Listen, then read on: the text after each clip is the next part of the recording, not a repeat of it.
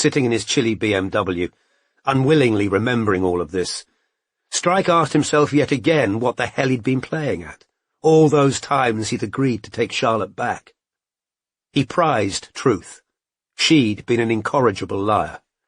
He'd insisted that you could, with work, rise above your genetic inheritance, whereas Charlotte had had a fatalistic belief that she was inescapably damned by a family plagued with addiction. Yet they'd known each other so well that each had been able to predict with almost frightening accuracy what the other was thinking and feeling. While enmeshed in the relationship, Strike had never been able to imagine loving another woman as deeply, but since it had ended, he thought of it in terms of a protracted infection he'd finally succeeded in throwing off. It occurred to him now, as he sat staring at the builder's warehouse, that Robin, who seemed so much less complicated than his dead ex-fiancée, was far more of a mystery to him than Charlotte had ever been.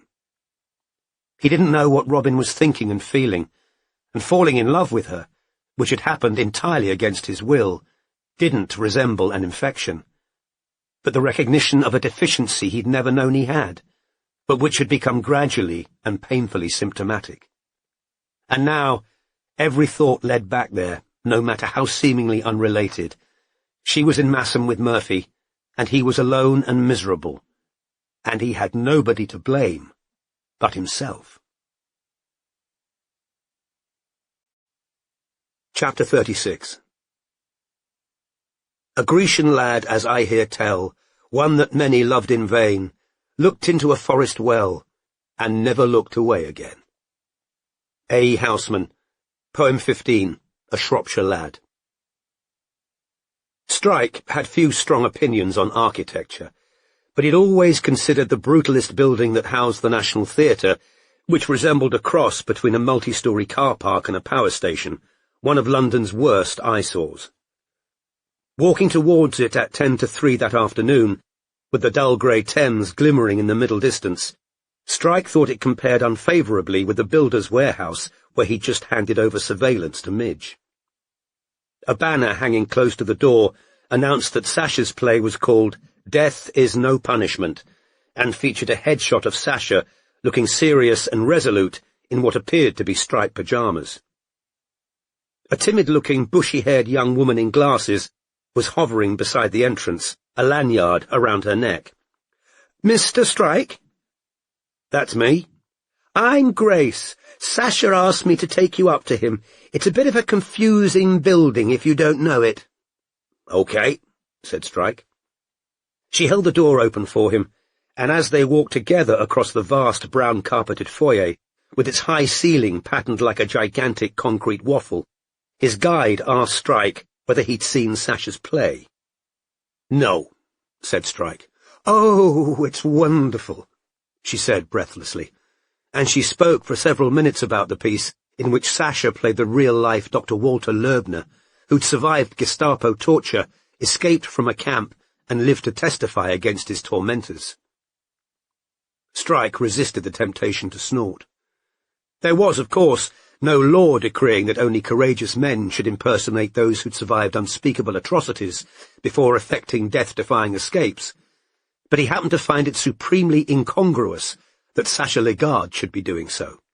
Charlotte and Strike, both of whom possessed physical courage aplenty, had often laughed together about how successfully Tara had inculcated in her adored son her own horror of blemishing nature's finest handiwork.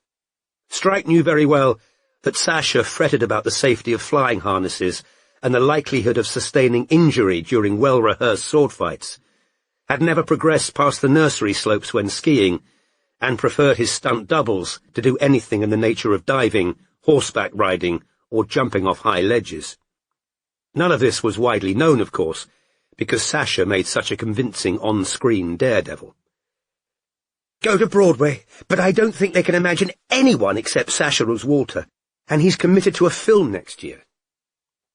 Strike and his guide ascended in a lift to the upper floors, and the young woman continued to rhapsodize about Sasha until Strike's bored expression intimidated her into silence.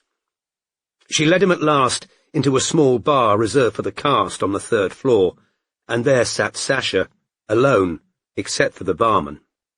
The actor was wearing jeans and a dark blue shirt, and even in the bar's unflattering lighting, looked astoundingly handsome. Like many of his fellow thespians, he was far slighter in person than he appeared on stage or screen. "Cormoran," he said warmly, getting to his feet. "Last time we saw each other must have been at Dad's funeral." "Must have been, yeah," said Strike, shaking Sasha's proffered hand. "Thanks, Your Grace," said Sasha, smiling at the bespectacled young woman, who turned pink with pleasure at what was evidently a standing joke, and responded with, "You're welcome, my lord. Shall I get—" "What are you drinking?" Sasha asked Strike. "Coffee, if there is any," said the detective, and Grace bustled to fetch it. "You've done bloody well for yourself since we last met," said Sasha heartily. "As have you," said Strike, with an effort. "Ha," said Sasha, with a self-deprecating smile. "You're only as good as your last review in this game." "He could afford to say that," trilled Grace from the counter, "because he owns the stage, according to the Independent." "Owns the stage," said Sasha, with a grin and a slight eye-roll as he sat back down. "What does that even mean?" Strike had often thought Sasha more natural on stage than off. When the cameras were on or the curtain went up, Sasha perfectly aped genuine human emotion. Off stage, he always had a slight air of performing himself, and Strike was currently being given a private performance of talented actor resting. "So you're Lord Lagarde these days," said Strike. "Oh, Christ, no," said Sasha with a laugh. "No, I'm like Dad. I don't use the title. It's so bloody outdated, all that." "But you let underlings know for joking purposes, prick." Approaching the theatre, Strike had wondered whether Sasha would mention Charlotte, whether he'd press Strike's hand in condolence, or reuse his Romeo and Juliet quotation, all of which Strike would have found thoroughly objectionable. But the total absence of comment stuck in his craw even more. He supposed he should have realized that Sasha would prefer no mention of the past, and perversely, this made Strike determined to make allusion to it when the opportunity arose. Grace set a coffee in front of Strike, who thanked her. She left the bar. "So," said Sasha, "you want to talk about Roop?" "That's right," said Strike, taking out his notebook. "Okay, well, I should probably tell you straight off the bat, I'm not going to be much help. I was shooting in Mexico when all this business with him and Desi happened. I barely know her, actually. So, honestly, you probably know more than I do about it all. But obviously, I want to help," said Sasha earnestly. "Anything I can do." "You barely know Decima?" "Afraid so.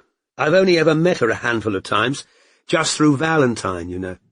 I mean, I've eaten at the Happy Carrot. She's a really gifted chef. It's a shame what's happening to the restaurant. I hear it's in trouble. She's taken a leave of absence or something, hasn't she?" Strike suspected he was being invited to acknowledge that his client was having some kind of emotional crisis.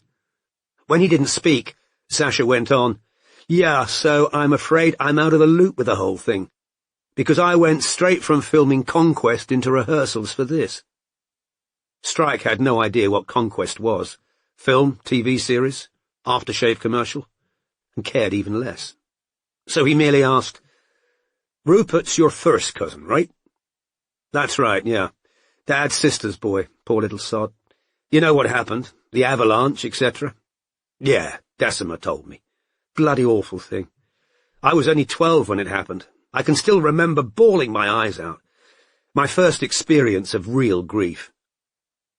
Strike, having declined by his silence the tacit invitation to commiserate with the actor, Sasha continued, "Yeah, so, Roop was brought up in Switzerland by his paternal aunt. She kept a pretty tight grip on him while he was growing up. It was all Dad could do to get him over to Heberley every few years. And Roop's a lot younger than me, so we never really, hung out much when we were kids. Lovely guy, though," said Sasha. "He seems to have got himself into a lot of trouble, one way or another," said Strike. "Well, as I say, you probably know more about that than I do," said Sasha, with a rueful expression. Did you know about the drug debt? The... What? Sorry? Said Sasha. And Stryker recognized his reaction as one of obfuscation rather than genuine confusion. Rupert was being threatened. His housemate stiffed a drug dealer who then turned his attention to Rupert. Ah, said Sasha. And Rupert ended up paying the guy a couple of grand to get him to back off. Oh, said Sasha. Right. You didn't know he had a vengeful coke dealer after him? No, I had no idea. Did he ask to borrow money from you? A faint pink flush had now suffused Sasha's handsome face. I don't know that that's any of your business. My whole business is asking questions that wouldn't usually be any of my business. Dirty work, but someone's got to do it? Wouldn't claim I've got to, said Strike. Just the line of work that best suits my abilities. Look, the person you really need to talk to is Rupert's aunt, Angelica. She'll know the whole story. I've already talked to her. She wasn't very complimentary about Rupert, nor very sympathetic to his predicament. Ah, said Sasha, with another rueful smile. Well, I think she worries Rupert's genetically predisposed to being a wastrel. Rupert's parents were wastrels, were they? Not my aunt, but Peter Fleetwood wasn't what you call one of the world's hardest workers. Charming guy, but he mostly gambled and drank.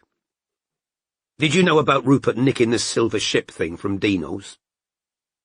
A less experienced interviewer might have missed the tiny twitch at the corner of Sasha Lagarde's mouth.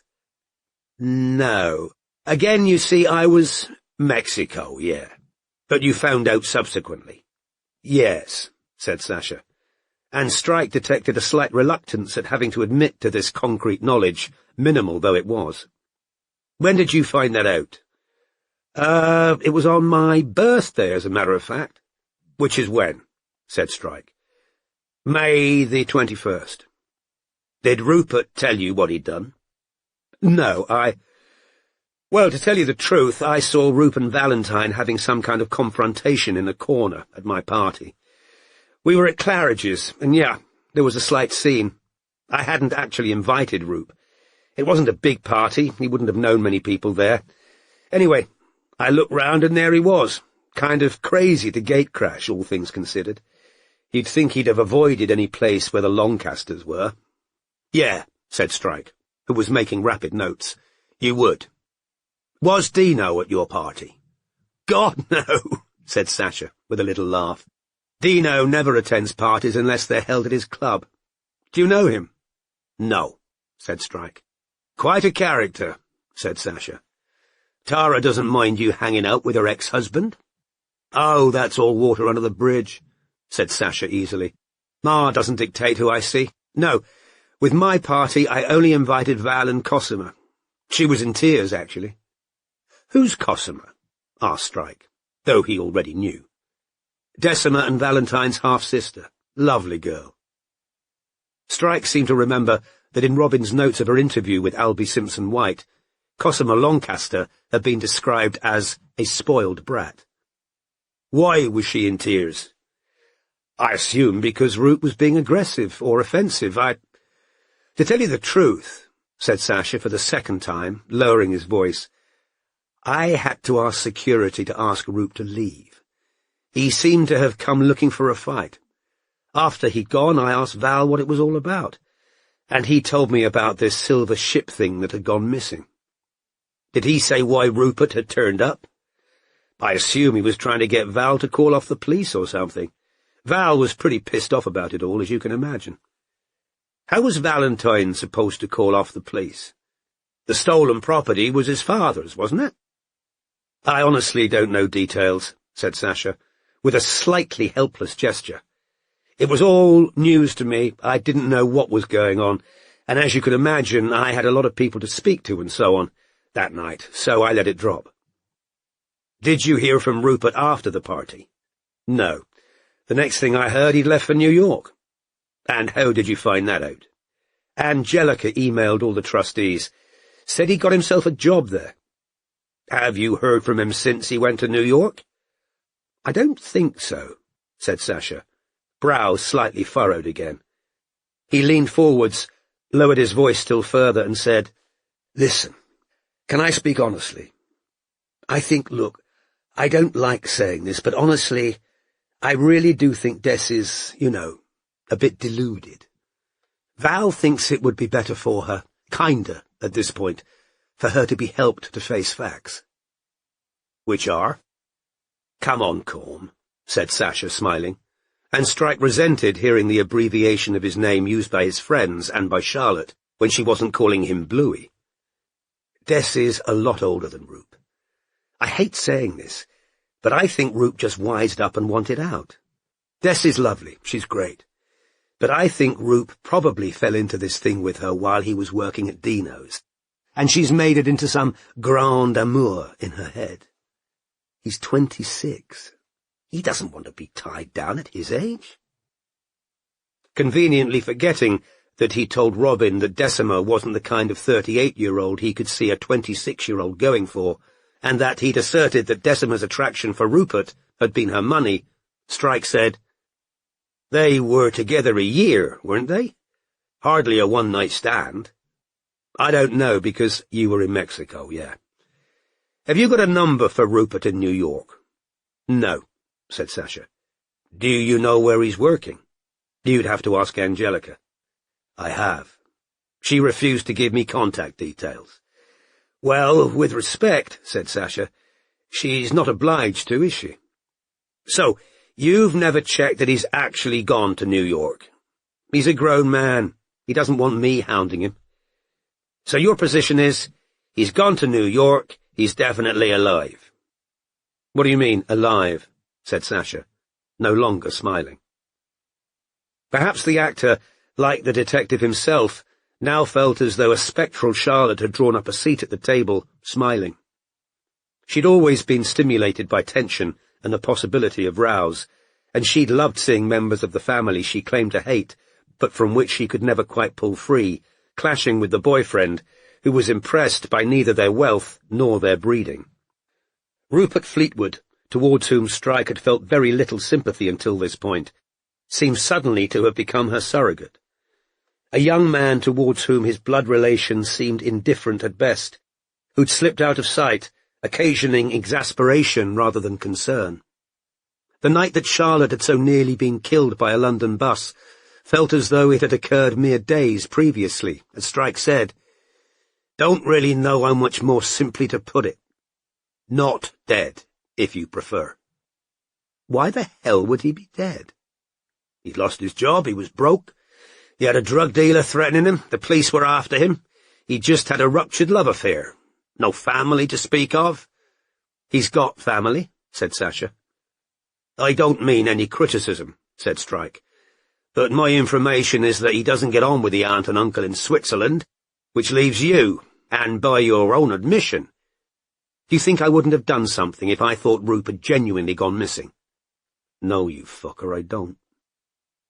Strike could almost see Charlotte's wide smile. Now starting to take a vindictive pleasure in this interview, he said, "Where exactly did it come from, this Neff thing?" "From Dino's club. I mean, was it originally Fleetwood property or Lagarde?" "How's that relevant?" "Well, where did Rupert think he was going to offload it?" There was a pause. Strike watched Sasha's pale face colour. "You aren't seriously suggesting—" "Not suggesting anything," said Strike dishonestly. He didn't for a second believe Rupert had stolen the Neff on Sasha's orders, so that it might henceforth grace the sideboard in Heberley House, but he enjoyed hinting that Sasha, so eel-like in his ability to wriggle free of responsibility and culpability, might yet be drawn into the story of the stolen Neff and the drug dealer by police or press. "It was a Fleetwood relic, then, was it?" "No," said Sasha, after another fractional pause. "It was ours. I mean Dad's sister's." "Ah," said Strike, making a further note. "Well, I doubt Rupert would have taken it abroad. He needed cash. He'll have wanted to sell it. Have you had any press inquiries at all?" he asked, the idea suggested by his own recent troubles. "What about?" "Plenty there to keep the tabloids excited. Famous actor's cousin pursued by coke dealer, does flit with ancestral treasure? No, said Sasha. Nobody. No, there's been no interest. Strike raised his eyebrows to indicate surprise, enjoying the discomfort now apparent in Sasha's expression. You're a member of Dino's, right? Strike said. You were the one who suggested Rupert Wenham work there. Yes, said Sasha. Any idea why Rupert's aunt thinks Dino Longcaster's a ghastly man? Plenty of people think Dino's a ghastly man, said Sasha, forcing a smile. Didn't you ever hear my mamma on the subject? I did, yeah. Is Tara in contact with Rupert? Asked Strike, who didn't doubt the answer was no, because he could think of little Tara would be less interested in than an impecunious nephew by a previous marriage. No, said Sasha, goaded at last into a display of weak temper, and I'd advise— He stopped short. But Strike, whose sole aim now was to needle the actor as much as he could before Sasha terminated the interview, said, You'd advise me not to contact your mother. Yes, I would. Drying out somewhere again, is she? Asked Strike, so politely that it was a few seconds before Sasha seemed to register the sense of his words, at which his colour mounted higher. I'd advise you not to contact her, he said, now looking tense, for reasons I'd have thought would be obvious. Charlotte, you mean, said Strike. The name had been spoken at last, and of the two men facing each other across the wooden table, Strike was by far the more at ease, and not only because he was the one who shattered the taboo. The detective was considerably larger than the actor, unafraid of adding another fracture to his already bent nose, and in any case, quite keen on the idea of hitting someone, whereas he was certain that Sasha, though angry, was currently wishing a panic button had been installed somewhere in the cast's bar. The sight of me would drag up unbearable memories of her beloved dead daughter, you think, said Strike. That was the wording on her press statement, wasn't it? Our beloved Charlotte. I'm afraid I need to get going, said Sasha, who looked rather paler than he had when Strike had entered the bar. Strike could tell the actor had hoped Strike would get up to leave on these words, and therefore took great pleasure in remaining exactly where he was. It is the great misfortune of the coward that he sees danger everywhere, and of the snob that he perpetually underestimates those he considers his inferiors. Thus Cormoran Strike knew that Sasha Lagarde, who was both snob and coward, was placing no rational reliance upon the self-control of the common ex-soldier sitting opposite him. Corm, I don't want a row. But you're getting one, you fucking shitweasel. Going to make a hell of a splash in the papers. Two of your relatives topping themselves within months of each other. Where should I send pictures of Rupert's body when I find it? Via your agent? Are you threatening me? Said Sasha in a half-whisper. Asking a simple question. I've got no reason to suppose that he's hurt himself. Nobody's seen him for 6 months. Social media's inactive. No phone calls. Drug lord after him. Family insisting he's in America, but obstructing anyone who wants to contact him. Why not go all in and suggest one of us murdered him, said Sasha, with a poor attempt at a scornful laugh. Struggling to see a motive, unless you really wanted that neff back at Heberley House and didn't want to pay him for it, said Strike. I'd been told Rupert's in New York, said Sasha. I can only tell you what I've been told. I'd run that line past your PR people before using it at the inquest, said Strike. Is that what this is? Said Sasha, who appeared to have scraped up a mote of weak courage from somewhere. Perhaps he was counting on the barman to come to his aid, should Strike dive across the table and seize him by the throat. You want revenge or something? Charlotte was ill for years. Oh, you noticed, did you? So it is revenge, said Sasha, now white about the mouth and eyes. Charlotte had the best psychiatrists, the best care the family could give her. You don't know. I don't fucking know. I don't. You couldn't even turn up to her funeral. I had a different fucking fashion show to go to that day. Strike got to his feet and saw with pleasure Sasha shrink slightly in his seat. "I've been hired to do a job," said Strike. "If it so happens that I have to testify in court that you're a self-centered cunt who isn't arsed when his desperate relatives go missing, trust me, I'll be owning the fucking stage myself. Have a nice Christmas." Chapter 37. But wherefore be harsh on a single case? After how many modes this Christmas Eve does the self-same weary thing take place? The same endeavour to make you believe, and with much the same effect no more. Each method abundantly convincing, as I say, to those convinced before. Robert Browning, Christmas Eve. "Well, if he did, it's criminal," Murphy was saying. Robin paused on the stairs. She'd slept until 9:30, which she hadn't done for months, and had woken to find her boyfriend gone from the bed. Judging by the quietness of the house, Robin guessed that one or both of Annabel's parents had taken her out for a trip to the shops or the park. Robin had been halfway downstairs to the kitchen when she'd heard Murphy talking, and something in his tone made her pause between walls on which family photographs were displayed, listening. "Has she talked to you about it?" said Linda. "No," said Murphy, "and I haven't brought it up. She gets ratty." "I don't think she can bear to admit he's not perfect, in case we all tell her she should get a different job. But it's not as though there aren't other places she could work. But this is a whole other level. This is really, really grubby." "Has he got a girlfriend currently, do you know?" "Yes, some lawyer, apparently," said Murphy. "I wonder what she said when she saw it." "Christ knows," said Murphy. "He probably told her it was rubbish. What else could he say?" "It said in the Telegraph he was going to sue." Robin's heart was thumping uncomfortably fast, but she told herself to remain calm. It would be playing right into her mother's hands, and indeed Murphy's, to become overly emotional. She tiptoed down the last few stairs. "She hasn't mentioned court action to me." "Well, if he isn't suing—" "Talking about Strike and Candy?"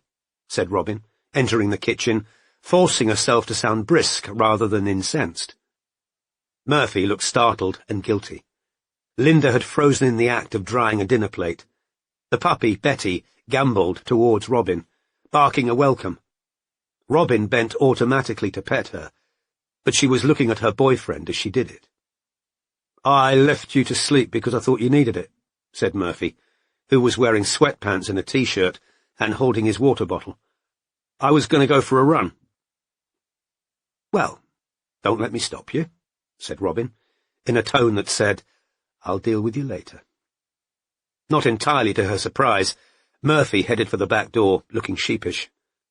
When it had closed behind him, Robin said to her mother, "If you're interested in Strike, it's probably best to ask me for details rather than Ryan. I'm the one who works with him." The Telegraph was lying on the kitchen table, which exacerbated Robin's bad temper. Possibly her mother had been skimming it to check whether there were any more unpleasant stories about Strike she could discuss with Murphy, while Robin was out of earshot. "I was only—" began Linda. "I know what you were only," said Robin, heading for the coffee pot, with Betty lolloping around her slippered feet. "So, ask away." "I just saw the story about that woman, and, well, people round here know you work with him, so they asked me about it." "OK, well, here's your chance to get a full bulletin for the neighbours," said Robin. "Robin, don't be like, if you want to talk about me behind my back. We weren't talking about you. She gets ratty. She can't bear to think he's not perfect. Our agency found out the wife of that journalist is having an affair," said Robin. "That was the journalist's revenge, claiming we hired a sex worker to entrap a man." "He didn't say all of you had done it," said Linda. "None of us did it," said Robin forcefully, now turning to glare at her mother. "None of us." "OK, well, if you say it's not true, it's not true," said Linda. She still had the dinner plate and tea towel in her hands, but was doing nothing with them. "And Strike is suing," said Robin, out of sheer temper. "So be sure and keep an eye out for the retraction, so you can alert the neighbours when it comes in." "Robin, if you want to bitch about my partner, do it to my face, not my boyfriend's," said Robin, whose temper was increasing rather than diminishing as she vented it. She hadn't realised how much anger she had stored up, because she was the easy child, the placater, the one primed not to make a fuss amid 3 rambunctious brothers. "I'm sick and tired of this constant chipping away at Strike and the agency. Maybe if this didn't happen every single bloody time I see you, I'd want to come home more often." She knew how much she'd hurt her mother by Linda's involuntary gasp, but didn't care.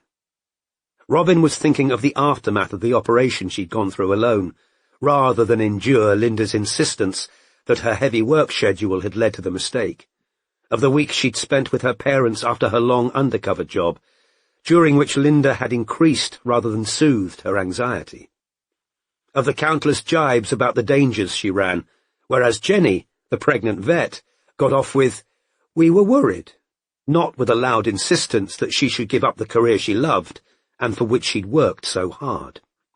"Strike doesn't need to try and intimidate sex workers into screwing him," Robin said, on a roll now. "Seeing as you're so interested, you should know he does bloody well for himself with women. He doesn't need to hire them. I seem to remember you liking him and telling me he's got something about him before you decided he's the devil incarnate. And given his background, he doesn't need Ryan to tell him it's criminal to try and coerce women into sex by withholding payment. Robin, just say it to my face. Say you don't like him. Say you'd rather I'd stayed the girl I was after I got raped." "You can't. How can you say that to me?" whispered Linda. "Easily. I'm where I belong, where I was always meant to be. It just took me longer to get there because of what happened. But you'd rather I had a kind of half-life. You'd rather—" "I wouldn't rather you were still with Matthew," said Linda. "We never liked him. I was glad when you called off the wedding. I never wanted to say it, but I was. We always thought he was wrong for you. Pity you're not as smart when it comes to what's right for me," said Robin. "Robin! I'm not still in that bloody stairwell," said Robin, her voice becoming louder. "But you make me feel like I never left it, the way you treat me." She'd overfilled her mug with black coffee, which had spilled over the sides. Betty, who hadn't liked the raised voices, had skittered away and was now worrying a rubber bone in the corner. Robin knew she'd hurt Linda worse than she'd ever done before, even in her teens, when a certain amount of door-slamming and mutual recrimination had of course taken place. She and her mother had been close once, but for the last 4 years, ever since Robin had received the injury that had left an 8-inch scar on her forearm, a gulf had been steadily widening between mother and daughter. Robin was infuriated and insulted by Linda's constant, implicit suggestion that her daughter was a malleable fool who did whatever her business partner wanted, without agency, without sense. Her mother had no idea how often Strike had urged caution on his best female operative, how little he wanted to see her hurt. "You haven't got children," said Linda in a low voice. "Thanks for pointing that out," said Robin. "I was worried I'd left them somewhere." "You don't know what it's like to worry yourself sick about your daughter. You don't know what it's like to have my worries," said Robin, thinking of the icy ultrasound wand on her stomach, and the rubber gorilla hidden in her sock drawer in London, and MI5 being angry at the agency for investigating, and DCI Malcolm Truman and his Masonic Lodge. "So, we're even." She'd just tipped some of her brimming cup of coffee into the sink when she heard the front door open, and her father, Stephen, and Annabel entered the kitchen, all pink-faced, cheerful, and talkative. Linda hastily wiped her eyes on the tea towel as Michael Ellicott set a bulging bag of shopping on the table. "Auntie Bobbin," said Annabel, trotting over to Robin to show her a stick. "I've got stickman." "We're in a big stickman phase," Stephen informed his sister. "Lovely," Robin said to Annabel, who was big for her age, brunette like her mother, but with her father's dimples. "You need to look after him." "Or a dog will take him," said Annabel, nodding gravely. "Jenny's still asleep?" Stephen asked Linda. "Yes, and so's Jonathan," said Linda, her voice artificially cheerful as she resumed her drying and putting away of crockery. "I don't know what his excuse is." Robin sat down at the kitchen table and pulled the abandoned telegraph towards her while the others clattered around her. Linda opening and closing cupboards, Michael putting away groceries, Stephen unbuttoning Annabel's coat and fetching her a drink. After staring mindlessly at an article on the United Nations Security Council without taking in a word, Robin turned the page. Lord Oliver Branford was pictured, scruffy and bull-like, beaming in a black tie beside a very tall man and a large blonde woman in evening dress. The caption read, "Branford Trust recommends reintroduction of Borstals." "Have you been hearing the Martin saga?" said a voice near Robin, and she started. "What?" "Mum been filling you in on Martin?" asked Stephen. "No," said Robin, getting to her feet, coffee in one hand, paper in the other. "Sorry, it'll have to wait. I've got to call strike." Chapter 38. What were the wise man's plan? Through this sharp, toil-set life, to work as best he can, and win what's won by strife. Matthew Arnold, Empedocles on Etna. Though technically on Christmas leave, Strike was sitting at the partner's desk. To spare himself another trip upstairs, he'd brought down the hold-all he'd packed for his brief stay at Lucy's, plus 2 carrier bags full of Christmas presents for the family, comprising the pastel-coloured scarf he'd chosen for Lucy in Liberty's, a bottle of gin for Greg, gift tokens for his eldest and youngest nephews, and for Jack, his favourite, a survival kit Strike would have loved himself when young. Among other things, the khaki rucksack contained water-purifying tablets, a compass, emergency food rations, camouflage makeup, an elaborate penknife, and a couple of safety light sticks. The last of these had reminded Strike of the tube-shaped object that had fallen from William Wright's pocket on the night he'd shared a takeaway in cannabis with Mandy and Daz, and which Wright had claimed was a blood sample. What the hell had that really been? Strike still had no idea. Pat was now on Christmas leave, but she'd propped another handwritten card against the aquarium. "Don't feed. There's a time-release block of food in here. Will last a week." The subcontractors were on various jobs, which left Strike alone and free to do a bit of research he preferred to do in privacy, trying to identify the woman who'd shoved the cipher note through their office door. This meant trawling through stills advertising porn films, and he didn't fancy being discovered with an erection, nor did he much relish the idea of explaining to the accountant why he was charging porn to the business account, which was why he was trying not to pay for anything. Starting on the premise that the blonde might have worked with dangerous Dick DeLion if she knew or feared he'd been murdered, Strike was working his way steadily through the Lion's oeuvre, which included such titles as 12 Horny Men and The Ass House. The man had done crossover, meaning he worked in both straight and gay porn, so Strike was currently squinting at various naked or scantily dressed women in an attempt to identify the woman he'd seen only once. He was staring at a brunette being penetrated both anally and orally when his mobile rang. "Hi," said Robin. "Sorry to call on Christmas Eve." "No problem," said Strike, shutting down the window on his computer as though she could see what he was doing and hoping his hard-on would subside enough to concentrate. "What's up?"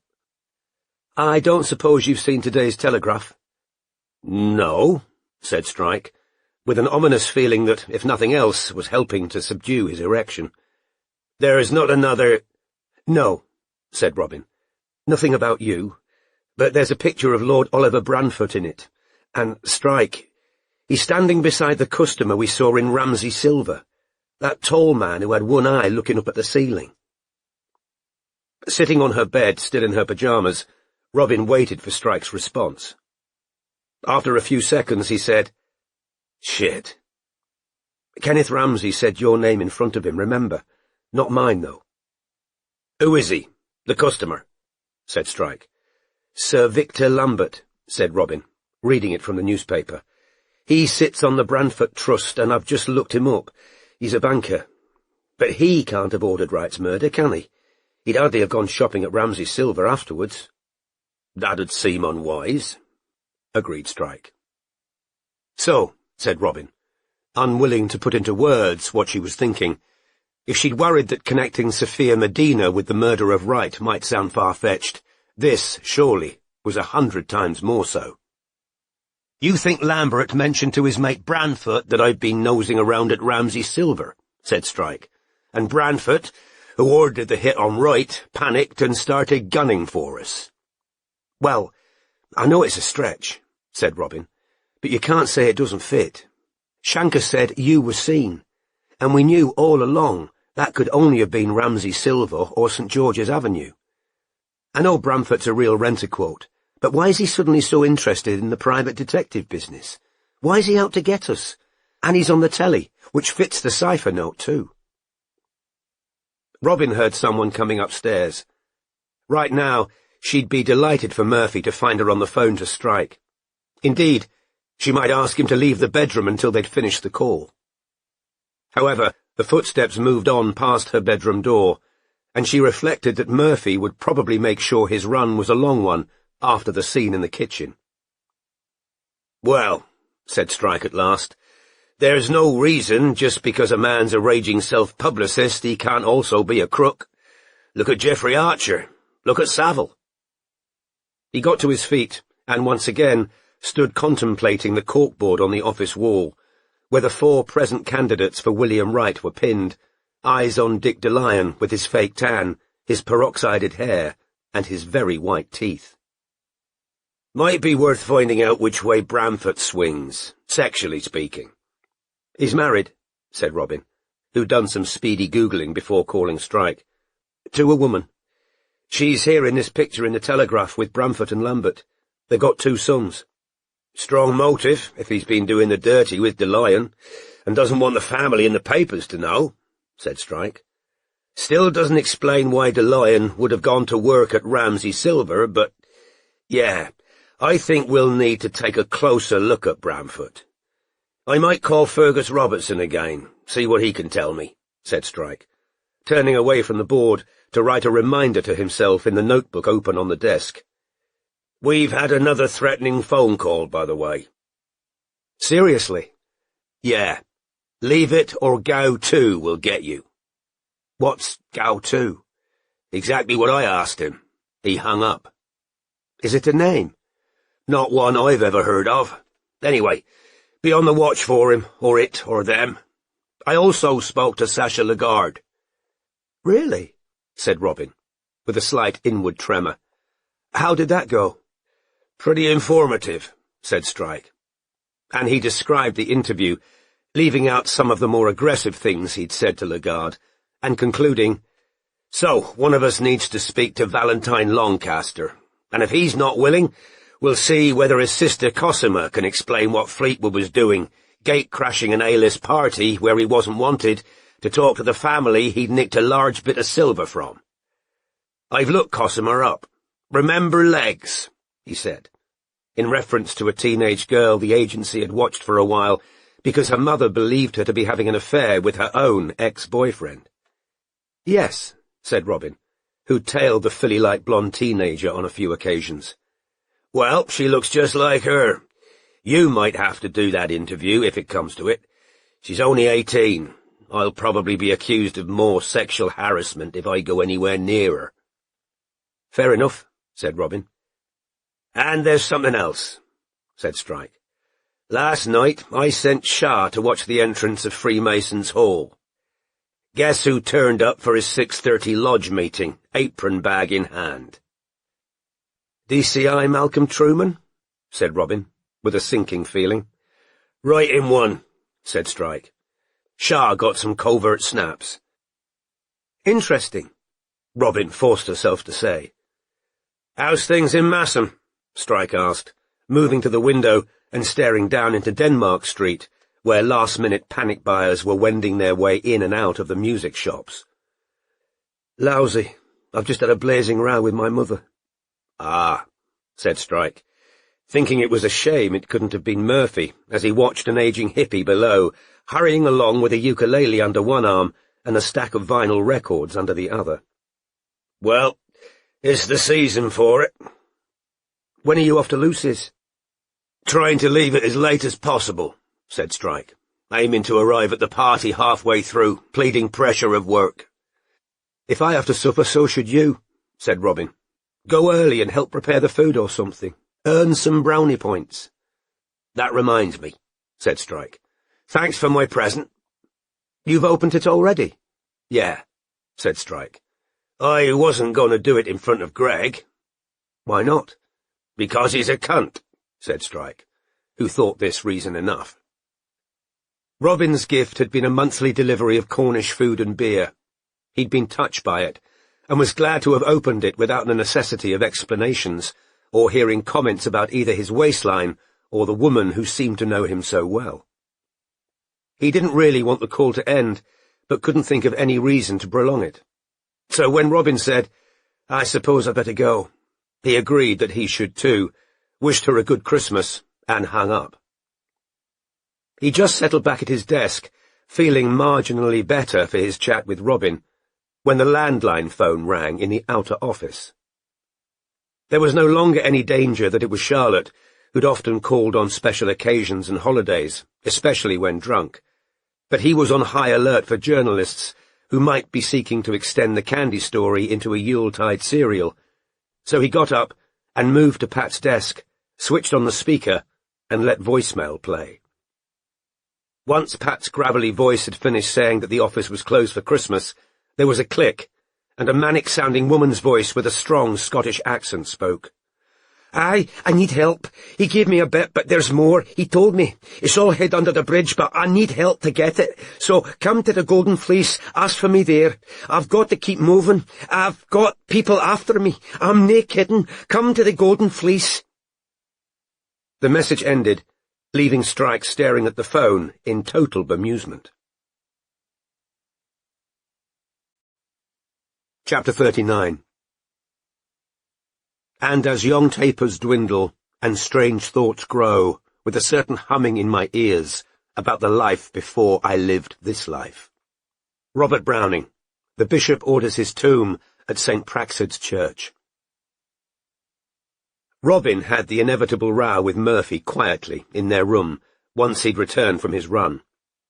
Now showered, and wearing a sweater Jenny had bought her, which Robin had thought it tactful to bring home for Christmas, she told her boyfriend exactly what she thought of him talking to Linda behind her back, and demanded why, if he had questions about the candy story, he couldn't have asked them of her. "You know why," Murphy said, also keeping his voice low. He'd been apologetic at first, flushed and sweaty after his run, but in the face of Robin's anger had become increasingly irate himself. "Because you won't hear a bloody word against Strike, and the last time I mentioned I'd seen him in the paper, I got the silent treatment." "I've told you multiple times, Strike can be an annoying sod," said Robin, who was sure she must have done. She'd thought it often enough. "You must have said it when I had headphones on," retorted Murphy. "You always keep as quiet about him to me as you do me to him." "What are you talking about?" "I'm on my way to look at another house." "What?" "That's what you said to Strike when we were on the way to see the house in Wood Green. I'm on my way to look at another house." "Well, we were on the way to see a—" "Yeah, we were." "We were," said Murphy, no longer keeping his voice down. "You and me. We." "Lunch!" called Jonathan up the stairs. As might have been expected, the atmosphere around the kitchen table hummed with undercurrents as the family consumed a large pasta bake. Linda was unusually quiet, but fortunately, Annabelle's artless chatter filled the spaces where Robin's conversation with her mother and boyfriend might have been.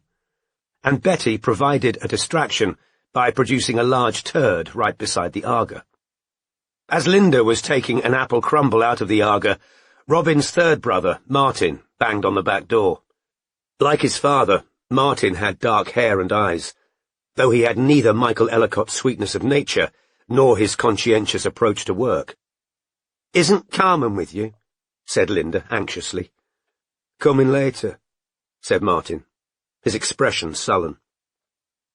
Robin spent most of the afternoon with Jenny and Annabel in the sitting room, while all male members of the family, plus Murphy, were talking football in the kitchen.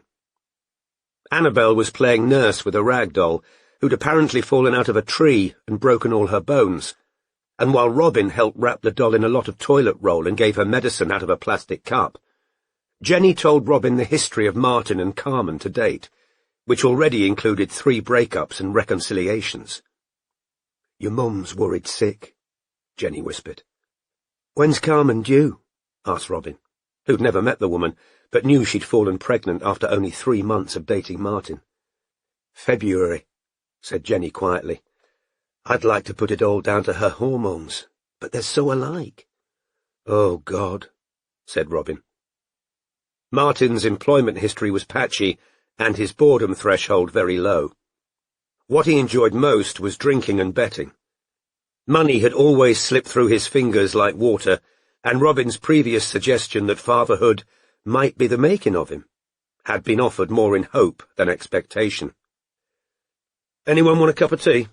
said Murphy, appearing in the doorway of the sitting room. Remembering how she'd so recently refused coffee made by Kim, Robin said, "Yes, please, I'd love one. Thanks, Ryan." And she saw, as she'd intended, a slight softening of Murphy's stony expression. It was decided by 6 o'clock that evening that the 4 Ellicott siblings and Murphy, though not Jenny because she was so tired, would go for a drink at the Bay Horse, the local the brothers and sister had frequented growing up. Robin was glad to get out of her mother's vicinity, because the latter was wearing an air of martyrdom that was deepening rather than alleviating her daughter's ire. Robin was also craving alcohol, which she thought might put her in a better festive spirit than she could achieve at home. A very old Nissan Micra pulled up in the chilly darkness just as they were leaving the house, and from the fact that Martin immediately jogged across the street towards it, Robin assumed it was being driven by his girlfriend. "Better keep going," muttered Jonathan, "just in case they're about to go off on one." "Is it that bad?" Robin asked, as she and Jonathan fell into step behind Stephen and Murphy, who were roaring with laughter at some joke Robin had missed. "It's non-stop. She's rough as hell." "What do you mean?" "Tattoos, drinks like a fish, and every other word's fucking. You can imagine how that goes down with Mum." Given her current feelings about Linda, Robin found herself more than ready to give Carmen the benefit of the doubt. It was only as they entered the road where the Bay Horse lay that Robin, for the first time in her life, wondered why it was called Silver Street. Thoughts of Masonic centerpieces, malls and set squares filled her thoughts again, as they joined the throng inside the pub, where she'd had her first legal drink and later celebrated her A-level results, little realizing how short her university career would be and why. The pub had 3 sections, 2 either side of the main door and a room at the back, and, as was predictable on Christmas Eve, it was packed. When Murphy bellowed that he'd get the first round in, Robin asked for whiskey. The last 3 times she'd drunk it had been with Strike. On all 3 occasions she'd needed the sharp, immediate relief of spirits, firstly because he'd just given her a nosebleed and 2 black eyes, secondly because she'd made what she'd feared would be a catastrophic mistake in a case, and lastly because she'd been interviewed under caution. The Scotch had its usual welcome effect as she gulped it down, burning her throat, starting to relax the hard, tight knot in her chest. It was easier now to reach out and to clasp Murphy's hand, and he returned the pressure, then bent to kiss her on the mouth, and they smiled at each other, and Robin thought, "He is lovely, really."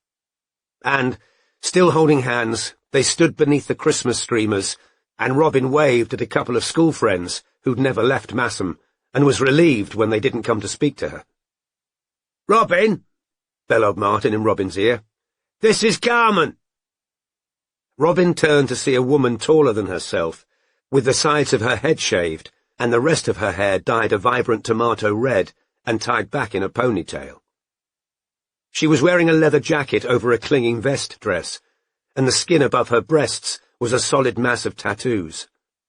The wreck of a galleon at sunset, with mermaids on rocks.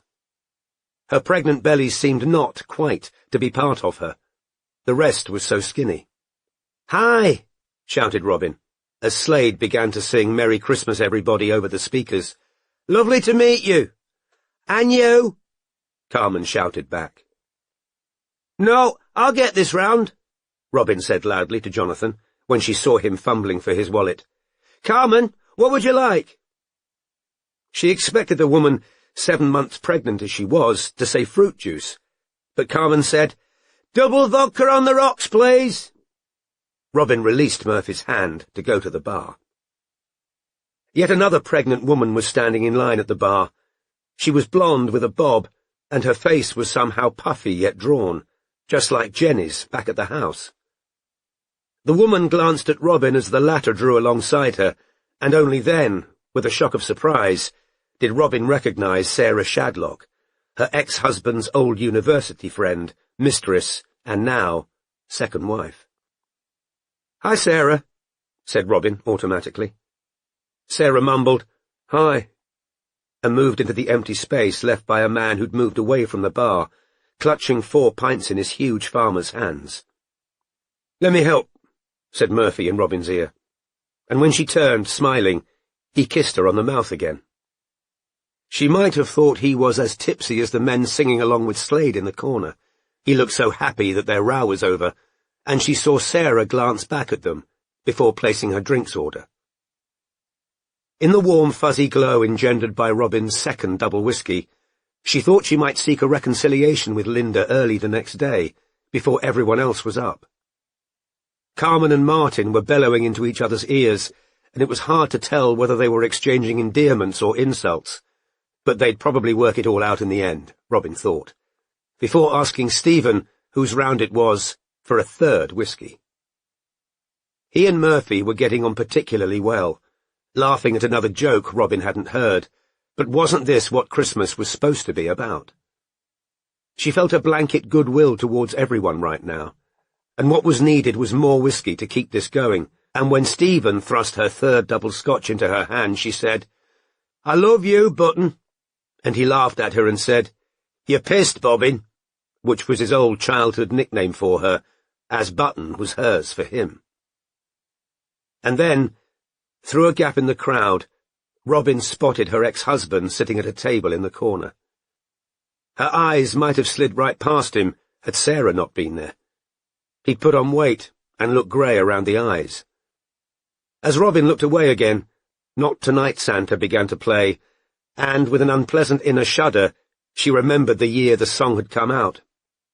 She'd been 21, and the man sitting in the far corner of this familiar pub, who'd later proved himself duplicitous, intensely materialistic, coercive and unfaithful, had been her one guarantee that men who wanted sex with you weren't all monsters. That had been in the aftermath of that shattering rape, which, unbeknownst to her, had left an infection inside her that would quietly eat away her ability to do what Sarah, Jenny, and Carmen had done so easily, and conceive a child the natural way, whereby no men with monobrows, armed with statistics and censorious lectures, need involve themselves at all. "Are you Robin Ellicott?" "What?" said Robin stupidly, to the girl who'd asked the question. She was a stranger, baby-faced, wearing a dress that looked like a skimpy nightgown, and false eyelashes so thick they resembled the furry caterpillars Robin and Stephen had caught and tried, unsuccessfully, to raise in bowls full of lettuce when they were children. "Are you Robin Ellicott?" repeated the young woman. "No stocking this morning, but that don't make me blue." "Yes," said Robin. "How can you, work with him if he does stuff like that?" "What?" said Robin loudly. The girl stood on tiptoes to shout into Robin's ear. "How can you be with someone if he forces girls to have sex with him?" "I don't know what—" On a slight delay, Robin realized what the girl was talking about. "It didn't happen!" she shouted. "What?" "It didn't happen! You shouldn't believe everything you read." She watched the girl turn and relay her response to 2 friends, who were also wearing scanty clothes with very thick makeup. They probably went to the same school Robin had attended, too long ago to have been there at the same time. Robin turned her back on them, gulping down more whiskey, and saw Martin and Carmen, now unmistakably arguing, over by the wall where beer barrel lids were displayed. Robin looked away. She didn't want to see it or worry about it tonight. Murphy had been absorbed into a group of men Stephen knew, but here was Jonathan, thank God, holding out another double whiskey. "Thanks, John," she said, and there ensued another shouted conversation with her youngest brother, which she was fairly certain was about his work because she'd caught the words challenge and difficult, and she'd noticed earlier, at the house, how he assumed a portentous tone when talking about his first real job. "Great," she said at random, and Jonathan said, "What do you mean, great?" "I don't know," said Robin, confused. She hadn't eaten much pasta at lunch because of the atmosphere, and she'd now consumed around a third of a bottle of neat whiskey.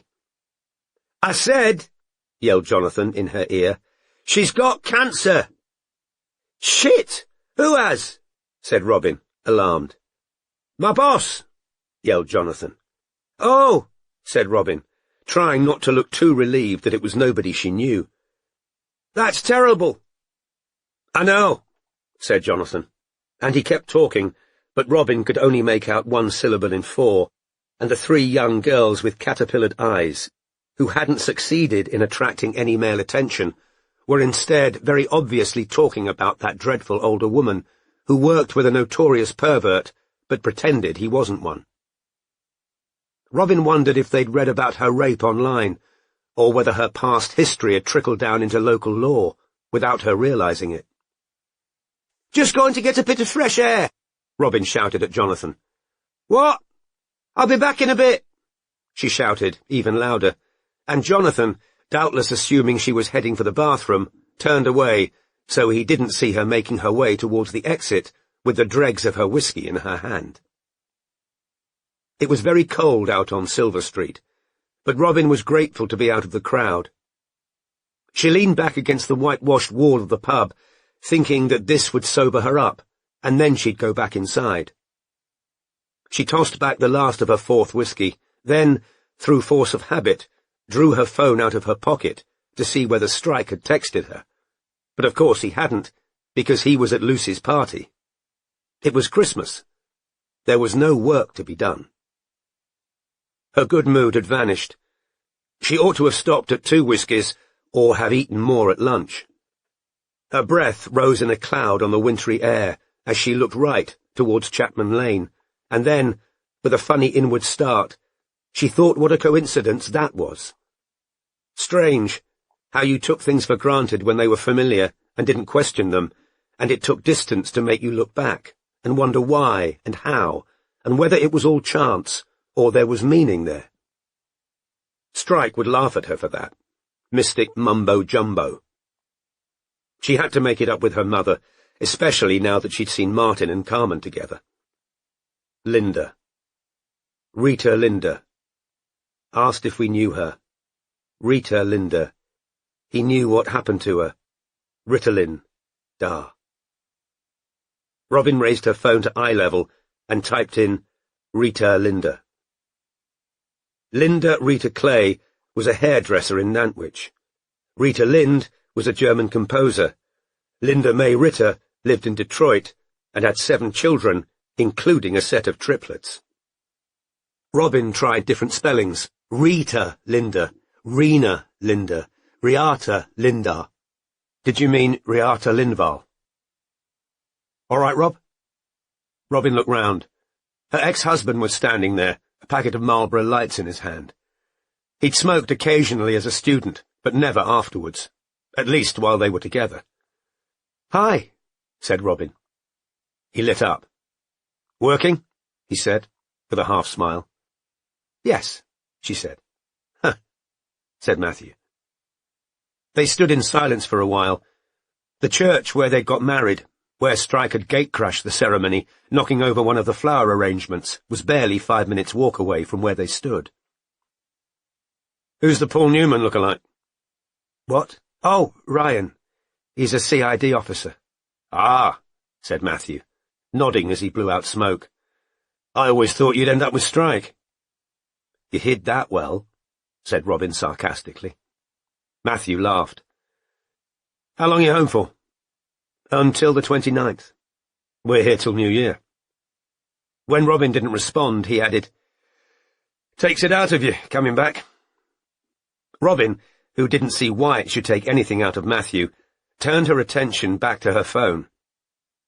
"Did you mean Riata Lindvall?" But Matthew was talking again. "No kids yet, then?" "9, said Robin, trying to read about Riata Lindvall on her phone, but her vision was unaccountably blurred. "But I had them all adopted." He laughed again. "Not a bad idea. I'm going to be up all hours again soon. Bloody nappies and— There you are." Sarah's voice was icy. She was holding 2 coats. Robin looked at her, but the woman who'd slept with Robin's husband in their bedroom in Deptford and left a diamond earring in the sheets for Robin to find no longer wanted to look back. "I was just having a fag," said Matthew, throwing the cigarette away. "I'm tired," said Sarah, pushing her husband's coat at him. "Okay," he said. "See ya," he said to Robin. "Bye," said Robin. The Cunliffes walked away, deciding that the effort to focus on her phone screen was too onerous in her present condition. Robin took a deep lungful of night air, then headed back into the pub.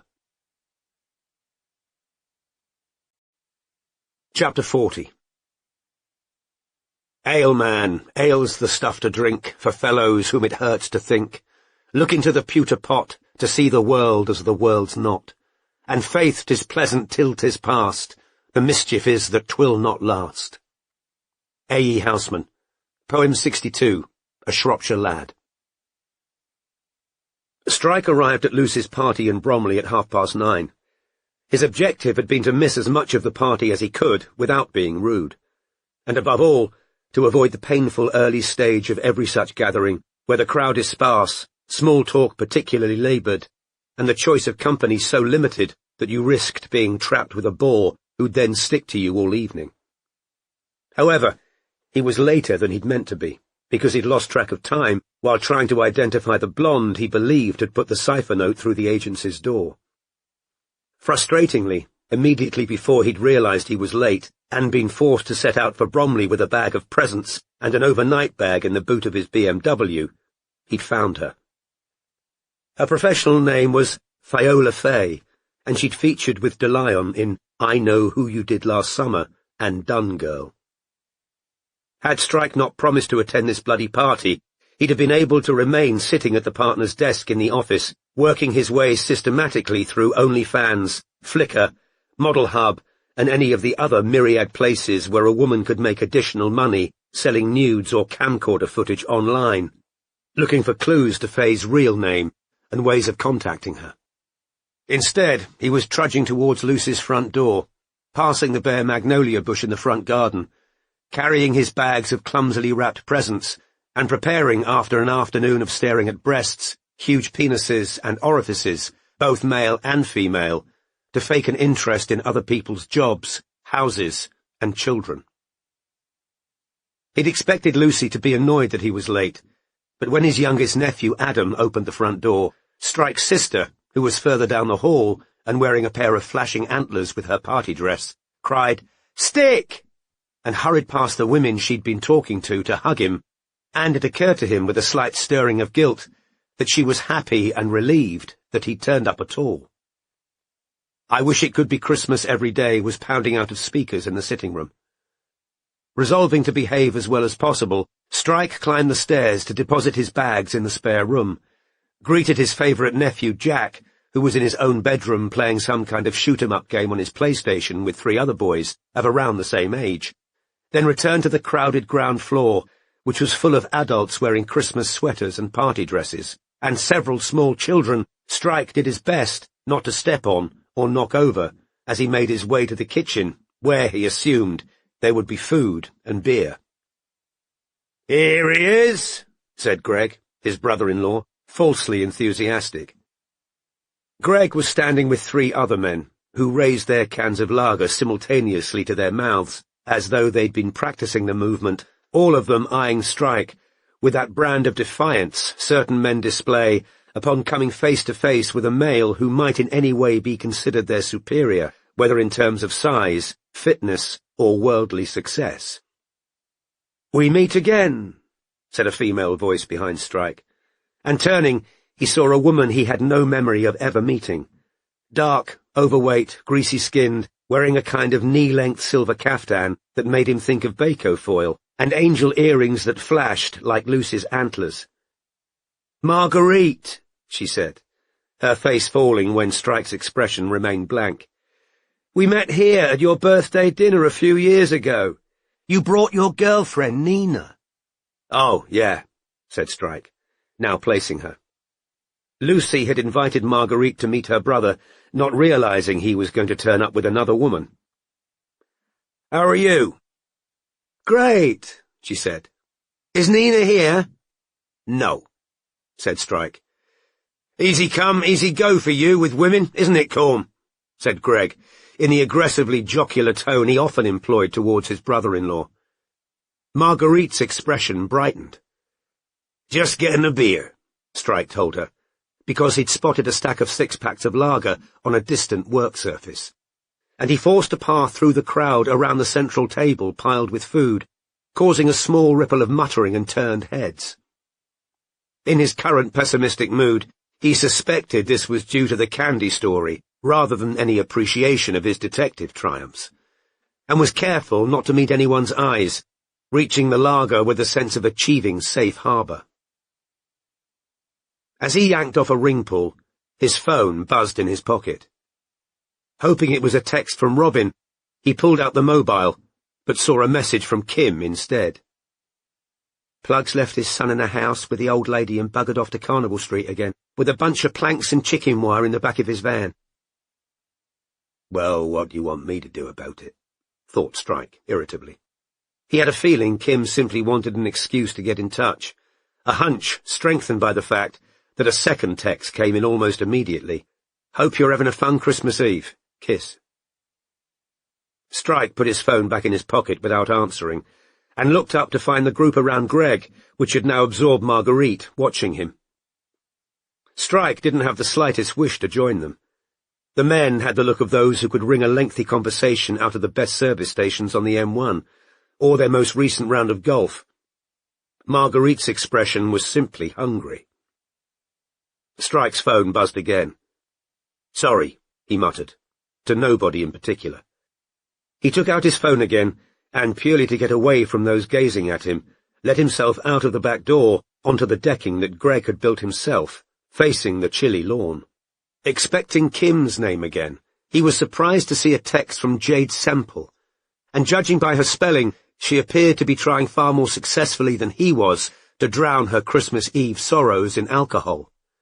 "I don't think Niall was that body. It was just the name William Wright made me thinking it might have been." Strike typed back. "Did Niall have some connection with that name?" Somebody tapped on the window behind Strike. He turned and saw his eldest and least favourite nephew Luke, whose objective in banging on the glass appeared to have been simply to make his uncle show his face to his two smirking teenage companions, as though Strike was some aquarium fish. Scowling, the detective turned his back on the window again, and saw that Jade had texted him again. "Kind of, but I was just panicking. I don't think it was him." "Stick? What are you doing out here?" Lucy had come out onto the decking, shivering in her thin party dress. "Sorry," said Strike again, hastily stuffing his phone back in his pocket. "Work. One of my subcontractors has been punched in the face." It was true-ish. Shah had almost had his nose broken a couple of jobs previously. "Oh, that's awful," said Lucy. "How—" "Let's go back inside," said Strike, feeling guilty again. "Introduce me to your friends." For the next hour he drank lager and made loud, empty conversation with various parents of children at Lucy's kids' schools. Some wanted to quiz him about his detective career, Others wanted to tell him how lovely his sister was. A few, who were already drunk, seemed unable to place him from the school run, and were confused as to why anyone who didn't take their children to the local school should be present. The exception was a sozzled, skinny woman who was wearing a baggy dress that was probably the height of fashion, but which Strike thought looked like a postal sack. She insisted very loudly that she knew Strike from Taekwondo, and that his son, Fingal, was very talented, and shouldn't be allowed to give it up. In the end, he agreed with her, and promised to preach perseverance to Fingal, upon which she hugged him, and he discovered that she stank of B.O. 5 minutes later, while fetching yet another lager, he was cornered by a man whose shallow forehead and long pointed nose gave him the look of a whippet. Strike assumed he was some species of insurance agent, because he wanted to know how Strike indemnified his business against professional mistakes that led to wrongful arrests or injuries. When Strike said truthfully that his agency had never made a professional mistake that had resulted in a wrongful arrest or an injury, or at least not an injury to an investigative subject, Robin might have had a case against him if she'd ever chosen to pursue it, the whippet-faced man seemed annoyed. "But say it happened." "Can't see how it would," said Strike. For the last 20 minutes, he'd been aware of the large silver mass that was Marguerite circling, like some large and unpredictable asteroid, and seeing that his interlocutor was determined to thrash the point out, Strike announced boldly, "Need the bog," and left him standing there. There was, inevitably, a queue for the upstairs bathroom. Strike joined it with reluctance, because the woman in the sack-like dress who thought he had a son called Fingal was also waiting, so he pulled out his phone again to discourage conversation. He wanted to reread Jade Semple's texts, but instead saw a new message from Kim. "Working, and I'd need to know you a lot better to send nudes." Fuck's sake. Was he about to be sent another "oops, sorry, didn't mean to send that to you" text, or a nude picture? What Kim Cochran didn't realize was, Strike had played these kinds of games at a far more sophisticated level, with a Grand Master, for 16 years. This really was minor league attempted seduction. An obese man in a reindeer-patterned sweater had just left the bathroom. The woman who smelled of B.O. staggered into it instead. As Strike moved along to stand beside the closed door, another text from Jade Semple arrived. "A woman took money out on Niall's card after that body was found." Strike was still contemplating this message when the bathroom door opened. "I didn't make the smell," shouted the woman in the baggy dress, balancing herself with the door jamb, clearly very drunk. "That was him before." Everyone but Strike laughed. The woman staggered out of his way, and he entered the bathroom. She wasn't wrong about the smell. Strike opened the bathroom window before taking a long piss. He'd have liked to barricade himself in here for the rest of the party, as long as the stench cleared, so that he could concentrate on Jade Semple. Even as it was, he thought he could chance a few minutes of peaceful seclusion, so he sent her a text reading, "If Niall had a connection to the name William Wright, I'd very much like to talk to you in person." He waited a few minutes, but she didn't answer. So, relishing the temporary release from small talk, he sat down on the closed toilet seat and Googled, "Viola Fay, porn star, real name." Just as the search results arrived, someone pounded on the bathroom door. "Quickly, please! He's going to throw up!" Strike unlocked the door and flattened himself against the wall as a red-headed boy of around 6, green of face and being half carried, half dragged along by his mother, gave a great heave and vomited copiously a foot short of the toilet, splattering Strike's shoes, trouser bottoms, and the fluffy white splash mat around the base of the sink. "He's lactose intolerant," said the harassed mother. "He went and ate a whole load of cheese straws. Didn't you, Hector?" she said angrily, thrusting the boy's head down into the toilet as he heaved again. Strike didn't consider himself a particularly squeamish man, but vomit was by far his least favourite bodily fluid. He also happened to rate personal cleanliness highly on his list of virtues, so being unable to mop the chunks of what looked like curried baked beans off himself was particularly irksome. He headed back downstairs, but had to pause halfway because of the bottleneck of levers just inside the front door. Marguerite was lurking in the hall below like a basking shark, and he saw, even though not looking directly at her, the upward tilt of her face as she gazed at him. The battery on one of her flashing earrings was dead. Her attention was luckily claimed by Whippet-Face just as Strike reached the hall, so he managed to evade her on the way back to the kitchen, where he hoped to effect a cleaning job with the aid of wet kitchen roll. As he passed Greg, he said, "Think you should know your bathroom's just been the scene of a major environmental incident." "Why, what have you done?" "I haven't done anything. A kid called Hector ate some cheese straws." He might have added that one of Greg's pals had also done a shit that radiated like nuclear waste, but the culprit was standing 2 feet away, perfectly unconcerned, and shoveling down cocktail sausages. "Fuck's sake," said Greg, and he pushed his way out of the kitchen. "Excuse me," said the drunk woman in the baggy dress from behind him. Strike smelled her before seeing her. She put her hands around his waist from behind, as though to bodily shift him, but then she slipped on a patch of spilled liquid on the floor, and as he instinctively grabbed her to stop her falling, his phone slid from his hand. "You're a good man," she said indistinctly, and he held her rigidly away from him as she regained her balance because he didn't want to be hugged again. Marguerite had picked up his phone. "Oh, my God!" she gasped, half laughing.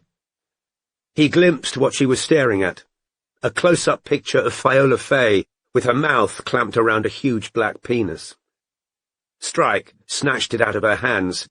No doubt the story would spread around Lucy's social circle that he'd been having a wank in the bathroom during her Christmas party, and unable to think of any explanation that wouldn't sound impossibly lame, he shoved his phone back in his pocket and headed, stony-faced, towards the sink, where he did his best to clean off Hector's vomit. Out of the corner of his eye, he saw the solid mass of silver approaching. "Do not fucking tell me you like porn." "It's all right," she said in an arch whisper. "I don't gossip. Women can like porn too, you know." "Excuse me," he said, and once again he let himself out into the back garden, his wet trouser leg chilly on his real ankle. Why the hell had he given up smoking? As he walked down the steps from the wooden decking onto the lawn, intent on dissolving into the darkness where he could have peace for a few minutes, his phone buzzed yet again. If he'd been sent an accidental nude from fucking Kim, he was about to have a few blunt words with her. But when he dragged his mobile out of his pocket, he saw with a lightening of the heart a message from Robin. Then he read it. IDY, hashtag equals EEID. Butt dial, obviously. However, he responded, "Cipher? If so, send key." Chapter 41. Creep into thy narrow bed, creep and let no more be said. Vain thy onset, all stands fast. Thou thyself must break at last. Matthew Arnold, The Last Word. Everything had gone badly wrong at the Bay Horse. It was closing time, and Robin was now extremely drunk. "We'll sort ourselves out for food," the departing pub-goers had told Linda, but nobody had consumed any food at the pub, and Robin had ill-advisedly drunk even more neat whiskey since meeting Matthew outside. She'd returned from the bathroom to see Martin and Carmen still arguing, and then Jonathan, who'd met 2 old footballing friends at the bar, had wanted her to carry pints back from the bar to Stephen and Murphy. Murphy had looked odd as he passed her the phone she'd left lying on the table, and she saw she'd received a text, but she didn't read it, because she was concentrating on not spilling the pints in her hand. And as she'd handed Murphy the glass, she'd said, "Is that non-alcoholic?" thinking he'd be able to tell which beer was which by smelling them. But suddenly, out of nowhere, had come the same sudden outburst of rage he displayed on the night of their worst row. "The fuck's that supposed to mean?" She saw Stephen's look of shock as Murphy turned his back. Robin tried to answer, but her mouth appeared to be wadded with invisible cotton wool. I just—" Her vision had become a constantly sticking film. So much whiskey. So many pregnant women. Matthew. Sarah. Not tonight, Santa. And then it was closing time. It was a relief to get back out into the cold night air again, although Robin's surroundings were still behaving like a flickbook. Silver Street and the sky and her companions appeared in a jerky set of still images. Murphy was walking ahead with Jonathan, and she wasn't sure where Martin and Carmen had gone. So much whiskey. "What did he bite your head off for?" said Stephen in a low voice. Nothing, said Robin. Just he thought I meant accusing him. I'm very drunk, Button. Stephen put his arm around her.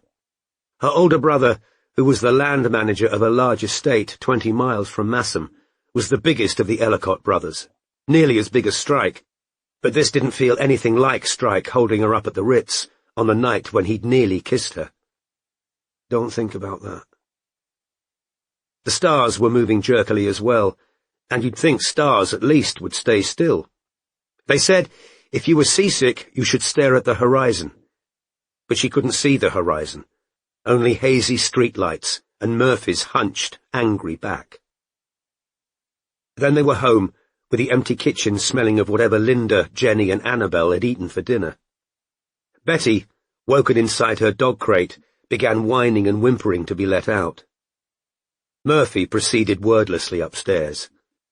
Jonathan called a cheery good night, and Robin managed to make a reciprocal noise through the invisible cotton wadding in her mouth, and it seemed to her that it might be a good idea to visit the downstairs bathroom. You all right, Bobbin? Yeah, I'm fine. Go to bed, Button. Unlike the small boy down in Bromley she didn't know existed, Robin managed to reach the toilet bowl before vomiting. A cruel, remorseless, giant hand squeezed her innards, repeatedly. Finally, utterly spent, trembling and doused in sweat, she lay on the hard-tiled floor, weak and tired, thinking what a terrible mess she'd made of Christmas Eve. After what might have been 10 minutes or half an hour, when the small, dark room was no longer spinning, she got gingerly to her feet. She re-entered the kitchen as Martin and Carmen came in through the back door, both of them clearly the worse for drink. Who's in my room? Martin demanded, and Robin had to struggle to remember. Annabel, she said. Martin and Carmen had been expected to stay in their own flat tonight, which was only a 20-minute drive away. Fuck, said Martin angrily, as though this was Robin's fault, and she almost felt as though it was, and she nearly offered them her room, before remembering that Murphy was in there. We'll have to sleep in the fucking sitting room, said Martin, and he strode off in that direction. You look nearly as fucked up as I feel, said Carmen, peering at Robin, who tried to smile at her before heading upstairs. She opened her bedroom door very quietly, hoping Murphy would already be asleep, but of course he wasn't. Lying on his back, bare-chested, illuminated by his bedside lamp, he watched her, stony-faced, as she closed the door quietly behind her. Puke, did you? Yes, said Robin. But I'm the one who's drinking. Ryan, I thought you'd be able to tell which pint was which by the smell of 'em, said Robin, standing just inside the door, not wanting to get too close to him before she could brush her teeth. That's all. I wasn't accusing you of drinking real pints. She was very conscious of trying to enunciate clearly, because the whiskey wasn't quite out of her system. When Murphy didn't respond, Robin moved towards the bedroom chair, on which lay her pyjamas. Can't even let Christmas Eve go without sneaking off to text him, he said suddenly. What? Said Robin, disconcerted, standing up with her pyjamas in her hands. Strike, what you were doing when you went outside? I haven't texted Strike. Liar, he said. and the word clanged through the room like a dropped skillet. "I haven't texted Strike," she repeated. "Not since we got here." "Liar," he said again. "You left your phone behind when you went to the bathroom. He texted you back. I saw it." Robin felt in her pockets, pulled out her phone, and stared down at Strike's incomprehensible message, which only made sense once she saw what she'd accidentally sent him, probably after abandoning her attempt to read about Riata Lindvall. "Ryan, it was a butt dial. Look." She walked over to the bed and held out her phone. He took it and read the two messages. "Oh," he said. Robin took back her phone. She wasn't yet sober, and she really wanted to cry, but instead she went to fetch her dressing gown prior to leaving for the bathroom. As she reached for the door handle, Murphy said, "Why did you get so drunk tonight?" "Because I rowed with Mum," said Robin, her throat constricting, "and then I rowed with you, and everyone's bloody pregnant." He raised himself a little on the pillows, incredibly handsome in the half-light. "Who's the Paul Newman look-alike?" "Robin, I'm sorry," he said in a low voice. "Come here." "Not now," she said, fighting tears. "I need to wash and clean my teeth. I'm disgusting." "You're never disgusting." "Let me get clean," she said. And then she ducked down to her almost empty holdall, groped for Strike's present, which lay hidden beneath her slippers, stood up with the box concealed by her robe, and left the room. The house was silent. Robin shut herself in the bathroom and locked the door. She'd have liked to shower, but she feared waking Annabelle, so she stripped off and washed, put on her pyjamas and cleaned her teeth for twice as long as usual, until no taste of whiskey remained. Her head had begun to throb, but at least the floor remained steady beneath her feet, and the walls stationary.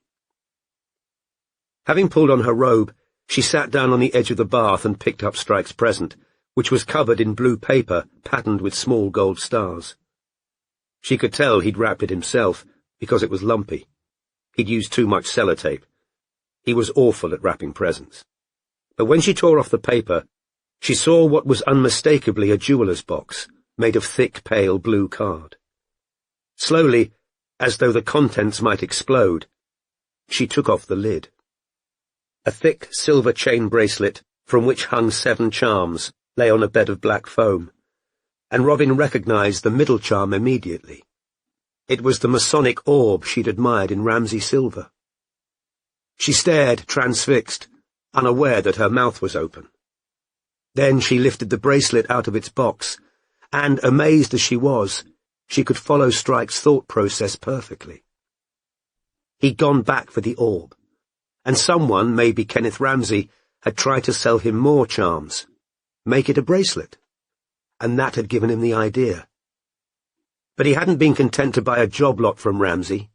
Instead, he'd painstakingly built this, and it was like Strike in that it was a bit clunky and inelegant, the charms mismatched. But there was so much thought in every one of them. Private jokes and shared memories, incommunicable to anyone but the two of them. A silver Land Rover representing the car which perhaps only Strike would miss as much as she did. The Houses of Parliament, where she'd worked undercover and planted a bug every bit as legally suspect as the one for which Mitch Patterson had been arrested. She'd never told Murphy that. A miniature enamelled shield, bearing the coat of arms for Skegness, where they'd once eaten chips together, and joked about donkey rides, and interviewed the key witness in a 30-year-old murder case. A silver sheep. "What does your dad do for a living? You've never told me." "He's a professor of sheep medicine, production and reproduction." "Why's that funny?" A tiny pair of silver scales. "That's Libra. It's my sign. I used to have a keyring with that on it." "Yeah, well, I'm Team Rational." A silver and enamel robin, the newest and brightest charm of them all, for her name, and perhaps for Christmas. And in the middle of them all, what she didn't doubt had been the most expensive of the lot, barring the chain itself. The little silver orb, with its ornate catch which, when released, unfurled into the jointed Masonic cross. and she'd raised it close to her eyes to examine the symbols inscribed inside, before she realized she couldn't see, because of the tears now pouring down her cheeks. "What did you do that for?" she thought, and she slid off the side of the bath onto the floor and sobbed quietly into her knees, 2 patches of tears spreading on her pyjama bottoms, the bracelet clutched in her hand. It took Robin several long minutes to regain control of herself, and then she examined each charm again, twice over, thinking that nothing else anyone gave her today, because it must now be Christmas Day, could possibly mean as much to her. Not diamonds, not a new Land Rover, nothing. She knew how much hard work Cormoran Strike would have put into this. He who found present-giving an onerous chore, who found it inexplicable that anyone would remember what anyone liked or wore. But he'd remembered all of this, and he wanted her to know he remembered it. And, oh God, I love him, thought Robin. And then another voice in her head said sternly, "No, you don't." I do. You're still drunk." Wiping her eyes on the hem of her robe, Robin reached out for her phone. She didn't care if she woke him, didn't care if he wondered what she was doing awake and texting him in the early hours of Christmas Day, when she ought to be in bed with her boyfriend. "Thank you. I love it so much. Kiss, kiss, kiss, kiss, kiss." And 250 miles away in his sister's spare room in Bromley, sleepless, suffering heartburn and gas after too much lager, and grumpy after what was probably the worst party he'd ever attended, Cormoran Strike heard his mobile vibrate and reached for it in the dark. Looking down at Robin's text, Christmas and the unusual opportunities it afforded you, if you were prepared, at last, to put in the work, suddenly seemed a wonderful thing. "I'm glad," he typed. And then, slowly, painstakingly, he added a kiss for every one of hers. Part 4. And all putting in and getting nothing out results in stressful times, in business ventures as in the case of individuals. The great shafts sank deeper and deeper, the galleries branched out far under the sea, and there was a constant call for more and more money, lest that already sunk should be lost. John Oxenham, A Maid of the Silver Sea. Chapter 42. In every man's career are certain points whereon he dares not be indifferent. The world detects him clearly, if he dare, as baffled at the game and losing life. Thus, he should wed the woman he loves most, or needs most, whatsoe'er the love or need. Robert Browning, Bishop Blaugram's Apology. Strike spent New Year's Eve on surveillance in the Stapleton Tavern in Haringey, watching Plug drink in the New Year with a group of equally rough-looking friends. He used the time productively. He and Jade Semple had been in intermittent text contact ever since Lucy's party, and they continued to text backwards and forwards tonight. She was very obviously drunk again. Although she continued to insist that she no longer believed her husband had been the body in the vault, her readiness to keep communicating with Strike suggested a lurking doubt. Strike hoped he might, through sheer persistence, be on the verge of securing a face-to-face interview with her. He was determined not to pass up the chance of securing an evening alone with Robin in a decent restaurant, hundreds of miles away from Murphy, or any other fucker who wanted to interrupt. Of course, if he declared himself and Robin shot him down, the rest of the round trip would be singularly uncomfortable, but there'd always be reasons not to risk it. If the worst happened, he'd simply have to deal with it. He'd accommodated the loss of half a leg, after all. His partner's Christmas Day response to his foray into truly imaginative gift-giving had given Strike hope. She must have understood what he was implicitly telling her when she examined those silver charms, all of them freighted with memories and private jokes, mustn't she? Didn't opening his present in the early hours of Christmas Day indicate an unusual eagerness to know what he'd given her? The 5 kisses that had followed her thank you, the use of the word love, admittedly followed by it rather than you. Could this be the behaviour of a woman trying to keep a man firmly at arm's length? And where had Murphy been, while Robin was typing in all those X's? Was it too much to hope for that they'd had an argument? Such ruminations enabled Strike to endure the long, unproductive hours watching Plug with good grace. However, on arrival back in cold, deserted Denmark Street at 3 a.m., his pleasant musings were rudely interrupted. A large, still wet letter G had been painted in scarlet on the street door of the office. Strike stood contemplating it for a full minute, dismissing within seconds the possibility that he was looking at the tag of some drunken graffiti artist.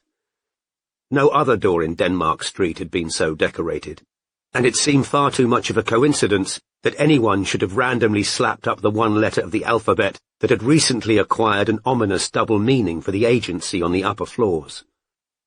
Was he supposed to take this G to symbolize the letter emblazoned in the middle of the square and compasses of Freemasonry's most identifiable sign? Had it been chosen because an Eye of Providence or an acacia tree would have required more artistry? Or was this a message for Robin, who'd been witness G in the trial of her rapist and would-be killer? Inwardly cursing the necessity, Strike hauled himself upstairs to his attic flat, dug out cleaning materials, and returned to the street to remove the letter, though having no white spirit, he was able only to render what had been there illegible, leaving a large red smear. The door would definitely need repainting before the landlord next saw it. It was 4 before Strike finally removed his prosthesis, wondering whether he should tell Robin what had happened. He didn't want to drag up her rape again. Was this perhaps an obvious case of least said, soonest mended? Only as he connected his mobile to its charging lead did he notice that he'd received a voicemail message at some point overnight, and play it. "Sis Valentine Lancaster," said a slurred upper-class voice against a background of clatter and chatter. "I've got all your fucking messages. I've got nothing to fucking say to you. Do us all a favour and make your New Year's fucking resolution gassing yourself." Strike set his alarm, yawned, and got into bed. Valentine's response to the email Strike had sent him wasn't a surprise. Several times when full of drink, cocaine, or both, Valentine had informed rooms full of people that this, pointing at Charlotte, was his favourite fucking person in the world. It seemed that, unlike the determinedly oblivious Sasha, Valentine wasn't prepared to pretend he'd forgotten the contents of Charlotte's suicide note, in which she'd blamed Strike's refusal to pick up the phone for the planned overdose and the slitting of her wrists in her bath. His phone buzzed. He picked it up to see a text from Jade Semple. "All right, you can come on the 17th, but don't tell no one, because they don't want me talking to you." "Great," Strike texted back, with a shrewd idea who didn't want her to talk to him, might be. "See you on the 17th.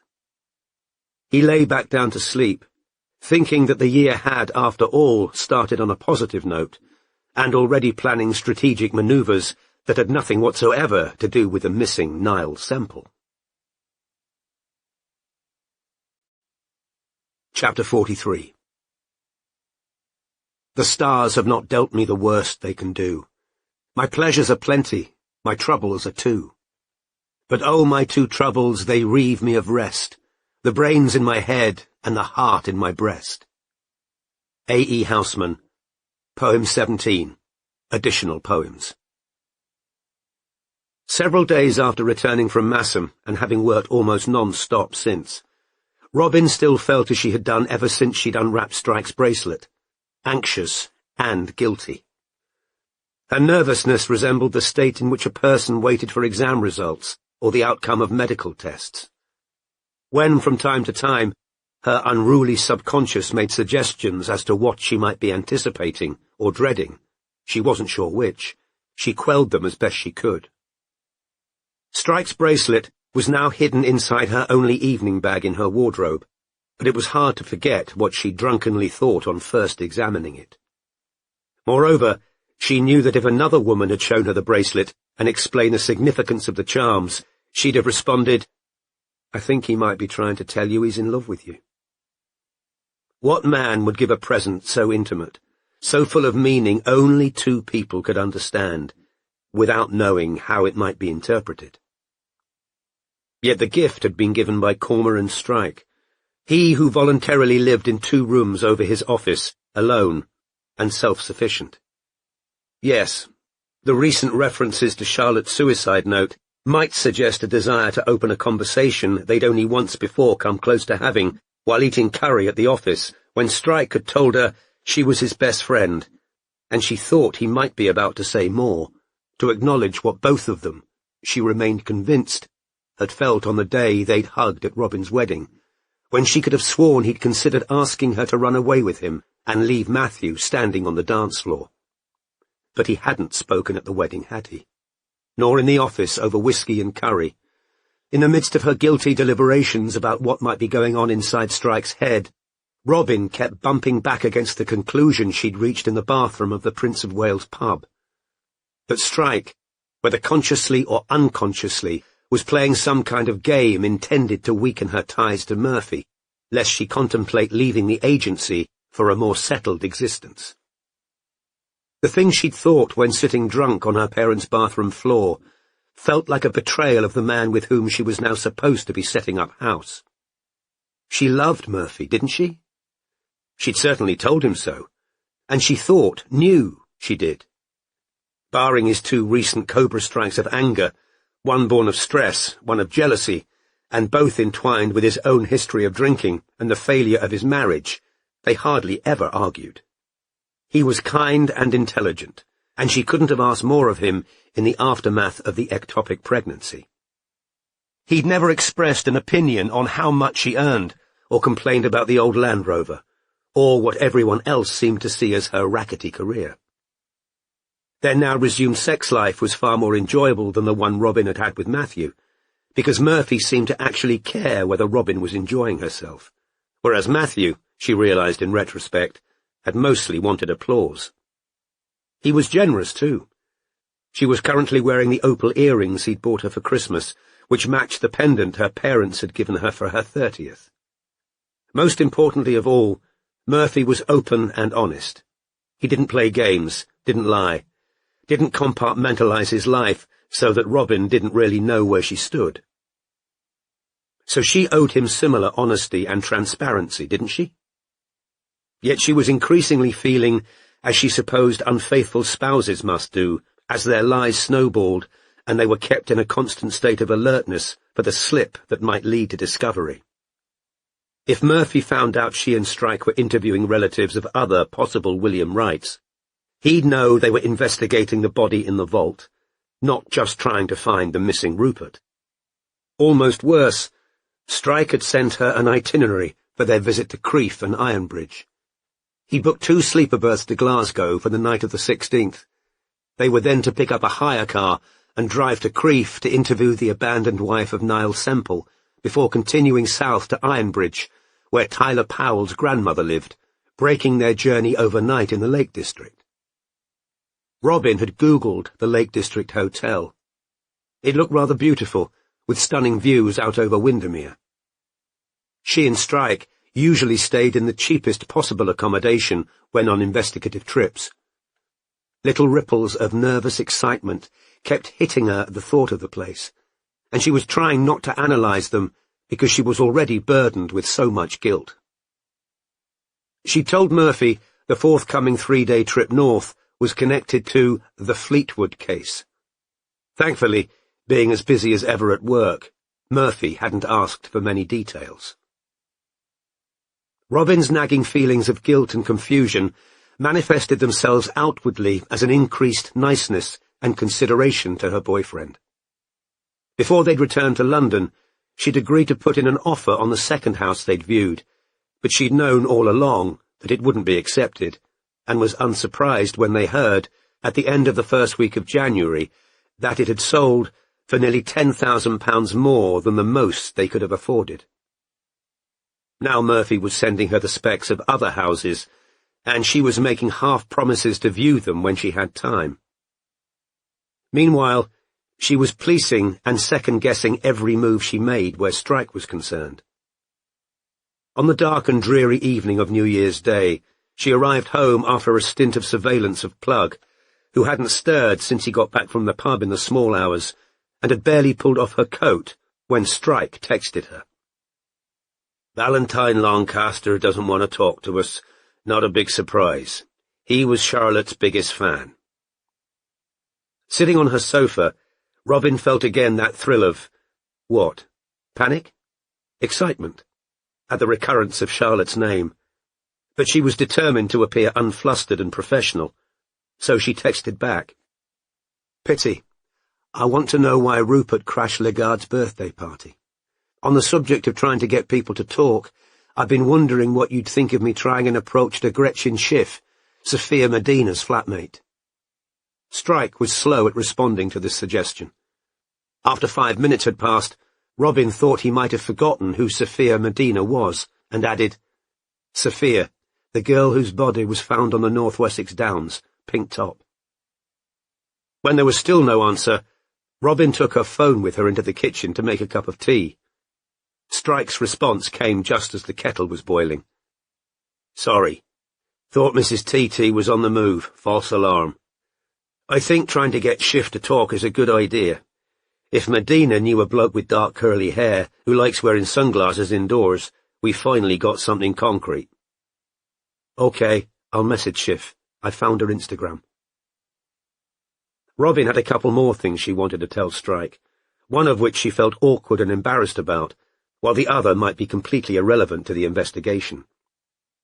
While she was wondering whether it mightn't be easier to broach both of them by text rather than face-to-face, Strike texted again. "Newsflash. Just heard from Barclay. I put him on Jim Todd this afternoon. Todd cleaned a cafe for 2 hours, then made a call from a public phone box and a pointless tube journey." "How pointless?" "Just sat on the Circle line for an hour, going round, then got off where he got on. There's definitely something fishy about Todd. Can't find him in any records.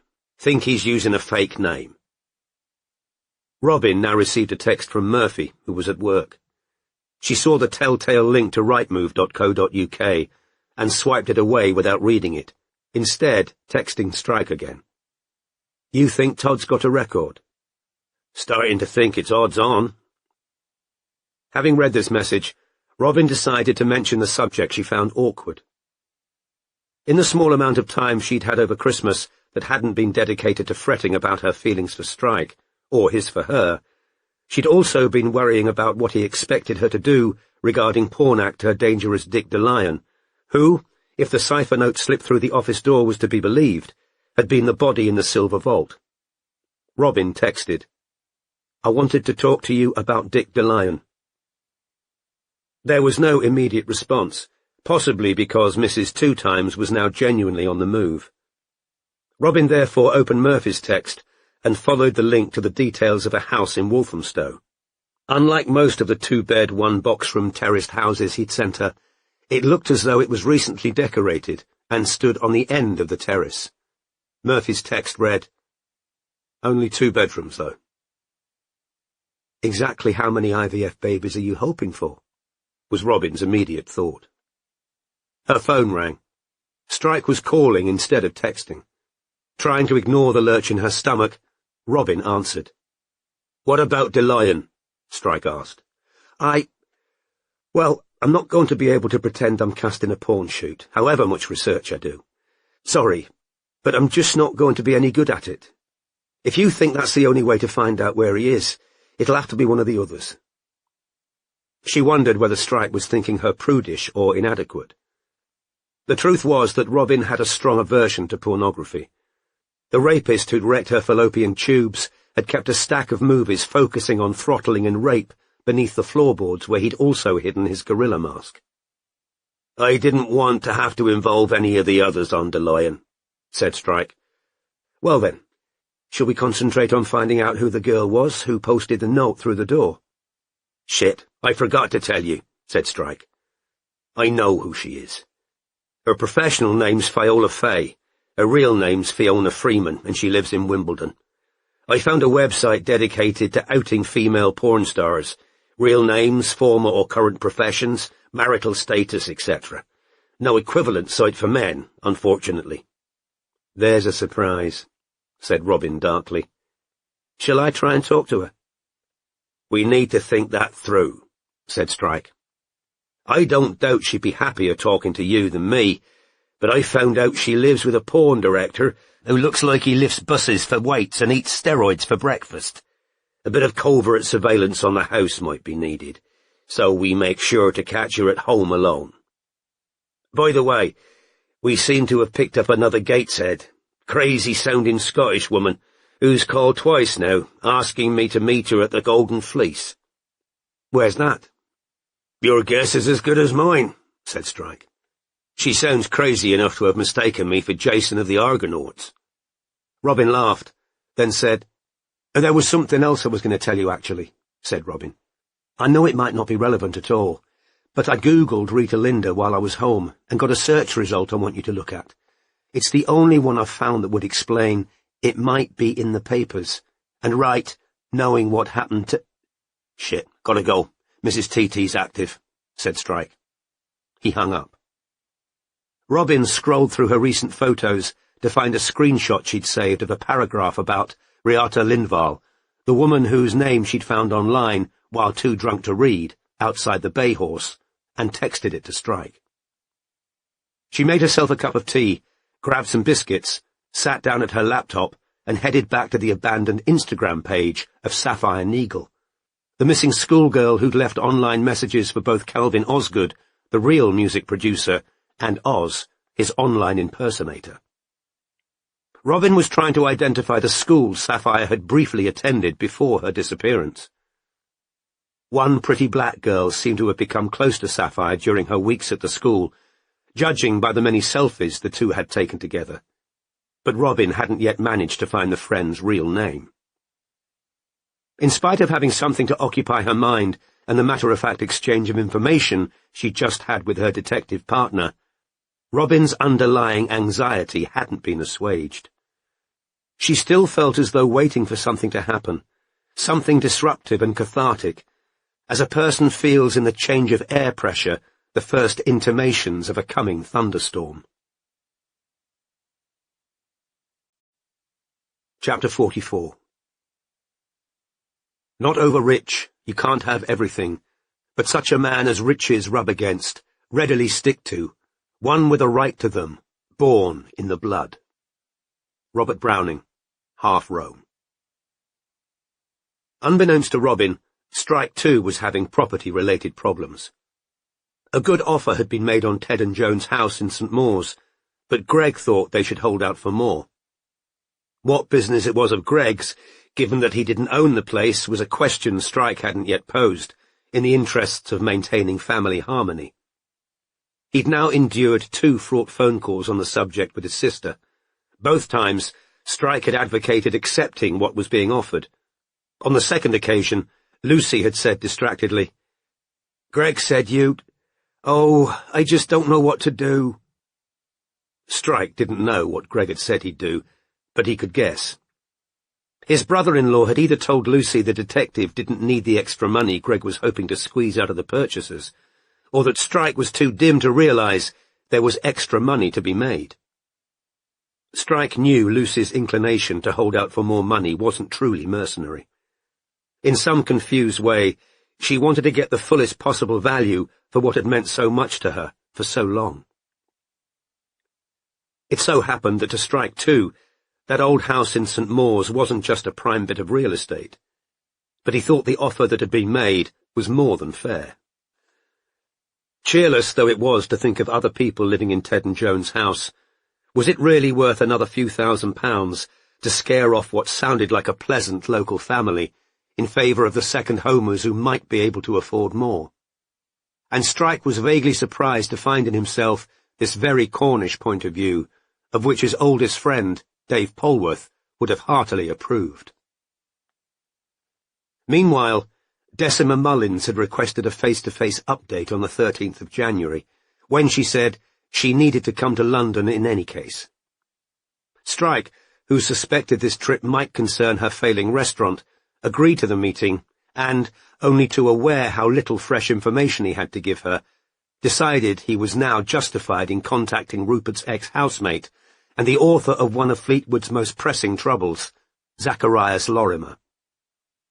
He therefore emailed the young man for a second time, making vague intimations about a police inquiry and strongly hinting that it was in Lorimer's best interests to answer.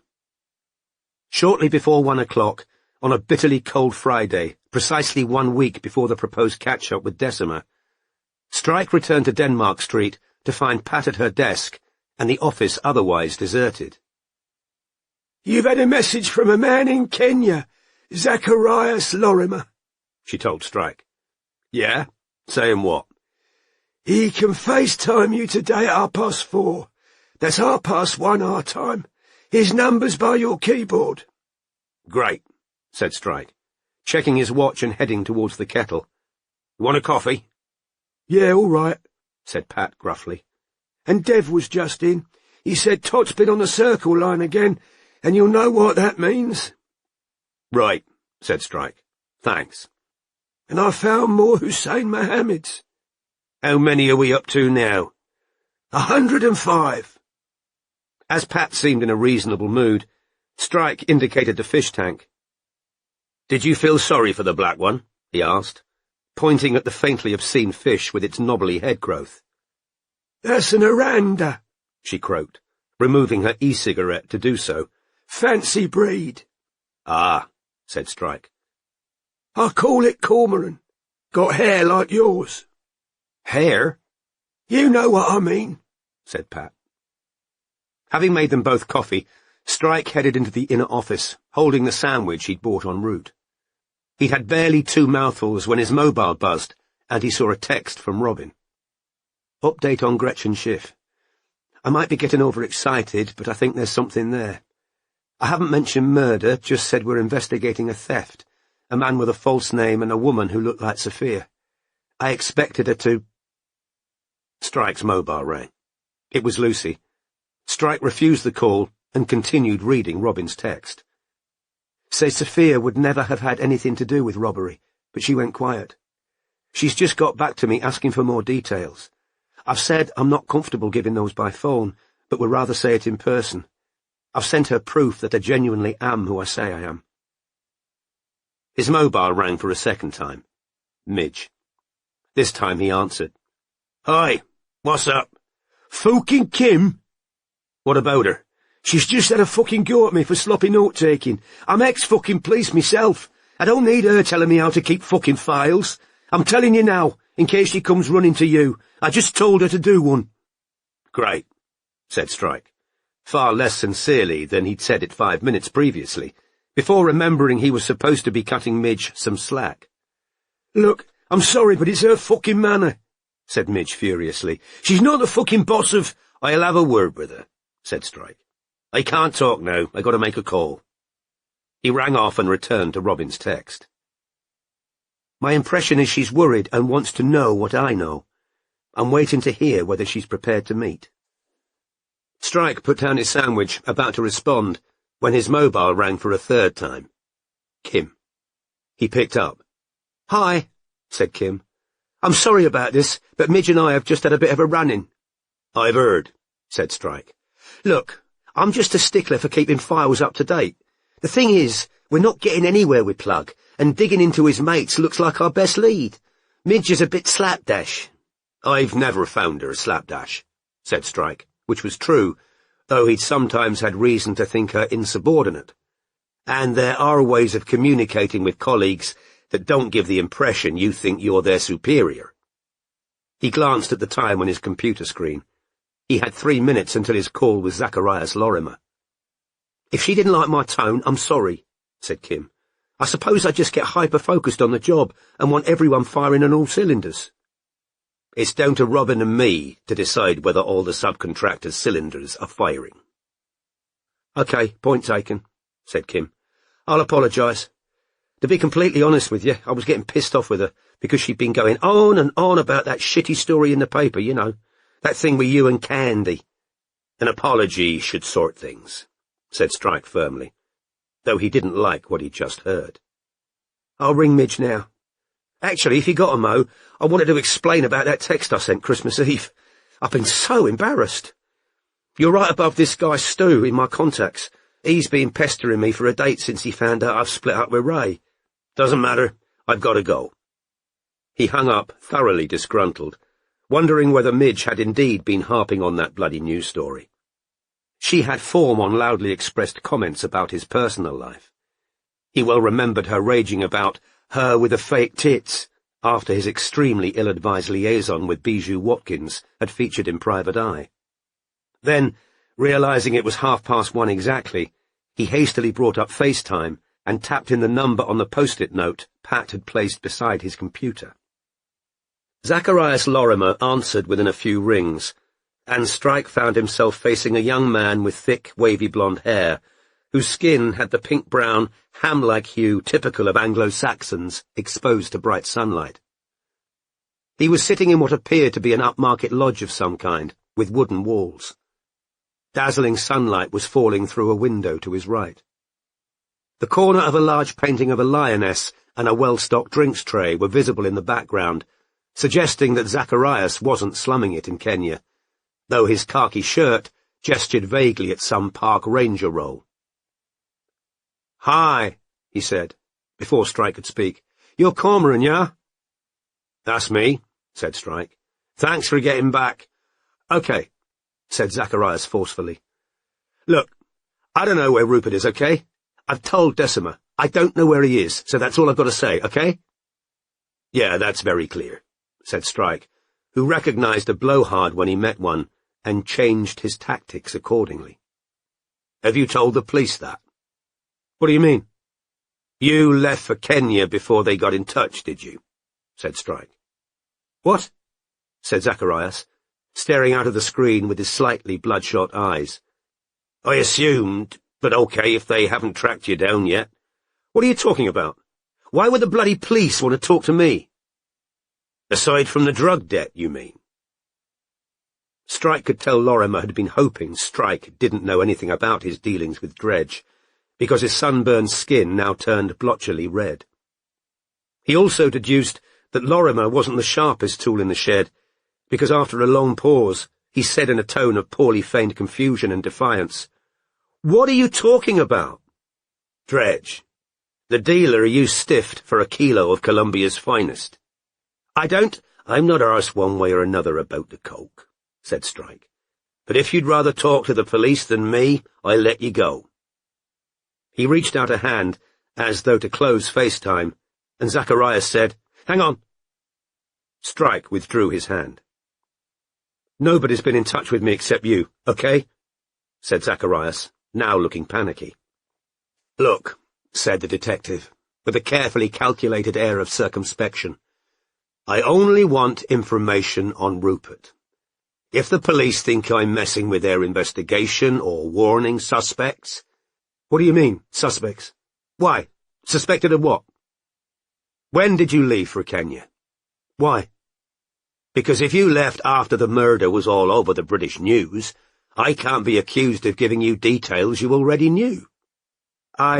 "What?" said Zacharias, clearly thrown.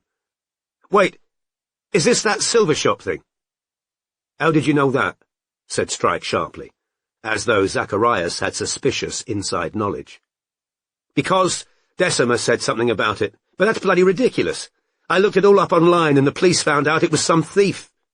There have been developments since then, but I probably shouldn't. Thanks for your time, anyway."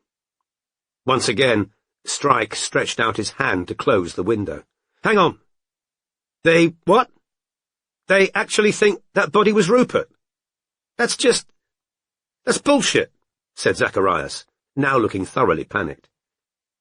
"Do you have a concrete reason for thinking that?" asked Strike. "Have you been in touch with him since the body was found?" "No, but it can't have been him." "Were you aware Rupert had an antique silver ship he wanted to dispose of?" "No," said Zacharias, looking genuinely confused. He stole it because he needed cash to get Dredge off his back, after you fucked off to Kenya. I never told him to nick any bloody silver ship, said Zacharias, now turning slowly purple. If he did that, it's on him. He reached out of shot for a glass of what might have been water or gin, and took a large swig. So it's news to you Rupert might have got his head bashed in because you don't pay your debts. I don't even know who this Dredge— Spare me the bullshit, said Strike. We both know you're not in Kenya for the scenery. When did you last hear from Rupert? Not since we moved out of our house. Any idea where he might have gone if he wasn't the body in the silver vault? I don't know. Back to Switzerland, maybe? Gone to be a ski instructor or something? He speaks German and Italian. It's what I'd have done if I were him. Probably not much demand for ski instructors in May, which is the last definite sighting of Rupert, said Strike. He could have stayed with his aunt and uncle in Zurich before the season started. His aunt says Rupert's in New York. Well, then he probably is. Did he ever talk to you about getting a job in New York? No, not that I can remember.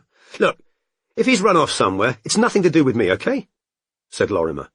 I never made him steal anything. He was all over the fucking place in that fucked-up relationship. She's nearly 40, that Lancaster woman. I think he had a fucking Oedipal complex or something. Oedipal complex? Yeah, you know, when you want to screw your mother, said Zacharias. I'm telling you, he was going weird in the head before I left, ripping up his clothes and shit. What do you mean, ripping? Tish not told you about that, said Zacharias with a sneer. This is your girlfriend. Ex-girlfriend. She probably knows where he is. Go ask her. They were cozying up by the end. They were romantically involved? No, said Zacharias, scowling. But Strike suspected a different kind of betrayal. Perhaps that the pair had bonded over mutual fear of Dredge's displaced revenge. What's Tish's surname? Benton. Tish Benton, said Zacharias with a promptitude that suggested a vengeful hope that Strike would redirect his unnerving attention towards his ex. Have you got a number for her? Not a current one. Any idea where she's living? No, said Zacharias. Try her parents. They're in Hampshire. Strike made a note, then said, What was that about Rupert ripping up his clothes? Not his clothes, said Zacharias, as though Strike were the one who'd said it, not him. Just this stupid bloody lucky T-shirt he used to wear all the time. He tore it up like a, gesture, I suppose. Get more sympathy off Tish, he sneered. When did Rupert tear up his T-shirt? I don't know, not long before I left. Zacharias glanced at something out of the frame of the shot, possibly an approaching employer, because he said next, I'm going to have to go. I've got work to do. What are you up to over there? Asked Strike. Eco-lodge tourism stuff, said Zacharias dourly. It was, Strike thought, the 21st century equivalent of shunting off the unsatisfactory son to the colonies. Possibly the ease with which Zacharias's family had provided him with a comfortable sinecure accounted for the throwaway suggestion that Rupert Fleetwood might have disappeared to the Alps to become a ski instructor. Can I ask one last question? Said Strike. What? Said Zacharias ungraciously. Did either you or Rupert know a man called Osgood or Oz? No, said Zacharias. Ever hear Rupert mention anyone of that name? No, said Zacharias again. Strike heard a door open off-screen. I've got to go, said Zacharias hurriedly. He leaned forwards, pressed a button, and disappeared. The detective sat back in his chair, frowning at the blank screen, then looked down at his notes. Tish Benton knows more.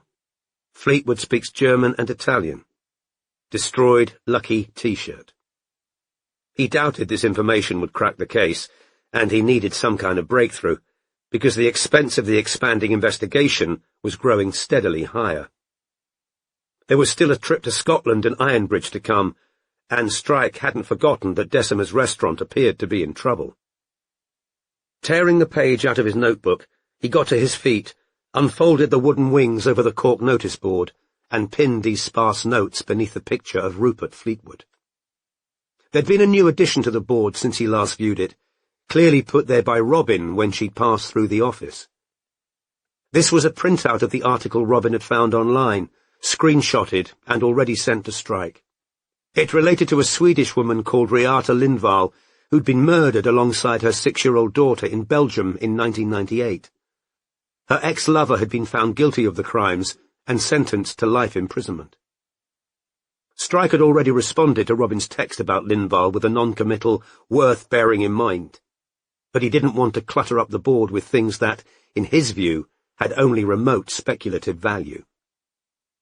All their current candidates for William Wright had been children when Lindvall had been murdered, and none had any known connection to Belgium. Had any other detective at the agency pinned the paragraph there, he'd have taken it straight down again, but as it was Robin's, he left it there, for now. Taking a step backwards, coffee in hand, Strike examined the pattern most of the notes made, set in columns beneath their possible rights. Strike had no hunches about any of them, no underlying certainty that there was their man. It seemed eminently likely still that William Wright had been somebody else entirely. He returned to his desk, picked up his mobile, and called Robin. She answered, and he could hear that she was driving. "Where are you?" "Mrs. Two Times is in Chelsea," said Robin. "Well, I just wanted to say very good work on Schiff. If she— Shit! What's the matter?" "It's the clutch on this bloody hire car. It keeps sticking." "Have you had a look for a new Land Rover yet?" "Yes, but there's nothing I can realistically afford. Not even if the business helps," said Robin, who sounded harried. "Sorry, Strike, I'm going to have to concentrate. The traffic's bad and this bloody clutch." "Okay, speak late." Robin hung up. Strike sat back down at his computer and reached for his now cold coffee and his vape pen, thinking how impractical it was for the business to keep hiring cars for Robin. Her Land Rover was associated in his mind with many significant journeys, with jokes, shared food, and long conversations. Some of their best times together had been in that drafty old car, with the tin in the glove compartment for him to use as an ashtray and its increasingly persistent rattle. Strike reached yet again for his mobile and called Lucy. "Just saw I missed you earlier." "Oh, I'm so glad you called back," said his sister, sounding just as stressed as she had the last 2 times they'd spoken. "It's the house. Greg's insisting we hold out for more, but I've just heard from the estate agent. The Smiths definitely can't go any higher." "You know, I've been thinking," said Strike dishonestly, "about what Ted and Joan would have wanted." "Greg says they'll have wanted us to get the most we can," said Lucy. "I'll bet he fucking does." "You know, for the boys' future," said Lucy quickly, "and for us, I suppose." "Do you honestly think they'd have cared more about the money than who moved in?" asked Strike. "I know we'll be able to flog it to some London lot who want a second home." "They wouldn't have wanted that," said Lucy. "No, they'd have wanted locals." "Well, exactly," said Strike. "How old did you say the Smiths' kids are?" 6 and 8, I think. "It'd be like Ted, Joan and us all over again," said Strike shamelessly. Lucy made a small noise he suspected indicated tears. "Look, it's up to you," he said. "If you'd rather hold out for more money—" "No, you're right, you're absolutely right," said Lucy, her voice breaking. "That is what they'd have wanted, for it to stay a proper family home. I've been thinking that all along, but Greg— No, that's made up my mind. I want the Smiths to have it."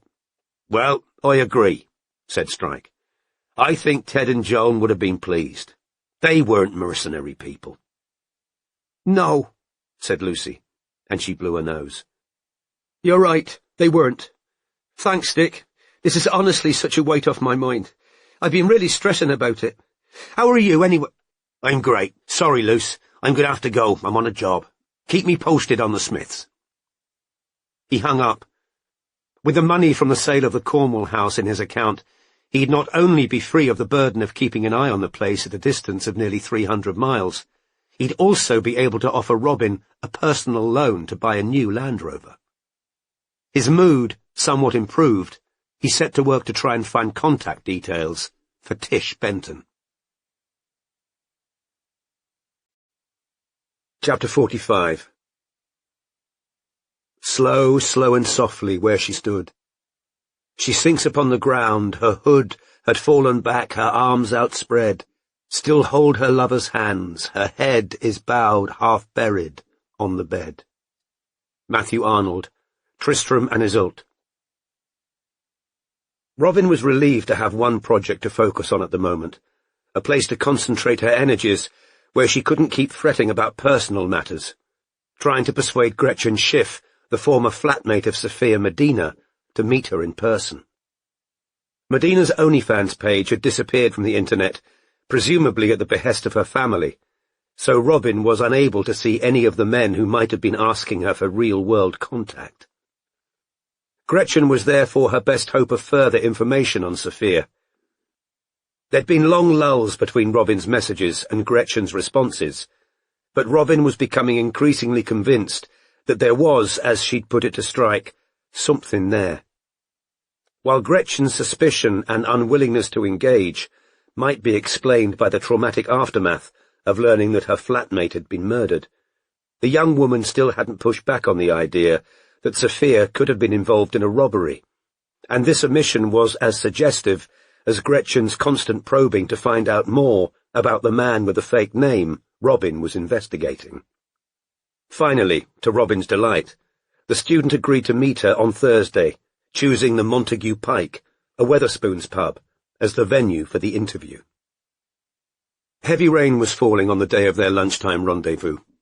Robin was on high alert walking to the pub, glancing back regularly and taking all possible counter-surveillance measures, including crossing the road unexpectedly to see whether anyone plunged into the traffic after her, but was confident she hadn't been followed. She was glad to get out of the rain, but the pub, she thought as she entered it, wasn't exactly what you'd call cosy or intimate. It had once been a famous music venue, and was large enough to fit a few hundred people, with a very high arched ceiling and maroon walls, on which hung large posters of acts that had once appeared here, including The Who, Jimi Hendrix and— Robin's eyes were drawn to the huge picture instantly. The Deadbeats, Strike's father's band, with the long-haired Johnny Rokeby to the fore, in his bell-bottom jeans and a leather jacket worn open over a bare chest. Robin waited for a group of young people who looked very hungover to order pitchers of cocktails, bought herself a coffee, then took a table where she had a clear view of the entrance. Robin recognized Gretchen as soon as she walked into the pub, folding up a wet umbrella as she came. She was a curvy girl with thick, naturally golden hair that fell to her shoulders, sallow skin, and a pair of clear green eyes. She wore no makeup, and her fleece added inches to a very large bust. Gretchen was accompanied by a tall, stringy, intense-looking young man whose hair was tied up in a bun and who sported a goatee and round-rimmed glasses. They both bought beers, and when Gretchen spotted Robin, who'd sent the student her photograph, she muttered something to the young man, and the pair headed over to her. "Hi," said Robin, as they reached her, smiling as she held out a hand, which Gretchen shook, though she didn't return the smile. The young man ignored Robin's outstretched hand when it was offered to him. "You're Robin?" said Gretchen. "That's me." Gretchen's English, as Robin had known from their only phone call, was virtually accentless, though she was Austrian. "This is my boyfriend, Max." "Hi, Max," said Robin, as the couple sat down opposite her. "Are you at the University of West London as well?" "Yeah." "What are you studying?" "Digital marketing," said Max. He had the air of a man determined not to give out more information than was strictly necessary. "Would either of you like anything to eat?" asked Robin, pushing the menu towards them, but both shook their heads. Max hadn't taken his messenger bag off his shoulder. "Well, as I've already explained to you, Gretchen, our agency's investigating a robbery," said Robin. "Why are you investigating it?" said Max. "Why not the police?" "The police are investigating as well," said Robin. It might be true, Robin thought. Somebody at the Met might have gone back to St. George's Avenue and asked Daz and Mandy for more details about the people who'd entered Wright's room and left carrying suitcases. But our client doesn't think they're taking it seriously enough, because the stolen objects weren't very valuable. Robin went on. This too could be true. All Robin knew for certain had been in William Wright's room were his weights and the suit and glasses he'd worn to work at Ramsay Silver. "So why do you want to know about Sophia?" asked Max, whose accent was far stronger than his girlfriend's. A girl was seen entering and leaving the burgled room on Friday the 17th of June. She had long black hair and was wearing a very similar outfit to the one Sophia was wearing when she was found. Then a man with dark curly hair entered the room in the early hours of the following morning. We think the pair of them then drove off together in a silver car. At the mention of the curly-haired man, Max's face lost expression, and Gretchen reached suddenly for her beer bottle and took a clumsy gulp. But obviously, Robin said, masking the thrill of excitement that had just passed through her, lots of women have long black hair and wear pink tops. It's just that the sighting of a girl matching Sophia's description in those unusual circumstances, just 24 hours before Sophia was found dead, made us wonder whether there was a connection. The pause that followed ought, Robin thought, to have been full of protestations. Sophia would never have committed burglary. It can't have been her. You've got the wrong person. But the two students sat frozen, without looking at each other. Even so, Robin could almost see the invisible communications flying between them. "Now what? Just say something. Anything." "But as you say," said Max at last, "there are lots of women who look like that, with long hair and so on. And I don't think she'd be involved in something like that," he added, turning in rather artificial fashion to look at his girlfriend. "Would she?" "No," said Gretchen. "I don't think so." "Did you know Sophia well, Gretchen?" asked Robin. "Yes," said Gretchen, but she added quickly, "only because we shared a flat. I advertised on the college notice board and she applied. We had different friends." "Did you like her?" asked Robin. "Why does it matter if Gretchen liked her?" said Max, superciliously. Ignoring him, Robin addressed Gretchen again. "Did any of her male friends have dark, curly—" "No," said Gretchen, too quickly. Yes, thought Robin, it was definitely the dark, curly-haired man who had the couple worried. "But you weren't in the same friendship group," said Robin, "so you might not have known if she was involved with someone like that." "No," said Gretchen, clearly striving for a casual tone. "Maybe not. I read in the papers about Sophia's OnlyFans account. You were concerned she was making it too easy for men to find out where she was." "That wasn't me," said Gretchen quickly. "Somebody else said that to the papers. It wasn't me." "What has that got to do with the robbery and OnlyFans account?" demanded Max. "There's nothing illegal. Posting your own nudes, that's not a crime." "No, of course it isn't," said Robin. And addressing Gretchen again, she asked, "Did you ever hear Sophia mention a man called William? William Wright?" "No, I never heard her talk about a William," said Gretchen. "William? No, I never heard her talk about either," said Max. "What did you think of Sophia, Max?" Robin asked. "If he wanted to talk, let him talk." "I only knew her because of them sharing a flat," he said. But he couldn't resist adding, "She was a party girl." "Sag das nicht," muttered Gretchen. "There's nothing wrong with being a party girl," Max told his girlfriend. "She was that type, that's all. She showed me her, what is it, requisitin, he said to Gretchen, "the first time I came to her flat. The wigs and that." When Robin looked politely inquiring, Gretchen muttered, "He means her props." "Props," said Robin blankly, and then she realized what was meant and said, "Oh, for pictures to post online." "Yeah," said Max. "Sex toys and wigs and so on." "Right," said Robin. She turned to Gretchen. "I suppose the police asked you about all of this?" "Yes," said Gretchen. "And about Sophia's love life?" "Yes," said Gretchen reluctantly. "She was popular." "She was always with men," said Max. "Everybody knows that." "Did she have a particular boyfriend?" No, said Gretchen. "I don't think so." Had Gretchen been this shifty with the police, Or had her halting speech been put down to shock or faulty English? Did Sophia ever tell either of you she felt threatened or worried by any of the men who visited her OnlyFans site? Robin asked. She was enjoying the attention. She wasn't worried, said Max. So you never saw Sophia with a man with dark curly hair? Robin asked Gretchen. But Max answered for her again. Gretchen has already said no. She told the police everything she knows. I don't know everyone Sophia met, said Gretchen. I told the police so. It's like Max says. There were lots of different men. Did you ever know her to steal anything? No, said Gretchen. Are you sure? Said Robin. She could forget to return things, said Gretchen uncertainly. But that's not like robbing somebody's flat. As friendliness was getting Robin nowhere, she decided a change of tone was warranted. Why did you agree to meet me, Gretchen? She asked, no longer smiling. Because I wanted to know what it was all about, said Gretchen. Robin could hear the strain in her voice. She could also tell that Max was itching to spirit his girlfriend away from this dangerous woman, to regroup, to think out their next steps. Robin decided a bluff was the only way to go. Gretchen, our agency's got good police contacts.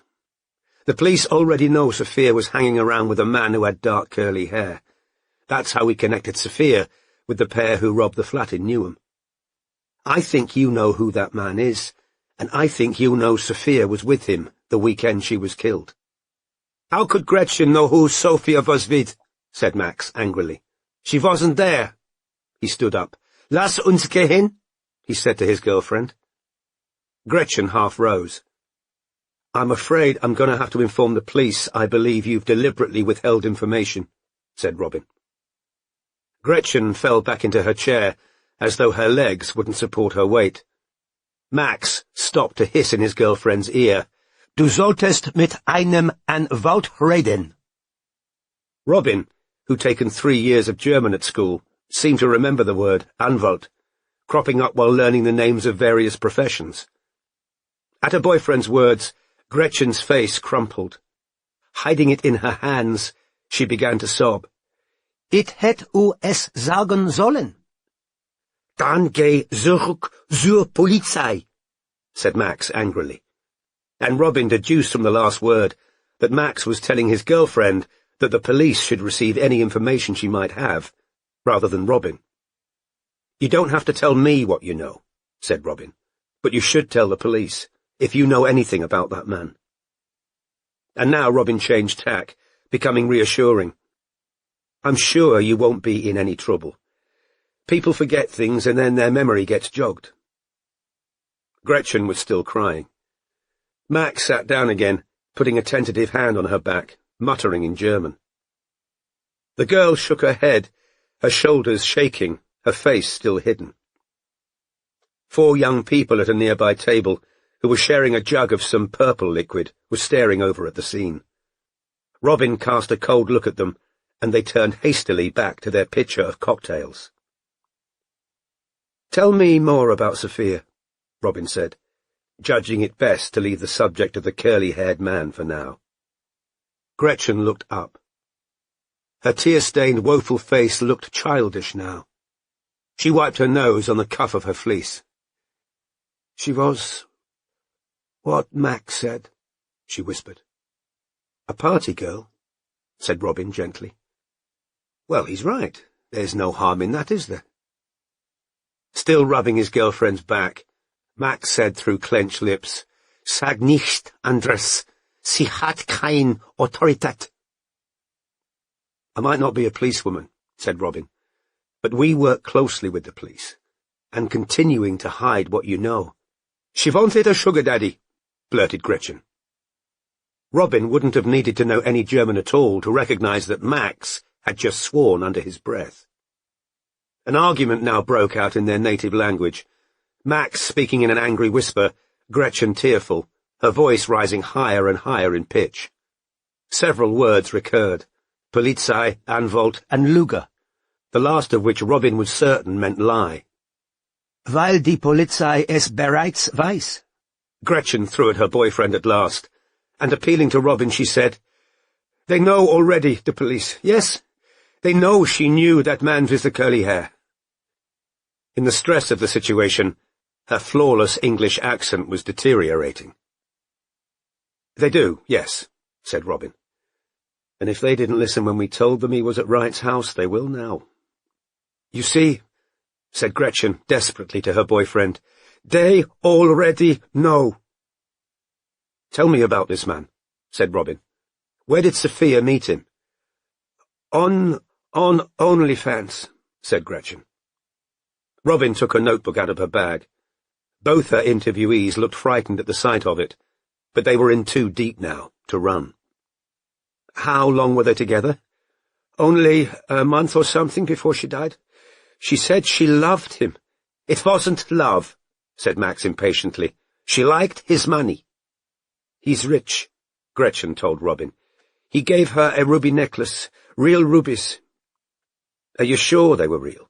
asked Robin, who was making notes. "Yes, because she took them to a jeweler and he said they were real." "Was she wearing the necklace the last time you saw her?" "She wore it all the time," said Gretchen, as Robin scribbled. There'd been no mention of a ruby necklace on the body found on the North Wessex Downs. "Did you ever meet him, Gretchen?" "No.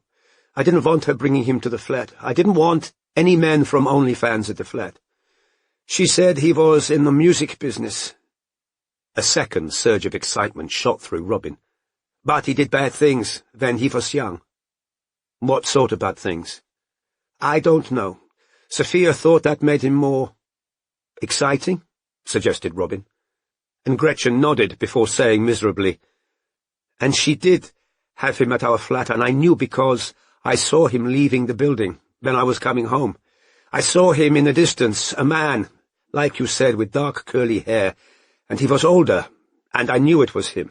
And I said, you've had him here, haven't you?" Robin decided to ignore the for the present. But before she could ask the next question, Gretchen started to cry again. "I didn't want her family to know she was with a married man. They're religious, they're quite old. That's why she wanted to come to the UK to study, to get away from them. She was innocent. She was," she told her angry boyfriend, who'd opened his mouth to speak again. "She did all these things with the pictures online, but she was naive, childish. She wanted to live in a fantasy. Oh, he told her not to tell anyone she was with him because he was married and he had a kid. But she told me. She was excited about it all. She couldn't keep it to herself. She wanted to show me the necklace." "Was Sophia with him the weekend she was killed?" Robin asked again. "I don't know," said Gretchen tearfully, "but I think so. She said she was going to be going somewhere special. He travelled a lot, so I thought maybe they were going abroad, but she was giggling about it as if it was naughty or something. So then I thought maybe he was going to take her to his house because his wife was going to be away. I didn't like it. I didn't think she should, not with a married man and a father. It wasn't right." "Did Sophia tell you where the man lived?" "She said he had a big house in the country, with a swimming pool." "Can you remember a county, a town?" Gretchen shook her head. Robin laid down her pen. "I can tell you're a good person, Gretchen," she said. "You've got morals. You were worried about what Sophia was up to with that man, and you clearly felt protective of her." Gretchen closed her clear green eyes, as though she couldn't bear to look at Robin. "And that's why I know something big must have stopped you telling the police about this man," Robin continued. "Yeah, I already told you. Her family." "I'm afraid I don't believe it's because you wanted to protect her parents from knowing she was having an affair with a married man," said Robin firmly. "They already knew she'd been posting nudes online for money. Anyway, if he's the one who murdered their daughter, do you honestly think they wouldn't want him caught?" Gretchen started to cry again. "Are you scared of him?" said Robin. "Are you afraid he'll do something to you if you talk about him?" Max was now staring up at the Deadbeats poster. He'd stopped trying to control the interview. The thing he'd tried to prevent had already happened. "Gretchen," said Robin, dropping her voice, "has this man got pictures of you, too?" A tiny negative jerk of the head was the only response, but Gretchen's sobs increased. "Has he?" said Robin quietly. And this time, Gretchen nodded. "Sophia, he offered her a lot for some pictures of the two of us. I was drunk. And next day, I wanted her to tell him to delete them, but I know he still got them." "The best thing you can do right now is tell me that man's name, and anything else you can remember about him," said Robin. "But the pictures will get in the papers," sobbed Gretchen. "If you're a witness, there are ways of protecting you." "People will know it was me, my family, people at college." "Future employers," interjected Max angrily. "People will think I do things like that all the time. I don't. I never did. I was drunk and she said I could have half the money." "You'd rather Sophia's killer got away with it, would you?" said Robin in a low voice. "You'd rather this man stays free to murder other girls? Or do you really think Sophia got what she deserved for being silly and liking ruby necklaces?" "No!" squealed Gretchen. "I liked her. She was funny and she was sweet." "Then tell me everything you know about this man," said Robin firmly. "She didn't tell me anything except his job and that he had a wife." "And his name," said Robin. "It wasn't his real name," said Max contemptuously. "He wouldn't use that." But Gretchen, who had mingled snot and tears dripping from her chin, whispered, "Osgood. Calvin Osgood. But she called him Oz." Max heaved a large sigh, put his arm round his girlfriend's shoulders and said, "Und jetzt rufen wir einen Anwalt an." "Yes," said Robin, closing her notebook. "I think calling a lawyer's a very good idea." Chapter 46. And like the cloudy shadows across the country blown, we two fare on forever, but not we two alone. A. E. Houseman. Poem 42, The Merry Guide, a Shropshire Lad. "Well, I sure as hell haven't got anything to beat what you got yesterday," said Strike, when Robin arrived at the office at 11 o'clock the following morning. They were to be lunching with Decima Mullins at Quo Vadis in Dean Street, and Strike had suggested a quick in-person catch-up before meeting the client. Not because there was much to say that hadn't already been communicated by text, email and phone, but because he was continuing to seize every opportunity for private chats with his partner.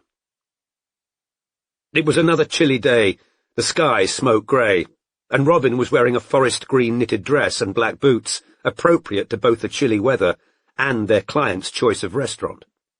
Strike, who was wearing the only suit that currently fitted him after over a year of intermittent dieting, refrained from telling Robin she looked good. All of that could wait for the Lake District Hotel. Until then, he thought it best to maintain a strict professionalism. "So, what do you reckon of the odds that Oz and Medina cleared out Wright's flat?" "Getting much, much higher," said Robin, trying to sound upbeat. The triumph she'd felt in the immediate aftermath of her interview with Gretchen and Max had become tinged with anxiety overnight. Once again, she and Strike were in possession of information the police should be given. Strike had said he'd tell Wardle, leaving Robin praying once again that her boyfriend wouldn't hear where the intelligence had come from, but she had the feeling it was only a matter of time now before Murphy realized what they were really up to. "But we still haven't got the full picture, have we?" Robin said. "If it was Oz who cleared out Wright's flat, why involve Medina at all? Why not empty it himself? Why did it have to be done in 2 batches? Why go back there at all, after Wright was dead?" "I had a thought about that," said Strike. "And if I'm right, it's because Oz fucked up." "How?" I think Medina was supposed to take anything in the room that might have led to an ID of right, but there was something in there she couldn't lift. So, Oz goes back for it, then drops it on the stairs, unable to hold it. Wright bought weights after moving in, remember? And unless he'd visited Wright in the lead-up to Wright's murder, Oz wouldn't have known they were there. But why would it matter if the weights were left? Said Robin. The police already had Wright's DNA. They couldn't stop them matching it. That's exactly where my speculation stops. I don't know why it would be urgent to take the weights, but I can't think of much else a fairly small woman wouldn't have been able to carry, and which Oz himself struggled to lift. I don't think Oz was supposed to have gone anywhere near Wright's room, but he had to, and unfortunately for him, Mandy was awake at 5 a.m. I still can't see why he needed Sophia Medina, said Robin. She was a liability. She blabbed to a flatmate. And as for being bait, she can't have been the girlfriend Wright thought was coming to live with him. Why not? Because the timescale doesn't fit, said Robin. Gretchen says Sophia only knew Oz for about a month. Sophia might have been naive, but I can't see her letting herself get pimped out to a second man when what she wanted was Oz himself, or his rubies and his jet-set lifestyle. Plus, Wright would have had to be even worse than naive, agreeing to a girl moving in with him almost as soon as she met him, when he knew people were after him. He wouldn't be the first man to prefer not to look a very attractive gift horse in the mouth, said Strike, with a painful recollection of Bijou Watkins naked. But yeah, you're right. The time frame doesn't seem to fit. Well, if the police start investigating Oz and Medina, we might be able to pick up some crumbs. I'm still trying to get information on that missing girl who messaged Oz online, said Robin. Sapphire Neagle. I found her Instagram account and I've identified a friend who might be helpful. If I can only find out where she goes to school, I could try and speak to the friend. Any new information would help if you can get it, said Strike, now directing his attention to the clump of notes about Wright and Ramsay Silver grouped together at the bottom of the board. Because I'm damned if I can see how all this fits together, and some of it has to be irrelevant. We've got to find a way of narrowing down all the Hussein Mohammeds as well, because we haven't got the manpower to bang on over 100 doors on the off chance. Meanwhile, Midge says Jim Todd's made 2 more calls from telephone boxes and has been riding around the circle line without going anywhere again. I'm still interested in that text Pamela Bullen got, the day of the robbery, which was followed by her dashing out of the shop without locking up. Yeah, said Strike, scratching his chin. But the police are bound to have checked that out and been satisfied with whatever she told them. Still, I agree. I'd like that cleared up too. But she's already lied to you, and I can't see her coming clean now. I've been having a look into John O'Clair, that silver collector who was there when the body was discovered. But we're not going to be able to speak to him any time soon because he's in Monaco, said Robin. I know, I saw it online. Nice yacht. Strike took a sip of his tea as he turned away from the board to face Robin. Want to run through the latest info on our 4 current candidates for William Wright? Okay, said Robin. Taking the last first, said Strike, gesturing to the picture of Dick DeLyon with his sculpted abs and his orange skin. I've had no luck on his real name, but I've been digging on Lord Oliver Branfoot. According to Fergus Robertson, rumours have been flying around journalistic circles about Branfoot for years. What kind of rumours? The word in tabloid circles is Branfoot swings both ways. Robertson told me Branfoot stepped down as an MP because there was an incident involving a young male intern. Apparently, the intern was given a hefty payoff because he's refused to talk to the press and has kept stum ever since. Branfoot resigned on the pretext that his wife was ill, and since then he's concentrated on his think tank and charitable work. He's got a particular interest in troubled young men, projects for juvenile offenders and so on, and Robertson doesn't think that's entirely altruistic. I didn't tell Robertson why we're interested in Branfoot, but he's not stupid. He's noticed Branford taking an unusual interest in the private detective business lately. I asked him to keep an ear out and promised him the inside scoop if we get anything. Big if, but for the sake of argument, Branford had anything to do with the body, and if, even bigger if, that cipher note's to be believed, and the body was Dick DeLyon, we might have a motive. DeLyon was blackmailing Branford, or was refusing to be bought off like the intern, so Branford decided to get rid of him. But to say we've got no concrete evidence that's what happened is the understatement of the year. But that theory would explain what Shanker told you, said Robin. It would, agreed Strike. Which is why I asked Robertson whether Branford's a Freemason. He doesn't know, but he sounded excited by the question, so I'm hoping he'll do a bit of nosing around for us.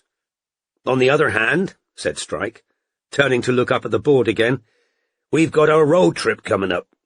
If we hear something that suggests it was Semple or Powell in the vault, Branford becomes irrelevant.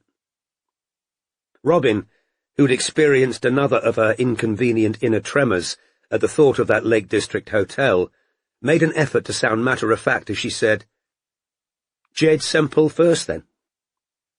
There was a knock on the dividing door, which opened immediately. Oh, not again, thought Robin, as Kim Cochran appeared, holding a fold-up chair. Oh, sorry, she said. I didn't think you were in this morning, Robin. She turned, beaming, to Strike. I think you'll like this. What? Asked Strike, his tone as unwelcoming as Robin could have wished. I've got intel on the 3 men who went into the shop to murder Wright, and... Kim held up a large manila envelope. I've got you pictures of the body. Chapter 47. And destiny, a course pursuing straight, has struck man's ship against a reef unseen. Robert Browning, The Agamemnon of Aeschylus. I've been working on this guy I know for weeks, and he finally came across last night, said Kim triumphantly, unfolding her chair and sitting down while Robin quietly burned with resentment. It wasn't just that Kim was about to outshine her, though it was definitely partly that. Kim's offhand tone when speaking to Robin and the broad smile she saved for Strike rankled. Okay, said Kim, opening the manila envelope. Needless to say, if anyone finds out the guy gave me copies of these... They won't, said Strike, holding out a hand. Although there were 3 different pictures, Kim handed the lot to Strike, and Robin's resentment burned a little hotter. Jesus, said Strike. After examining the first picture, he slid it across the table to his partner. The gouged-out eyes were dark and terrifying hollows. Dried blood, like lipstick applied by a drunk, coated the mouth from which the teeth had been torn. One ear had been sliced off. The other wound was still covered by the long dark hair. The Masonic sash, black and red, with gold embroidery that shone in the flash of the camera, lay across a chest that was muscled and hairless, and had an artificial tan, which hadn't been properly applied. There were patches of white under the arms. However, the falsely healthy skin tone couldn't conceal the large patches of bluish-purple discoloration, which weren't bruises, but signs of livor mortis. His penis had been cut off too, leaving another gaping, blackened wound. The arms ended in stumps where the hand should have been. Robin could see bone and tendons, and she wondered, feeling slightly queasy, what had become of the dismembered parts of the body. Shoved into bags or pockets? She'd expressed surprise to Strike that the press hadn't been more interested in what had been done to this unidentified man once they realized he was a criminal. Now she felt a slight stirring of guilt that she too had stopped thinking of him as a human being as the case had proceeded. The body in the vault, such a strange, contrived scene, with the sash and the silver, the unlikelihood of it all, the theatricality, had reduced the corpse almost to a waxwork figure in her mind, the centerpiece of a strange conundrum. The back view, said Strike, sliding another picture across the desk to Robin. She'd been imagining the hallmark carved into the dead man's back to be a small thing. On the contrary, the Salem cross ran from the nape of the neck to the cleft in the buttocks. Chunks of flesh had been removed to make the slanting three-barred cross, reminding Robin of a scored side of bacon. "The mutilation was done a good bit after he was killed," said Strike. "There is not enough blood here for it to have been done immediately after death." "His killers were in the shop for 2 hours," began Robin. "He was attacked from behind, hit over the head with something heavy," said Kim, interrupting Robin. "The back of the skull's caved in. The PM said that's what actually killed him, the stoving in of the head. Blood must have started pooling in the lower part of the body before they started to mutilate it. Maybe that was deliberate. Maybe they didn't want blood seeping out under the vault door." "Wouldn't have mattered if it had. Nobody was there on Saturday or Sunday," said Strike. "Do you know where this footprint was, relative to the body?" he said, looking at the third picture. "Underneath it," said Kim. "They saw it when they lifted him." "Really?" said Strike, frowning slightly as he handed the last picture to Robin, who saw a faint, partial print in what had clearly been fresh blood. She noticed a couple of things about it, but rather than say them in front of Kim, she asked, "What about the 4 men who entered the shop that night?" "They didn't," said Kim, looking at Strike rather than Robin. "They've been ruled out. Apparently everyone's shitting themselves, and that's largely down to you." "What have I got to do with it?" said Strike. "My contact says you fed them info from a contact, an actual gangster or someone, who said it wasn't Jason Knowles in the vault." Kim's bright brown eyes were searching Strike's face for confirmation, but as he remained impassive, she said, "So not long after you did that, if it's true, they got confirmation of what you'd said. My guy says they got new information. I don't know from where." "From the undercover NCA guy," Strike and Robin thought simultaneously. "Apparently Jason Knowles was lured away thinking he was going to do a big housebreaking, so he had nothing to do with the Silver Vault job after all, and now everyone's pissed off at you for being right." "How did they rule out the 4 men in Wild Court?" asked Strike. "Well, everyone's been scrambling to recheck everything Truman did, and they went back to the footage of the 4 men entering Wild Court from Great Queen Street. I don't know the ins and outs, but they finally traced them. 4 pissed foreign students, apparently. They were lost, wandered down Wild Court, had some kind of argument, split up, and finally found their way back to their hostel. The police have ruled them out completely as having anything to do with the robbery. So now the mystery is, how and when did Wright get back to the shop if he wasn't one of those 4 men? Because they can't find footage to match him anywhere. Plus," said Kim, "there was something about a delivery driver called McGee or something who went to Dalston, but I didn't quite understand what my contact was saying there. I got him quite drunk," Kim added, with another of her little laughs. "Dalston," repeated Strike, making a note. "Yeah, he drove there and back up Old Street or something, but as I say, I don't know how that's relevant." "I expect you do," Kim said, smiling at Strike. She sat back in her chair, legs crossed, and looking, as Robin supposed she had every right to do, exceptionally pleased with herself. "Anything new on that getaway car?" asked Strike. "The Peugeot?" "Oh yes, I nearly forgot," said Kim. "They think there was a couple in it. I assume some experts managed to enhance pictures of it from CCTV cameras that were actually working. It looks like a man and a woman." "Right," said Strike. "Well, cheers. This is going to be a huge help." "You're welcome," said Kim, still smiling. But she didn't get up. Would it be okay if I have a quick private word with Cormoran, Robin?" Robin was surprised to find her hackles could rise any higher, but as it turned out, they still had plenty of room to elevate. "Of course," she said, trying to sound gracious as she got to her feet. She supposed she too ought to congratulate Kim on the extra information she got out of the police, but as Kim had acted until this point as though Robin was entirely invisible, she couldn't bring herself to do it, but simply left the room, closing the door behind her. "Sorry," Kim said to Strike, once Robin had gone, "but I thought you'd probably rather nobody else hears this." "Hears what?"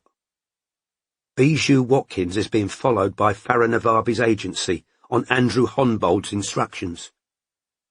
Strike simply stared at her. The sentence contained components that didn't appear to fit together. Farah's still keen on me joining her, said Kim. She rang last night and told me you're going to be hounded out of business by Bear Press.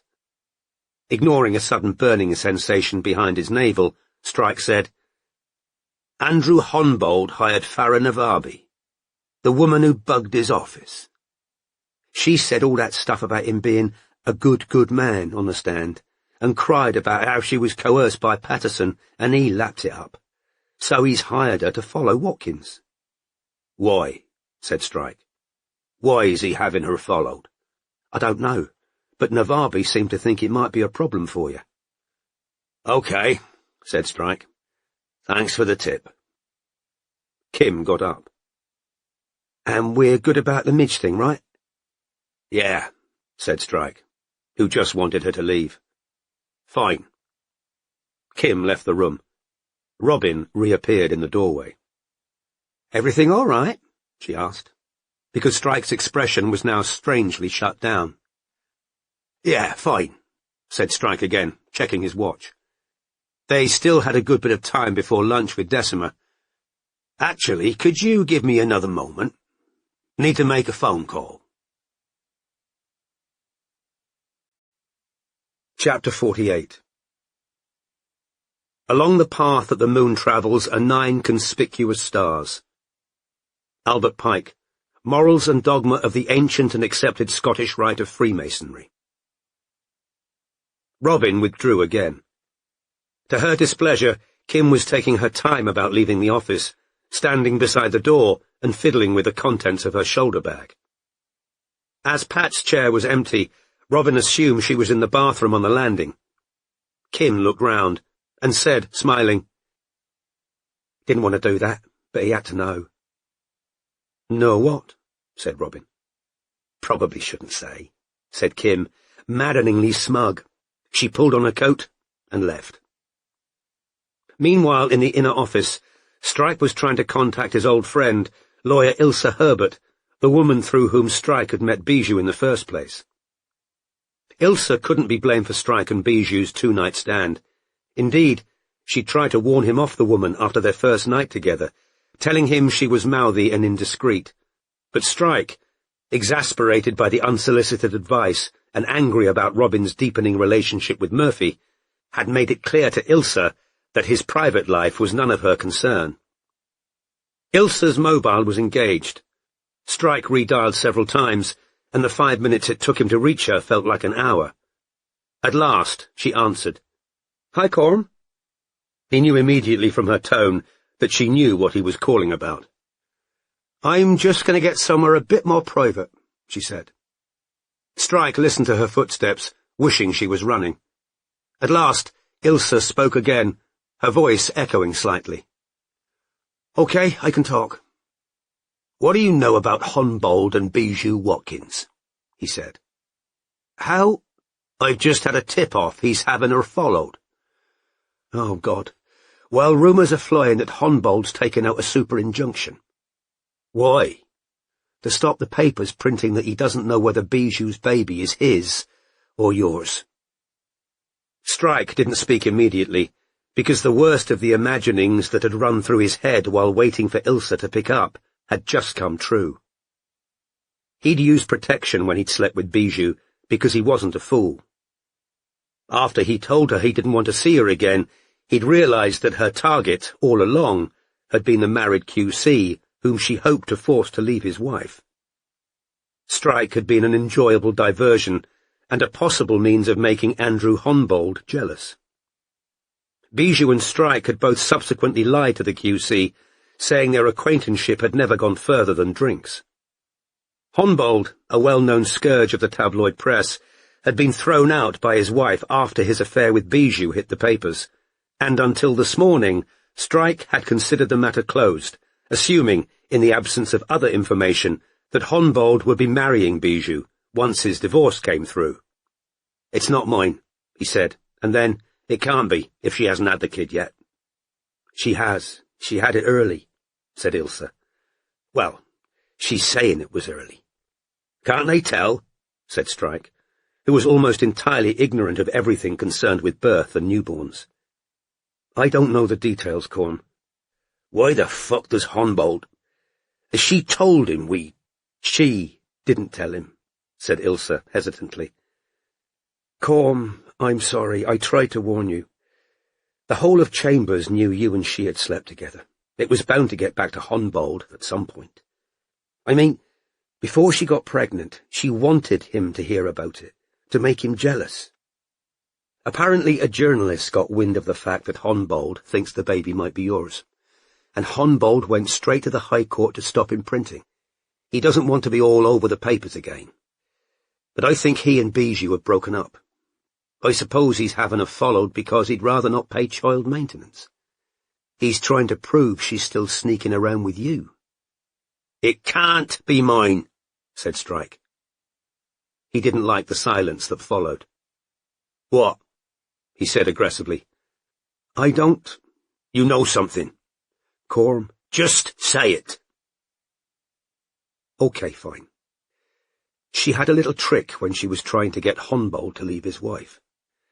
She'd take used condoms out of the bin and— She wouldn't have done that to me, said Strike, as his innards crawled with panic. It was Honbold she wanted. Again, Ilsa didn't speak. Do you know something else? Strike said. I don't know it, they're just rumours, said Ilsa. Lawyers are terrible goss. What rumours? Okay. There's this story doing the rounds that Honbold is taking some drug that lowers sperm count. So he thought it was strange that he'd been able to get her pregnant, and then it got back to him about you and her. And he went ballistic, and now he's convinced it's yours. When was it born? Said Strike, trying to remember times and dates, to find the numerical formula that would prove beyond doubt that he wasn't the father. I don't know exactly. Early December? This was nowhere near precise enough for Strike. If the baby had been born at term, there was a chance. I literally heard about all this yesterday afternoon, when people were whispering about the super injunction, said Ilsa. He must have only just hired this private detective. Yeah, I think he has, said Strike, who was now actually sweating beneath his suit jacket. If you hear anything else— Yes, of course. I'll call you, said Ilsa. Corm, I'm sorry. You tried to warn me, said Strike, which cost him some effort. Listen, can you send me Bijou's number? I deleted it. Okay. And can you please not tell Robin about any of this? I'd rather tell her myself. Of course. The call ended, and Strike opened the door to the outer office where Pat sat typing. Robin was absent. Where— Lou, said Pat gruffly. Strike's phone buzzed. Ilsa had just sent him Bijou's contact details. He retreated into the inner office thinking he couldn't call her now, not with Robin just about to walk back in. It would have to be later, after lunch with Decima. Meanwhile, inside the small dank bathroom on the landing, Robin was washing her hands, thinking that if Strike was going to praise Kim's undeniably impressive bit of detective work when she emerged, she might not be able to respond with much grace. Everything all right? She asked again, when she'd rejoined him. Yeah, Kim just wanted to discuss some personal stuff, said Strike, struggling to sound casual. She sees you as the firm's HR rep, does she? Said Robin. Christ knows, said Strike. Robin sat down again and said, So, the couple in the Peugeot. You don't think— Oz and Medina, said Strike, trying to concentrate. He thought he could count on Kim not telling Robin anything about Bijou. Kim, he was certain, would like nothing better than to think she and Strike had a slightly sordid secret that excluded his partner. Gotta be a chance. Robin picked up the photograph that showed the footprint in the blood around the corpse's head. That looks small for a man's foot, doesn't it? Yeah, I thought so too, said Strike. And it was under the body. Great. I mean, yeah, said Strike, still struggling to focus.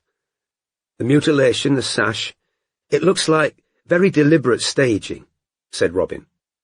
"Why didn't they get rid of the footprint?" "Maybe they didn't notice it, then move the body over it while they were mutilating him." "You know, if Medina was driving that Peugeot to pick Oz up after the killing, she might not have seen blood on him," said Robin.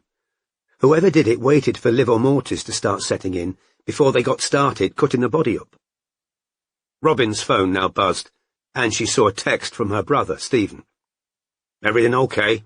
Strike asked, in response to Robin's look of shock.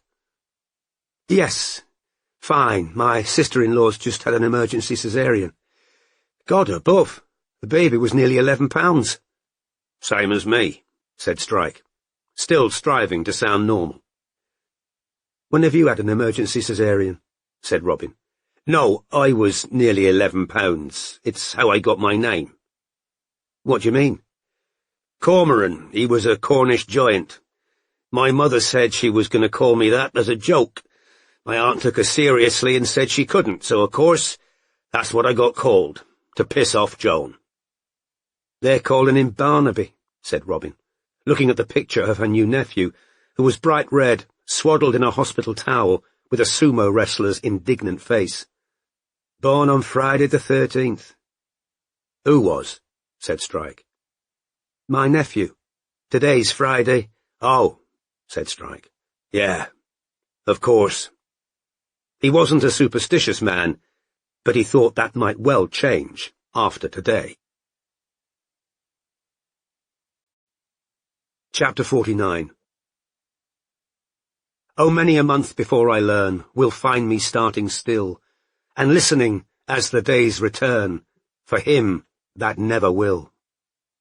A. Houseman, Poem 42, AJJ, More Poems. Strike's conscience was whispering that he ought to tell Robin exactly what fresh, unforeseen calamity had descended upon him, that he had to warn her that another deluge of tabloid smut might be about to engulf them. However, after the story about the call girl and his forced admission that he'd slept with Nina Lascelles, not to mention Robin's rape being made public on the back of his newsworthy love life, Strike didn't much fancy adding to the already unsavoury heap of circumstances in his disfavour that there was a remote chance, please God, a fucking remote chance, he'd fathered a child with a woman he detested. A primitive sense of self-interest, therefore, shouted conscience down. He'd fix things without Robin ever having to know. At 12:15, the two partners left the office for lunch in Dean Street. The day was cold and bright, the sun overhead a dazzling platinum coin trying to burn its way through the cloud cover. Trying to dissemble his new state of acute anxiety, Strike said, "Looks like we can rule out Wright being killed in a fight that got out of hand. Someone stoved in the back of his head while he had his back turned. That was no accident." "No," said Robin, "which must make it more likely the mutilation, the Masonic sash and the hallmark were planned, pre-murder." "How many people would you say know A.H. Murdoch's hallmark?" "Not many," said Robin, "but the Salem cross is a Masonic symbol, too." "True," said Strike. He remembered the scarlet letter G that had been painted on the office street door at New Year. "Any luck finding a new Land Rover?" "No," said Robin. "They're all way out of my price range, even second-hand. Have we had any more calls from that Scottish Gateshead, by the way? The Golden Fleece person?" "Nothing since New Year," said Strike. His mobile rang. He tugged it out of his pocket, saw that Pat was calling him. Afraid that Bijou, who no longer had his mobile number, was trying to reach him at the office, he switched his phone to mute. "Lucy," he said to Robin. "I'll call her back. On that subject, we've just sold Ted and Joan's house. I was thinking, the business could pay for part of a Land Rover, and I could loan you the rest." "What? You can't do that." "Yeah, I can. The money's just going to sit in my account. I haven't got any use for it at the moment." Robin's immediate thought was of Murphy, and what he'd think of her taking a loan of this size from Cormoran Strike. He was bound to see it as another bond between them, another commitment of the type she'd never yet made to him. and yet she felt strangely vulnerable and bereft without her own car. Her own means of... The word escape rose in her mind, and was dismissed. Quo Vadis, the large black-fronted restaurant and private members' club where Decima had booked lunch, was now within view. Realizing she hadn't yet responded to what, by any standard, was a very generous offer, Robin said, "Strike, thank you, but you can't. It's too much. You need your own car, and I don't think any business manager would advise us to keep hiring them for you. But the Land Rover was bloody handy, especially for long journeys and trips outside London. But even second-hand they cost. I know what they cost. We'll see how much the accountant'll let you charge against the business, and I'll make up the difference. We can have a loan agreement, if it makes you feel any better." "But it could take ages to pay you back." "Good," thought Strike. But aloud he said, "So, I've just told you, I haven't got any use for the money right now." "It's really generous of you," said Robin. And she thought with some longing of a second-hand Defender 90 she'd spotted online just the previous day. "But, Christ's sake, I'm not offering you a kidney," said Strike, and Robin laughed. They entered the club. The foyer had blood-red walls. At the reception, they gave Decima's name and were led upstairs, past the entrance to a large restaurant with white walls and leather seats around tables, then into a small private room called the library, which had dark blue walls, bookshelves, and orb-shaped lamps. Decima was already sitting at the round table, wearing a loose black dress. She'd lost a lot of weight since she and Strike had last met. Her large brown eyes were shadowed, but she'd brushed her hair and dyed its grey roots. Her air was of a creature who'd been forcibly flushed out of their burrow into the daylight. Strike, who'd been dreading having to watch Decima breastfeed, registered that there was no baby present. "You haven't brought—" "Lion? No.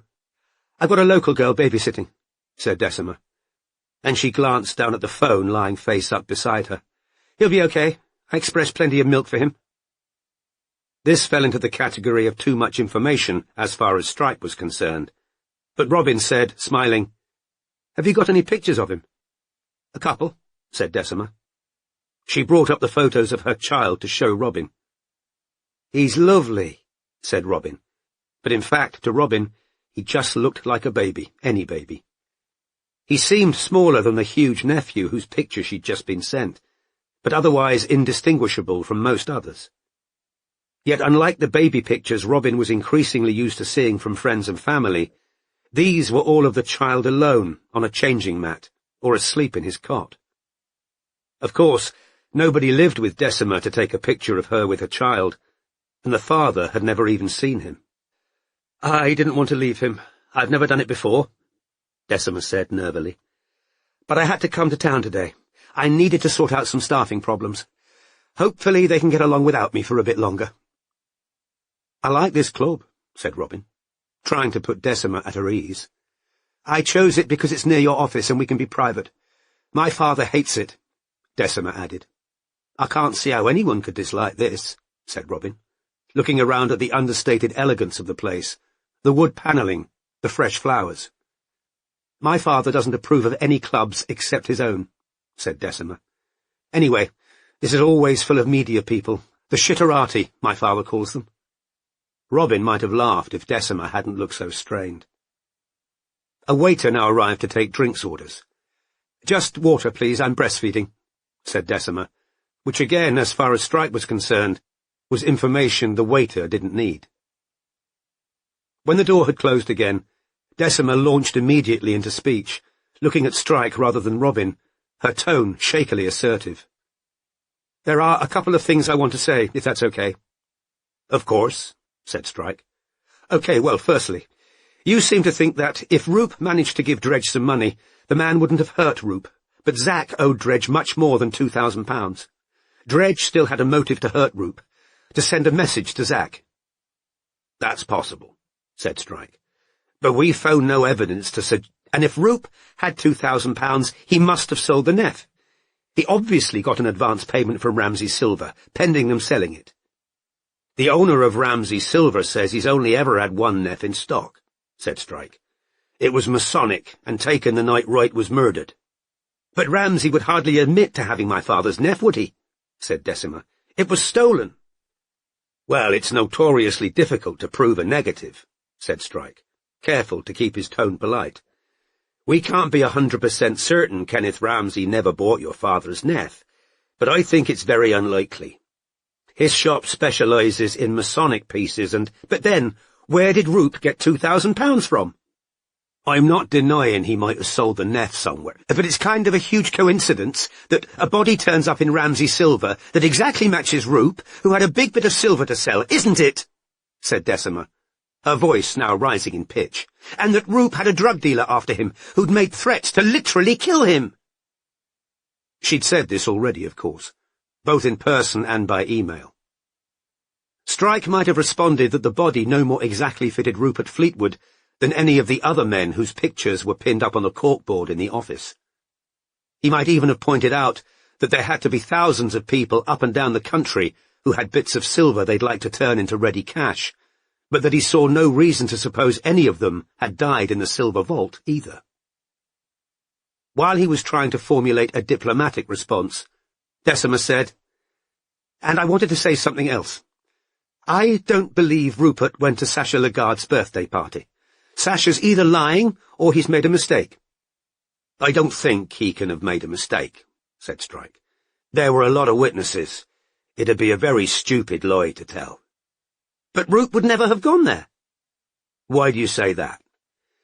"Because a week before that party, Sasha was at Dino's with some friends, and they were all talking about the party, and when Sasha looked up and realised it was Roop serving him cocktails, he looked really embarrassed, because he hadn't told Roop about it or given him an invitation or anything.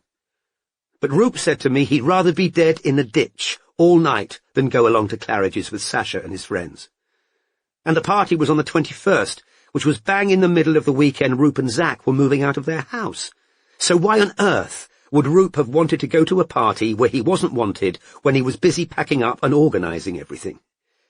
And you said he went there to talk to Val. Val's the last person he'd have wanted to see, after the business with the nef, and with Val being so foul about us being together. "I thought it an odd thing for Rupert to do myself," said Strike. "Apparently he spoke to your sister Cosima, as well as your brother." "Cosima's my half-sister," said Decima. Patches of red had appeared in her pale cheeks now, and Roop hated her, so that makes no sense either. "Why did he hate?" "Because she's entitled and spoiled. My father adores her and gives her everything she The waiter reappeared to take their food orders. Both Strike and Robin chose pasta at random. When the waiter had disappeared, Strike said, "I've got a few new questions for you, Decima, if you wouldn't mind." Now looking as though she suspected a trap, Decima said, "Go on." "Did Rupert ever mention a man by the name of Calvin Osgood, or Oz?" "No, why?" "There's a possibility Oz was involved in the murder." "He might have been one of Dredge's friends," said Decima at once. "Possibly," said Strike, who wanted to stave off tears, if at all possible. "What about a girl called Sophia Medina?" "No," said Decima again, but now she looked worried. "Why?" "She might have been involved too," said Strike. "No, I never heard him mention anyone called Sophia." "OK, moving on. Would you happen to have a phone number for Tish Benton? Her parents in Hampshire seem to be away, and I can't find a current address for her." "Why do you want to talk to Tish? She won't know anything." "Lorimer told me she'd become something of a confidant to Rupert before the household split up." "I don't think that's true," said Decima at once. "Well, that's what Lorimer said." "No, I haven't got Tish's number. She and Zack got on Roop's nerves, bickering all the time when they were sharing the house. I don't think she was ever close to Roop," Decima added, with a tinge of fear that made Robin's heart clench in pity. "What line of work is Tish in, do you know?" asked Strike. "Marketing. She worked for some firm that makes handbags. I can't remember which one." "OK," said Strike, making a note. "Still on Lorimer. He suggested Rupert might have gone back to Switzerland to be a ski instructor." "Roop would never have gone to be a ski instructor. For God's sake," said Decima, her voice suddenly raw. "Never. He didn't want to learn to ski in the first place, but they made him at his bloody school. He hated it. Who wouldn't, after their parents died that way? Zach was supposed to be his friend. You'd think he'd realise that's the last thing Roop would have wanted to do. I thought it was unlikely myself, said Strike. Now, this next question might seem strange, but Zacharias mentioned Rupert having a lucky T-shirt. Oh, yes, he did, said Decima, and for a split second their client almost smiled, but then her face fell. They found it in Wright's room? No, said Strike, but can you tell us about it? Why? Lorimer says Rupert tore it up before he disappeared. What? Said Decima weakly. No, he'd never have done that. Why not? Because he thought it was lucky. He loved it. What made it lucky? Asked Robin. He was always wearing it when good things happened to him. When he heard he'd got a job in London and could come back to England, and when he passed his driving test, and he was wearing it the night I told him I was pregnant. Oh, God, thought Robin. Oh, shit. Decima burst into tears. He can't have torn it up, she wailed, all restraint gone. Robin thought her voice was likely to have carried across the whole floor of the club. Robin reached instinctively across the table to offer comfort, but their client recoiled. No, don't. He can't have torn that T-shirt up, he can't. Strike's and Robin's eyes met, the former's slightly exasperated, Robin's anguished. He loved that T-shirt, sobbed Decima, groping for her napkin. He loved it. Can you describe it for us? Said Robin, with no real aim in view except to give Decima the sense that she was being taken seriously and listened to, and that the detectives were still actively trying to help. It's black, sobbed Decima indistinctly, her face now concealed behind the napkin, with White Lion written on it. White Lion, repeated Robin. They were an 80s band, sobbed Decima. Glam rock. Roop found the T-shirt in a second-hand shop when he was a teenager. He had this bit of video of his dad singing a White Lion song to him when he was a baby. Little Fighter, the song's called, and Roop used to sing it. It was a sort of joke, sort of a personal theme song. That's why I called Lion, Lion. Right, said Robin. Not caring what Strike thought, she added, well, it sounds as though Zacharias must have made a mistake. I can't see why Rupert would have torn up the T-shirt if it meant that much to him. The door now opened again, and the waiter reappeared with their food. He remained tactfully oblivious to Decima's tears as he set down her plate, while she wiped her face and blew her nose. When the waiter had withdrawn, Strike said, You're probably aware the police considered other contenders for Wright, aside from Jason Knowles.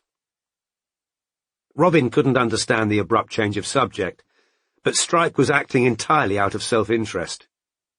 He had a nasty feeling that immediately after this interview, Robin was going to tell him they had a moral duty to convince Decima that her boyfriend had never been William Wright, but he wasn't going to sacrifice the imminent trip to Crieff and Ironbridge. He needed that Lake District hotel. It was essential, therefore, that Robin heard from Decima's own lips that she wanted them to rule out all other possible contenders for the dead man in the vault. Yes, I knew they considered other people, said Decima, still trying to stem her tears. Sir Daniel Gale, she added, in parenthesis to Robin. He's a retired commissioner. She said it with a pathetic insistence on his rank. You see, I've got reliable sources of information. I'm well connected. I'm rational.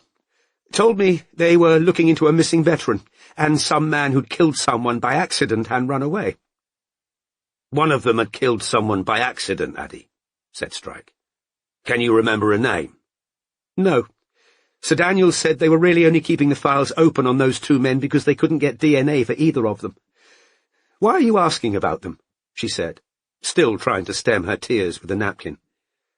You said you wanted proof of who the man in the vault was, said Strike. That necessarily means looking at the other possibilities. But if you'd rather we focus solely on Rupert and what happened to him— He's dead! I know he's dead, said Decima, now with a trace of hysteria. I do want certainty, but I know who it was in the vault. So you'd like us to try and rule out those two men, said Strike. I suppose, if you can. It might make the police wake up and take Root more seriously, said Decima, wiping her eyes on the napkin. I said to them, you can take DNA from my baby when he's born. You can check it against rights. But after Angelica said he was in New York, that was it. They stopped investigating. It was because we weren't married, I know that. But he's not in New York. He can't be. I keep thinking I hear him. You hear him? Said Robin, worried. I think I hear him coming up the drive or calling my name. I dream he's coming back. But I know he'll never come back. He'll never see Lion. He'll never know how sorry I am. Sorry for what? Said Robin. The last time I ever spoke to him, I was so angry at him for stealing the Neff. It was such a stupid thing to do. It's my fault. It's all my fault. I was angry, and Root felt he had no other choice but to try and sort out the whole mess alone. I killed him, wailed Decima Mullins. And one day I'll have to explain to Lion what I did. Chapter 50. No sordid ambitions or pitiful greeds or base considerations can tempt a true Scottish knight to dishonour. Albert Pike, Morals and Dogma of the Ancient and Accepted Rite of Scottish Freemasonry. An hour after they'd sat down with Decima, and with no more information gained than they'd learned within the first quarter of an hour of lunch, Strike and Robin left Quo Vadis, both aware that their client was considerably unhappier for having met them. Decima had continued to insist over her untouched food that Rupert had been William Wright, reiterating the danger posed by Dredge the drug dealer, and dwelling with a kind of morbid despair on the height and build of the body in the vault, which, as she'd emphasized multiple times, exactly matched Rupert, down to height, weight, and blood group. While Strike had left the restaurant with Decima's official sanction for the trip to Crieff and Ironbridge, he could tell he was about to have trouble with Robin, who looked both angry and worried. So he suggested a coffee at his favourite local cafe, which was 3 minutes' walk away. Sure enough, once both were sitting at a round metal table outside Bar Italia, Robin said, I don't feel comfortable about this, Strike. About what? He said, prepared for battle. He'd been marshalling his arguments on the way to Frith Street. The sleeper compartments were booked. The hotel with its lake views was waiting. I think that woman's having a nervous breakdown. She's convinced herself Rupert's dead and it's her fault. We're just perpetuating. If we don't do the job, someone else will, said Strike. Then we should put surveillance on Albie Simpson-White. I'm sure he knows where Rupert is. Decima's been very clear that she doesn't want Rupert found, if he's alive. But, Strike, come on, that's insane. You saw her back there. You'll probably find a couple of people on any London bus who are as deluded as she is. She's not certifiable. She's in sole charge of her baby. I'm sorry, I think we've got a moral responsibility, I agree. Which is why the quicker we prove that body wasn't Fleetwood, you just want to keep investigating. You want to show up the Met. As soon as she heard the words escape her, Robin wished them unsaid. She hadn't meant it. Murphy had spoken suddenly through her, or perhaps she was projecting onto Strike her guilt about the number of things she herself was concealing from her boyfriend. Show up the Met? Repeated Strike, staring at her. I didn't mean that, said Robin hurriedly. You think this is all an ego trip for me, do you? No, of course not. I just think you've got really interested in that body in the vault, and you're not thinking about what's best for What's best for her is that she stops blaming herself for getting Fleetwood murdered, said Strike. Because he wasn't fucking murdered, and someone needs to prove it to her. But we could prove it by following Albie If Mrs. Two Times hurries up and fucks someone else, or if Plug breaks the law, then yeah, we might have someone free to follow Simpson-White. But how exactly are we supposed to bill Decima for it when she's explicitly said that's not what she wants? So we let her pour money into investigating the whereabouts of men with no connection to her. She agreed to it, back there. You know perfectly well you made her say it. We can't take her money without being open about how we're using it. And now Strike took the offensive. He hadn't wanted to do it, because he'd hoped not to embark on their journey to Scotland with Robin angry at him. But with the trip itself in jeopardy, he had no choice. You agreed to take this case knowing she's almost certainly deluded about that body being Fleetwood. I know, but the only thing that's changed is that you've met her and feel sorry for her. Maybe that's true, said Robin, but for her, it's prove who that body was or nothing. While Fleetwood's uncontactable, she's going to keep trying to prove it was him. If it's not us, it'll be someone else. The difference with us is we don't bill for bullshit. We're actively trying to do what she wants, and if it turns out right with Semple, Power, or DeLion, job done. He wasn't Fleetwood. And if we prove it's none of them, then she's right. The police might take the possibility it was Fleetwood a bit more seriously. She'll get her DNA test and bingo, she's got certainty. You think I'm not trying to help her, but I am. If I can find a way of forcing Valentine to talk. Why is it okay to force Valentine to talk to us, but not put surveillance on Albie? Why is it okay to try and find that girl Tish who Rupert lived with? Because anything Fleetwood did and said before he disappeared could shed a light on whether he was intending to disguise himself as William Wright. We can justify that on our bills. What we can't justify is trying to find the living Fleetwood because the client's expressly said she doesn't want us to. But she's going to have to face the possibility at some point. It isn't our job to tell the client what she wants investigating, said Strike. We aren't fucking social workers. They sat in silence for nearly a minute, during which Robin drank some of her coffee, not looking at Strike. I need to get going, she said. I've got to get changed. I'm unplugged this evening. If I don't see you before, I'll meet you at Euston on Monday evening. Strike watched her go, unhappy with the way the conversation had gone, then pulled his muted mobile out of his pocket. He had another missed call from Pat, in addition to the one he'd ignored on the way to Quo Vadis. He called her back. "Oi," he said. "You've been trying to reach me?" "Yes," said Pat. "A woman called Bijou Watkins wants to talk to you." Strike knew Pat was aware who Bijou Watkins was, but he appreciated the pretense she'd forgotten the smattering of press connecting him with Bijou a few months previously. "Okay," said Strike. "I've got her details. I'll ring her now." "Right-ho," said Pat gruffly, and she hung up.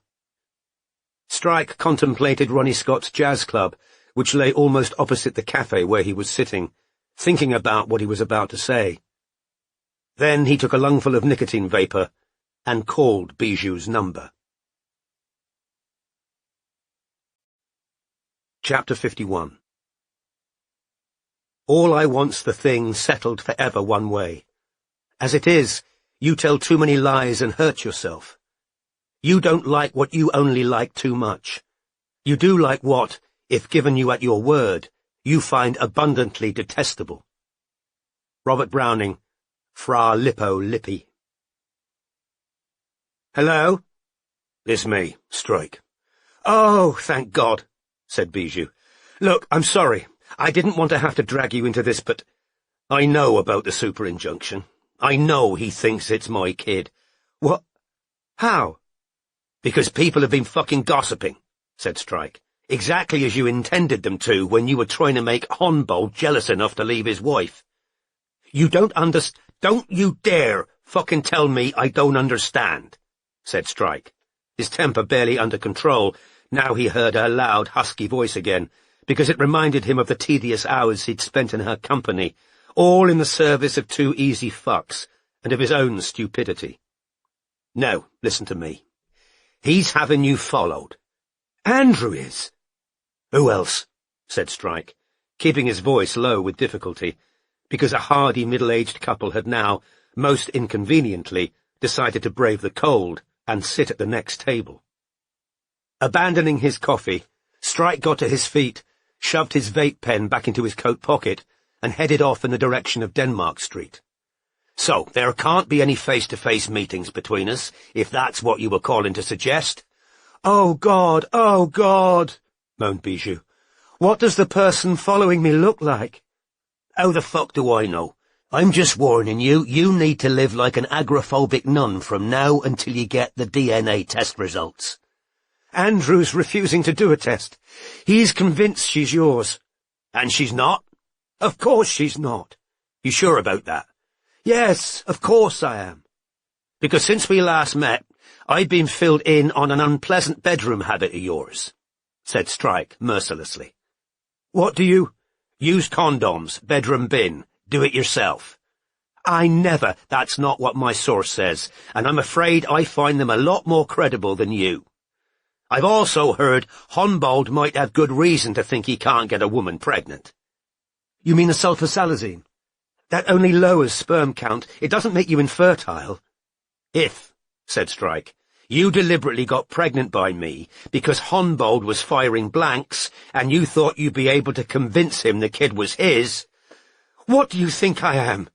I know exactly what you are, which is why we're having this fucking conversation. I warned you when you dragged me into your mess last time. I won't take it lying down if this causes me even more fucking grief than it has already. You're threatening a new mother, said Bijou shrilly. How will that play in the press? You go to the press. I'll be fighting fire with fucking nukes. So don't you dare threaten me with the fucking papers. Humboldt's got to take a paternity test. He says he won't do it unless I take him to court. He's so angry. Cormoran, please. Please, I need you to do it so I can prove Otto is his. Well, I fuck, said Strike, incensed. That implies I think I might be the fucking father, and when word of that leaks out... How would it leak out? Probably from you, because you tell everyone every fucking thing. You can't keep your fucking mouth shut even when it's in your own best interests. If you tell Humboldt I'm given a DNA sample, his every fucking suspicion will be confirmed. It won't. I'll tell him you're only doing it to prove you're not the... Unless you're lying. Unless you think the kid might be mine. You don't need my DNA. Tell Humboldt you'll take him to court if necessary, and see how his fucking super injunction holds up then. But if I do that, he'll never... Marry you? You still think you're going to be Mrs. Andrew Humboldt after this? Tell him you'll see him in court, and leave me the fuck out of it. Seething, Strike cut the call. Chapter 52. While acts are from their motives judged, and to one act many most unlike motives, this pure, that guilty, may have each impelled, power fails us to try clearly if that cause assigned us by the actor be the true one. Matthew Arnold, Merope, A Tragedy. Robin's Friday really only ended in the early hours of Saturday morning, when the lights in Plug's mother's house in Camberwell went out, and she knew her target, who'd done a lot of shouting that afternoon, had finally gone to bed. She drove home through the icy night in her hired Mazda, yawning regularly, thinking against her will of a multitude of stressful things, Decima Mullins foremost among them. Strike might well be correct in saying the fragile woman obsessed with the corpse in the silver shop would only hire somebody else if they refused to investigate for her. But this was the first time Robin had felt grubby just for doing her job, and she didn't need more things on her conscience. The imminent trip to Crieff and Ironbridge was already weighing on it, because she deliberately obfuscated their precise destinations to Murphy, leaving him with the vague impression that they were looking for Rupert Fleetwood somewhere in Northumbria. Worst of all were the small ripples of mingled apprehension and excitement she felt when she pictured that Lake District hotel. To compound Robin's general and specific stresses, Murphy was now pressuring her to commit to viewing at least one of the houses he kept forwarding her, and a stream of information about her new nephew appeared on her phone every 10 minutes, or so it felt, meaning that Robin had to fake the delight and fascination her family seemed to expect of her, and would need to find time in her busy schedule to buy and send a gift. Babies seemed to be everywhere. Jenny and a miniature sumo called Barnaby, Robin's cousin Katie, to whose first son she was godmother, had just announced her second pregnancy. The soon-to-be-born child of warring Martin and Carmen, Robin's policewoman friend, Vanessa Equenzi, was due to give birth shortly, and Lion Fleetwood, photographed looking frail and startled on his changing mat. Don't think about it.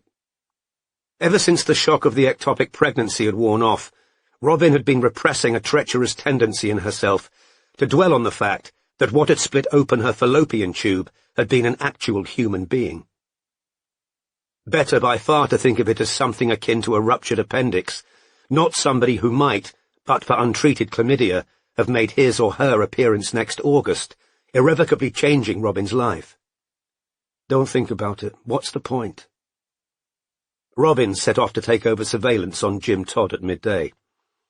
This was the first time Robin had followed the cleaner, and she'd donned her warmest coat, a useful beanie that concealed her hair, plus a scarf that was not only useful protection against the very cold day, but handy should she need to bury her face in it. Shah had already texted Robin Todd's current location, a cafe on Kingsway. The agency had at last, by dint of watching the cleaner, found out which Lebanese restaurant he lived over, and discovered that he rarely emerged from the building before noon on the days when he wasn't cleaning. Robin remained alert for anyone following her, as she had ever since the unknown man had forced the rubber gorilla into her hand in Harrods, but was certain nobody had. "Bloody freezing, innit?" were Shah's first words when Robin joined him. "He's been in there half an hour, late breakfast." "OK, thanks," said Robin. She expected Shah to leave immediately because he had a wife and 2 small children at home, and probably didn't want to miss too much of the weekend. But to her surprise, he lingered. "Listen," he said, "I hope I'm not speaking out of turn here, but I wanted to ask you something." "Go on," said Robin, wondering whether she was about to hear another complaint about Kim Cochran. "Why's Bijou Watkins calling strike?" "When did Bijou Watkins call him?" asked Robin, surprised. "Yesterday. I was filing expenses at the office yesterday afternoon, and I heard Pat passing on a message." "Oh," said Robin. "Right. I don't know. I mean, they broke up. Are you sure Pat said Bijou?" "It's not a name that sounds like much else," said Shah. "No," said Robin. "That's true." "We don't need Strike messing around with Bijou bloody Watkins again," said Shah. "You missed all that, but for fuck's sake." "What did I miss?" said Robin. "Private eye, rumours he'd helped her bug her married lover's office, and she's pregnant now. It was in the Mail. They did a sympathy profile of his ex-wife. The papers hate Honbold. He's the chair of that campaign for ethical journalism thing.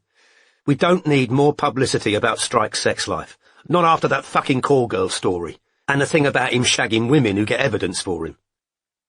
The anxious knot in Robin's belly tightened. Loyalty to Strike was conflicting with a desire to assuage Shah's worries. They didn't want to lose Shah. He was too good a detective. "Watkins could have been calling for some professional help," Robin temporised. "Not for any personal reason." "Then he'd better have bloody well turned her down. We've got enough clients. We don't need women he's shagging." "He doesn't sleep with clients," said Robin. "He'd better not start," said Shah.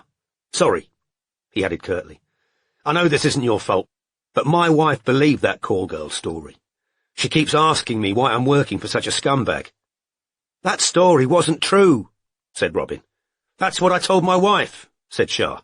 "So it'd be good if Strike could keep his nose clean, going for—" "There's Todd." Robin glanced across the road. The almost spherical cleaner, with his shining white pate and tufts of hair over his ears, had just emerged from Black Sheep Coffee, and was shuffling off down the street. "See you later," Robin told Shah, and she set off, trailing Todd on the opposite side of the road. Confused and worried by what she'd just heard, Robin wanted to call Strike immediately and ask what was going on, but Todd was heading towards Holborn Tube, which was only a minute's walk away, and sure enough, he crossed the 4 lanes of traffic ahead of her and disappeared into the station. As she descended the escalator, keeping several people between herself and Todd, Robin mentally reviewed the evidence that Strike and Bijou's liaison had ended months previously. He told her explicitly that he'd never considered Bijou a girlfriend. He hadn't concealed Bijou's pregnancy from Robin. On the contrary, not long after Robin had come out of Chapman Farm, Strike had told her the child was Honbold's, with a perfect indifference that supported the impression that he couldn't care less about mother or baby. So perhaps Bijou really did want to hire a detective, except that didn't ring true. Andrew Honbold wouldn't want her hiring Strike, not after her name and the detectives had been bracketed together in private eye. No, thought Robin. The unpleasant wriggling sensation in her stomach intensifying, there was something up, something Strike hadn't told her. Todd took the first available train east and sat down, short, fat legs splayed, apparently playing a game on his phone, while Robin stood and swayed, holding onto a ceiling hand strap, ready to move when Todd did, her thoughts a long way away from the egg-shaped man whose reflection she was watching in the dark window. Chapter 53. Ill as yet the eye could see, the eternal masonry, but beneath it on the dark, to and fro, there stirred a spark. A. E. Houseman. Poem 31, Hellgate, Last Poems. Strike, who had Saturday afternoon off, was currently standing in the inner office, once again contemplating the notice board where material relevant to the silver vault case was pinned, which he'd just rearranged. He was attempting to drown out the low hum of dread that had dogged him since his call with Bijou in work. His eyes were currently fixed on the partial footprint found beneath Wright's body. Several things about it had struck him, before these had been driven from his mind by the news about Bijou Watkins. Robin was right. The print had been made by a relatively small foot. Although it was only partial, it was very distinct, and this seemed strange, because it had been found underneath the body, which surely meant it should have been smudged. Yet, if it had had time to dry before the body had been moved, Strike could see no reason why the killer hadn't spotted it and wiped it away. He noticed something else about the print, too. The tread of the trainer that made it was perceptibly worn on the right side. Strike happened to know a lot about gait assessment, because it had formed part of his rehabilitation post his amputation. He'd stood on the light box while the evenness of his footing was evaluated, as part of the adjustment for his prosthesis, and in consequence he'd learned something about the different ways soles wore down if the owner possessed anything in the nature of an imbalanced walk. Unless he was mistaken, and the orthopedic article he'd just read seemed to confirm his tentative hypothesis, the person who'd worn this trainer might have had a slight limp. Strike reached for the pad on the table. Flipping it open, he saw what looked like a note Robin had written to herself. Present, Barnaby. Strike was immediately reminded of Shanker and the mysterious Barnabys where bodies went. But then he remembered that Barnaby was the name of her new nephew. Flipping to a fresh page, he wrote the single word, limp, on it, tore it out, and pinned it beneath a picture of the footprint. Strike had replaced the paragraph about Riata Lindvall, the Swedish woman who'd been murdered in Belgium in 1998, with pictures of the murdered Sophia Medina. The Spanish student pouted down at him, her skin the colour of dark honey against her black lingerie, her hair falling in shining waves either side of her face. The provocative vacuity of her expression drained her of all personality. Beside Medina's picture were the 3 photographs Kim had procured of William Wright's corpse. Strike examined the detailing on the sash for a few seconds, then sat down at his desk, switched on his computer monitor, and went to search Amazon for A.H. Murdoch's e-books, purchasing what appeared to be the man's best-known work, Secrets of the Craft. Strike assumed that the number 32, which was picked out in red beads on the sash on the corpse, referred to one of the Masonic degrees, and quickly discovered that he was right. Achieving degree 32 gave a Freemason the rank of Sublime Prince of the Royal Secret, was symbolized by wavy swords and a Teutonic cross bearing an eagle that also appeared on the sash, and was superseded in status only by the highest degree of all, Sovereign Grand Inspector General.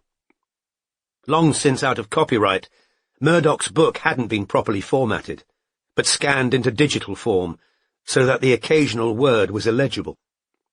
Strike skim-read the entry under Degree 32. The sublime prince of the royal secret becomes with the degree's endowment none other than a Christian knight, the spiritual and legitimate successor of the Knights Templar. Strike scrolled on until he spotted the word silver. When she elevates and illuminates, a pure and chaste woman is as silver or the moon. The Freemason is sure never to mistake base lead for the nobler metal, else he may find himself forever entombed in the dungeons of lust and licentiousness. The last line brought back uncomfortable thoughts of Bijou Watkins, but before Strike could sink further into gloom, his mobile rang again.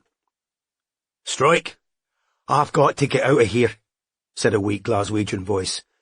"Barclay," said Strike, frowning. "You all right?" "I'm fucked. You'll have to get someone else for plug." "Have you been bloody spotted again?" "No, I've ate a fucking prawn." "You what?" "Ate a fucking prawn. The fucking sandwich must have been mislabelled. Fuck!" Strike heard retching. "What? Are you allergic?" I'm fucking allergic," came Barclay's weak response. "I need to get to a fucking bog." "All right, I'll take over plug," said Strike. "Where is he?" Barclay retched again, then gasped. "Camberwell, at his mum's."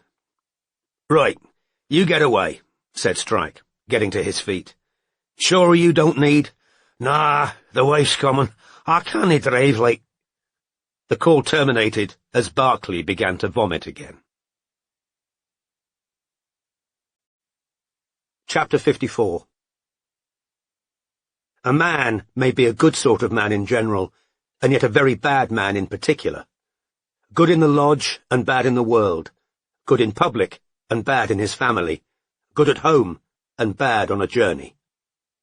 Albert Pike, Morals and Dogma of the Ancient and Accepted Scottish Rite of Freemasonry.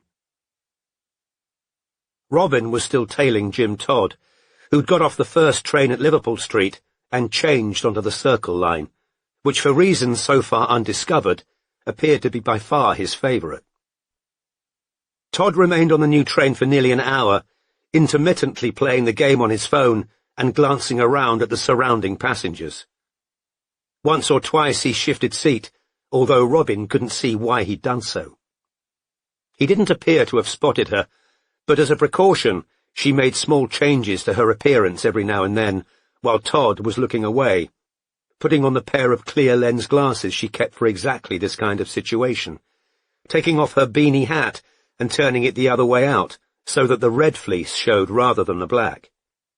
She also changed position, sometimes sitting, sometimes standing, anything to stop him realizing there was another person in this carriage who seemed to enjoy going round in circles just as much as he did. All the time Robin was doing these things and watching Todd, she kept feeling little ripples of anxiety about Strike and Bijou Watkins.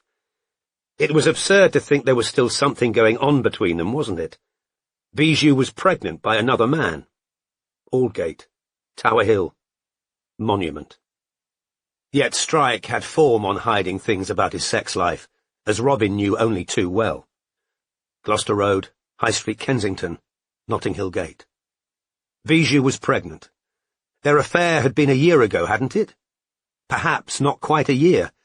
And there was that horrible thing Ilse had told Robin when trying to persuade her to talk to Strike about the ill-advised affair. About the lengths to which Bijou had gone to try and get pregnant by her married lover. Strike didn't want children. He'd always been clear about that. Baker Street, Great Portland Street, Euston Square. The train's doors opened and closed. A gaggle of teenaged girls entered the compartment, clutching their high street purchases, chatting and laughing. Robin watched them, feeling suddenly old in her practical layers of clothing. Two of the girls were bare-legged, Their flesh mottled beneath the miniskirts. Not even an icy January day would scare them out of wearing. Todd stood up. Robin altered her own position, the better to keep watching him in case he was about to get off the train. Todd was now clinging to a hand strap, still looking at his phone. Farringdon. An elderly woman rose from her seat right beside the teenaged girls and moved slowly towards the doors to be ready when they opened. With surprising speed for such a rotund man, Todd took the vacated seat. Now he was positioned right in front of the mottled, mini-skirted legs. His small feet crossed, his head bent over his phone, seemingly intent on his game. Barbican. And seconds before she saw the proof, Robin realized why Jim Todd liked to ride the Circle Line for hours, and she knew why none of the other subcontractors had yet spotted him doing it, because opportunities would be rare in the bitter winter months. He stealthily extended his phone so that it was underneath the skirt of the mini-skirted girl, standing with her legs apart for balance. Robin made an involuntary movement, and either this or some sense that he was being watched caused Todd to look round, straight into Robin's eyes. "Oi!" Robin wasn't the only person who'd seen it. A tall black man wearing gigantic headphones was pointing. "I saw that, you fucking nonce!" The man in headphones tripped over a neighbour's rucksack as he lunged for the cleaner, and Robin was blocked on one side by the agitated teenage girls, one of whom was saying fearfully, "What did he do? What did he do?"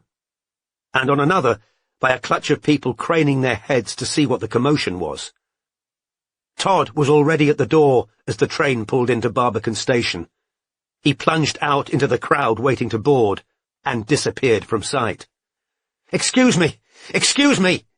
Robin said loudly, trying to pass.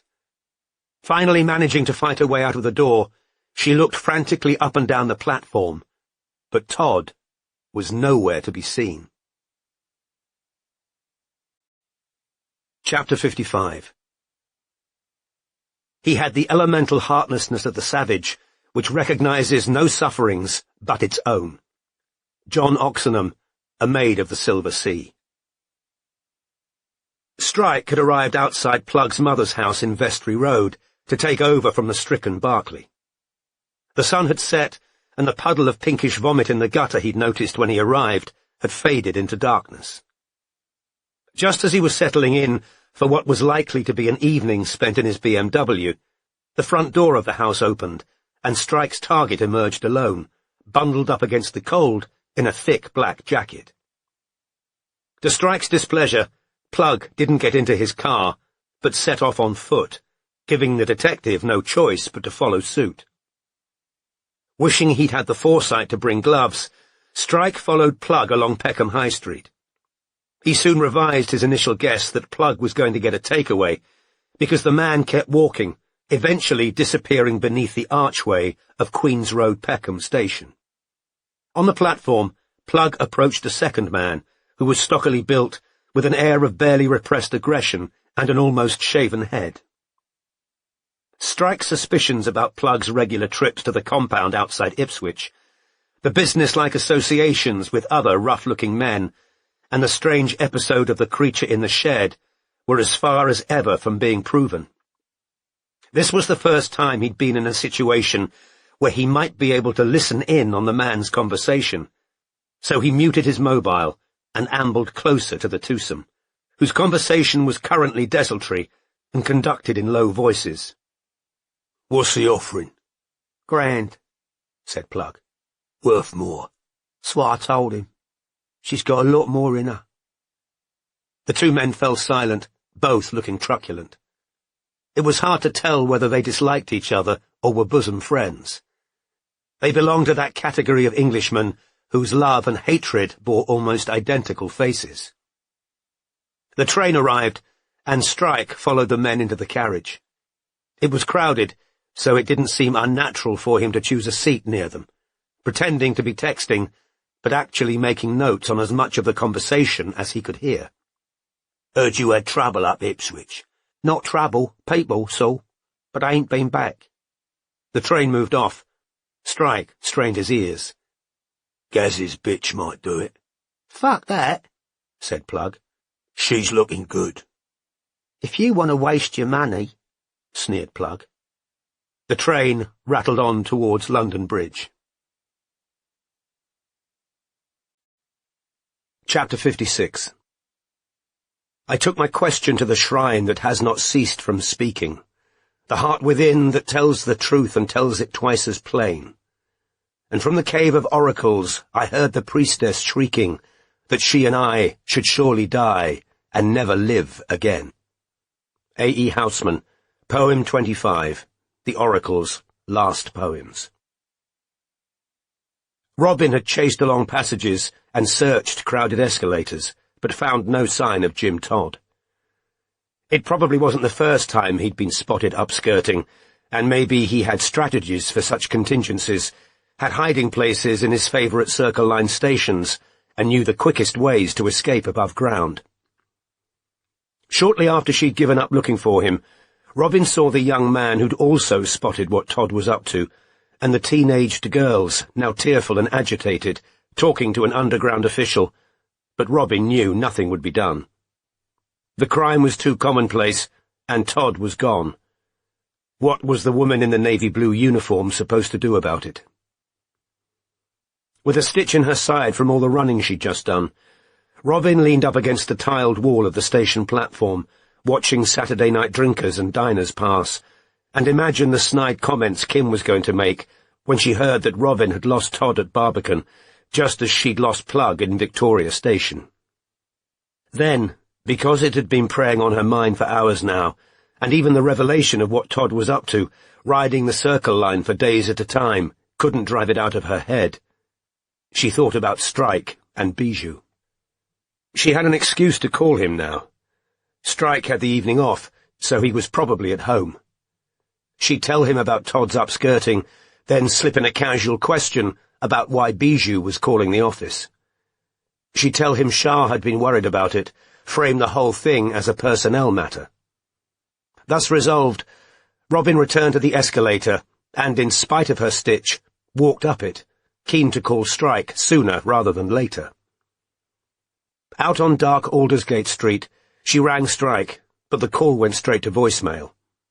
She left no message, but tried again, with the same result. Something that was worse than anxiety pierced her. It was Saturday night.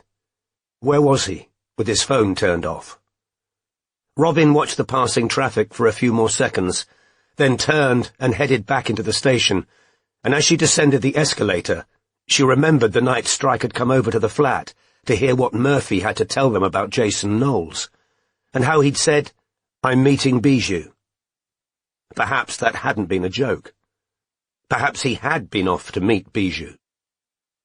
Murphy had wanted to see her tonight, but she'd had to work, so they'd agreed to spend Sunday together. The thought of the following day spent with her boyfriend ought to be cheering her, should mitigate this awful mixture of fear and anger, but it didn't. Robin wanted to look Strike in the face as she told him about Todd, and asked him about Bijou Watkins. She knew as soon as she entered Denmark Street that Strike wasn't there, because the lights were all off, both in the attic flat and in the office. Nevertheless, Robin called him again while looking up at the windows. The call went to voicemail once more. "He's out with her. You don't know that.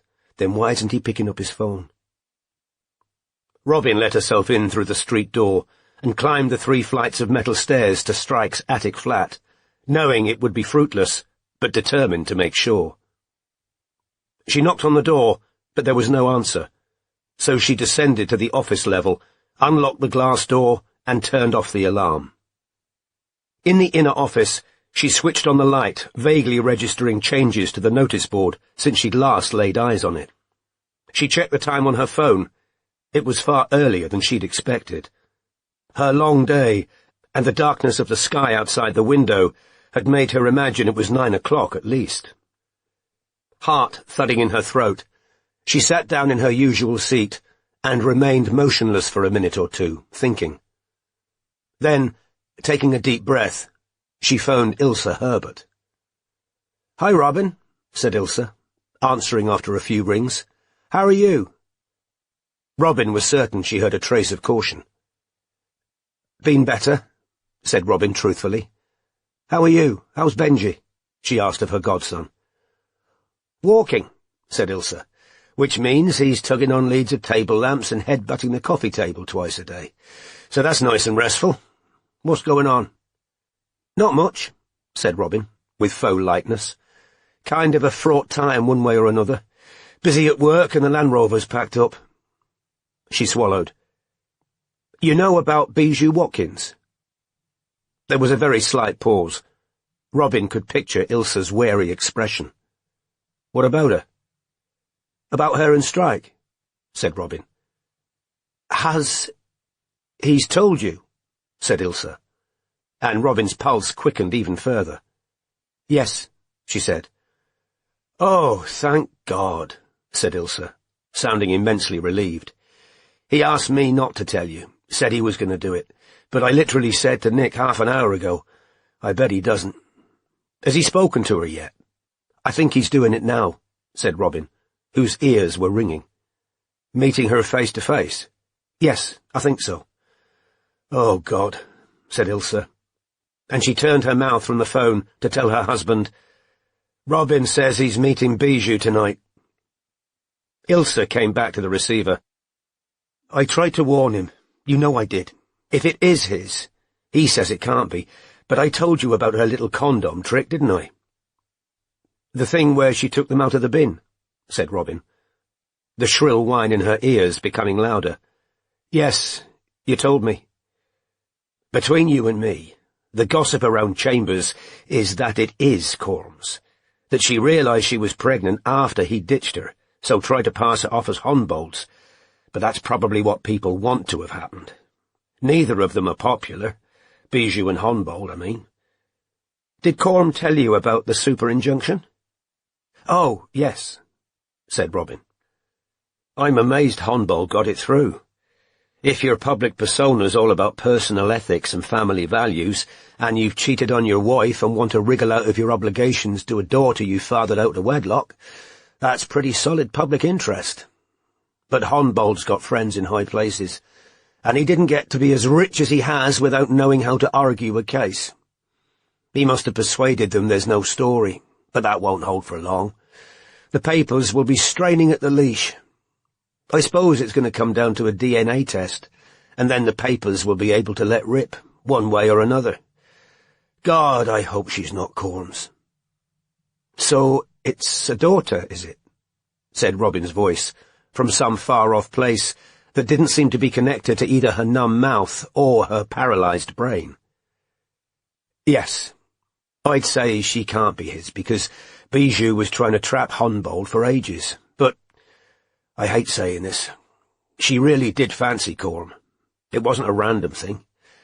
I think she quite liked the idea of being Mrs. Cormorant Strike, but then he ditched her, obviously, so it was back to Honbolt." "Right," said Robin's disembodied voice. "I'd feel sorry for her. It's no joke, being thrown over right after you give him birth, but she's so obnoxious I can't help feeling she's got what was coming to her. But I feel for Corm. I know he's a dickhead, but he used protection, and condoms are, 98% effective, said Robin, like an automaton, if used correctly. Unless someone fishes him out of a bin. God, it's such a bloody mess." "Well, nobody made him do it," said Robin, whose throat was rapidly constricting. "Nobody forces him to sleep with women and dump them just because they're willing and he wants a bit of no-strings fun." "I know. But for it to blow up in his face like this—" "Ilsa," said Robin, who didn't think she was going to be able to sustain the pretense that she was untroubled much longer. "I'm going to have to go. Sorry." "Oh," said Ilsa, sounding disconcerted. "Why, did you just call for a chat, or—" "Shit." "Oh, God, sorry," said Robin, feigning absent-mindedness, though her traitorous throat was closing even as she spoke, and her eyes were stinging. "I just wondered if you were free for a drink sometime this week." "Not this week," said Ilsa. "I'm in court. We're snowed under. Could I text you about the following week?" "Great," said Robin, but it came out as a kind of squeak. "Robin," said Ilse. She couldn't immediately answer. "Robin," said Ilse again, now sounding worried. "You did know everything I've just told you, didn't you?" "Yes, of course," Robin forced herself to say. But there was no dissembling the fact that she was crying now. It's just a mess, like you said.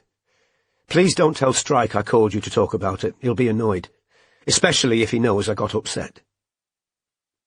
"No, of course I won't tell him," said Ilse sympathetically. "I'm really sorry, Robin. I know this is a nightmare for the agency, especially after those stories in the press." "Yes," said Robin. "That's the problem. But hopefully, well, we'll wait and see what the DNA test says." "I'll call you about a drink, week after next," said Ilse. "Great," said Robin. "Bye then." She hung up, then slumped down onto the desk, face in her arms, and a dam broke inside her, and the unshed tears of months poured forth at last, as the confused tangle of feelings inside her, some acknowledged, but most long repressed, burst free of all constraint. So Strike might have just become a father, along with Matthew, Stephen, Martin, Shah, and Barclay, whereas she'd tried not to think about her baby, because it had been just a bunch of cells, hadn't it? Not an actual human being that was hers, but still, she'd been robbed of what so many other women did deliberately and with ease. Even if it meant a grubby tryst with a bit of slimy rubber in a bin. No. Her child had been created through carelessness and ignorance. Then there'd been agony for her, and death for the tiny person who'd lodged in her fallopian tube, forever barred from meeting its mother. And Robin hadn't wanted that baby, but she mourned it now, full of shame that it had both lived and died.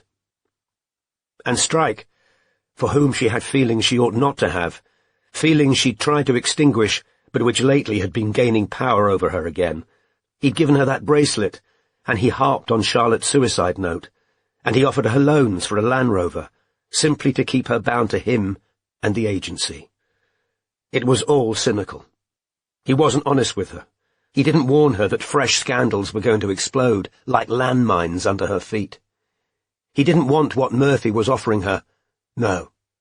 All he wanted was to keep sneaking around and hiding massive secrets about other women, and maybe she'd find out in another year's time that he'd slept with Kim Cochran, and there'd be more sordid fallout and another shattering discovery for Robin, who needed to stop, now, forever, feeling anything other than friendship for him. Though right now, she barely felt that. And she cried out of guilt because she hid so many things from Murphy, especially the biggest of the lot. That she felt as she shouldn't about her detective partner, there was no denying it now. But that had to end. Today.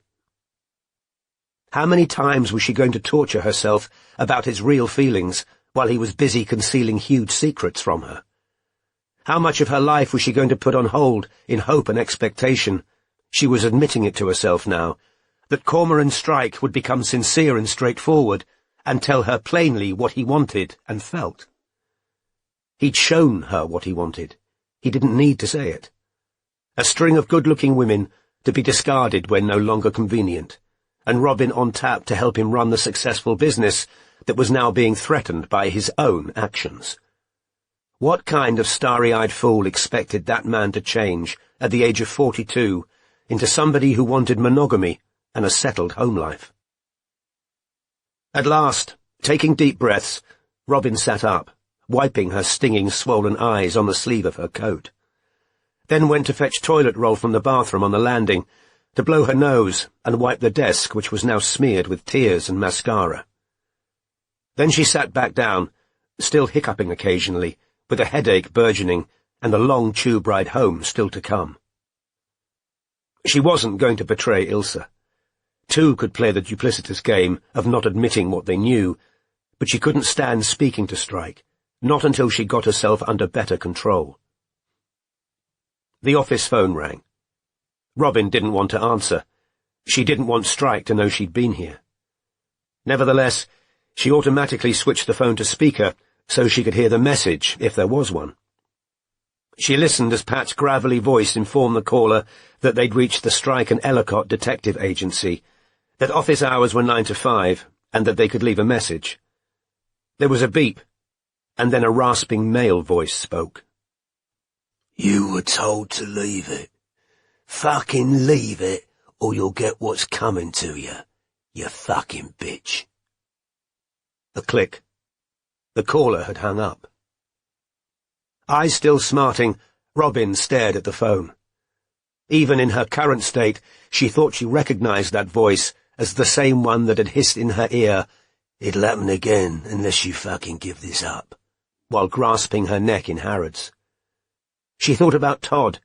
The upskirting incident seemed hours ago, and the way he'd looked directly into her eyes, almost as though he'd sensed her watching him.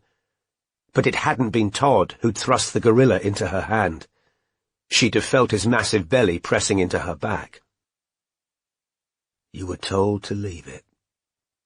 The unknown man knew she wasn't leaving it. How? Had Todd called someone and told them he'd been followed by Robin?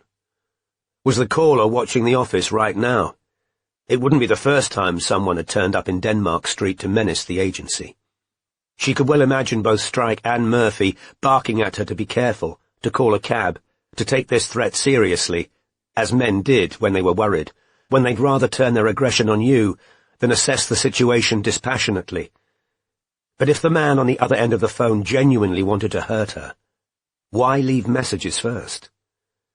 Would they be sensible to track her to the office after what had just happened? Dismissing the call from her mind, Robin switched on her computer. She needed to find something she could use to get out of the trip to Scotland on Monday night. 40 minutes later, she had 2 sound reasons, which had come so easily she felt as though some kindly fate had reached out through the screen to pat her on the head. Here, you deserve a break. Robin picked up her phone, then set it down again. She didn't want to text Strike because he might call back. Instead, she opened email.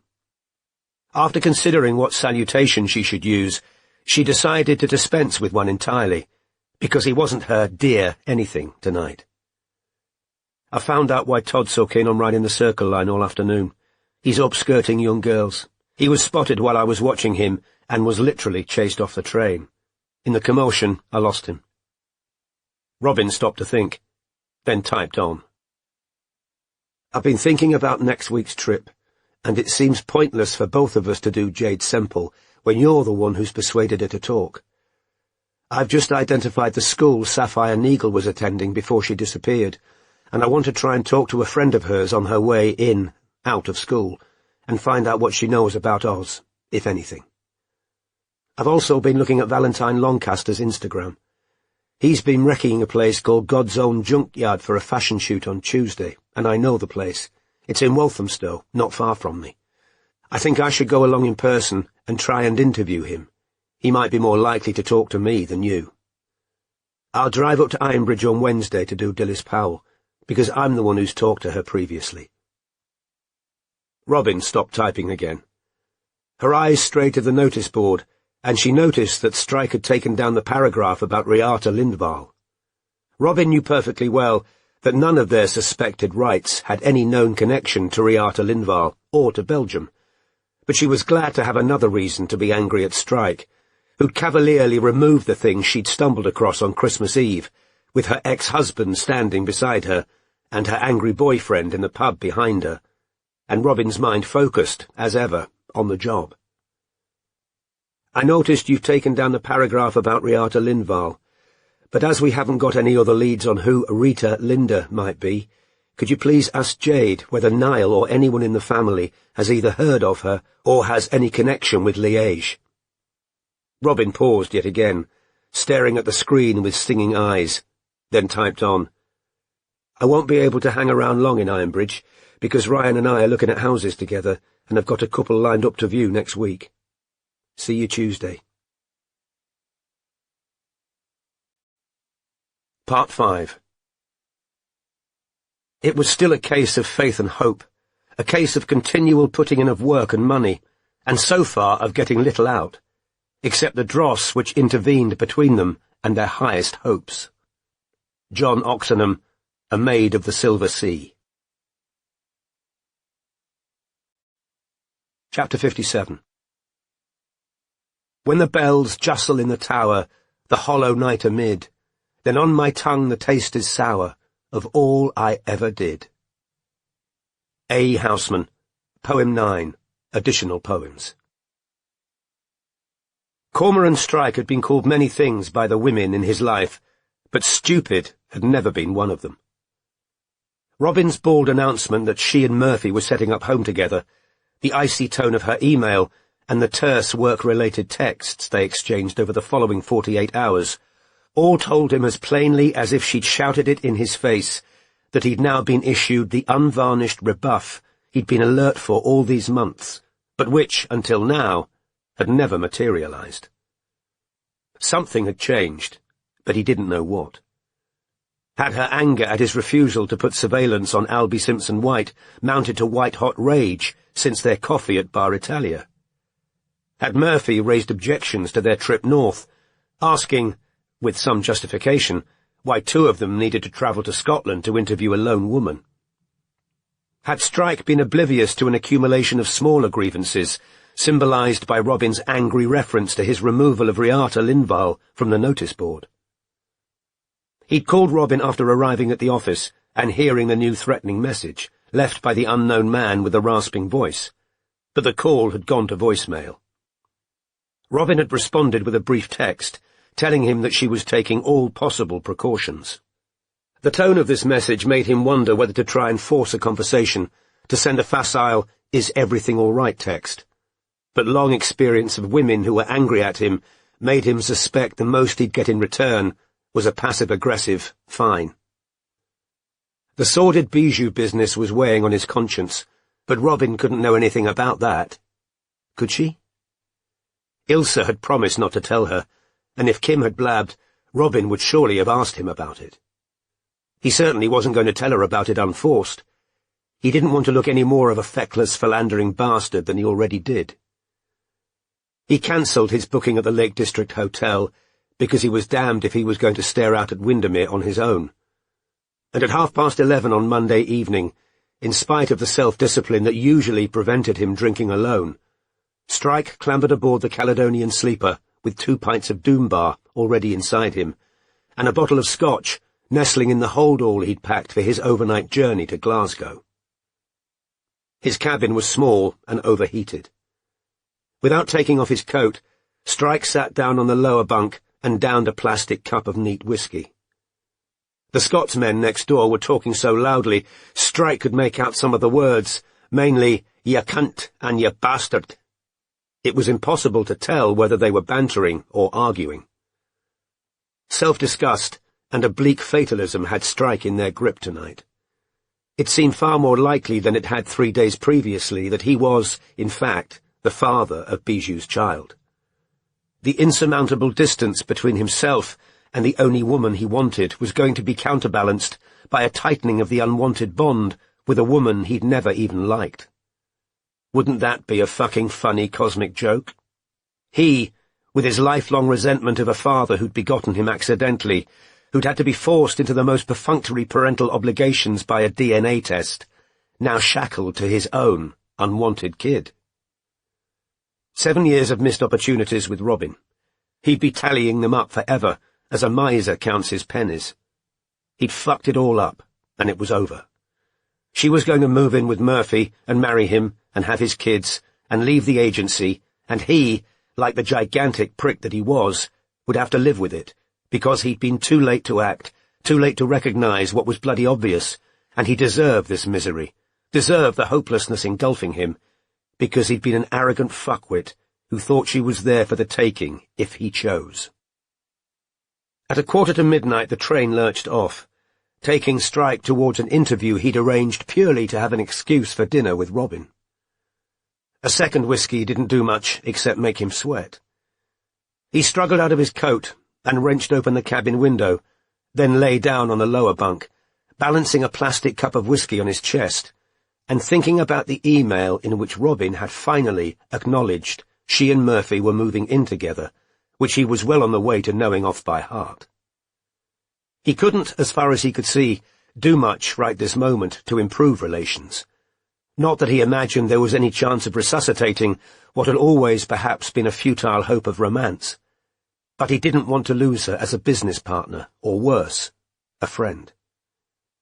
If it was his refusal to put surveillance on Albie Simpson White that had angered her, he couldn't do anything about it tonight, because there was nobody available to follow the man. He was similarly stymied if the root cause of her sudden coldness was that Murphy had had an outbreak of jealousy.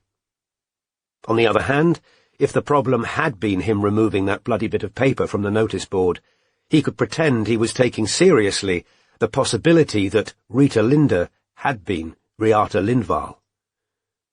He therefore took another swig of whiskey and Googled the woman, finally alighting on an account of her murder on a Belgian website, which offered a translation into bad English. Reata had been born in Sweden in 1972 to an unwed mother and an unknown father, and was left orphaned at the age of 10 when her alcoholic mother died. She'd then bounced between foster homes until running away in 1988. Having travelled to Switzerland with a friend, where the two of them had been employed as chalet cleaner girls, she'd given birth to her own daughter, Yolanda, in 1993 with, as the website put it, again, the father unknown. Repeated mention of accidentally conceived daughters was doing nothing to raise Strike's spirits. However, he read on.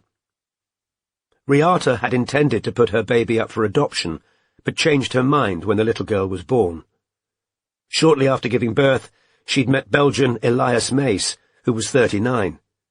The pair began a relationship, and Reata and Yolanda had moved to Liège to live with Mace. The relationship with Mace was violent and difficult, and both partners were large alcohol drinkers. Mace accused Lindvall of being a mother neglectful, and both were accusing the others of infidelities. Neighbours said Mace complained about Yolanda's behaving and could be unkind to Yolanda. Lindvall and Mace parted for 6 months in 1998, then were reunited. On the 20th of June 1998, Reata and Yolanda disappeared. Concerned friends have contacted the police. Mace, who was absent for business, was arrested when he returned on suspicion of their abduction or killing. He was released later without charges. In spite of appeals public, no sign is found of Lindvall or her daughter. Mace was still covered in suspicion, and in 1999 he relocated to Antwerp. In early 2000, police received a tip and searched the woods close to the Lac du Grès. Fragments of human bone and old clothing were recovered. Analysis DNA proved human remains belonged to Reata and Yolanda. Mace was arrested again. Belgian feminist groups campaigned outside the courtroom for the duration of the criminal trial. In March 2001, Mace was found guilty of the murders of Reata and Yolanda Lindvall and given 2 life sentences. Strike slugged more whiskey and considered texting Robin with some anodyne comment or question about Lindvall to show he wasn't dismissing her out of hand. But he still couldn't see how the dead Swedish woman could be relevant to their inquiry, and felt masochistically certain that Robin at this very moment was shagging Murphy and thoroughly enjoying it. The Scotsmen next door were still bantering or arguing, and Strike suddenly wanted to be somewhere, anywhere, other than this rattling sardine tin. Still clutching his bottle of whiskey, he rose off his bunk, wrenched open the cabin door, and set off down the train. The cramped bar compartment was harshly lit, none too clean, and hardly less depressing than his cabin. A small knot of men were standing at the far end, all, by the sounds of them, Scottish.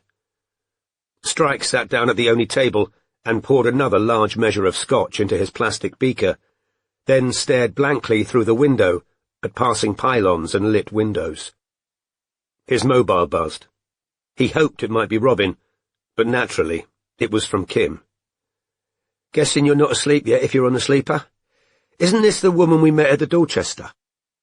Strike pressed the link to the press story she'd attached, and there, sure enough, was the Honourable Nina Lascelles in a wedding dress, beside the same blonde man she'd pointed out on the dance floor whose name, it transpired, was Percy, and whose wedding was newsworthy because he was a promising young Labour MP. Strike stared at the picture for nearly a minute, wondering why one of the bridesmaids looked vaguely familiar. Then he realized the dark and surly-looking woman was a prior investigative target. Midge had caught the married woman visiting her lover, which explained Nina's furious, "You really fucked up a friend of mine's life," at the Dorchester. He scrolled down.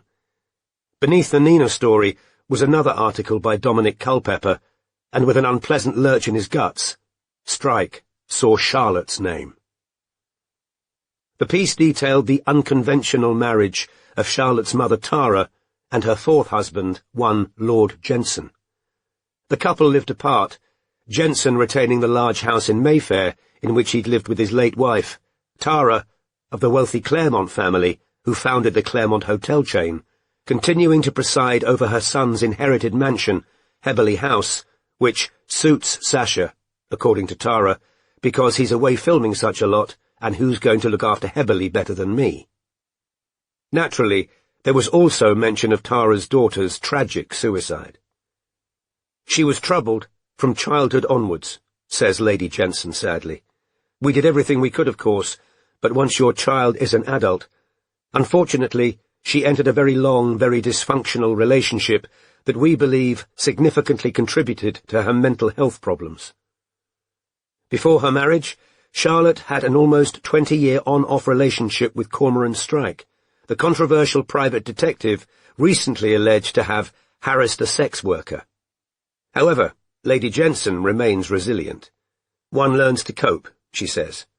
Naturally, the loss of a child— "The hell are you doing here?" said a rumbling voice. Strike looked up. A short, thick-set and almost entirely bald man, who was vigorously chewing gum, had detached himself from the group at the bar and was looking down at the detective. Fergus Robertson, the journalist who'd recently taken Strike's statement on the Candy story. "Work," said Strike. "You?" "Same," said Robertson, dropping without invitation into the seat opposite Strike. "Gonna get Nicola Sturgeon's reaction to Theresa May's speech on Brexit tomorrow. Papers blagged me an interview." "Right," said Strike, stuffing his phone back into his pocket.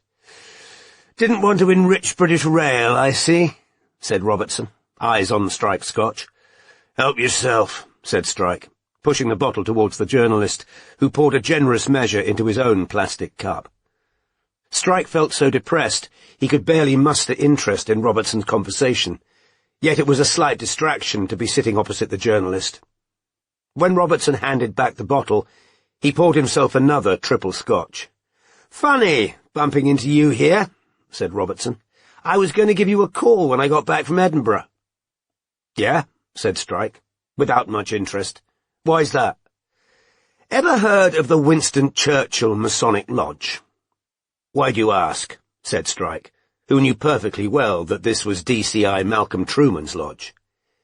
"You asked me whether Oliver Branfoot's a Freemason." "Yeah, and you said you didn't know." Robertson shoved more nicotine gum into his mouth, then said, watching Strike closely, "Dodgy Freemasons are always news." "I'd imagine so," said Strike, not yet so drunk that he was going to unintentionally hand Robertson a story that might lay both of them open to being sued. "Rumour is the membership of the Winston Churchill Lodge skews heavily towards police." "Yeah?" "Yeah. I got talking to a journo mate who was covering the Masons in '99, said Robertson, dropping his voice still lower. "When the Home Affairs Committee produced their report into Freemasonry in public life, remember that?" "No," said Strike, who spent a good deal of 1999 in Kosovo. "What did it say?" "That there's a lot of unjustifiable paranoia about Freemasons, but they don't help themselves by being so secretive, and there were cases where allegations of Masonic influence might be justified. The forensic scientist involved in the Birmingham 6 investigation was a Freemason, as was uncovered by the Home Affairs Select Committee's investigation into Masonic influence. As regards the forensic scientist, we conclude that Freemasonry could have been a factor in the close and unprofessional relationship he enjoyed with the police. Anyway, said Robertson, dropping his voice still lower, and still watching Strike for his reaction, I was talking to this guy the other day, and I slipped Branford's name into the conversation, and he said, yeah, Branford's a Mason, and he heard Branford changed lodges a couple of years ago. Apparently, he used to be in one of the ones that are packed with aristos. Then, according to my source, he moved to the Winston Churchill. When Strike didn't speak, Robertson said in a half-jocular growl, Come on, you've got something on Branford. He jumped on Culpepper's anti-me bandwagon, and I wanted to know why, that's all. Strike had just been handed a plum bit of intelligence, but felt too anaesthetised by misery and alcohol to take much pleasure in it. The bar full of male voices and laughter, the pimply young barman in his polyester waistcoat, the smell of cheap whiskey and the sight of Robertson's vigorous chewing was suddenly even more intolerable than his cramped compartment.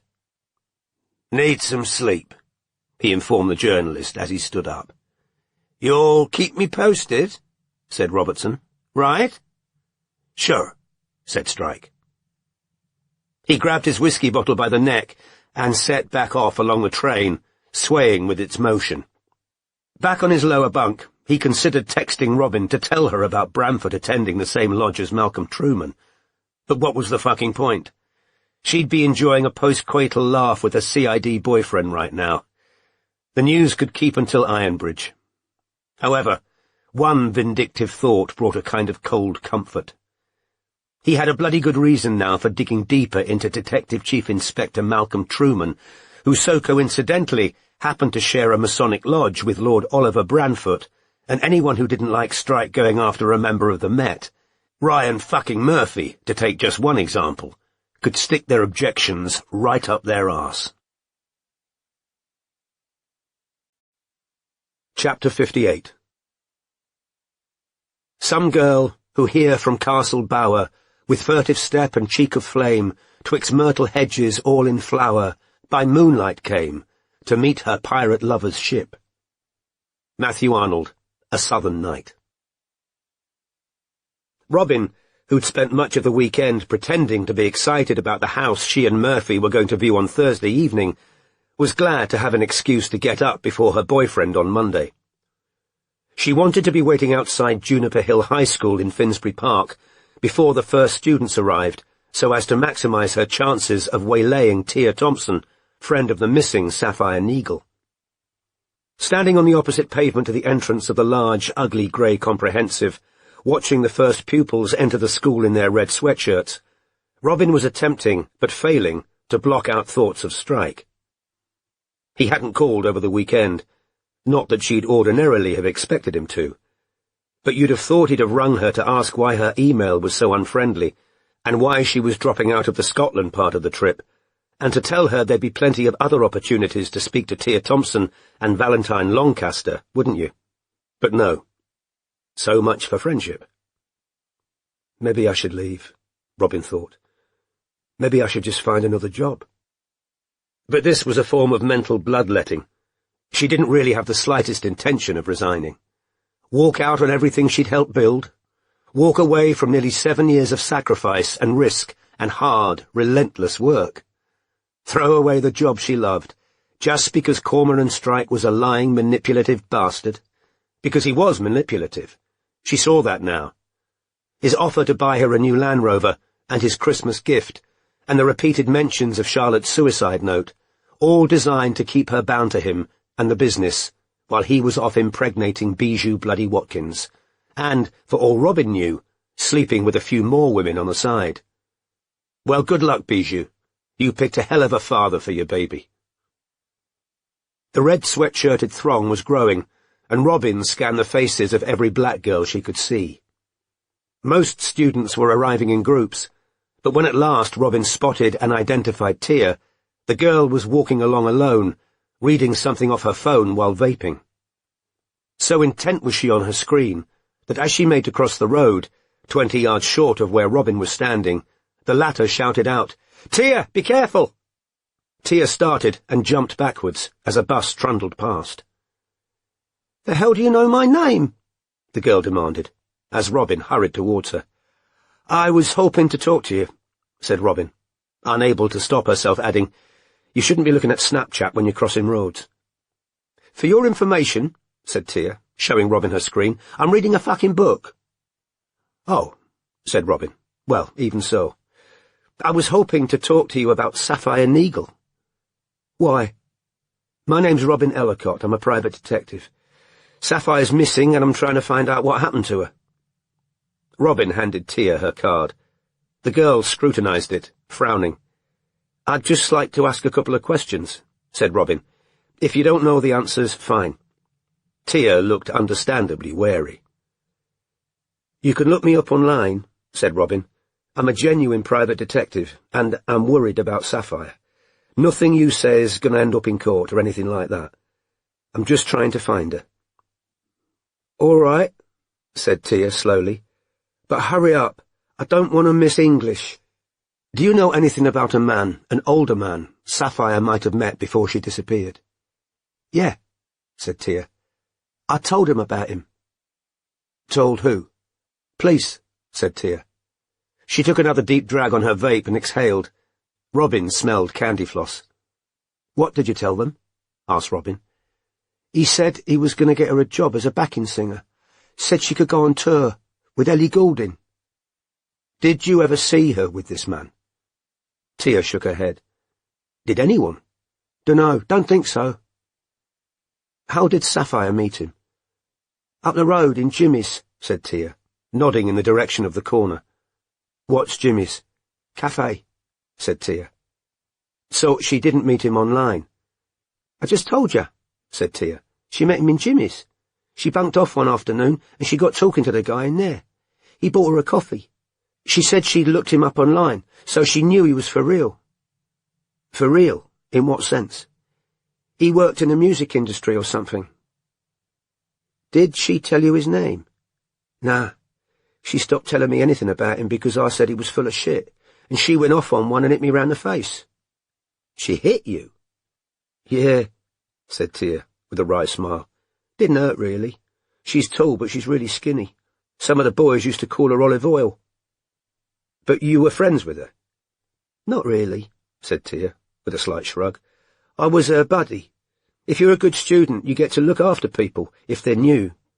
"You had to take care of her?" "Kinda, yeah. She was always fighting, though. Spent most of her time in special ed when she was here." "What else do you know about her?" "Know her dad and uncle were abusing her until she went into care when she was 7, said Tia, a pronouncement more shocking for being said in such a matter-of-fact tone. "How awful," said Robin. "Yeah," said Tia unemotionally. "She put it about a lot. Girls like her, they think they'll get over it by letting boys do it to them again, telling themselves it's no big deal." Tia's thickly lashed eyes looked too old and world-weary for her youthful, rounded face. Robin didn't think the girl's unshockability was a pose. Perhaps she'd been buddies with too many troubled students to remain ignorant of the uglier facts of life. "Do you think Sapphire was sleeping with this so-called music producer?" "Probably," said Tia, taking another drag on her vape. "Can you remember her saying anything else about him?" "Yeah," said Tia. "He gave her a necklace. She told me it was rubies." In spite of her general misery, a shiver of excitement shot through Robin at this. "Rubies," sneered Tia. "It was just beads. My auntie's got a ruby ring. I know the difference." "Do you remember anything else she said about him?" "Nah," said Tia, and as she said it, a bell sounded in the distance, and Robin saw the red sweat-shirted hordes swarming into the ugly grey building. "I gotta go." Robin watched the girl cross the road, but Tia had barely reached the school gate when she suddenly wheeled around and dashed back to Robin. "Just remembered. He told her she reminded him of a Swedish girl he used to know, when he said she had the right look for the backing singer job." "A Swedish girl?" repeated Robin, her heart suddenly racing. "Yeah," said Tia. "Thanks, Tia," said Robin. "This is a big help. Shouldn't you hide that?" she added, looking at the vape still clutched in the girl's hand. "Oh, yeah," said Tia, smiling for the first time. She plunged it into her backpack, then turned, sprinted back across the road, and into the rapidly emptying yard. Chapter 59. Listlessly through the window bars, gazing seawards many a league, from her lonely shore-built tower, while the knights are at the wars. Matthew Arnold, Tristram and Isolde. Ever since limping off the train at Glasgow Central at 6 that morning, the end of his stump sweaty and sore because he'd fallen asleep fully clothed, with his prosthesis still on, Strike had felt atrocious, poorly rested, queasy, and with a headache throbbing behind his temples. Fully aware that with nearly a bottle of Johnny Walker inside him, he was still over the alcohol limit, he picked up his hired automatic Audi A1 and set off north through yet more pelting rain, stopping on the way at a fast food van at the side of the road to buy and eat a fried bacon and egg roll, because he'd been in no condition to eat the plastic-smelling breakfast he'd been offered on the train. For the next half an hour, he drove in constant uncertainty as to whether he ought to stop the car again to throw up. Shortly before 11 o'clock, thick rain still falling, stomach churning, head pounding, Strike entered the small Perthshire town of Crieff, where Niall Semple's abandoned wife continued to live, and deposited his Audi in a car park off the high street. The Semple's house had appeared a short walk away on the map, but what Strike hadn't noticed was that Comrie Road, up which he had to walk to get there, was on a steep incline. Head down, inwardly cursing the weather, the hill and his own whiskey consumption, he set off up the street, passing small shops set in Victorian buildings of stained stone. His mobile rang and he answered, taking inadequate shelter in a doorway. "Hi, Pat. What's up?" he croaked. "You ill?" "No, I'm great," said Strike, while rain trickled down the back of his neck.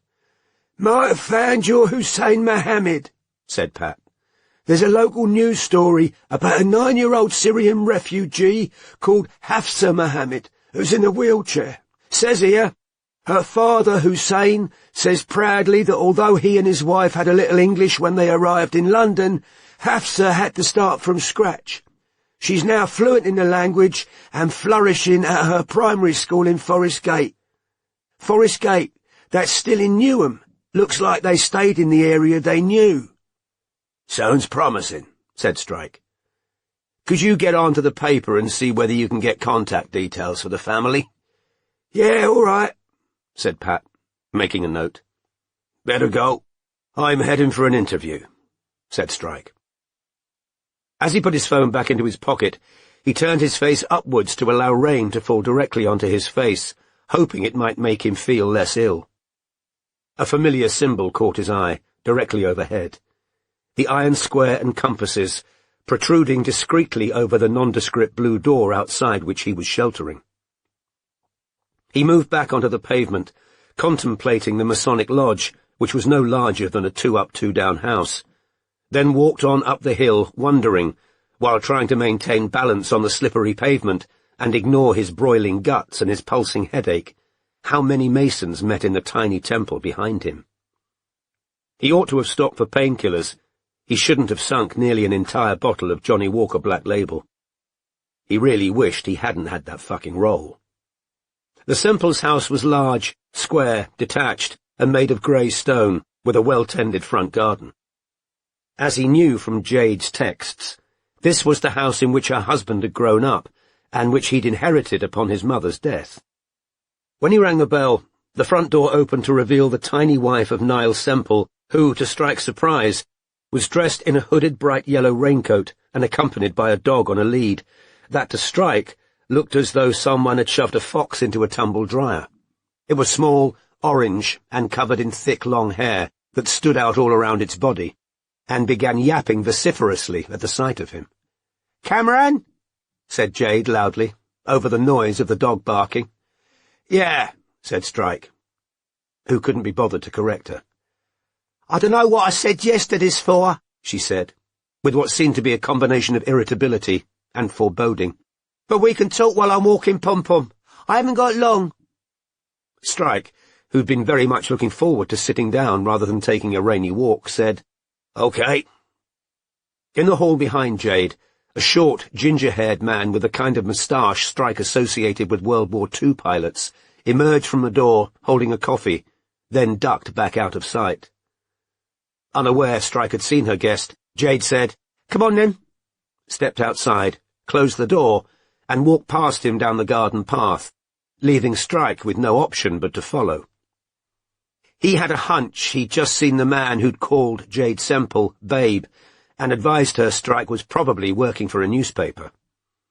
He also suspected that Jade might be a fellow hangover sufferer, a conclusion he drew not only from Jade's habit of texting him when she appeared to be unable to see her phone or use her fingers very well, but from her pallor, the puffiness of her face, and the fact that her heavy fake lashes had been applied crookedly. She was elfin-looking, barely 5 feet tall, with large brown eyes and a small pointed nose, and smelled strongly of a heavy oriental perfume that reminded him of a friend of his Aunt Joan's in the 80s, whose scent had been powerful enough to overwhelm barbecue smoke. In this case, unless he was judging her by himself, because he was certain he was giving off a reek of whiskey, he suspected she was trying to cover up the fact that she'd slept too late to shower. The small amount of blue-black hair he could see from beneath the raincoat hood looked unbrushed, and there was a deep crease in her left cheek that looked as though it had been made by a pillow. Strike's best guess was that Ginger Moustache had kept her up late. "We'll go up McRusty Park," said Jade. "But look, I definitely don't think it was Niall in that vault now, all right? That was just before I realised what was really going on. I don't know why I said I'd do this," she repeated distractedly. "What made you think it was Niall in the first place?" Strike asked, eyes screwed up against the rain and trying not to limp. He could feel the end of his stump chafing. "'Cause of it being a Masonic shop, and the body sounded a bit like him, and right blood group and everything, and because he went a bit funny about the Masons after his head injury. Did you know he's a Mason?" "No," said Strike. "Do you know what degree he was?" "Knight of something, I can't remember." "Not Prince?" "No, Knight. All the men in his family were Masons.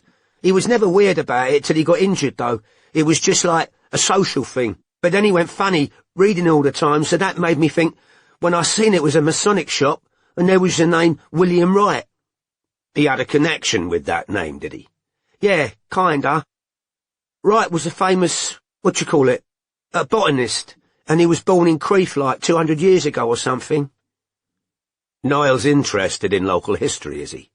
"Nah, but his dad was.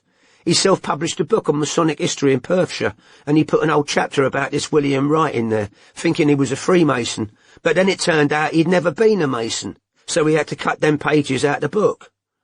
When I seen that bloke at the silver shop was calling himself William Wright, I thought, wasn't that guy old Mr. Semple got it all wrong about?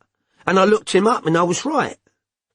She crossed the road towards a rain-swept park, and Strike followed, hoping to God he wasn't about to be asked to walk across slippery grass, which was the worst of all possible surfaces for his prosthesis. "But then I found out about the woman," said Jade bitterly, "so I knew what was really going on. I'm only staying here in Crieff because he's going to have to come back sometime. I'm not moving back to Colchester so he can move some other woman in. I'm not making it fucking easy for him after what he's done. He can fucking well come home and tell me to my face he wants a divorce." To Strike's relief, they entered the park via a smooth tarmacked path. It was still raining hard, but the cold fresh air was making him feel less queasy. He could barely smell Jade's perfume in the stiff breeze, and her loud voice was less deafening in the open. A deserted children's play area lay to their right. "You think he's with the woman you texted me about, do you? The one who used his credit card after the body in the vault turned up?" "Yeah, I do." "Have the police traced her?" "Not yet, but they showed me a picture of her at cash point using his card. Bank security camera. She looks a real skank," said Jade savagely. "Blonde. He always told me he didn't like blondes. I didn't even know about that bank account they were both using. He was keeping it hid from me." "He was withdrawing money you didn't know about?" "Yeah. Nobody'll tell me how much was in there, or whether it's all gone now. They just come to me with a picture of the woman and asked if I recognised her, and I never seen her before in my life. Tattoo on her face," said Jade bitterly. "Classy." She bent down and let the Pomeranian off its lead. It bounded away onto the grass, while Strike and Jade kept walking along the path. What kind of tattoo did this woman have? You couldn't see clear, it was under her eye. I should have known.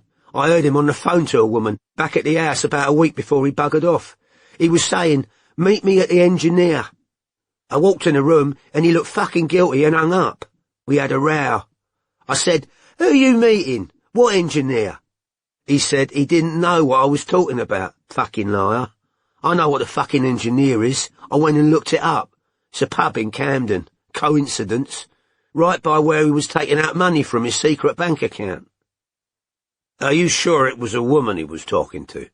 "Yeah, I could hear her squawking on the other end of the phone," said Jade.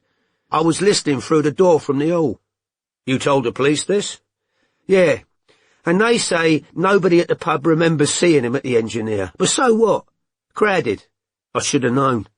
We only had a month married, but we'd been together a lot longer than that, and he played around on me. Well, I played around on him too. But when we got married, we both said that was it now. Just each other, you know?" "Right," said Strike. "Pom-pom, no!" Jade bellowed, making Strike wince. The dog had picked up something Jade didn't want it to eat. She strode away across the wet grass, while Strike waited where he was in the heavy rain, watching her trying to wrestle whatever it was out of the Pomeranian's mouth. Jade reminded Strike of his oldest friend's wife, Penny Polwarth. Not in looks. Jade was prettier, notwithstanding the crooked false eyelashes and bed hair, but in the way she spoke about her vanished husband. The Polwarths had always seemed to Strike to live in a state of mutual animosity. They appeared to consider the only natural condition for a man and woman living together. Both seemed happiest on the occasions when they'd got their own way over the wishes of the other, and they constantly griped about each other, whether together or apart. Strike well remembered Polwarth's frank explanation of the reason he'd proposed. "I thought of the money I've spent chasing Gash and the hassle, and whether I want to be watching porn alone at 40, and I thought, this is the whole point. What marriage is for. Am I going to do better than Penny? Am I enjoying talking shit to women in bars? Penny and me get on all right. I could do a hell of a lot worse. She not bad looking. I'd have my hole already at home, waiting for me, wouldn't I?" Strike had been best man at the wedding, and he seemed to remember both Polwarths seeming happy enough on the day, but never, even once, had he envied their relationship.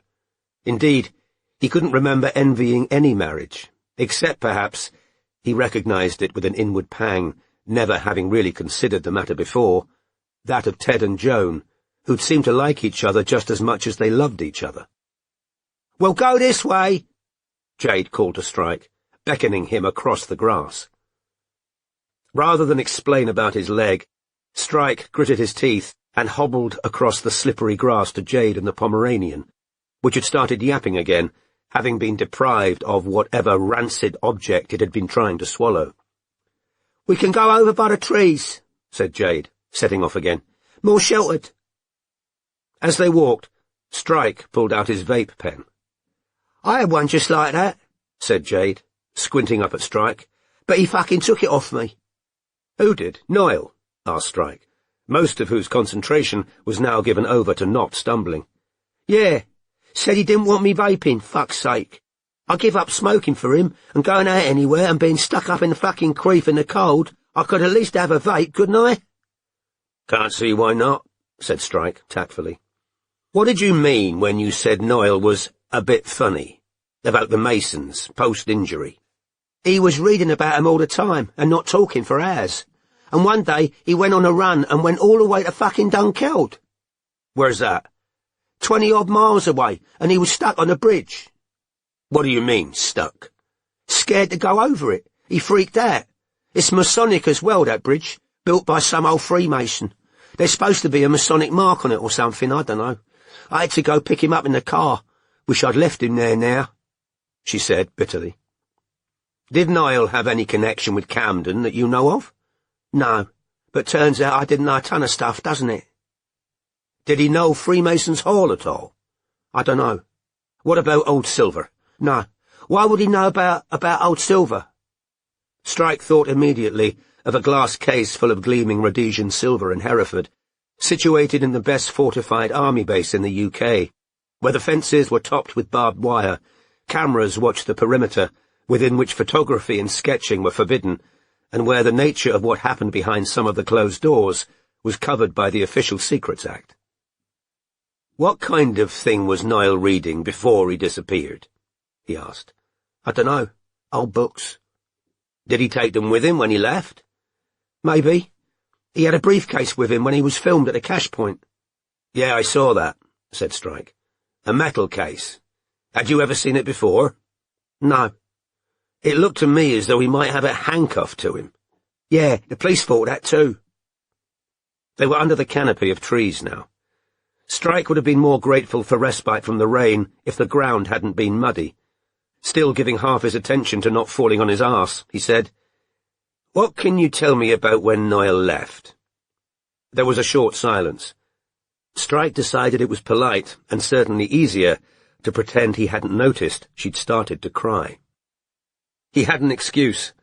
The tears now trickling down her face might be rain. But why couldn't Robin have been here? Why did he have to deal with so many crying women on his own? Everyone thinks I'm a bitch for going away when he wasn't right, said Jade huskily. But it was our 30th, me and my twins. I'd been sitting in the hospital with him for 3 months straight. Then we come up here to stay in his mum's old house, and he was barely talking to me, just reading about the fucking Masons and going on runs. I said to him, I want to have a birthday party, and he didn't want to go, so in the end I said, fine, I'll go alone then. I hadn't seen my family for ages, and that's when he left, when I was down in Colchester for the weekend. Did he leave a note or anything? Yeah, well, not a proper note, said Jade in a choked voice. Just a bit of paper with some mad shit on it. Didn't even have my name on it, but he left it on my pillow. Where is that piece of paper now? I give it to the bloke who come to see me after Niall left. What bloke? Lawrence or something. Army or Ministry of Defence, I don't know. I was in such a state at the time, but he seemed to know all about Niall, said they was trying to find him. I never saw or heard of him again. Lawrence showed you ID, though, did he? I can't remember, said Jade. Probably. He wanted to know where I thought Niall would have gone, and this is all before I found out about that blonde woman. So I said I thought he must be living rough or something, 'cause I knew he hadn't touched our joint account. I was worried sick, she said, with a sob that even Strike couldn't credibly claim not to have heard. I'm sorry, this must be very difficult for you, he said. I know it's... His false leg skidded out from under him.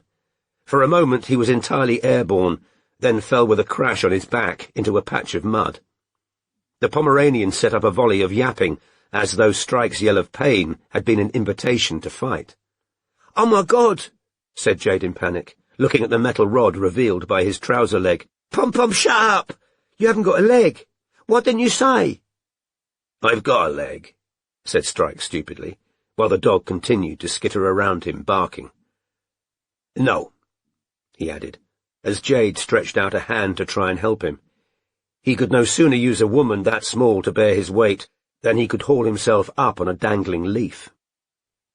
After several attempts, covering both hands in mud in the process, he managed to get himself upright again, his right knee now excruciatingly painful and the end of his stump burning. Wanting neither pity nor discussions about his missing right foot, he said with forced cheerfulness, All good, let's keep going. You should have told me. We'll go back on the path, said Jade. Her manner had changed. While still tearful, she watched with some concern as the now extremely muddy Strike struggled onwards, no longer able to conceal his limp. Was Niall's brain injury the only one he suffered? The detective asked. No, said Jade. He had burns on his back as well as a sort of dent on the back of his head. I never knew how it happened because he never told me what he was doing on operations. But his best friend in the regiment, Ben, got killed same time Niall got injured. They had to keep telling Niall before he took it in. Where's Ben? How's Ben? Ben was Niall's best man, said Jade, with another sob. Everything went wrong. I got pregnant, and then we got married, and then I lost it, and then, like a month later, he was injured. When he came out of coma, after Ben dying, I felt so fucking lucky. And then he fucking disappeared. I'm sorry, Strike repeated. Accidental pregnancies, miscarriages. He was again unwillingly reminded of Bijou Watkins and of Charlotte, who in the dying days of their relationship had claimed to have lost a baby he'd never been certain existed. They walked slowly back to Jade's house, making desultory talk, the mud-covered Strike in mounting pain. As they approached her front door, she paused and said awkwardly, I'd ask you in, but I've got to go out in a minute. That's all right, said Strike, who was certain this was a lie and that she didn't want him meeting Ginger Moustache. I've got a car. I'll clean up at my hotel. Thanks for meeting me. He couldn't offer her his hand because it was covered in mud, so made a vague salute and turned away. He'd been limping for 30 seconds or so when he heard a shout behind him. Hey, Cameron! She caught up with him, her mobile in her hand.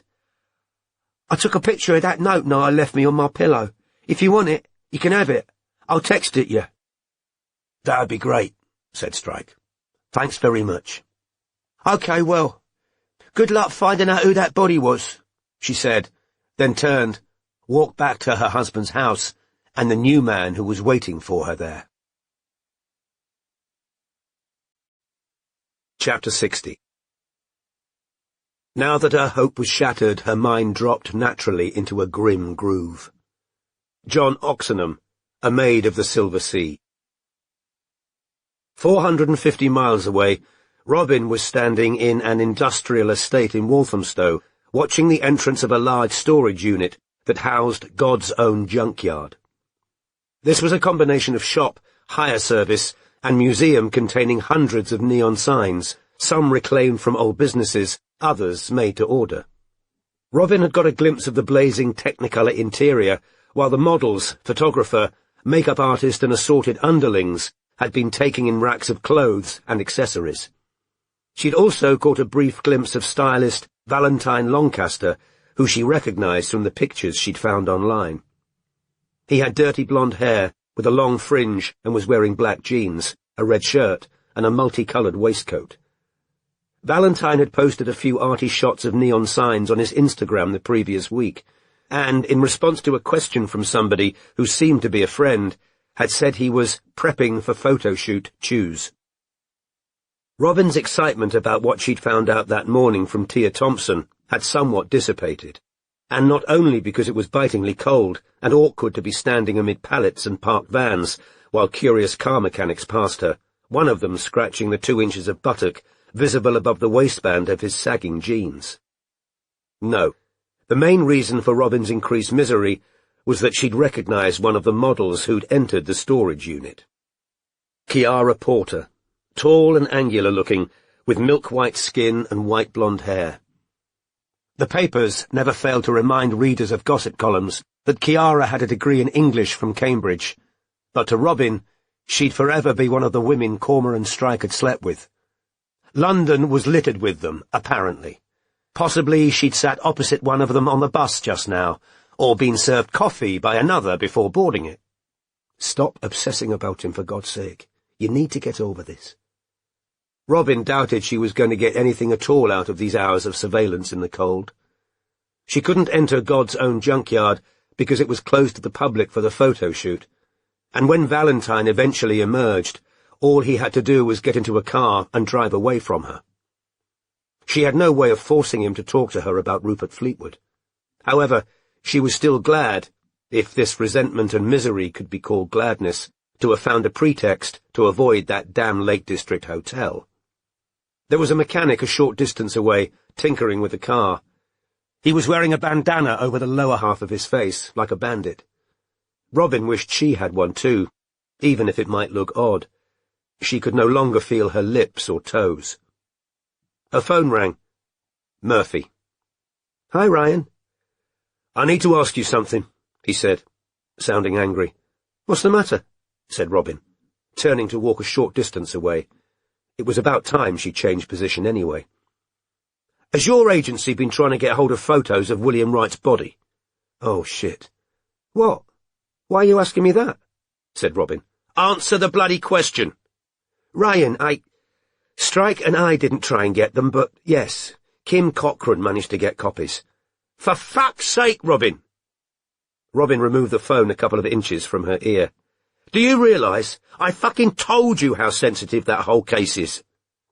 Apparently, the news that the Met no longer believed Jason Knowles to have been the body in the vault hadn't yet reached Murphy. "Kim did it on her own initiative," said Robin. "We didn't ask her to do it. How did—" "The stupid fucker she got them from was seen making copies, and then he was seen drinking with her, and now he's been fucking suspended without pay. Do you realise—" "I realise you're blaming me for something I haven't done," said Robin, temper now rising. "I've just told you. We didn't ask her to do it. She thought she was being Well, it's not fucking helpful to me when you start undermining a fucking police What have we undermined? We looked at a few pictures." "Why would bloody Cochran think pictures would help with finding Fleetwood?" "Well, the client thinks Fleetwood was the body, so obviously you need to stop fucking stringing that woman along and tell her it was Knowles. Maybe you should go and talk to the team working the case, if you want to know how likely they think it was Knowles," said Robin, angrily. "I've got to go." She hung up, now torn between rage and misery on account of Murphy as well as Strike. It was just as well she hadn't told him that MI5 had warned them off investigating Niall Semple, wasn't it? Or about DCI Malcolm Truman's alleged membership of the Masonic Lodge. Or the rubber gorilla hidden in her sock drawer. The man with his face covered like a bandit was still watching her. Chapter 61. The eyes of the cheerful and of the melancholy man are fixed upon the same creation, but very different are the aspects which it bears to them. To the one, it is all beauty and gladness. The other idly or mournfully gazes at the same scene, and everything wears a dull, dim, and sickly aspect. Albert Pike, Morals and Dogma of the Ancient and Accepted Scottish Rite of Freemasonry. 2.5 hours after leaving Crieff, Strike broke his journey south in the small Scottish town of Moffat, where a cafe in the market square supplied him with a coffee and a burger and a welcome chance to rest his right knee. The mud on his coat and trousers had dried, and the rain had eased off, but the mid-afternoon sky was already darkening. He supposed many would find Moffat picturesque, but Strike saw everything with the jaundiced eye of the hungover and miserable. His knee was swollen and sore, and the statue of a ram standing atop a pile of rocks, visible through the cafe window, darkened his mood still further. Sheep, even when cast in bronze, had a tendency to remind him of Robin's father, the professor of sheep medicine, and of the evening he and Robin had spent at the Ritz together, when she'd first given Strike this information. Taking out his phone, he brought up the photograph Jade had texted to him of the note Niall Semple had left behind when he disappeared. Omnia innumeris cita sunt. Generative, occult, chaos, salutary, generative, chaos, divinity, salutary. R.L. knows where. All Strike understood of this note was the Latin, which in English read, "Everything lies veiled in numbers."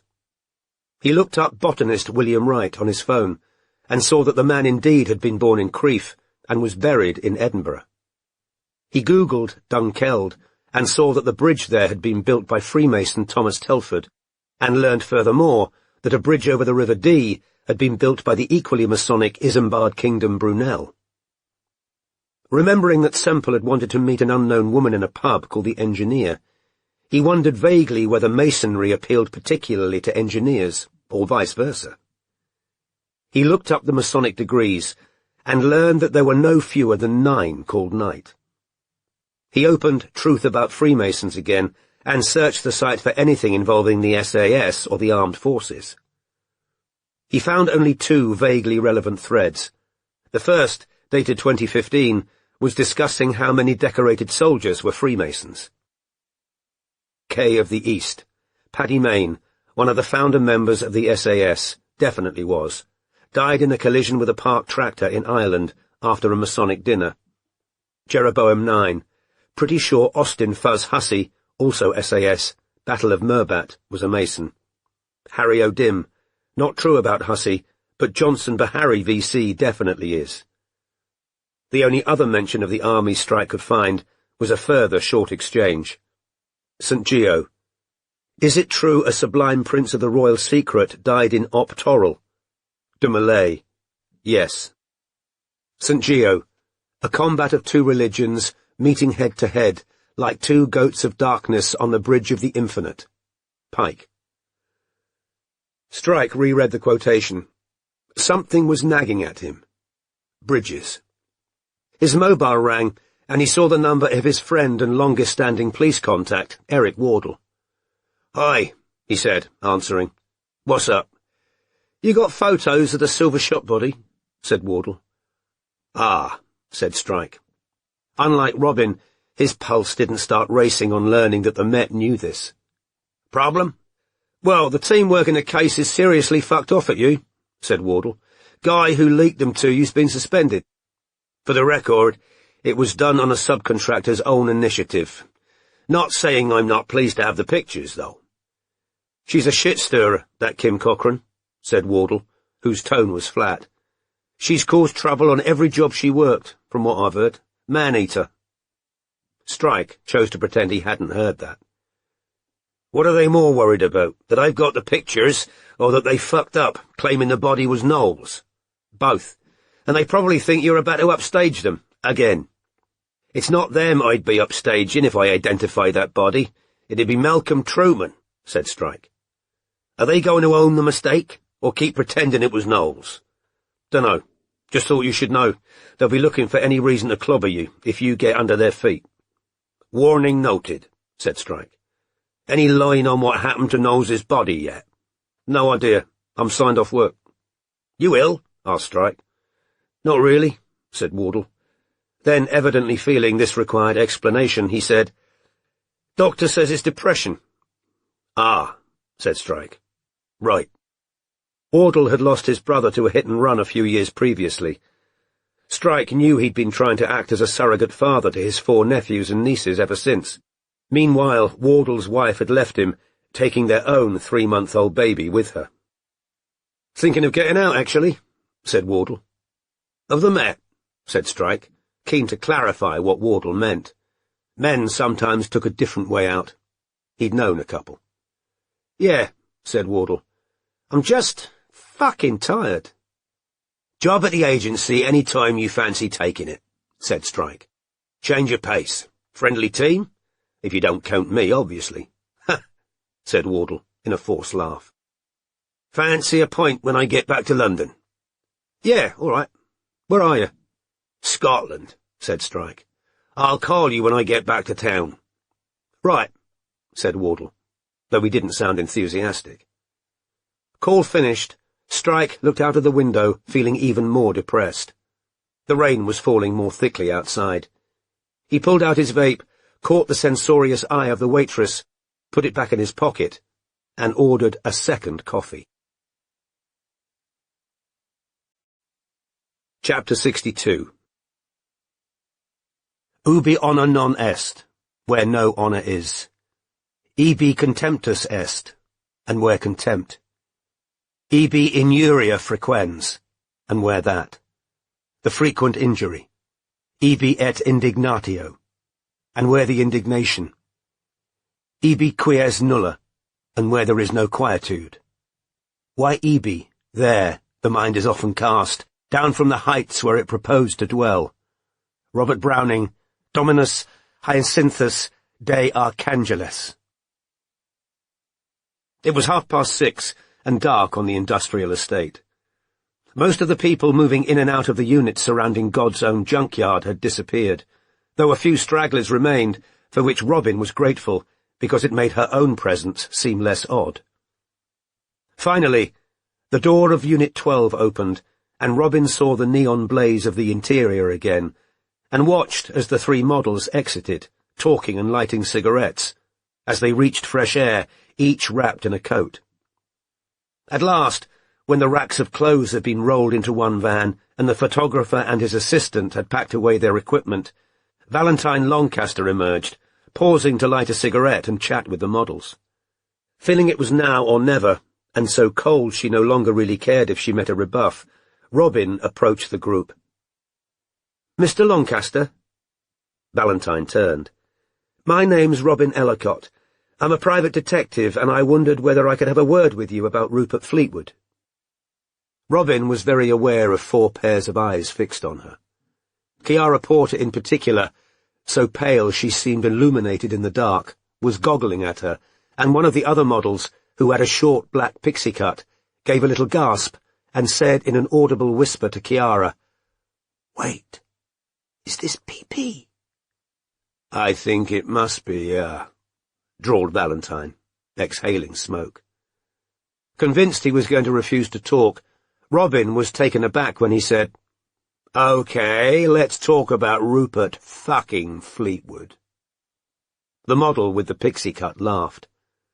"There's a restaurant not far from here," said Robin, who certainly wasn't going to interview Valentine in front of an audience. "We could talk there if you like." "Doubt there's anything the like in Walthamstow," said Valentine. "Fine, I'll follow you in my car." "I didn't come in a car," said Robin. "It's a short walk, just a couple of minutes."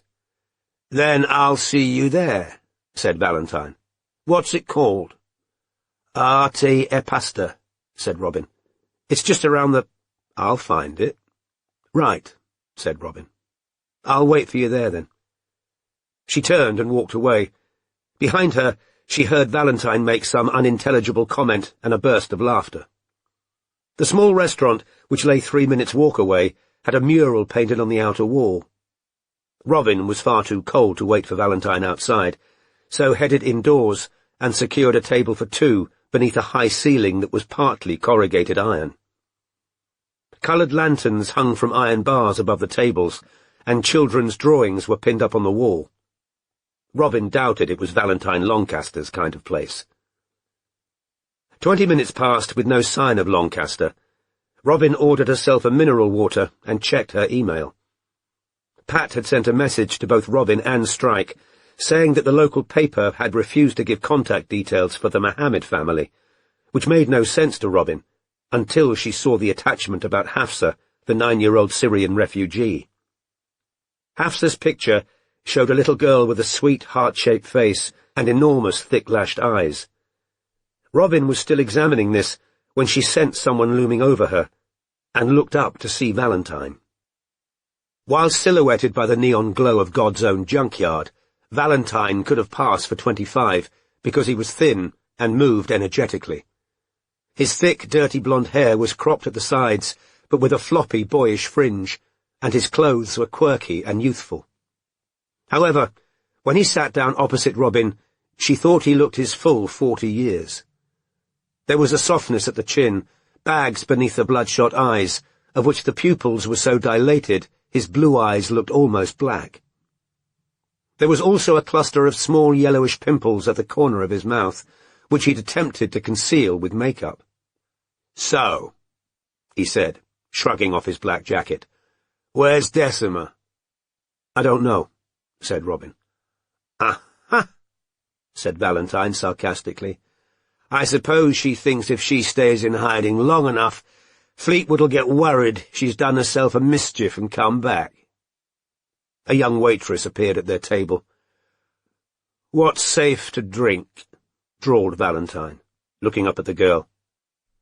"Oh, well, we've got—" "Peroni," he said. "I'm fine with this water," Robin said, before the waitress could ask. The waitress departed to fetch Valentine's beer. Robin took out her notebook. "So, could I ask when you last saw Rupert?" she asked. "You could," said Valentine. "Are you going to?" "Okay," said Robin. "When did you last—" "On May the 21st last year, as you already know, because Sasha told Corporal Brokeby." Robin chose to ignore the insulting nickname for Strike. "And you haven't had any contact with him since?" "Of course I bloody haven't." "Why, of course?" You can drop them as Marple thing. You're not going to catch me out. What do you... Decima's already told you. I think Fleetwood's a conniving little shit on the make, I'm sure. The family's glad to see the back of him. Robin's mobile rang. She pulled it out of her pocket, saw her mother's number, and refused the call. You argued with Rupert on the 21st of May, right? She said to Valentine. What was that about? He gate-crashed Sasha's party, and I don't like freeloaders. Why did Rupert turn up there, do you know? He'd stolen that neff from your father, so it seems odd. Well, he's thick as shit, you see, said Valentine. He raked his hair out of his eyes, glaring at Robin through the huge black pupils. He didn't believe my father would call the police because of publicity. But my father doesn't give a shit what the press say about him, and he certainly wouldn't care what they write about Fleetwood. I told him at the party my father had rung the police as soon as he realized the neff had gone. So he panicked and fucked off again. Decima ought to have paid him what the neff was worth to make him give it back. Apparently she hasn't learned her lesson. What lesson? That if you want to turn a gigolo into a permanent fixture, you need to keep coughing up, said Valentine. She married another leech in her 20s. Did she mention that? No, said Robin.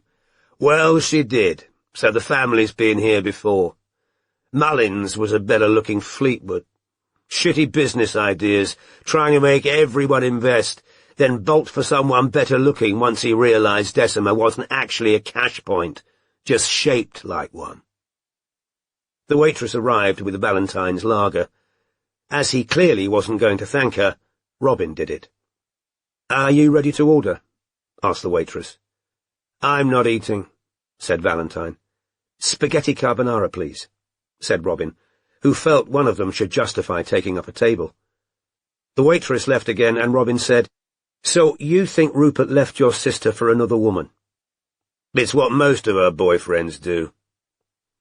"Your sister Cosima was upset by what Rupert said to her at the party, right?" "So?" "What did he say to upset her?" "That's none of your fucking business." "Well, it is my business," said Robin, "because I'm being paid to find out why Rupert disappeared." "He hasn't fucking disappeared. He's in America." "How do you know that?" "Sasha told me."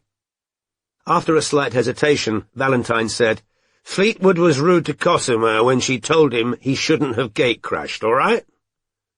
"She approached him, did she, to tell him he should get out?" "No," said Valentine, but then, "Possibly." "Sasha told my partner that Rupert seemed to have come looking for a fight. Who did he want to fight with? Cosima? You?" Valentine sipped his Peroni. "Because I don't think it adds up," Robin persisted, "that he went there just for free drink. He was moving out of his house that weekend. That's always stressful and hard work. Plus, I spoke to a good friend of Rupert's, Albie Simpson-White." "Who?" "He used to work at your father's club. The way he described Rupert gate-crashing that party would be quite out of character." "But he did it," said Valentine. "So Albie whatever the fuck's powers of perception don't seem great, do they?" "Sasha said Cosima was in tears. Does she cry that easily in the middle of a party, just because a gatecrasher's rude to her?" "Are you trying to be funny?" said Valentine, suddenly aggressive and leaning in. "I'm simply, if you or your fucking partner go anywhere near Cosima, we won't need to. If you just tell me, did you hear what I just said to you?" "Why did you agree to talk to me?" asked Robin, feigning composure. When he'd leaned in, she'd seen the slight residue of white powder around his nostrils. He'd taken cocaine either in the car or just before leaving God's own junkyard. "People usually agree to an interview because they want to find out what we already know." "Is this what the great detectives taught you? Transparent little mind games?" "It's not a mind game, Do you sit at Brokeby's 1.5 feet drinking in his wisdom?" 2 feet, 1 fake. You're thinking of his legs, but go on." "That's exactly the sort of thing he'd say, the point-scoring little fucking pedant."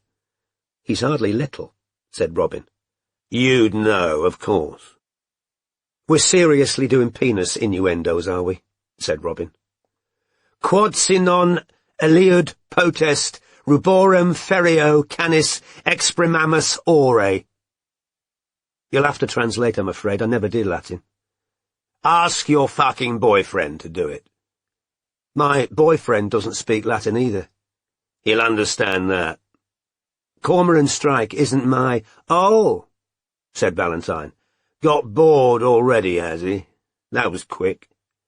We're not together and we never have been, said Robin. I'm here. Her phone rang again. It was Linda, a second time. Robin refused the call. You two were fucking as soon as he left Charlotte, said Valentine. You've been misinformed, said Robin. It's you who's been misinformed, dear. I think I'm more likely to know who I'm sleeping. Did you know he knocked her around? Mr. Lancaster, I— Rather not hear hard facts about your hero. Cormoran Strike isn't my hero. He's my business partner, said Robin. Charlotte told me you were pretty fucking starry-eyed whenever he walked in the room. She saw us together for about a minute and a half, tops, said Robin, starting to lose her cool against her will. And, as I recall, I was looking at her the whole— I'll bet you were. Like what you see? What's that supposed— Eyeing up the competition? You were no fucking competition, not to her. As I wasn't competing, that's neither— Do you know what she called you? I really couldn't care— PP, said Valentine. Want to know what that stands for? I think we're done here, said Robin. But with execrable timing, the waitress now returned and put a plate of spaghetti in front of her. Thank you, muttered Robin. Parmesan? No, thank you. The waitress walked away. I think we're done, Robin repeated to Valentine, but he didn't move. If Corporal Brokeby had come to me with that what if Fleetwood's killed himself bullshit he pulled on Sasha, I'd have given him what he deserves, said Valentine. He wants to talk suicide. I'm more than fucking ready to talk suicide. Well, you had your chance, said Robin, and you refused to speak to him. It's on him Charlotte's dead. It isn't, said Robin. He fucking destroyed her. They split up 6 years before she did it. That's what he told you, is it? Robin felt a creeping sensation in her stomach. Had Strike hidden that, too? Had he continued to meet Charlotte and sleep with her through those years he'd pretended they'd split up? PP stands for the pit pony, said Valentine remorselessly. Cormoran Strike's scruffy little Yorkshire helper. Charming, said Robin. If you've quite— He screwed around when he was supposed to be with her. He knocked her about, and she still fucking loved him. And the night she died, he said stuff to her. My information is, he didn't pick up the phone, said Robin. Then you need a better source of fucking information, said Valentine. He got to his feet, looking down at her. You are a fucking pit pony. He drags you along in the dark like some dumb fucking animal. Now fuck off away from my family. I don't want to see you ever again. He strode away, jacket over his shoulder, swearing at a woman who was too slow to move aside from the door. Chapter 63. The thoughts of others were light and fleeting, of lovers meeting or luck or fame. Mine were of trouble, and mine was steady, so I was ready when trouble came. A. E. Housman, Poem 6, More Poems. Robin didn't have the slightest appetite for her spaghetti now. Just as she was thinking of calling the waitress over to say she'd like the bill, her mobile rang for a third time. Seeing her mother was calling again, she took a deep breath, put a finger in her free ear to block out the noise of the restaurant, and answered. Hi, Mom. Sorry I didn't answer earlier. I was on a job. Is everything okay? Carmen's had the baby, said Linda. Wait, what? I thought she wasn't due till— He's a month early, said Linda, and it was a bad birth, and they think there's something wrong. A chill ran through Robin. With the baby? Yes, said Linda. We're waiting to hear. We're at the hospital. What? He's not moving an arm properly or something, I don't know. Nobody's given us full information. They think it's a birth injury, torn nerves, or... Nobody seems to know. Oh, no, said Robin, who felt completely helpless. What can I do? Nothing. I just needed to let you... Robin, that's the doctor. I'll call you back. She hung up. Everything all right with your spaghetti? Said the young waitress, reappearing at the table. Fine, said Robin, looking up. Could I have the bill, please? Are you sure there's nothing? No, please, just get me the bill. 5 minutes later, Robin emerged into the icy night and set off in the direction of the nearest station. Finally, unable to bear her anxiety alone, she tugged off her gloves and called Ilse. "Hi, how are you?" said the latter, answering on the third ring. "I'm really sorry to do this to you again, Ilse. I just need to talk to someone. Well, to you." "Why? What's wrong?" My brother's girlfriend just had a baby a month early, and there's something wrong with him. I just heard." "Oh, no, Robin, I'm so sorry." "It's not that. I can't do anything about that tonight," said Robin distractedly. "Maybe I shouldn't care about this right now, but Ilse, I just need to know. Was Strike violent to Charlotte Campbell?" "What?" "I just met a man called Valentine Lancaster, and him," said Ilse, her tone scathing. "Oh, I know him. We met him a couple of times. There was a bloody terrible party on a barge and some dinner in Belgravia. How on earth did you meet him?" "It's complicated," said Robin. "Anyway, he told me Strike knocked Charlotte around, and Ilse, if he did—" "Did he, hell?" said Ilse. "Are you sure?" said Robin. And even as she said it, she knew nobody could give her the total assurance she craved. Who knew what happened when a man and a woman were alone together, unwatched, unheard? "I can't work with him if... I can't take this on top of everything else." "Robin, she injured him. She threw things, clawed his face." "How do you know it wasn't self-defense?" "Well, for a start, the night on the houseboat she got hammered and grabbed a knife and was waving it around. We all left, but Nick had left his favourite bloody sunglasses there, so he went back. He saw it through the window. She was threatening to stab Corm, or herself, and he disarmed her, and she slipped. We never told Corm Nick had seen it, but ages later Corm told Nick she was accusing him of throwing her across the boat or some rubbish. If he was so violent, why was he the one constantly walking out with split lips, and why was she always begging him to come back?" Robin wanted to believe Ilse, but given recent events, she wasn't sure she could be certain of anything relating to Cormoran Strike. "Look, 9 times out of 10 women are telling the truth about being beaten," said Ilse, "and I should know. I've prosecuted enough domestic abuse cases. But Corm's not an abuser. Robin, he's not. Listen, I had a really terrible case 5 years ago. A woman who was trying to get sole custody of her young daughter." Robin heard footsteps behind her. She glanced over her shoulder, but the man was 50 yards away. She didn't like being followed, not after Harrods, and the incident that had left her with an 8-inch scar up her right forearm. Not that this man was following her, of course. He was simply walking in the same direction, in the dark. Anyway, this was a residential street, lit windows everywhere, plenty of people to hear her scream. Own history of violence. So the only way she was going to get custody was to paint him as even worse. She said he'd attacked them with broken bottles and used ligatures. Was it Robin's imagination, or was the man behind her speeding up? She looked back again. Yes, he was definitely closer, and one hand seemed to be inside his jacket. Just fell apart on the stand. It couldn't have happened the way she claimed. Meanwhile, her partner had been seen covered in abrasions and bruises. The man behind Robin passed beneath a streetlight. He was wearing a latex gorilla mask. "Ilse!" Robin shouted. "I'm on Schönhall Street, heading towards Wood Street Station, and I'm being followed, and I'm about to film him and describe him to you." "What? If anything happens, call the police." He was striding straight for her.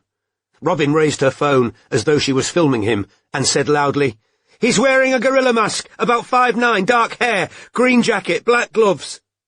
The man slowed. She could see his eyes glinting behind the small holes in the mask. "You need to stop," he said in a low voice, advancing on her as she walked backwards. "Stop. Just stop." From beneath his jacket, he drew a dagger. "Elsa!" said Robin, now screaming. "He's got a knife!" Chapter 64.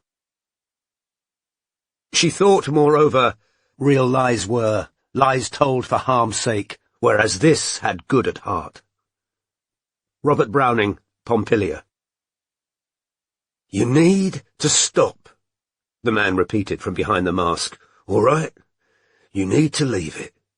Then you won't get hurt. Stop." Before Robin could say or do anything else, he threw the dagger at her feet, turned, and sprinted away. Ilsa was still shouting on the other end of the phone. Too stunned to compute what had just happened, Robin stared at the dagger lying on the pavement, then crouched down to look at it. "Are you there, Robin?" "Yes," said Robin, raising the phone to her ear again. Her heart seemed to be thudding in her throat. "I'm here. I'm fine. It's okay. He ran away." "Jesus Christ, Robin." "It's all right. I'm okay. He didn't do any—" "You all right?" said a man in slippers, who'd just emerged from the nearest house. "I heard a scream." "Yes," said Robin, while Ilsa gabbled from the phone she'd lowered to answer him. "Yes, thank you, I'm fine. A man was following me, but he's gone." "You sure you're all right?" He was elderly, and as he drew nearer to the streetlight, she saw his look of concern. "Yes, really, I'm fine, but thank you so much for checking." The man retreated inside his house. Robin raised the phone to her ear yet again. "It's all fine, Ilsa. He just threw the knife at me." "He what?" "I know," said Robin, gaining a perverse strength from Ilsa's panic. Some attacker. "He threw the knife at you?" "Yes," said Robin, staring at the dagger lying on the ground. Its 9-inch blade looked blunt. It had a black handle and a brass crosspiece, on which a familiar symbol was engraved. Robin pulled her gloves back out of her pocket, put them on with her phone held between her ear and shoulder, and picked it up. Ilsa was still talking. "Sorry, what?" said Robin, straightening up, weighing the dagger in her hand. It was 15 inches long, weighty, and very clearly ceremonial rather than a genuine weapon. Even so, it would make a decent bludgeon. "I said, call the police!" "I doubt they'll get him," said Robin, now examining the compass and square symbol on the hilt. "It's dark and he was wearing a mask. No cameras. Anyway, I'm not hurt. He just wanted to frighten me." "That's hardly the bloody—" "Where did he follow me from?" said Robin, talking more to herself than to Ilsa now. "Robin, you're scaring the crap out of me. I'm all right. I'm fine. Now, I just need to find a way of hiding this dagger so I don't get arrested on the tube." Robin's phone began bleeping. "Ilsa, I'm really sorry, that's Mum. I'll have to take it. But I'll call you back." A man walking his dog appeared out of the darkness ahead. Robin thrust the Masonic dagger inside her coat, tightened her belt so it wouldn't fall out, and accepted her mother's call. "Hi, Mum." "Oh, Robin, what a nightmare," said Linda, who was clearly crying. "What is?" said Robin in alarm. "Martin's just threatened to hit the doctor." "What?" "It turns out Carmen's got an android pelvis." "What's that?" "It's harder for the baby to get through.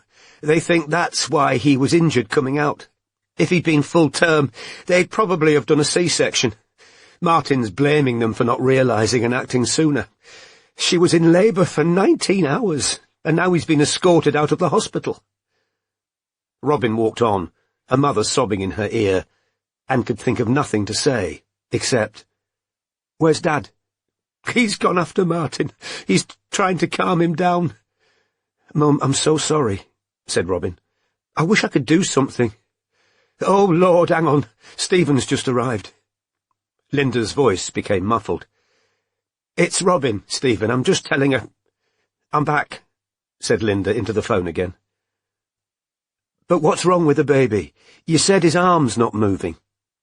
They say it's torn nerves, something palsy. They need to investigate. They say it might resolve, if that's what it is, but they seem worried. Mum, But Robin couldn't think of anything to say that would help. Please, just send Carmen my love and say I'm really looking forward to meeting... Has he got a name yet? They're saying they're going to call him Dirk, said Linda. I don't care. I just want him to be all right. You're okay, are you? Linda added, clearly feeling she should check. Me? Said Robin, pausing to tighten her belt as the dagger was slipping. I'm great. Don't worry about me. Now hyper-alert, Robin hurried home, glancing repeatedly over her shoulder.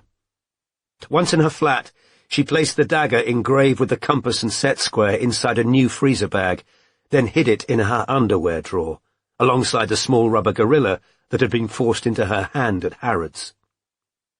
Had they been the same man? Had she, the thought was irresistible, just come face to face with Oz?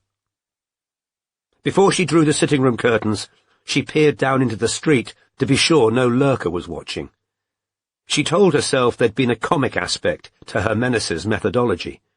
Throwing the dagger at her had been ludicrously anticlimactic, the kind of thing a child would do. But the gorilla mask had upset her far more than the knife. That had been vile, personal, intended to evoke atavistic terror. She returned to her front door 3 times in the 20 minutes after arriving home, rechecking that she'd bolted it and that she'd set her alarm. The more Robin thought about it, the more certain she was that the man must have followed her from her flat that morning, taken the bus with her, then lurked on that industrial estate. And now she thought about it, the man with the bandana who'd been hanging around had the same dark green jacket as the one wearing the gorilla mask. He'd pretended to be just another worker moving around the industrial units, waiting for a chance to frighten her with his mask and dagger and deliver his message.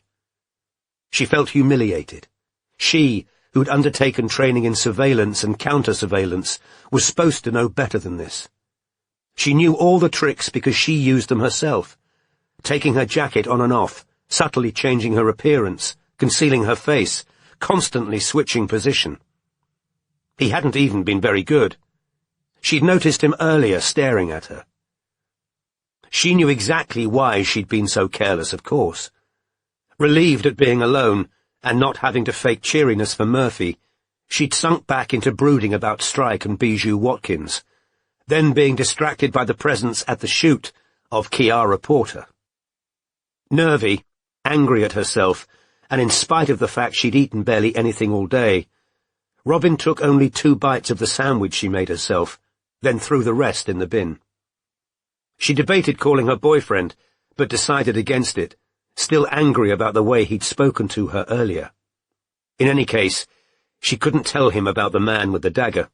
He'd overreact, and the last thing she needed right now was the burden of his concern, or renewed insistence that she shouldn't be investigating the body in the vault. No. The only person she could tell, the only person she had to tell, was Strike. She picked up her phone again and contemplated calling him, then decided she'd tell him the following day, when they were in Ironbridge. The man upstairs was probably out because no music was pounding through the ceiling. This was good. Robin would be able to hear movement on her landing, have advance warning of anyone trying to get inside her flat. She went to run herself a bath. Twice she hurriedly turned off the taps, convinced she'd heard a sound outside the front door. Nobody's going to break in. Calm down, for God's sake. She got into the bath, trying to enjoy the feeling of hot water, to relax. She needed to be able to sleep. She'd be up at 5 the following morning to pick up the hire car in which she'd be driving to Ironbridge to interview Tyler Powell's grandmother. The gorilla mask swam into her mind's eye, the pupils glinting in the streetlight. He was the third man who'd come at her, out of the dark. She remembered the hands throttling her in the stairwell, the scream of her rape alarm, the knife slicing her flesh. Charlotte Campbell brandishing a knife on a barge. It's on him Charlotte's dead. A premature baby with an injured arm, 55% chance of a live birth. The box at Chapman Farm. You don't know what it's like to worry yourself sick about your daughter. A bracelet, a dagger, and a rubber gorilla, hidden from the man she was house hunting with. When you start undermining a fucking police investigation, we're just trying to find Rupert Fleetwood. I'm really disappointed we didn't get the house. Me? I'm great. Don't worry about me. She couldn't tell the people who were supposed to love her the truth, because they didn't want the truth. They wanted her to be the person whose lies weren't lies. The bath wasn't helping. Charlotte Campbell had bled out in a tub like this. Robin got out and pulled out the plug as though she could drain her dark thoughts with the water, dried herself, and put on pyjamas. For the very first time since moving into this flat, she wished she didn't live alone, and at once she remembered the night Strike had come to stay, when he'd snored on the sofa bed, and she'd found the sound reassuring, because their office had just been destroyed by an explosive device. Why was she thinking about Strike, not Murphy? She turned on the TV, then turned it off almost at once. She wanted to be able to hear footsteps. You are a fucking pit pony, getting dragged along in the dark like some dumb animal. You need to leave it, then you won't get hurt. Stop. Chapter 65. Little is the luck I've had, and oh, 'tis comfort small, to think that many another lad has had no luck at all. A. E. Housman, Poem 28, Last Poems.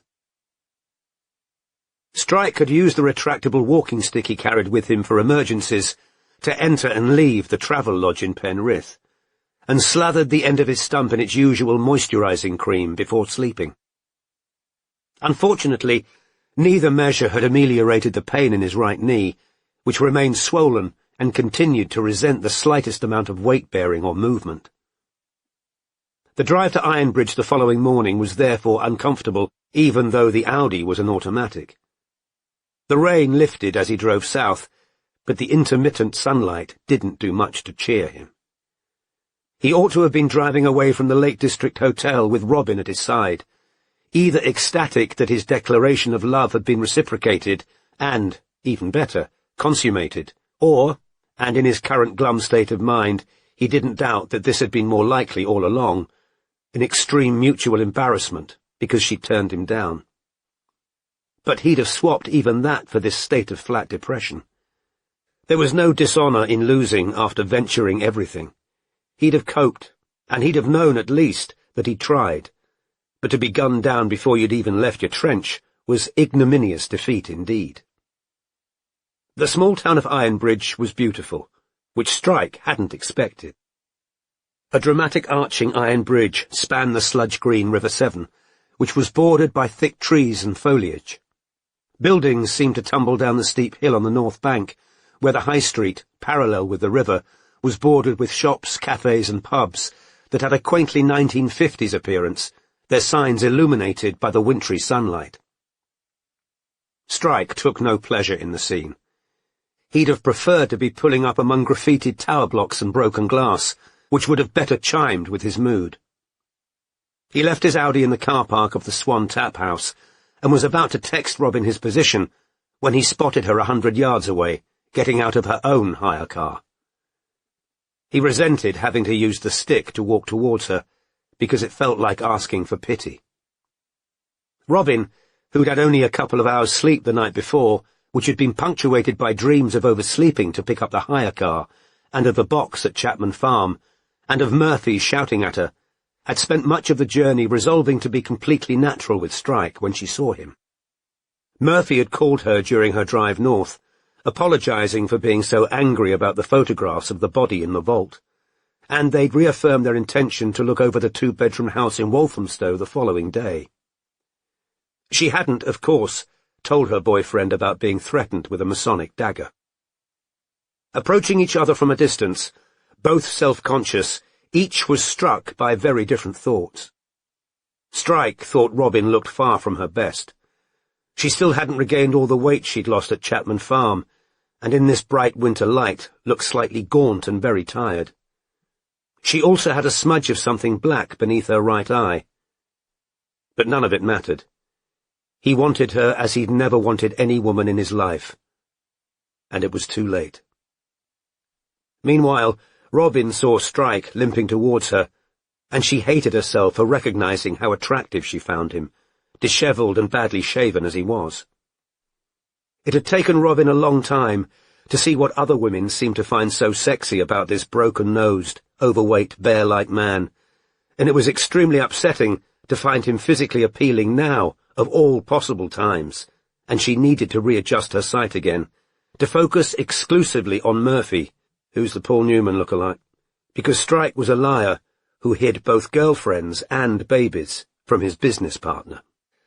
"Hi," said Strike, when they'd covered the last few yards separating them, each trying to look at anything but the other. "We've got half an hour before Dillis, right?" "Yes," said Robin. "Want to get a coffee or something?" "Okay," said Robin. "I think that hotel's open." In spite of her resolution to be natural, she heard the unfriendliness in her voice as she pointed towards the Tontine Hotel, a large Georgian building with pea-green shutters that overlooked the iron bridge. They crossed the road in silence. Robin might have asked about the fact that her partner was walking with a stick, but as he usually disliked inquiries about his leg, she decided not to.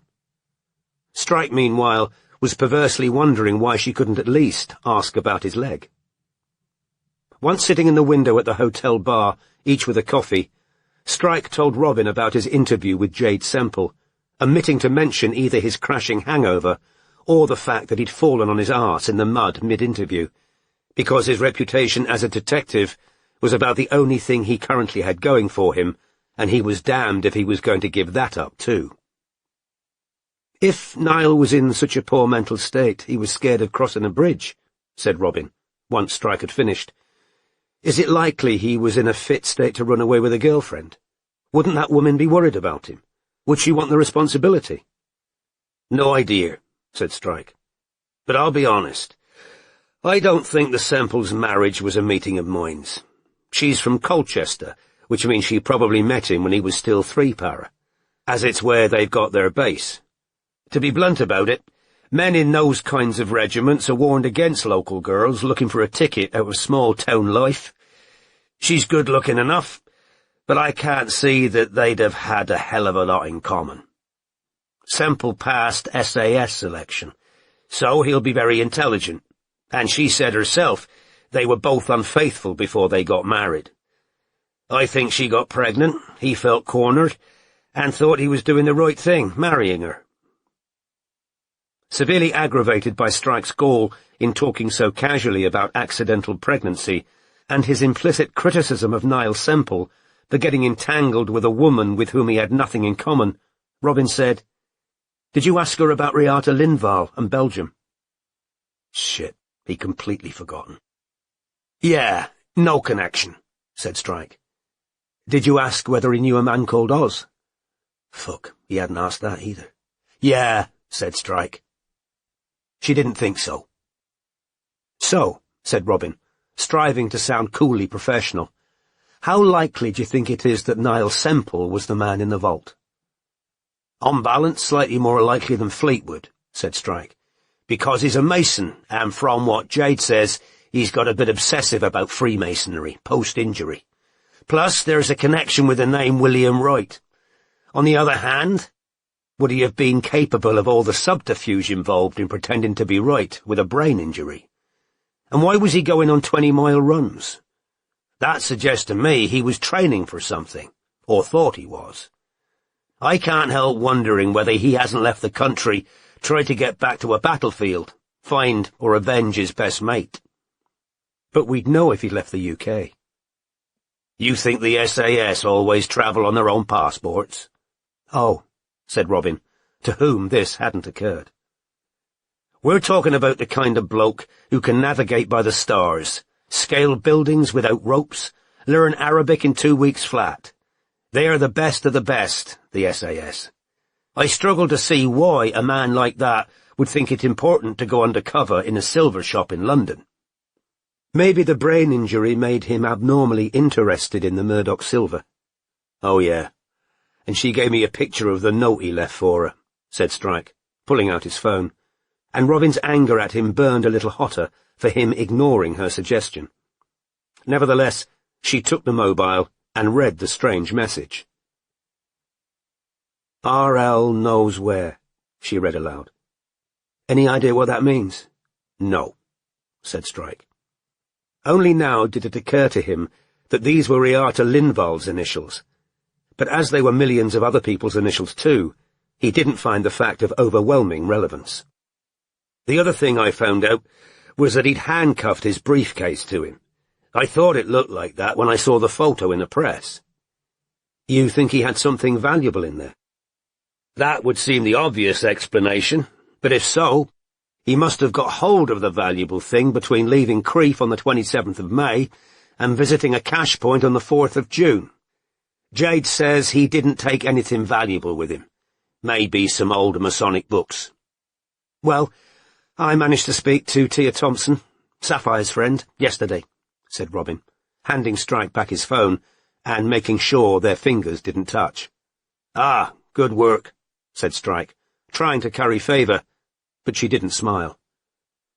After giving Strike a concise summary of all Tia had told her, she concluded, and the last thing she told me was, this mysterious man in the music business told Sapphire she reminded him of a Swedish girl he'd once known. Very interesting, said Strike, choosing not to voice his opinion that, you look Swedish, was a fairly easy line to toss at a young blonde Brit you were trying to flatter. Nevertheless, still trying to ingratiate himself, he said, well, we aren't exactly swamped with candidates for Rita Linda, so we should definitely bear Lindval in mind. Speaking of school kids, Pat thinks she's found Hussein Mohammed, or his daughter anyway.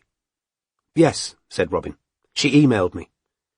With the photo of the kid that was in the paper, we could hang around primary schools in Forest Gate and tail her home, said Robin. It worked with Tia Thompson. I didn't tail her home, and Tia's 16. Do you seriously think that's the same thing as stalking a child in a wheelchair who's just escaped a civil war? I'm not talking about stop. Okay, forget it. It was just an idea, said Strike. We'd better pay for our coffees, said Robin. We haven't got long now. I'll get it, said Strike, reaching for his wallet. I need the bathroom, said Robin, standing up. Dillis's house is up quite a steep road. I've just seen the sign. If your leg's bad, it's fine, said Strike shortly. Sod you then, thought Robin, walking away in search of the ladies. Strike asked for the bill, then stared gloomily out of the window at the huge iron bridge. Suddenly, his subconscious had decided to throw up the thing that had been nagging at him in the cafe in Moffat. The unknown Scottish woman who twice called the office to beg for his help and asked him to meet her in the Golden Fleece had said, "It's all hid under the bridge." Meanwhile Robin, who was washing her hands at the sink, looked into the mirror over it and noticed not only how pale and exhausted she looked, but also the large black smudge of mascara under her right eye. Strike could have told her about it, she thought furiously, as she wiped it away. Chapter 66. It was only the mistaken justice of a simple people that wanted blood for blood, and was not over-heedful as to whose blood, so long as its own sense of justice was satisfied. John Oxenham, A Maid of the Silver Sea. Robin hadn't been lying about the steepness of New Road, which made Comrie Road in Crieff look like a gentle incline. It wound its way up the hill behind the High Street, and the gradient was such that, in spite of the cold, Strike was soon sweating from pure pain, and against his will, having to stop every few yards. "Listen," said Robin, sympathy temporarily dampening down her resentment. "I can easily interview Dillis alone." "No," panted Strike. "I'm coming." A mixture of pride, stubbornness, and some sad residue of his determination to spend as much time with Robin as possible forced him onwards. Murphy, he thought, while his knees screamed for mercy, would doubtless be gambolling up the hill like a fucking gazelle. The houses on both sides of the narrow road faced the river below, so that those on the right showed their back view. All were detached and well maintained, some built of brick, others painted and cottagey, with trailing plants around the doors. Robin, who'd been trying to match her speed to Strike's without dawdling too obviously, suddenly stopped of her own accord, staring at a circular blue plaque on a house in a short terrace. Strike? What? She pointed. He followed her finger and read, Billy Wright, CBE, 1924 to 1994. Legendary football captain of England and Wolves, lived and grew up here. Christ, muttered Strike, glad of a chance to stop walking and trying not to look as though the stick was bearing half his weight. Billy Wright, that should have occurred to me. Never think of him as William. And Tyler's grandmother lives just there, said Robin. She was pointing at a house that was rather smaller than those that flanked it, and painted a muddy shade of orange. Just there, Strike thought, was a relative term. It took him a further 5 minutes of agony to reach the wooden front door of Dilys Powell. Robin knocked, then knocked again. They waited. Oh no, said Robin. She sounded pretty vague both times I spoke to her. Maybe she forgot we were coming. Strike barely refrained from swearing.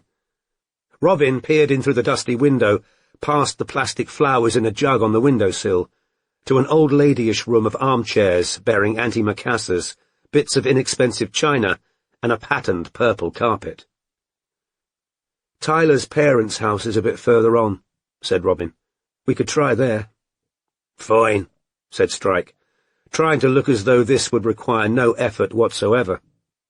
They set off again, Strike now bent sideways, trying to use the stick as a backup leg. At the crest of the hill stood a white house larger than Dilys's, outside which was a for sale sign. Robin knocked. Nobody answered. She went to peer through a window. The downstairs room was devoid of furniture.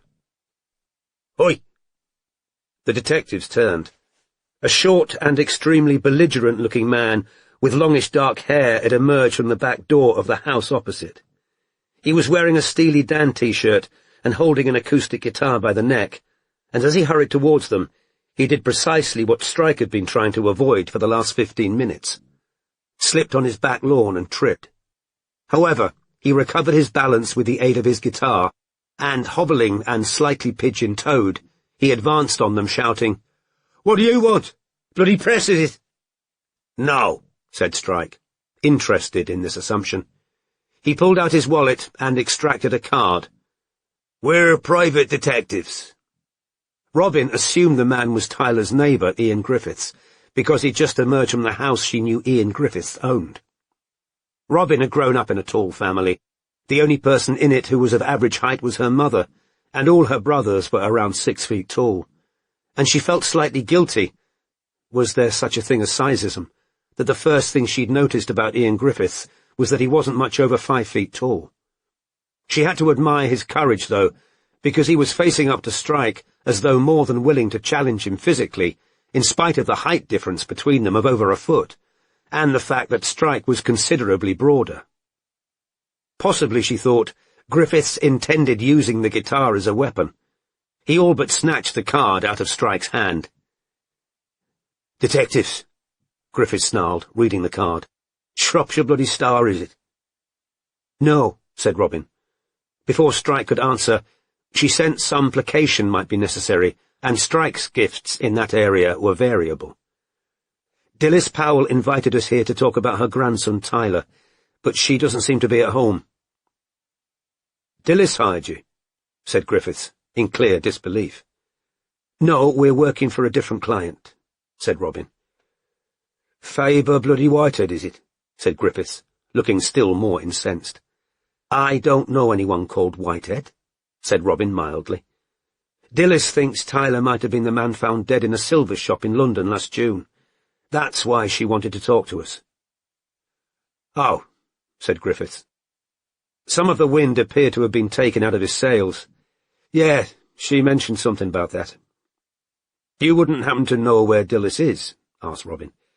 "No," said Griffiths, looking down the road in the direction of Dilys's house. "She's probably forgotten you're coming. She's on a lot of medication. She had a bad fall a couple of months ago. Lethal, this hill, when it's icy." His belligerence seemed to be turning into embarrassment. He looked in his mid-40s, dark with hazel eyes and a dimple in his chin. Quite a handsome man.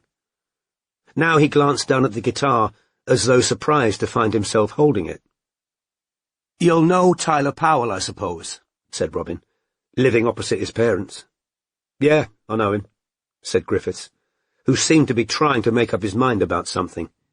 He squinted back up at Strike, who he seemed to find particularly suspicious. "You're definitely not working for the Whiteheads." "Never heard of them," said Strike. "OK, well, you can come in here and wait for Dilys if you want. She won't have gone far. Have a cup of tea. It's bloody cold." "Very good of you," said Strike, grateful for the chance to take the weight of his right knee. "Thanks." "Ian Griffiths," said the man, at last holding out a hand, which first Strike, then Robin shook. "But everyone calls me Griff." Still holding his guitar, Griffiths led Strike and Robin in through his back gate. His back garden was full of whimsical sculptures, including a gargoyle.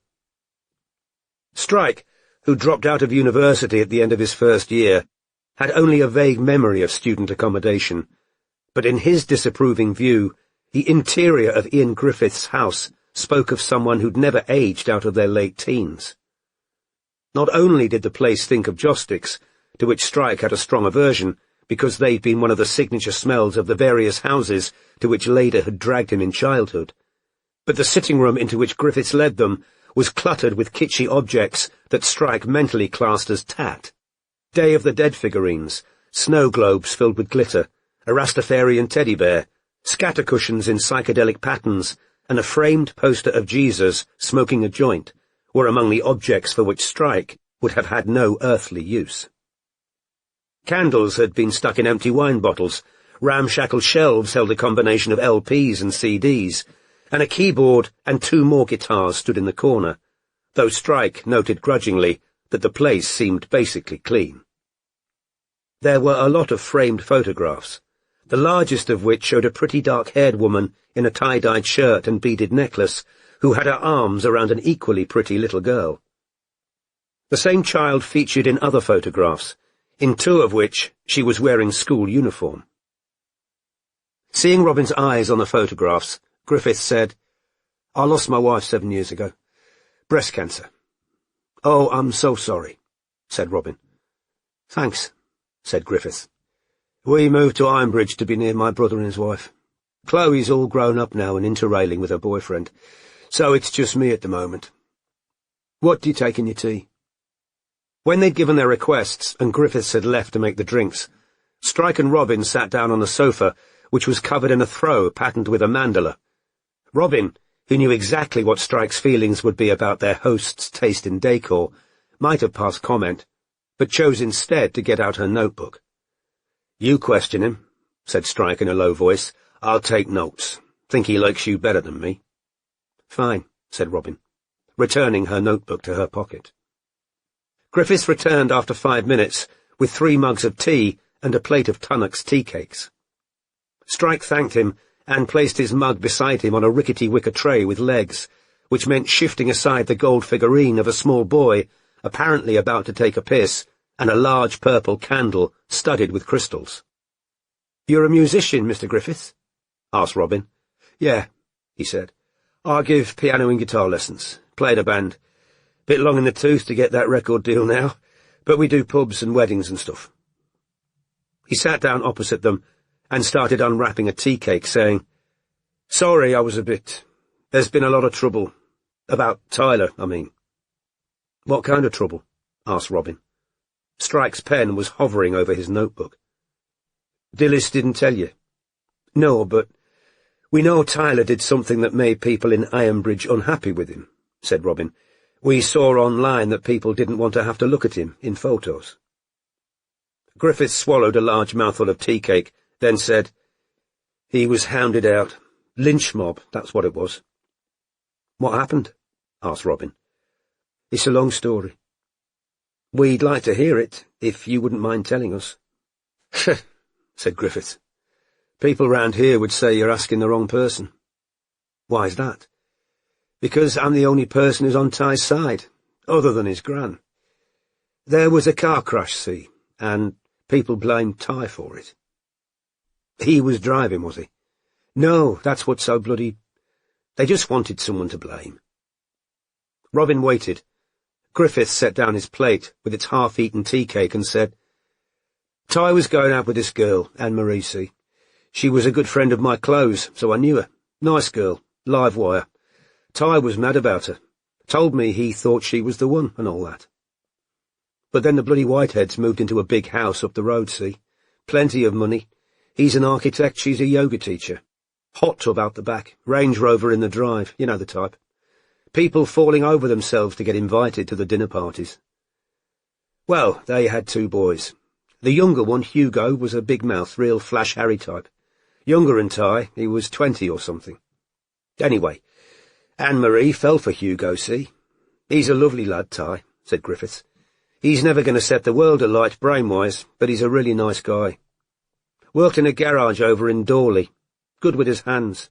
I know him well. I gave him guitar lessons. He talked to me a lot, and he hasn't had it easy. His parents, well, I say parents," said Griffiths. "He was adopted, see. But when he was 1, his adoptive mum buggered off. Never wanted anything to do with him after that. No idea where she went. His dad married again, but neither of them really gave a toss about Ty. They both like a drink and a party, and when Ty's stepmother inherited some money, Jill and Ivor buggered off to Florida. That's where they are now. Sod Ty. He was left squatting in the old house until it was sold." "But it hasn't sold yet," said Robin, glancing through the back window at the Powell's house. "No, because they haven't had an offer they like, see? That's Ivor. He's the type who wants to get every penny he can." Strike, who was making notes, thought instantly of Greg. "Couldn't Tyler have gone with them to Florida?" asked Robin. "Nah," said Griffiths. "Ty likes Ironbridge. It's all he knows, see. Anyway, they didn't want him. As far as they were concerned, he was 25. Time he was off on his own. So, Anne-Marie's left Ty for Hugo, and he doesn't know when he's going to be homeless. Chloe and me wanted to offer him our spare room, but, well, that was before..." "Before?" Robin prompted him. "Oh, it was difficult for Chloe," said Griffiths uncomfortably. "She and Ty were good friends when we first come here. But after what happened, people were turning on everyone who stuck up for Ty. So I suppose... I mean, you can't blame her, really. But she changed her mind. She didn't want Ty living here. Not after the crash. I don't know the ins and outs of what happened that night. But basically, there was some concert in Birmingham a group of them wanted to go to. But Hugo couldn't get a lend of Daddy's Range Rover. So he asked Ty if he and Anne-Marie could get a lift with him. See? There was nothing in that," said Griffiths quickly. "Ty's good-natured, see? He'd do anything for anyone. But at the last minute, Ty says he's feeling ill, see? But that Hugo can still borrow his car. Ty loved cars. He got this one cheap and did it up. It was his pride and bloody joy. So people are effing deluded, thinking... Anyway, Hugo had only just passed his test, and he crashed it. Anne-Marie was killed outright, and Hugo was in a coma for 3 months. Brain dead, but his mother didn't want to pull the plug. People round here were upset, said Griffiths. Obviously. Anne-Marie was local, grew up in a flat over a sweet shop on the high street. Everyone knew her. And Hugo being in the coma, and the Whiteheads being everyone's flavour of the month. And then the Whiteheads started putting it about that it couldn't have been Hugo's driving, see? There must have been something up with Ty's car. It wasn't roadworthy or whatever. But then people started saying something had been done to the car, tampered with. They said Ty fixed the car to crash, Revenge, see, on Hugo and Anne-Marie. Bullshit, said Griffiths fiercely. Pure bullshit. But the rumours just went on, and everyone was looking sideways at Ty. Finally, he came to me and said he'd had enough. He just wanted to clear— Hang on, said Griffiths suddenly, getting to his feet and peering out of the window onto New Road. That's Dilys. She must have been up to church. I'll get her, shall I?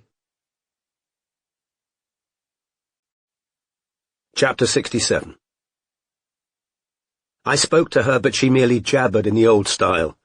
Both her eyes had slunk back to their pits. Her stature shrunk. In short, the soul in its body sunk like a blade, sent home to its scabbard. Robert Browning, The Flight of the Duchess.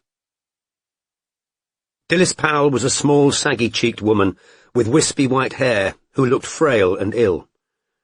She was wearing a thick tartan winter coat and entered the room very slowly, using a walking frame, a large black handbag over one arm. "Hello, Mrs. Powell," said Robin, getting to her feet. "I'm Robin Ellicott. We spoke on the phone about your grandson, Tyler." Dilys's only reply was a sniff. "She was up to church," said Griffiths, guiding Dilys to a chair. "It's where her husband's buried." "I've been telling them about the car accident, Dilys," he told the old woman, raising his voice. "About Hugo and Anne-Marie, and why Tyler left Ironbridge." "He never did nothing to that car," mumbled Dilys. "That's what I told them," said Griffiths. "Never did nothing," repeated Dilys. She released the walking frame, then sank, with Griffiths' aid, into an armchair. "We were hoping to ask you some questions, Mrs. Powell," said Robin, "about why you thought the man in the vault could have been "Took off," said Dilys. "Never told me where he was going." "Told him," she said, with an aggrieved glance at Griffiths. "Only—" began Griffiths. "Silver," said Dilys. "What about Silver, Mrs. Powell?" asked Robin. "He was talking about Silver on the phone." "Tyler was?" "Yeah." "What did he say about Silver?" "I dunno." "Who was he talking to? You?" "Jones, probably." "Who's Jones?" said Robin. "His friend," said Dilys. "Up Higwell Farm, by Apperton." "What's Jones's first name?" asked Robin. "Wynne," said Dilys, as Strike's pen moved rapidly across the page. "Is Wynne a good friend of Tyler's?"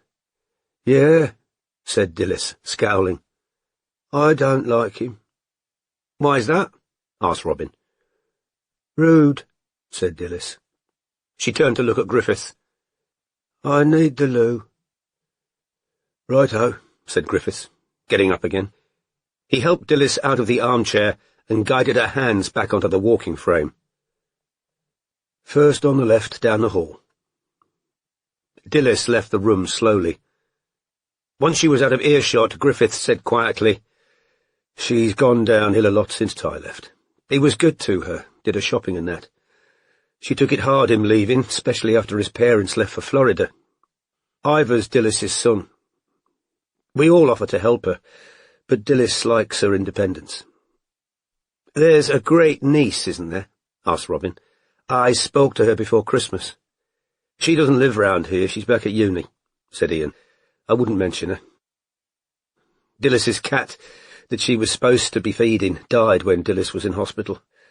The cat was ancient, but Dilys hasn't forgiven the girl. And when Dilys loses her temper, believe me, you know it. She's been worse since she slipped on the ice last autumn. Knocked herself out going down the hill. She was lying out there in the dark for a couple of hours and nobody realised. She was in hospital a month and— "Shit," said Griffith, jumping up as a muffled thump issued from somewhere out of sight. He left the room. They heard another couple of thumps, Dilys saying, "That wasn't me, I can do it." Then the sound of a closing door. Griffiths re-entered the room. "It's all right, she just hit the hall table," he said. "So Tyler never mentioned Silver to you?" asked Robin. "No, he just told me he got a job in a pub somewhere down south. Dilys was angry I never told her that, see, but I thought she knew. Anyway, I dunno if Tyler was telling the truth.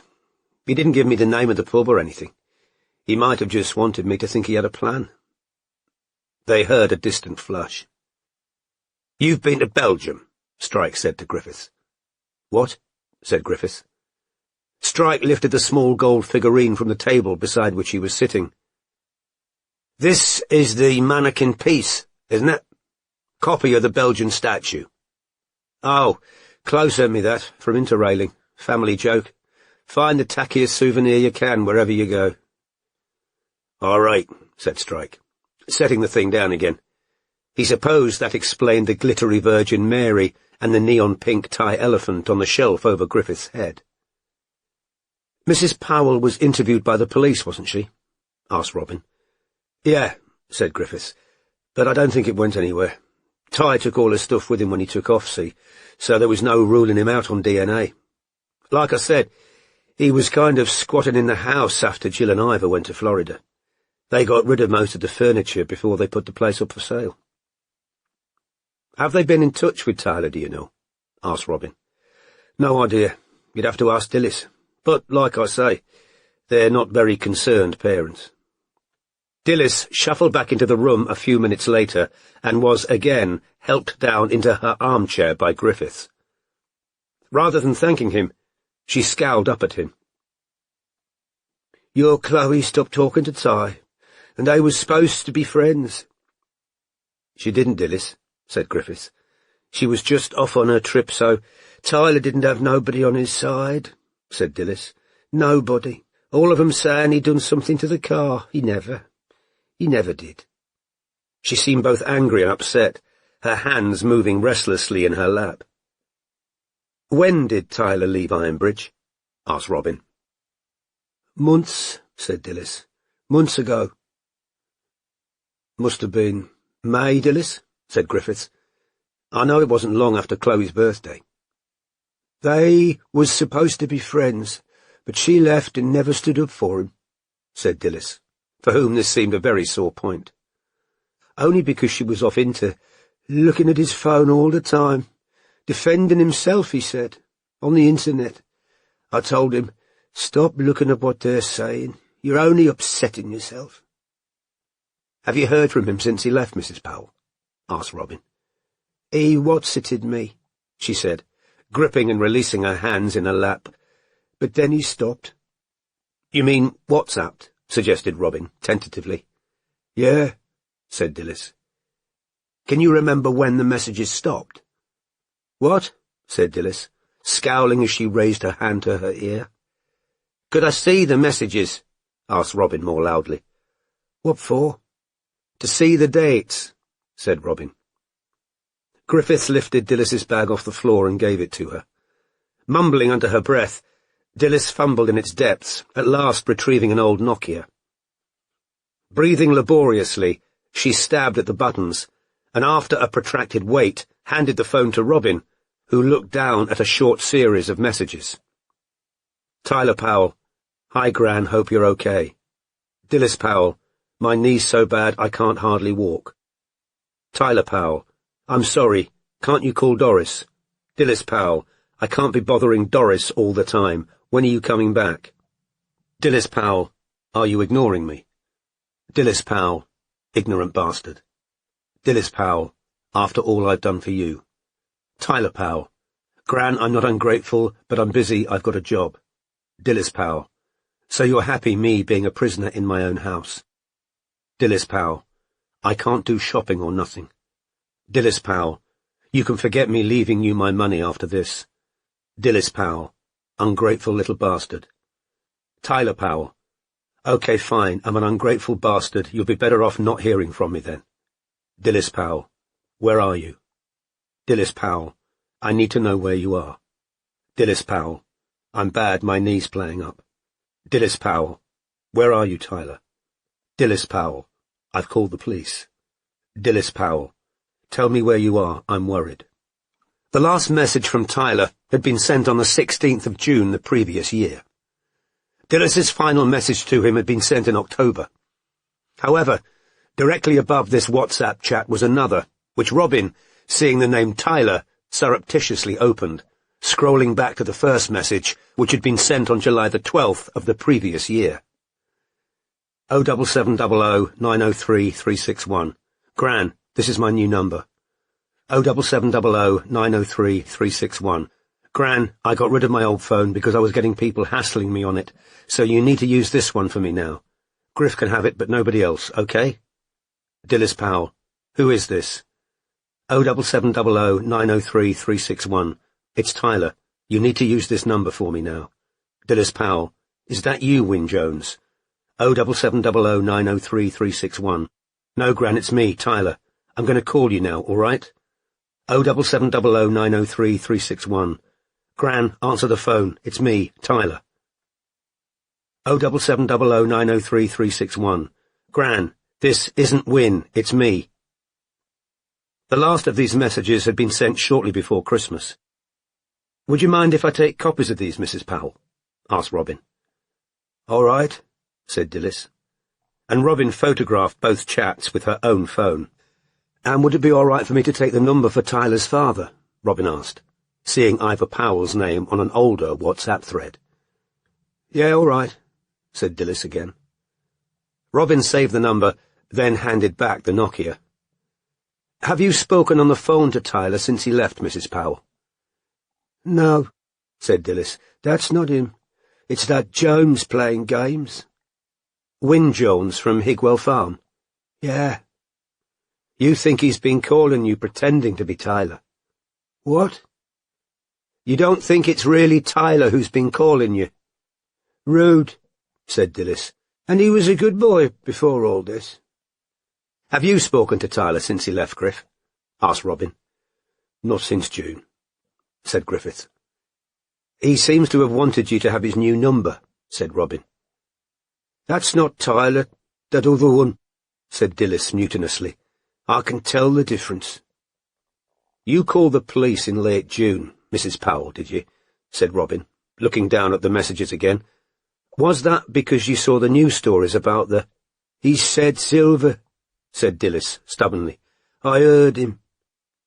You know the shop where the body was found was Masonic? Asked Robin. What? It stocks things for the Freemasons. Was Tyler interested in Freemasonry at all? Freemasons, said Dilys, with the funny handshakes? Yes, them, said Robin. No, we wouldn't be into all that, said Dilys impatiently. He works in a garage. Did he know anything about silver? Asked Robin. Hallmarks, antiques, anything like that? No, said Dilys mistrustfully, but he could learn. He's not stupid. What were Tyler's interests? Mr. Griffiths has already told us he liked cars. Loved his car, said Dilys. Did it all up himself. He knew engines.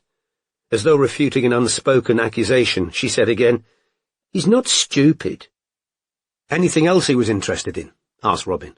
Football, said Dilys. Wolves. He loves wolves. Yes, said Robin. We've just seen the plaque on the wall along the lane. Billy Wright. Did you know the man who was working at the silver shop was calling himself William Wright? Yeah, said Dilys, nodding. Billy Wright. Could I check a few more details? Asked Robin. How tall was Tyler? Taller than him, said Dilys, pointing a shaking hand at Griffiths. Not difficult, said Griffiths, with a rueful smile. He must be about 5'6", eh, Dilys? Did Tyler have any distinguishing marks, scars or... Birthmark, said Dilys.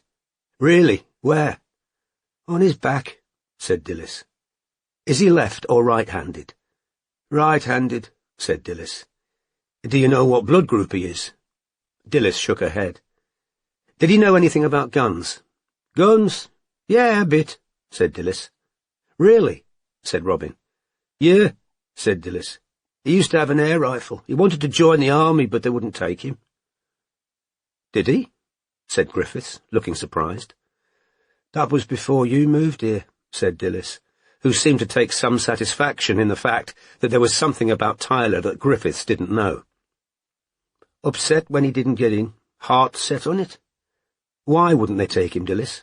Asked Robin. He's allergic to peanuts, said Dilys. Nearly died once when a kid at school gave him one. How awful, said Robin. I never knew he was allergic to peanuts, said Griffiths.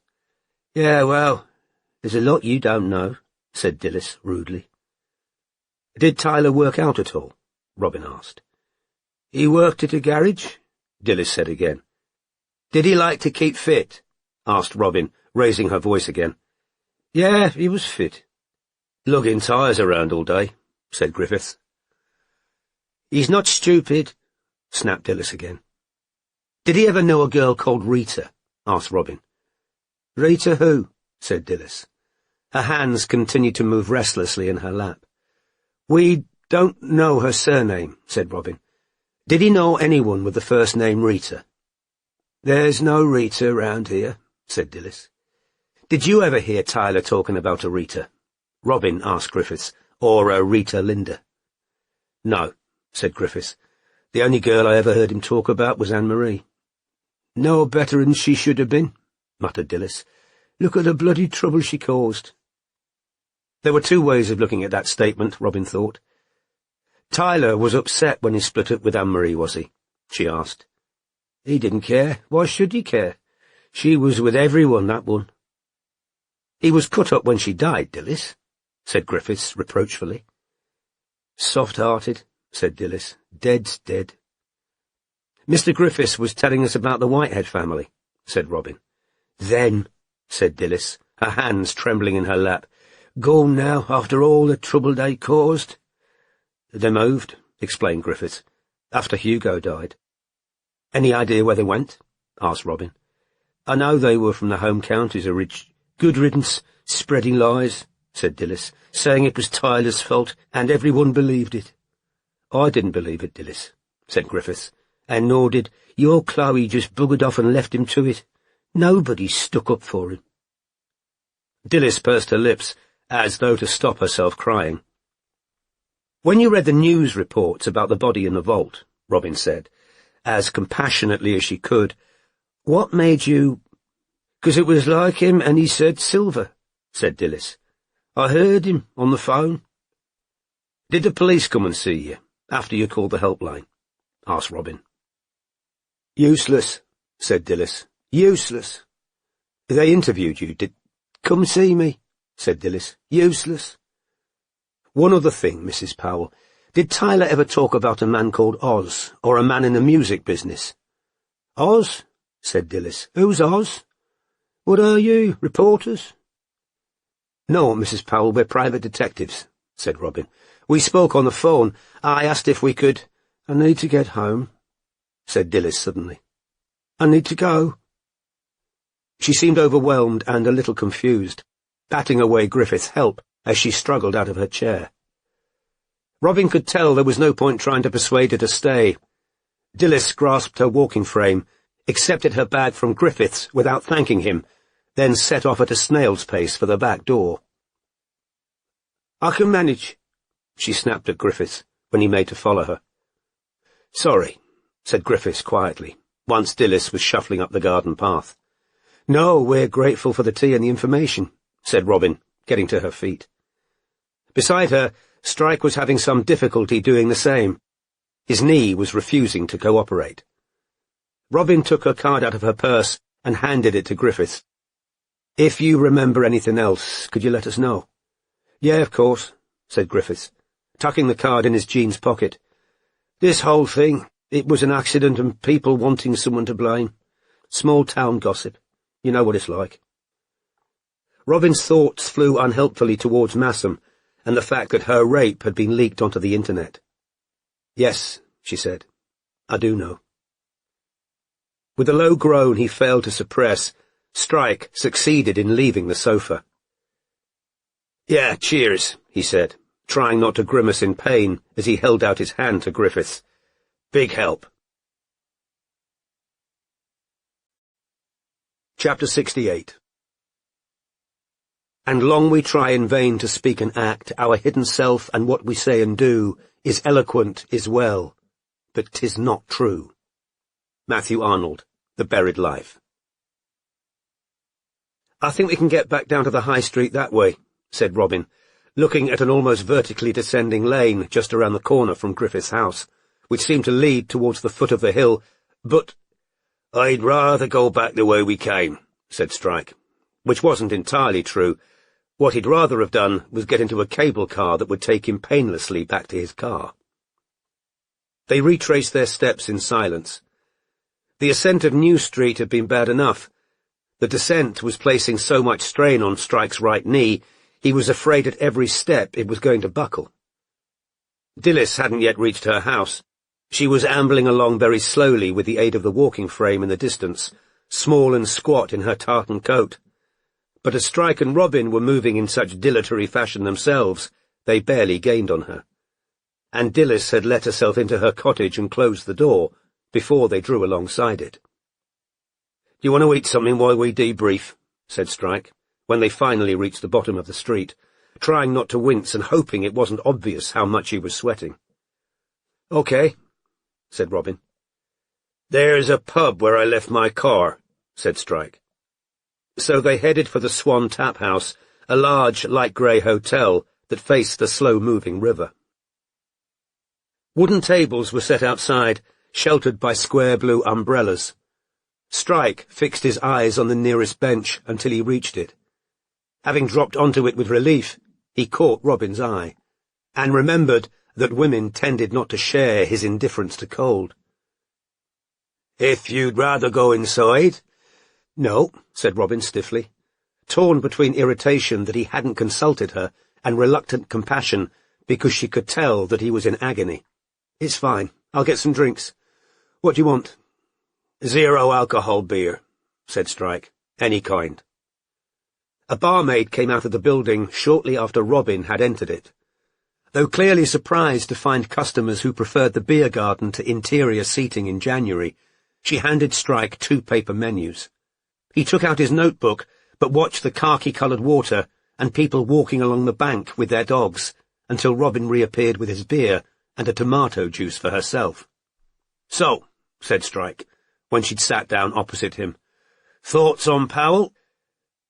"Well, he mentioned silver," said Robin, allegedly, but "he might have been talking about a car he was respraying at his garage, yeah," said Strike. "Although there must be pubs called the Silver something. Think Silver's a surname, too, unless that was just Long John." He'd hoped this might raise a flicker of a smile from Robin, but was disappointed. "Well, we should definitely speak to this friend of Tyler's, Wyn Jones," Strike continued. "We could go and find the farm after we've eaten." "I can't hang around that long. I'm supposed to be watching Fiola Fay's house first thing tomorrow. You can do Jones alone." "Right," said Strike. "And you've got to go and look at more houses with fucking Murphy, of course." Both were having difficulty looking the other in the eye. The bench put less space between them than the table in the Tontine Hotel, and Robin, determined to keep talk on work matters and not to give Strike any pretexts for asking about her coldness, said, "Tyler seems a good candidate for visiting abused and accused." "Yeah, he does," said Strike, while Robin pulled out her phone to examine the pictures she'd taken of the WhatsApp messages between Tyler and Dilys. Tyler's last message from his old number was just before Wright was murdered. Then he sent her a new number saying he's being hassled on the old one. She thought Wyn Jones was pretending to be him for some reason. I'm going to try that number. The phone rang a few times, and then a pre-recorded message played. "This is Tyler. I'm busy. Leave a message and I'll get back to you." "Hi, Tyler," said Robin. "My name's Robin Ellicott, and I'd really like to talk to you if possible." She dictated her own mobile number, then hung up. "Coincidental timing, him starting to text from a new number right after Wright was murdered," said Strike. "Yes," said Robin, still examining the messages rather than looking Strike in the eye. Although people were angry with him.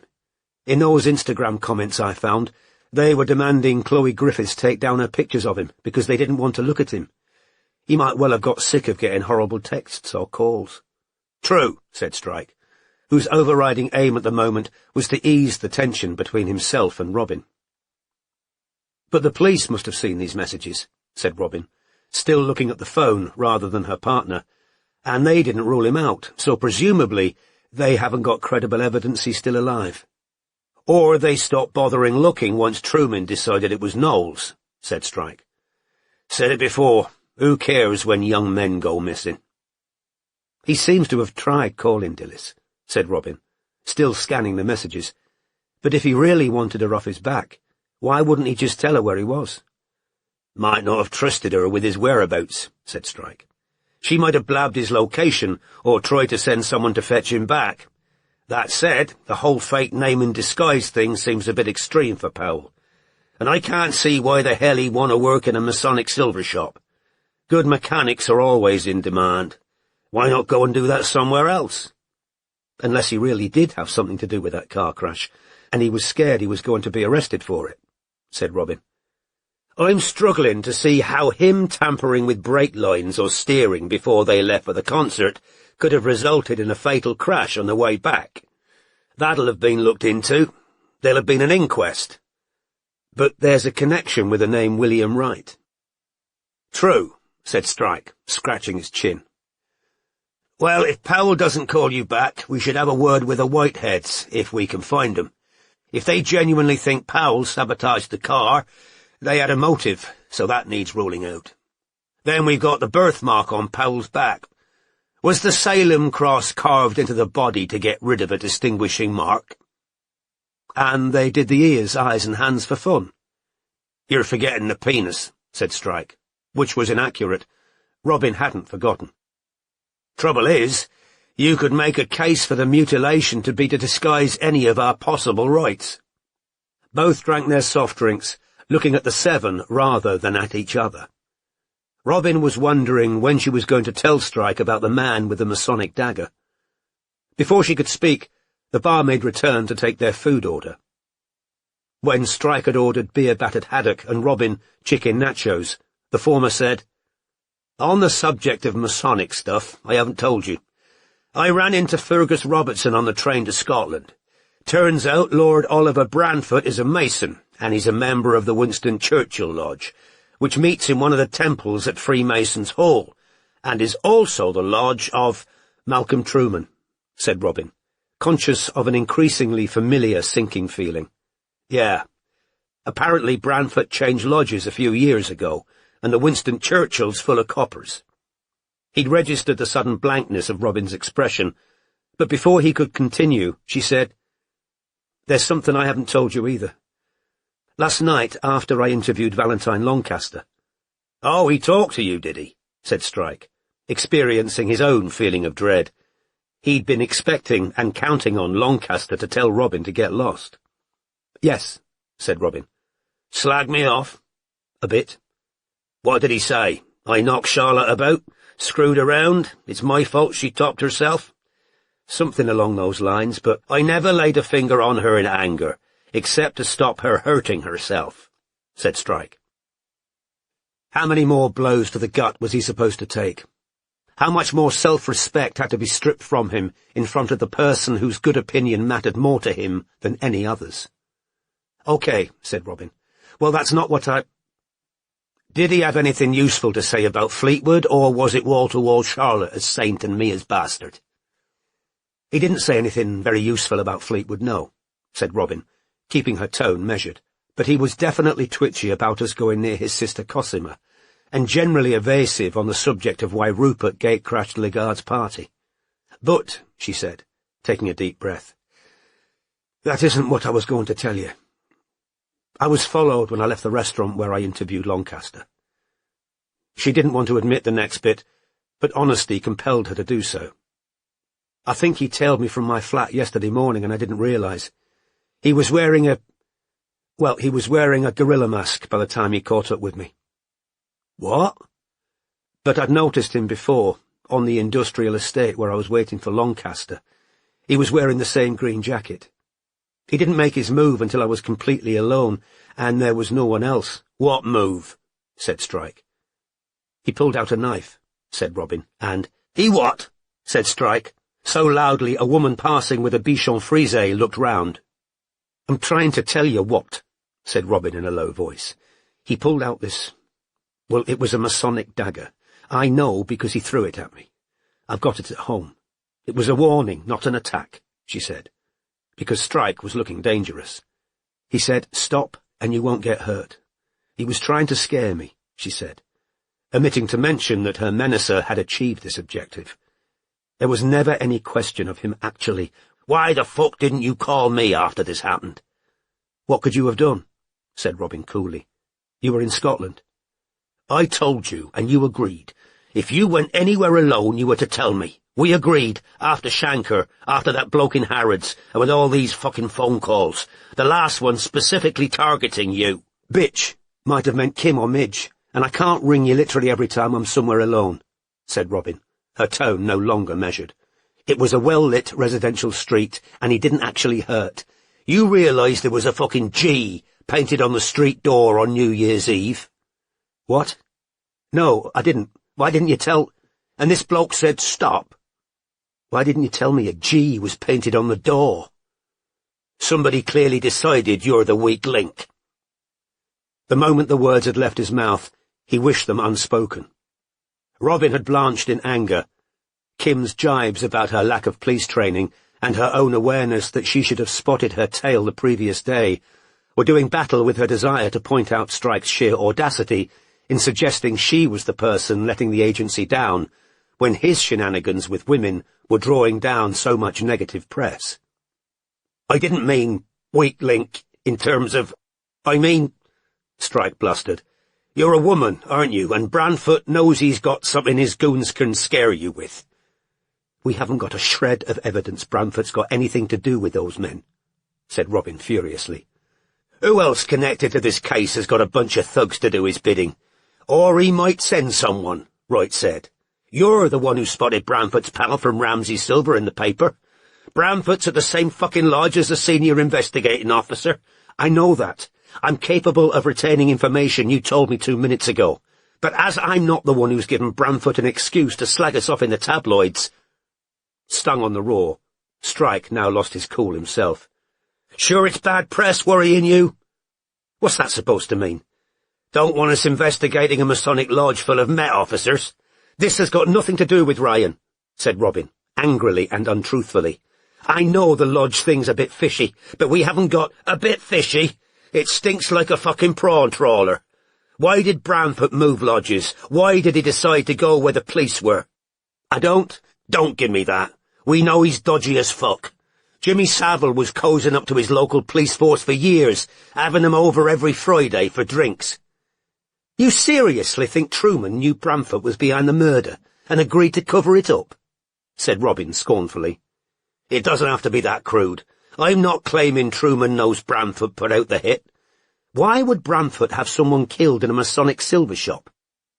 Because he was mates with a bunch of Masonic policemen who literally meet next door.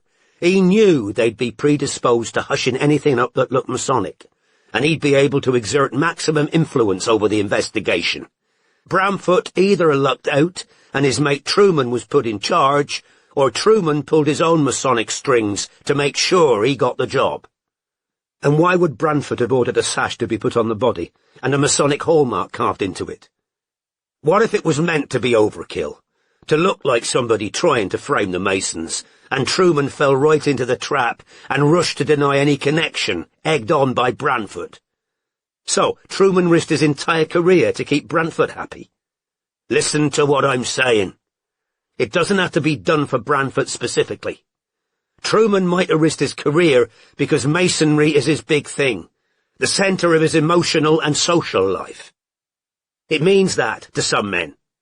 But if you're going to look me in the eye and tell me there aren't men who are flattered by association with the aristocracy and wouldn't get an ego thrill from chumming around with Lord Oliver Branfoot off the telly, I'm not saying that, but then you'll concede that Truman might have been easily influenced by Branfoot pushing the idea that someone was trying to frame the Masons, in which case the Knowles thing would have been manna from heaven to Truman. He paid a professional price for getting it wrong, but he's still trotting along to Freemasons Hall every month, which should tell you something about his priorities in life. We've pieced together a story about Branfoot, and we haven't got a shred of proof it's true," said Robin hotly. The cipher note and Branfoot's friend shopping in Ramsey Silver, and Branfoot bashing private detectives and Dick DeLyon. They could all be completely unconnected. This, from the person who's been urging me to make inquiries about a Belgian woman whose name vaguely resembles Rita Linda, said Strike, and instantly regretted it as Robin's face flooded with colour. I said from the start she might not be relevant, and for the record, she was Swedish, not Belgian. My point, I understand your point, thanks, weak link though I am. And if we're talking about missing the point, has it occurred to you that both times I've been threatened, I've been trying to talk to people about Rupert Fleetwood? Both times you were threatened, it was in places it was easy to get to you without getting caught, said Strike. How would the men following you have known who you were off to speak to? You've just told me Gorilla Mask guy tailed you from your flat. Okay, said Robin, returning to the offensive. Explain this. Why would a porn star go and work in a Masonic silver shop? Set up, said Strike. Set up? How? By who? What if what was meant to have happened to Knowles genuinely happened to DeLyon? What if he thought he was going to help nick a load of silver? Just because Branfoot's a shit doesn't mean DeLyon was an angel. We know nothing about him. He could be a crook himself. What if Oz and Medina lured DeLyon to Ramsey Silver, telling him he'd be able to make 100 grand off the back of it? Then the taking of the Murdoch silver makes sense. It was to make this look like a burglary and incidental murder, when in fact it was a murder and incidental robbery. And where's the silver now? I don't bloody know anywhere. Buried in the woods, some anonymous lock-up. Branfoot's minted, he doesn't need it. I can't help noticing, said Robin, her tone now steely, that your attitude to the Met and your attitude to the SAS are somewhat different. What? Said Strike, thrown. Freemason Niall Semple couldn't possibly be involved in a theft of Masonic silver because he's the best of the best, speaks fluent Arabic and navigates by the stars, whereas Freemason Malcolm Truman and Branfoot are in the same fucking lodge. Why's Branfoot after us? Why the sudden interest in the private detective business? Maybe his wife's having him tailed and he found out. Maybe the papers are sniffing around him because of all the rumours about his sex life. You told me at the beginning of this case it didn't matter if Murphy— This isn't about Ryan, Robin said, her anger fueled by the knowledge that she was at least partly lying. What's it going to do to our Met contacts if we start trying to discredit policemen? The Met have already put Truman on gardening leave. They'd probably be delighted to have a reason to bloody sack him. If you think Wardle, Leybourne and Equenzi would stop talking to us because we helped the force get rid of a proper wrong'un, you've got a lower opinion of them than I have. It's your attitude I'm talking about.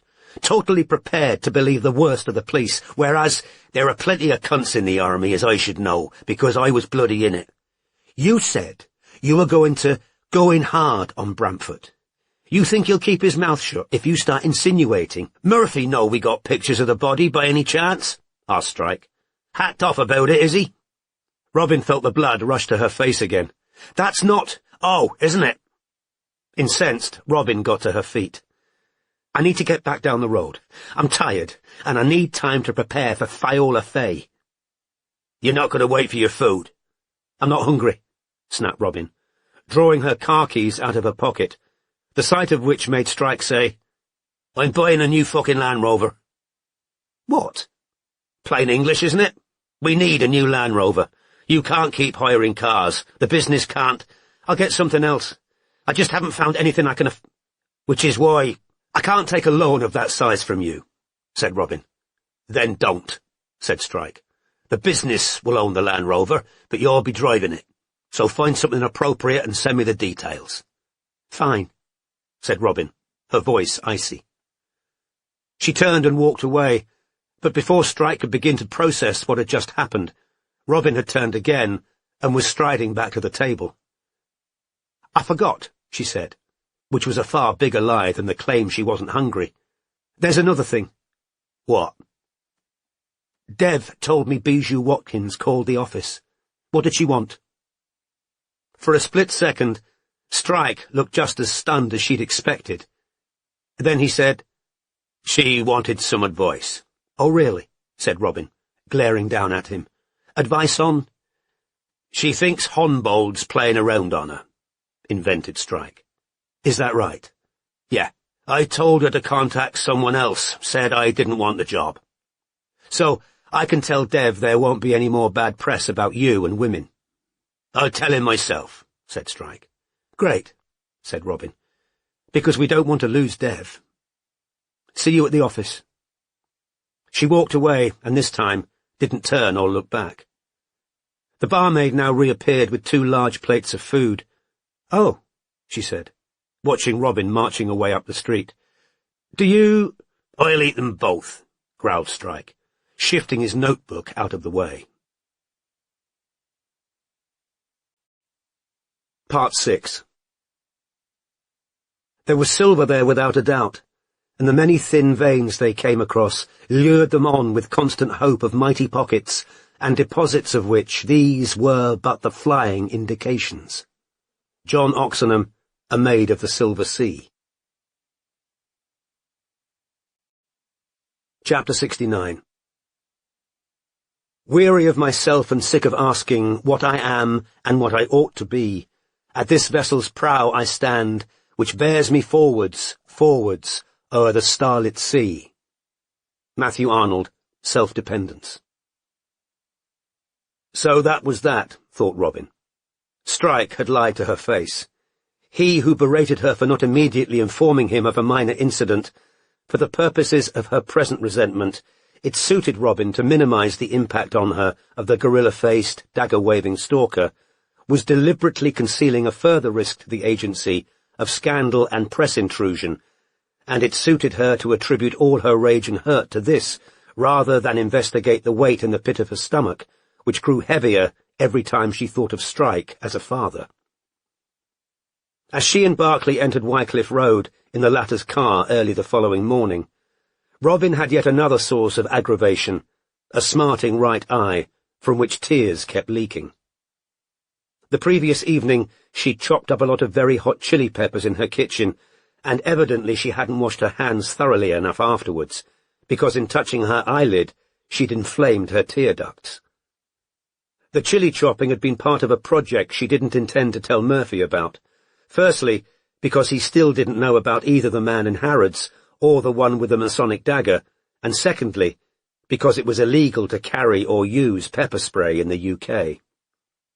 Nevertheless, Robin felt a little safer this morning, knowing that she was carrying a potent mixture of chilies, cayenne pepper, garlic and vinegar in a clear plastic spray bottle in her handbag. She'd worry about the legal consequences later, if she had to use it.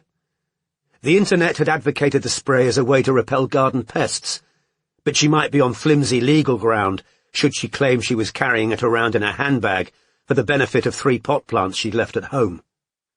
Nevertheless, if Robin had any choice in the matter, no more men would seize her by the neck from behind without suffering consequences, nor would any of them get near enough to her to wave even blunt daggers in her face. Berkeley parked a short distance away from the maisonette where Fiola Fay, whose utility bills were addressed to Fiona Freeman, lived with her boyfriend, a very large, muscled, and entirely bald porn director called Craig Wheaton, whose personalised number plate read in part, GYM. Fiona used social media only to promote new films she'd been in, or tease her OnlyFans account.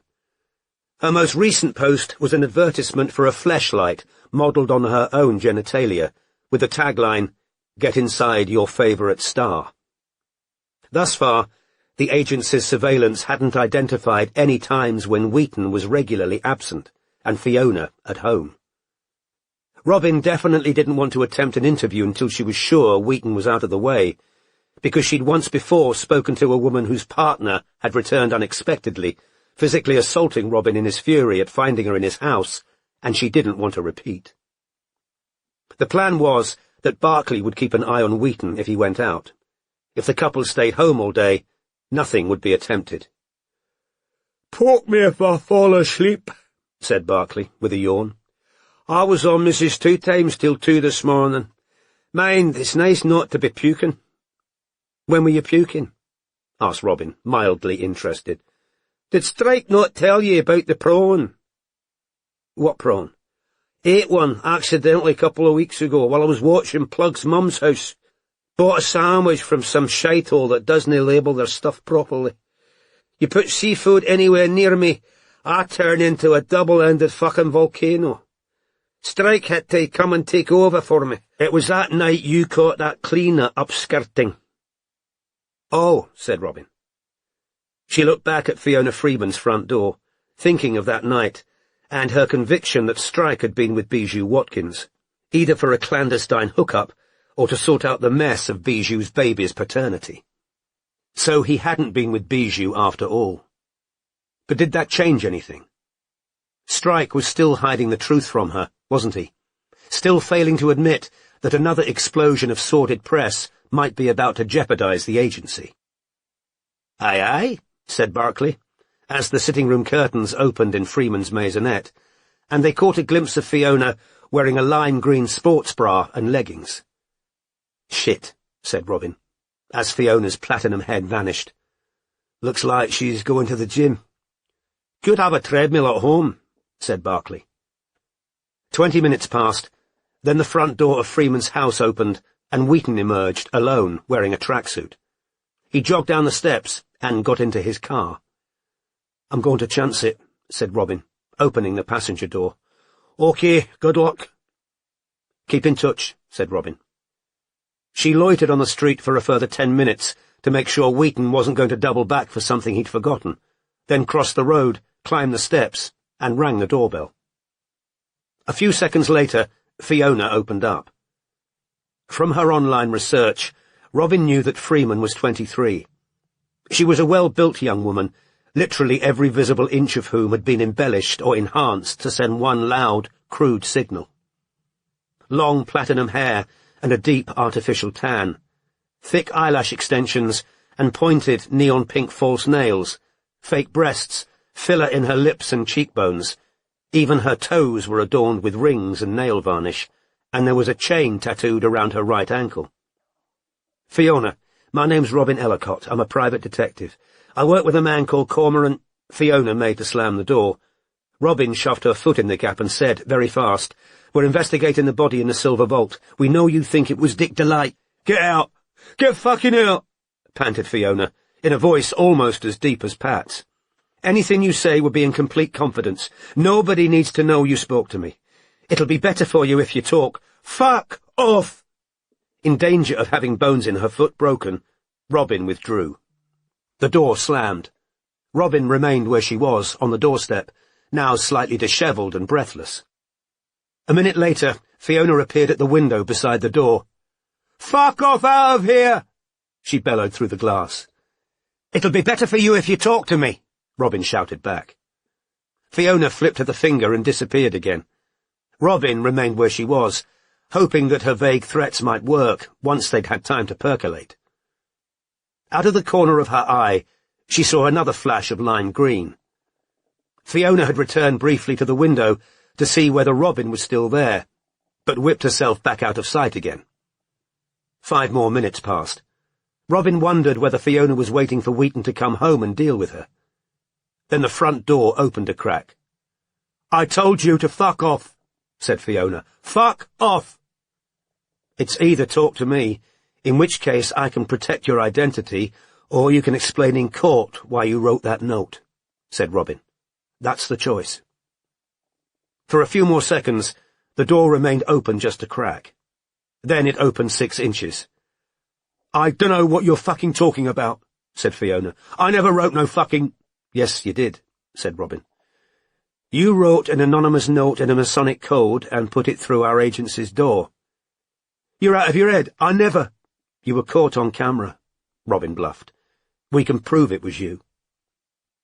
Fiona's fake tan was too opaque to enable Robin to see whether she'd blanched, but a taloned hand flew to her mouth, and the pupils of her light blue eyes dilated. She remained stock still, apparently robbed of speech, the other hand gripping the door. "Just tell me what you know, and I'll leave," said Robin.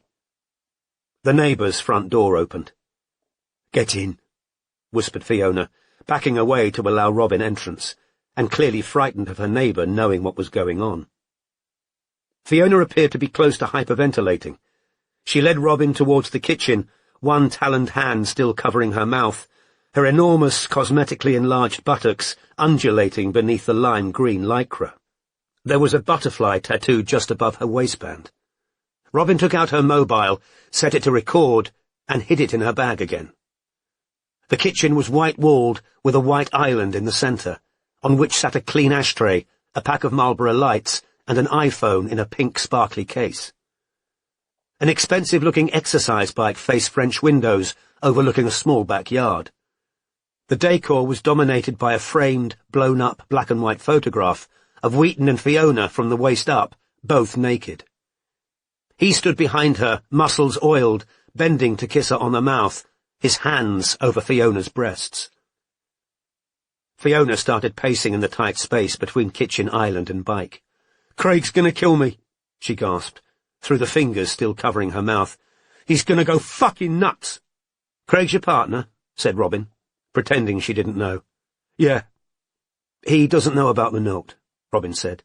"No, he doesn't know about the fucking note. Of course he fucking doesn't," said Fiona wildly. "He'll probably just be confirming things we already know," said Robin. "Other people have talked," said Fiona, stopping in her tracks. "Yes," said Robin. It was semi-true. Shankar had talked. "And what have they said?" "That the man in the vault was killed because he had information on somebody rich and important." "Oh, fuck," moaned Fiona, starting to pace again. "I promise you we can keep you out of this if you tell us what you know." "You can't keep me out of it. I'm up to my fucking neck in it now. Craig's gonna fucking kill me." A suspicion now crossed Robin's mind, a suspicion she knew better than to voice at this early stage of the interview. "Do you know Dick DeLion?" she asked. "His name's Danny," said Fiona, her plump lips quivering. "Yeah, I know him. I've worked with him," she burst out. "I warned him not to get involved. I warned him." "Involved in what?" asked Robin. Fiona snatched her cigarettes off the island top, crossed to the French windows, opened them, and lit up. She took a deep drag and exhaled towards the garden, which was paved with plants in pots and a bright pink table and chairs. "What's Danny's surname?" asked Robin. "Same. DeLion's his real one." "What was it you didn't think he should get involved in, Fiona?" Fiona took another drag on the cigarette and again exhaled towards the garden, waving her free hand to try and keep the smoke out. Robin decided to back off a little. "Where's Danny from? London?" "No," said Fiona. "He comes from this, weird place. There aren't any cars. I thought he was joking, but it was for real. There was no cars there, just horse-drawn carts and tractors. I think it's an island. I thought he was bullshitting, but he wasn't. He showed me pictures." "What was the place called? Can you remember?" Fiona shook her head. "How old is Danny, do you know?" 25. "Has he been in the adult industry long?" "Long as me, probably," said Fiona. 2-3 years. She threw a desperate glance at Robin. "I don't know what the guy's name is, the rich guy. Craig's never told me, just that he's on the telly sometimes." Fiona was shivering slightly in the cold, but her craving for nicotine overrode her desire for warmth, because she took yet another deep drag on her cigarette and blew the smoke gardenwards. "How did Danny meet this man?" said Robin, feeling her way. "Did Craig introduce them?" Fiona nodded, not looking at Robin. "And Danny and the rich man entered a relationship?" "No," said Fiona, with a scornful laugh. "From what we already know," said Robin, taking a chance, "it sounds as though Danny was blackmail." "No, he wasn't," said Fiona quickly, turning back to Robin again. "He never It was a joke. Craig told me Danny and the rich guy had a row, and that the guy had, contacts and stuff. Said he knew rough people, had the police in his pocket, and then Danny disappeared." "When?" "I dunno. End of May last year." "How does Craig know the rich man?" asked Robin. "From when he was a kid," said Fiona. "I dunno exactly how." Robin's phone buzzed. She took it out to see a text from Barclay. "Wheaton food shopping. I'll alert when he gets back in the car." Robin slid the still-recording phone back into her bag and said, So, Craig told you Danny was the body in the safe? Yeah, said Fiona, starting to cry. He told me to stop bloody asking people where Danny was, unless I wanted to go the same way. Is Danny the only young man Craig's introduced to the rich man? Fiona shook her head, still crying. There are others. Yeah, girls as well. The rich guy's bi. Craig told me he's married to a woman, but he likes both. Fiona took another drag on her cigarette and wiped her eyes on the back of her hand. How did you know we're investigating that body, Fiona? 'Cause I heard Craig on the phone to the rich guy. He always speaks different when he's talking to him. And I heard him say Cameron Strike, and that he hadn't seen him around or anything. Craig sounded scared, so I googled Strike and I saw he was a private detective. Fiona padded out into the garden in her bare feet, stubbed out her cigarette on a paving slab, flicked the stub into next door's garden, closed the French windows, and walked, still crying, to the kitchen island where she sat down, supporting her forehead on her hand. Robin's phone buzzed again, and within seconds Fiona's pinged. Both reached for the mobiles, and Robin read, "We eatin' back in car with food shopping, but stationery and texting." "It's Craig," whispered Fiona, texting her partner back. "Is he coming home?" asked Robin, trying to sound casual. "Not yet. Wants to know what we need from the office." Robin slipped her own phone back into her bag. "I thought," said Fiona, getting up again and taking air freshener out of a drawer in the island, "I could tip this strike off with a note, 'cause Craig reads my emails and texts and everything." She sprayed the freshener liberally around the kitchen, then hid her cigarettes behind a mixer in a wall-mounted cupboard. "Danny just wanted a bit of money," she said croakily, returning to her seat. "That's not a crime. He'd never had much. He thought he was onto a good thing with that rich guy, but he was pushing his luck. I warned him." "How was he pushing his luck?" asked Robin. "Well, like the rich guy paid for Danny to get veneers done, right, because Danny had really bad teeth. And Danny added a little bit, to the bill. He kept doing stuff like that, trying to squeeze a bit more out of the guy, you know. I said to him, be careful, but he said he was the guy's favourite and—" "Is that what they rowed about?" asked Robin. The rich man realised Danny was trying to take more money than he'd agreed to. "Yeah," said Fiona. "It was starting to add up. He sort of cornered Danny about it, and that's when Danny said the thing he said. For a joke, it was just a joke. But the guy took it seriously. He told Danny what he just said was blackmail." "But Danny and the man weren't having sex?" "No," said Fiona. "Then what could Danny blackmail him about?" "Well, this guy likes secretly watching and filming. He gets off on them not knowing he's there." "But Danny knew the man was there." "Well, yeah, some of them knew, yeah." "Where did the filming happen?" "The guy's got a flat with a two-way mirror. He had it all kitted out. Craig fronted for him with the builders." "Craig pretended it was his flat, that the alterations were for him?" "Yeah, exactly." "Do you know where the flat is?" "No, I just know that's where it all happened." "So the rich man hires adult actors to be in his private films?" "Yeah. He doesn't want to use sex workers. He doesn't trust them. He's just making his own films for private use. It's all legal. He pays good money," said Fiona. "Really good. That's why Danny kept going back." "But only some of the people filmed know the man's watching." "Well, yeah," said Fiona huskily, looking at her neon-pink nails rather than at Robin.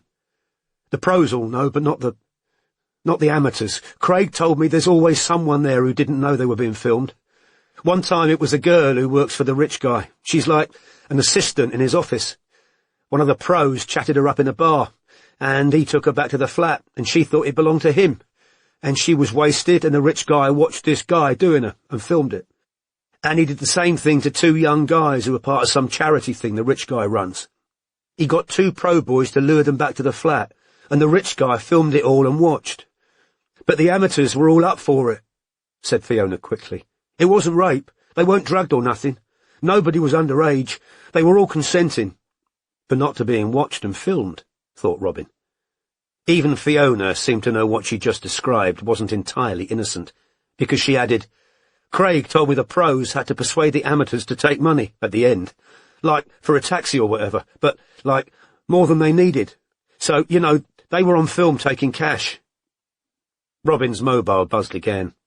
Wheaton back in car. Looks like he's heading home. Does the rich man ever appear on camera himself? Robin asked. No, never. He's behind the mirror. So what did Danny say to the guy that sounded like blackmail? The bloke was having a real go at him about the money, so Danny said, I bet my indie films would do well if I give him more publicity. And the guy went fucking apeshit. Danny was scared. He tried to pretend he wasn't, but he was. Craig's really never told you the man's name? No, never.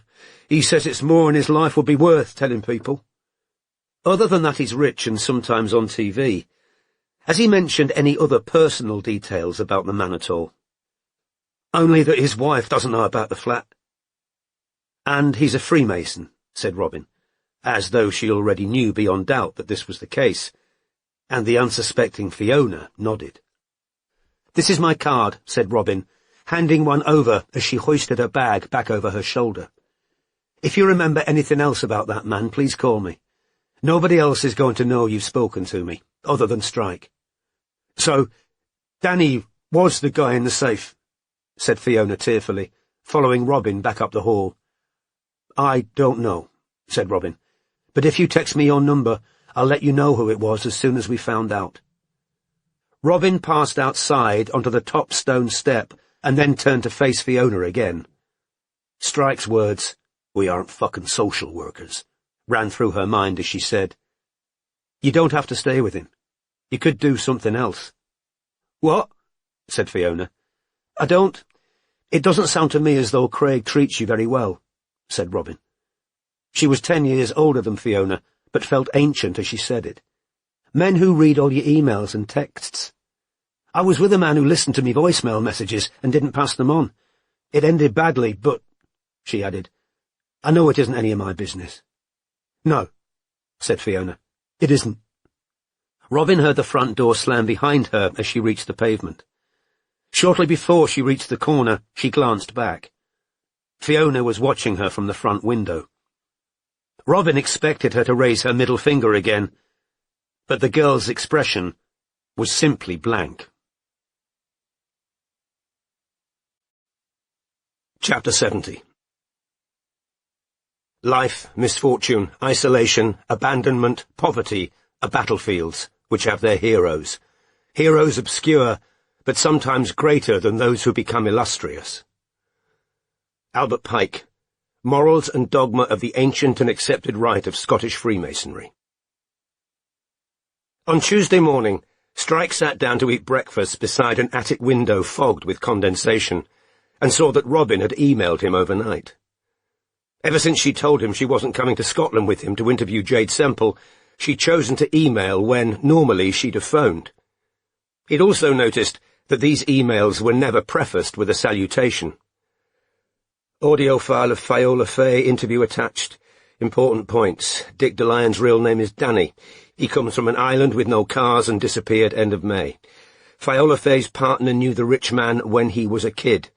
I've done some research. Craig Wheaton spent his teens in a boys' care home, partly funded by Oliver Branfoot's trust. Also attached, possible Land Rover. R. Strike picked up his mobile and called her. "Just seen your email." "Oh, right," said Robin, coolly. "Bloody good work. You found the link between Branfoot and DeLion." "An indirect link, yes," said Robin, unfortunately reminded of the weak link comment Strike had made in Ironbridge. Strike was speaking as though everything was normal between them, and even though she didn't want any conversation in which she might become angry, or worse, tearful, his matter-of-fact tone grated. She was damned if she was going to apologize for anything she'd said at the Swan Tap House, but she was riled by the fact that Strike didn't seem to feel he ought to make any amends. "Well, I've just found Rupert's friend Tish Benton, or her parents, anyway," said Strike. Robin suspected this was supposed to show her he hadn't forgotten about Decima. "Yes, I found her too," said Robin coolly. "She's got an Instagram page, but it's set to private. I've sent her a follower request." "Great. because the parents were very suspicious when I told them who I was. I've left contact details and asked Tish to call me, but I'm not hopeful."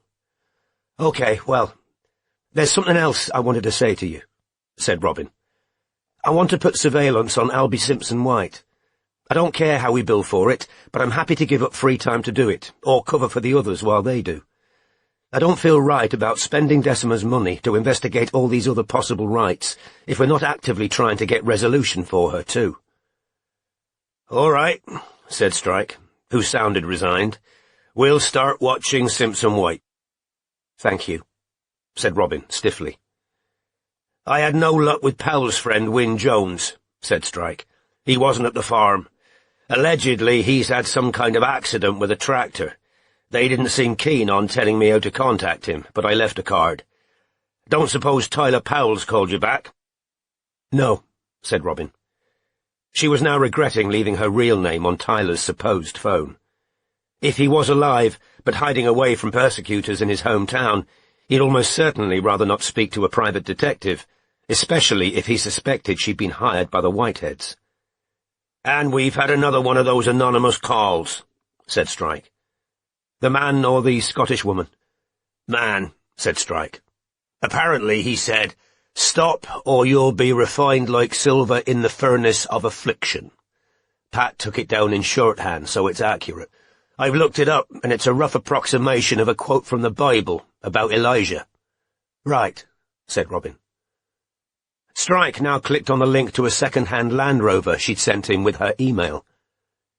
"The Defender 90 looks good," he said.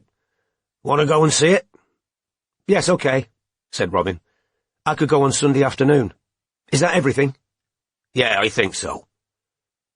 Robin hung up without saying goodbye. Strike set down his mobile, feeling slightly more depressed than he had before phoning her. He'd barely settled back to work when his phone rang. Wardle was calling to say that their planned curry in town that night would have to be postponed, because Wardle's ex-wife had unexpectedly required him to look after their 18-month-old son. The policeman intimated that the few bits of information he had for Strike could just as easily be told by phone, but Strike chose not to take the hint, announcing that he'd bring a takeaway curry round at 7 that night to discuss Wardle's findings in person. Friends though they were, this would be the first time Strike had ever visited Wardle at home. Their mutual liking, which had been fostered in spite of initial mutual suspicion, had grown through the years, but they'd rarely had a conversation that could be called truly personal. Indeed, Strike couldn't offhand think of any men with whom he had deeply personal conversations. However, he was well enough acquainted with Wardle to know that things must be bad indeed for him to admit to being off work with depression, and knew, too, that the man's recent misfortunes, the death of his brother, the departure of his wife, the move into a bachelor flat, shared custody of his small son, all on top of a highly demanding job, had given him ample cause. The memories of 2 suicides he'd investigated in the military hovered in the back of Strike's mind. Both the men had seemed to be coping until suddenly they were dead. And so he made the trip into Brixton that evening, sore as his leg was, and in spite of his own troubles. As he left the curry house at 6 with his takeaway in his hand, his mobile rang, and, with strong misgivings, he saw Bijou's number. "Oh, thank God," she said when he answered, a tinge of hysteria in her voice. "Look, I'm sorry, but you've got to take a DNA test. You've got to." "Have I now?" "Andrew's daring me to take him to court, but he says if I do—" Bijou started sobbing again. "He'll go straight to some journalist called Colin Pepper and say he's sure she's yours." "So he'll break his own super-injunction," said Strike, who was having the not unfamiliar sensation that a hot wire was tightening around his head. "He's being awful. He's convinced Ottilie's yours. If I can just show him proof, please," she wailed. "This is for you as much as for me." Strike, who had the horrible feeling she was right, watched an oncoming double-decker speeding towards him, and for a fraction of a second imagined stepping out in front of it and erasing himself and every problem along with him, of being lost in black nothingness, in a state of blissful non-being. But the bus passed, and Strike limped on, and he couldn't even muster anger as he said, "All right, do you want me to get a kit?" "No, I'll buy them, but we'll have to meet so I can get the sample from you, and I'll take mine and Ottilie's at the same time." "You're being watched," Strike reminded her. "I haven't seen anyone." "Because they're good at what they do, not because they're not bloody there," said Strike. "This needs thinking about. I'll call you back when I've got a plan." He hung up and walked on, trying to shove aside his own multitude of problems, the better to concentrate on Wardle's. The policeman's flat was in a modern block on Brixton Water Lane. Strike buzzed the intercom and climbed 2 flights of stairs, which did his aching stump little good, and found Wardle waiting in the doorway with his sleepy, pyjamaed 18-month-old son in his arms. This sight gave Strike an extremely unwelcome vision of himself, trying to entertain a daughter in his attic flat, so as to enable Bijou to go out on the town in pursuit of another wealthy potential husband. "He'll go down soon," said Wardle, and slightly to Strike's surprise, his experience of small children was that their bedtimes were haphazard and often involved a lot of protests and grizzling. Wardle's son did indeed settle quickly in the spare bedroom, while Strike was in the kitchen, prizing lids off plastic tubs of curry. The jingling music of a cartoon was issuing from the sitting room. The kitchen was as clean and tidy as Strike would have expected, but Wardle had made no effort to make the place homely, or to change what Strike guessed was pre-existing decor, because he doubted the policeman would have chosen tiles patterned with root vegetables. "Cheers for this," said Wardle, sitting down at the table. "How much do I owe you?" "It's on me," said Strike. "Payment for information soon to be received." "Well, you've pissed the murder investigation team off big time." "How have I done that?" said Strike, helping himself to naan bread. "Those witnesses, Wright's neighbours, Daz and someone." "Mandy, yeah, what about them?" "They're denying they told you anything." "Ah," said Strike. He wasn't surprised. Daz and Mandy's immediate, reflexive reaction to being called on by police a second time would, he was certain, be to deny everything, without pausing to consider that they could be storing up far more serious trouble for themselves in continuing to deny that they'd hidden evidence from the police. "And one of them let it slip that you'd given them money, which they took in exchange for the information. Does the Met think I shower banknotes on people with nothing to tell me?" "I'm just warning you," said Wardle. "That's the line the team's taking, that you're trying to build up your rep by pretending to have found stuff they didn't. So nobody's following up Oz and Sophia Medina." "I didn't say that," said Wardle. "One of the women on the team, name's Iverson, thinks Daz and Mandy told you the truth, and that it's worth looking into the Oz bloke. Murphy knows Iverson," he added. "Knows her bloody well, actually." Strike felt a flicker of interest unrelated to the case. "Yeah?" he said. "Yeah," said Wardle. "They had a good grope in the pub a while back." "How long ago was this?" asked Strike, trying to sound casual. "Back when he was splitting up with his wife," said Wardle, and the tiny shoot of, not exactly hope, but something resembling it, withered and died inside Strike. "I told you before, he was a proper arsehole when he was drinking. Nothing in a skirt was safe. He's been in a bloody bad mood lately, apparently. Iverson says if she didn't know better, she'd think he was drinking again. Mind, he'd have good reason." Much as Strike would have liked to believe Murphy had fallen off the wagon, he thought that was too much to hope for. "Why'd he have good reason?" he asked. "He was on that gangland shooting with the kids. So I heard. Well, he was the one who fucked it up. He arrested the mother's boyfriend, who's admittedly a violent, vengeful fucker with a record, but Murphy had sod all evidence." Strike, who assumed Robin already knew all this, knew that even if she didn't, he'd only make himself look like a prick if he brought any of it up, so he didn't pursue the subject. "Anyway, I checked out that Calvin Osgood's alibi for you," said Wardle. "It's sound. He really was in Manchester when he said he was." "Thought so, but wanted it confirmed," said Strike, shoving one of the plastic containers towards Wardle. "Have some. It's good." The policeman helped himself to chicken madras.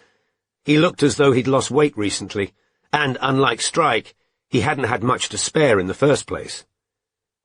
Wardle had been boyishly good-looking when he and Strike first met, but he seemed to have aged far more than the 7 years that had passed since, and was now very grey around the temples. "This Iverson," said Strike. "Has she looked at Oz's Instagram account? Because Robin found out a missing girl was in communication with him, name of Sapphire Neagle." "Dunno," said Wardle. "She probably thinks I'm too matey with you to give me much. I know the team seriously fucked off at Truman, though. Did you know he's a Freemason?" "I did, yeah," said Strike. Glad Robin wasn't present to hear this.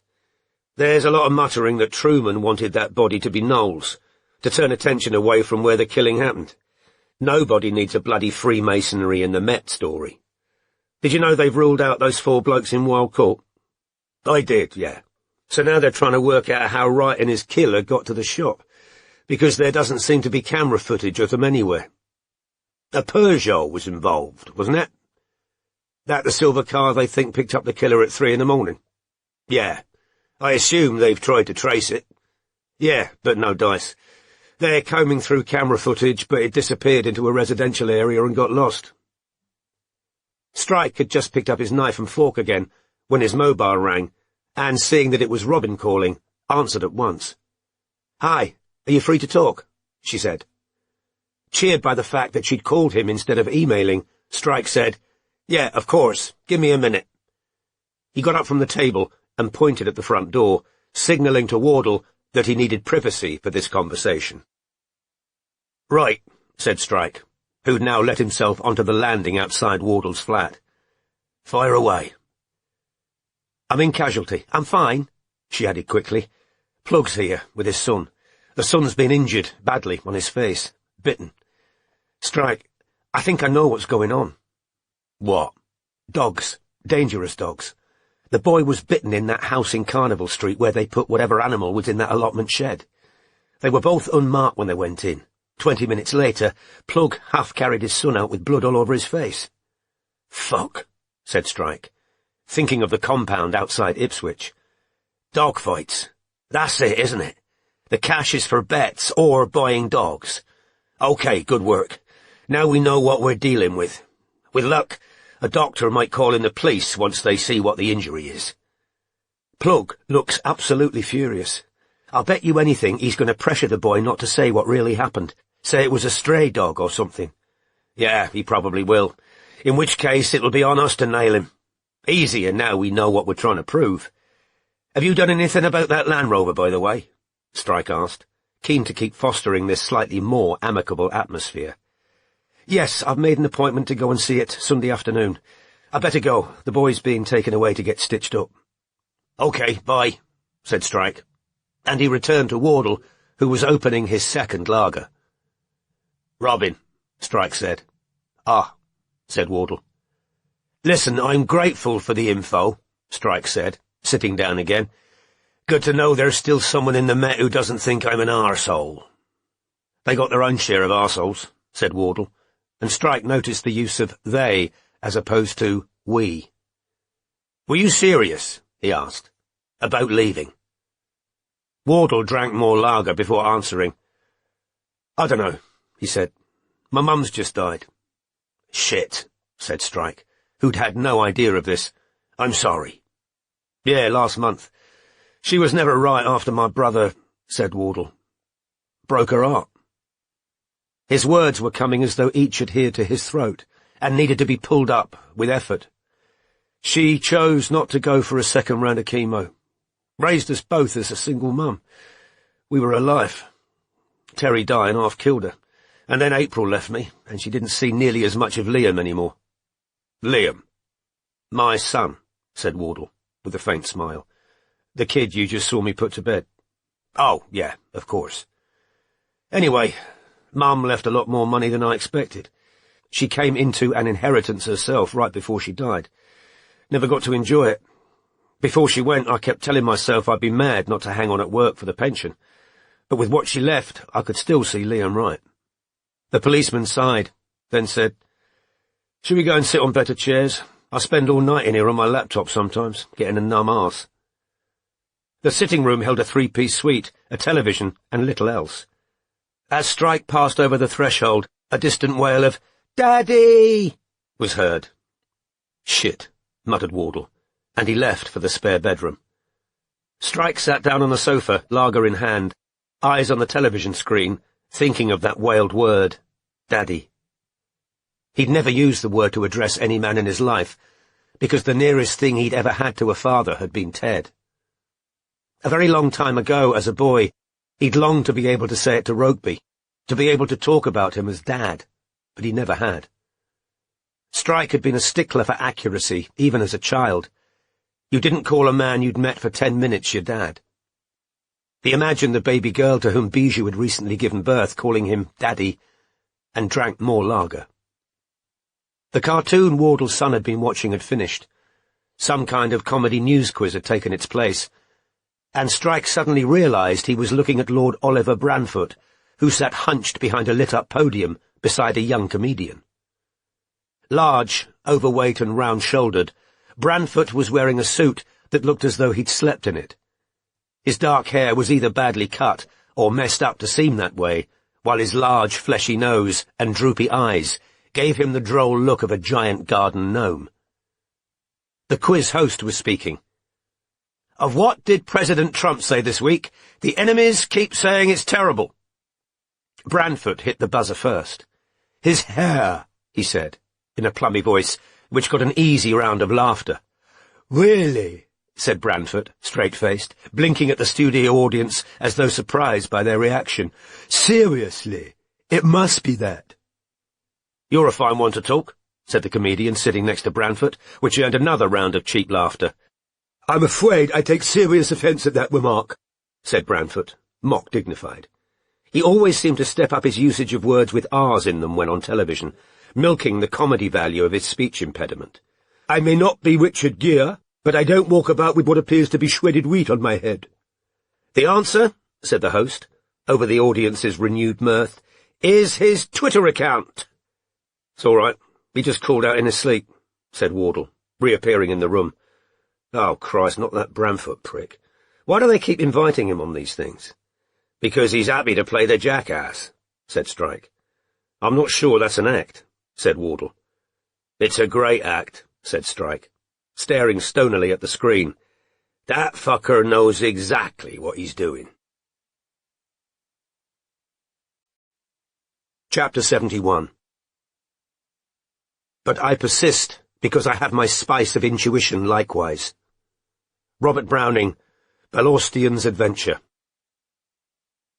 Notwithstanding Robin's offer to forfeit her own free time, so that they didn't have to sacrifice their own, adding Albie Simpson-White to the roster of people who needed following by the agency caused a degree of exasperation among the subcontractors.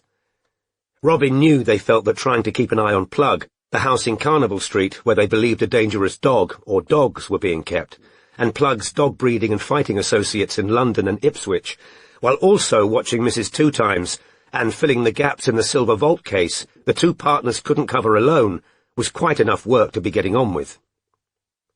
Predictably, Kim Cochran was the person most open about her disdain for the new job. Robin suspected Strike must have told the subcontractors that following Albie was Robin's particular wish, because she'd overheard Kim saying to Shah, "So we're just traipsing round after this Simpson-White in case he leads us to his missing mate." Then, catching sight of Robin in the inner office, Kim had given yet another of her little laughs and said, "Well, stranger things have happened. Maybe I'll win the lottery this week, too." "I wish you would win the bloody lottery, then maybe you'd leave," thought Robin angrily on Sunday at midday, while following Albie from his flat to the Tube. She was supposed to be passing the job to Kim in a couple of hours' time, and if there were any more supposedly funny comments during the handover, she thought she might well be putting the woman firmly in her place. Fortunately, the weather remained as cold as ever, which made Robin's choice of a beanie and a scarf in which she was hiding most of her face seem perfectly natural. As she'd already met Albie, she was also wearing a black wig and a pair of glasses. Albie hadn't even looked at her. He was listening to music on his headphones, one of his large feet tapping along in time. Robin was therefore temporarily free to think about the two-bedroom house she and Murphy had viewed on Wednesday. It stood at the end of a terrace, which meant it received plenty of light, would need little renovation and was convenient for the tube. Murphy still had misgivings about the size, but when Robin reminded him of how much above their maximum budget the three-bedroom house in Wood Green had gone for, he agreed to put in an offer on this one, which had been accepted that Friday. Robin was relieved the decision had been made, and told herself that this feeling was happiness. She'd even phoned her mother and told her that she and Murphy were moving in together, and Linda had been predictably delighted, although after expressing her pleasure, she'd confided that Martin and Carmen were rowing non-stop, which Linda thought was the cause of baby Dirk's fretfulness. This hadn't helped Robin's now almost constant state of anxiety and guilt. She still hadn't sent either of her new nephews presents. Ever since the man in the green jacket and gorilla mask had threatened her, she'd been jumpy, constantly checking behind her for any sign of being followed. The number of things she wasn't telling Murphy was also weighing heavily on her conscience. Strike's theory about Malcolm Truman interfering in the investigation to protect the Freemasons was starting to look worryingly credible, and Robin could only imagine what Murphy's reaction was likely to be should they manage to prove that it had been Danny DeLion in the Silver Vault, and that the lead investigator had deliberately tried to obfuscate his identity at the urging of a Masonic friend. Albie got off the tube at Notting Hill Gate Station, and Robin followed him up Pembridge Road and round a corner, where he entered a pub called the Sun in Splendour, which had a curved, bright yellow frontage. Robin texted Kim her location, then entered the pub to see Albie sitting alone at a table, drinking a pint. Robin didn't dare get too close to him, so she ordered herself a tomato juice and remained at the bar, intermittently watching Albie in a mirror, and looking at her phone to bolster the impression of a woman waiting for a tardy friend. On opening WhatsApp, Robin saw she'd just received a new and very long message from an unknown number. "Hello, this is Chloe Griffiths, Ian Griffiths' daughter. Dad's asked me to get in touch with you as, like a character witness for Tyler Powell. I wasn't going to, but my boyfriend thinks I should tell you the truth, even if Dad doesn't want to hear it. I know Dad's told you Tyler definitely didn't have anything to do with that car crash, and I'm not saying he did, but I know for a fact Tyler isn't the nice, sweet guy Dad thinks he is. Dad thinks anyone who likes Steely Dan and wants to learn the guitar must be a good guy, but Tyler isn't. He gets really pushy with girls when he's drunk. He's done it to lots of friends of mine. Dad feels sorry for him. He thinks Tyler's desperate for love or something because his parents aren't very nice to him. So he thinks it's all harmless, but it isn't. Anne-Marie only went out with Tyler a couple of times, and he started talking about them getting married. Dad thought that just showed Tyler wants a proper family of his own. But Anne-Marie was really freaked out by him being so intense and possessive when they'd only dated twice, and Tyler was really angry she dumped him and was talking all kinds of shit about her. Another girl I know called Zita had a bad experience with Tyler as well, but she never went to the police about it, even though a bunch of us said she should. But she said she had no proof. I don't want to say what happened because she might not want to talk about it, but you can try and talk to her. Her number's 07700 942 369. Tyler and me were sort of friends when we first moved in opposite, because I used to feel sorry for him, and me mum had just died and he was nice about that. He's a bit slow, and I could tell he was unhappy at home. But then he started making excuses to come over to our house all the time, and I think he only took guitar lessons with Dad so he could try and flirt with me. Tyler's the type that thinks if a girl's nice to him, she wants to get with him. When I told him I had a boyfriend, he turned really nasty and stopped coming for guitar lessons, and his gran started being horrible to me. Anne-Marie was one of my best friends, though, and honestly, half the reason I wanted to go interrailing was so I didn't have to think about her dying all the time. And also, people were kind of ganging up on me too, because Dad was going round defending Tyler to everyone, and people thought I must think the same because Tyler and I used to be friends. I can't prove Tyler did anything to the car that night, but him packing up and leaving Ironbridge is really weird, because he never wanted to live anywhere else before. Dad can't complain I've told you the truth, just because he doesn't want to hear it. Seconds after Robin had finished reading this message, Strike called her. "Hi, where are you? Can you talk?" "Yes, I'm in a pub," said Robin, checking Albie in the mirror. "My old SIB mate, Hardy, is going to be in town for a family wedding next week, and he thinks he can wangle us a private tour of Freemasons' Hall. Want to come and see Temple 17? Robin hesitated.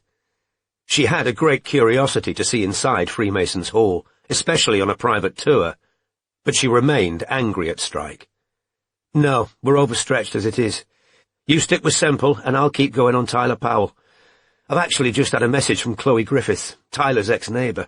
I'll forward it to you. OK, said Strike, who was disappointed about Freemasons' Hall. He'd been certain she'd want to see it. You're seeing the new Land Rover this afternoon, right? Yes, said Robin. I'd better go. I'm handing over to Kim in a minute.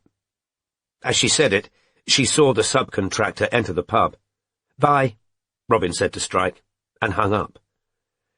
Alby's the blonde guy sitting on his own, Robin told Kim, without looking at her, as both stood facing the bar, though apparently unconnected to each other. You'll be able to get nearer to him than I Ah, said Robin, watching the mirror. A good-looking young woman with shiny, near-black hair had just entered the pub, and waved at Alby. We're very interested in a girl called Tish Benton, said Robin quietly to Kim, as the newcomer bought herself a drink at the far end of the bar. That could be her. If you can get near enough to hear her name, that would be great. Yes, I think that will be within my capabilities, said Kim. Glad to hear it, said Robin tartly, and she left. Chapter 72. We made a league together, notwithstanding that my gods were not thine, because we were brethren in the sacred mysteries. Albert Pike, The Ancient and Accepted Scottish Rite of Freemasonry. Unbeknownst to Robin, Strike was currently preoccupied with an investigative problem he considered even more pressing than the identity of the body in the silver vault. Having racked his brains for the best way to throw off the surveillance under which Bijou's former lover had placed her, and for a discreet venue suitable for the provision of DNA swabs, he decided to call again on his extensive knowledge of London's five-star hotels. On the same cold, damp morning he'd arranged to meet his old friend Graham Hardacre for a tour of Freemasons' Hall, Strike hung around in his attic flat until 9:10, by which point he thought it reasonable to suppose that Bijou would be awake but still at home, without eavesdroppers or passers-by to listen in.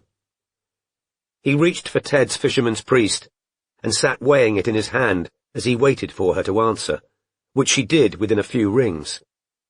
Hello? It's me, said Strike. I've got a plan for the DNA test. Oh, thank God, said Bijou fervently. Today?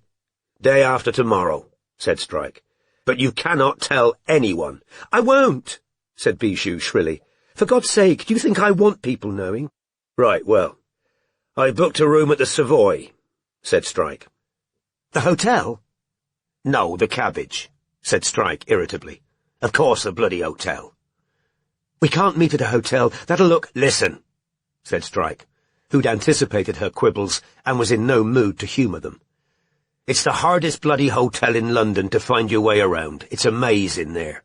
It's got 2 entrances, front and back, and 3 different lifts going to different parts of the building. They're discreet and professional, and they're used to celebrities, so they won't let themselves get tricked into giving out any booking information. Nobody'll be able to tail you to the room or prove who you met or what you did in there, as long as you follow my instructions. But what's the likelihood of us meeting to fuck in an expensive hotel in the city where both of us have flats when you've got a baby with you? You're there to meet an old American friend who's only in town for 24 hours on business but wants to meet the baby. You're having coffee in her room at 4 o'clock. That's what you say if you need a story. Okay, said Bijou, uncertainly. Have you got a pen? Yes, she said, and he heard her rummaging. Go on. You're going in the front. No furtiveness, you've got nothing to hide.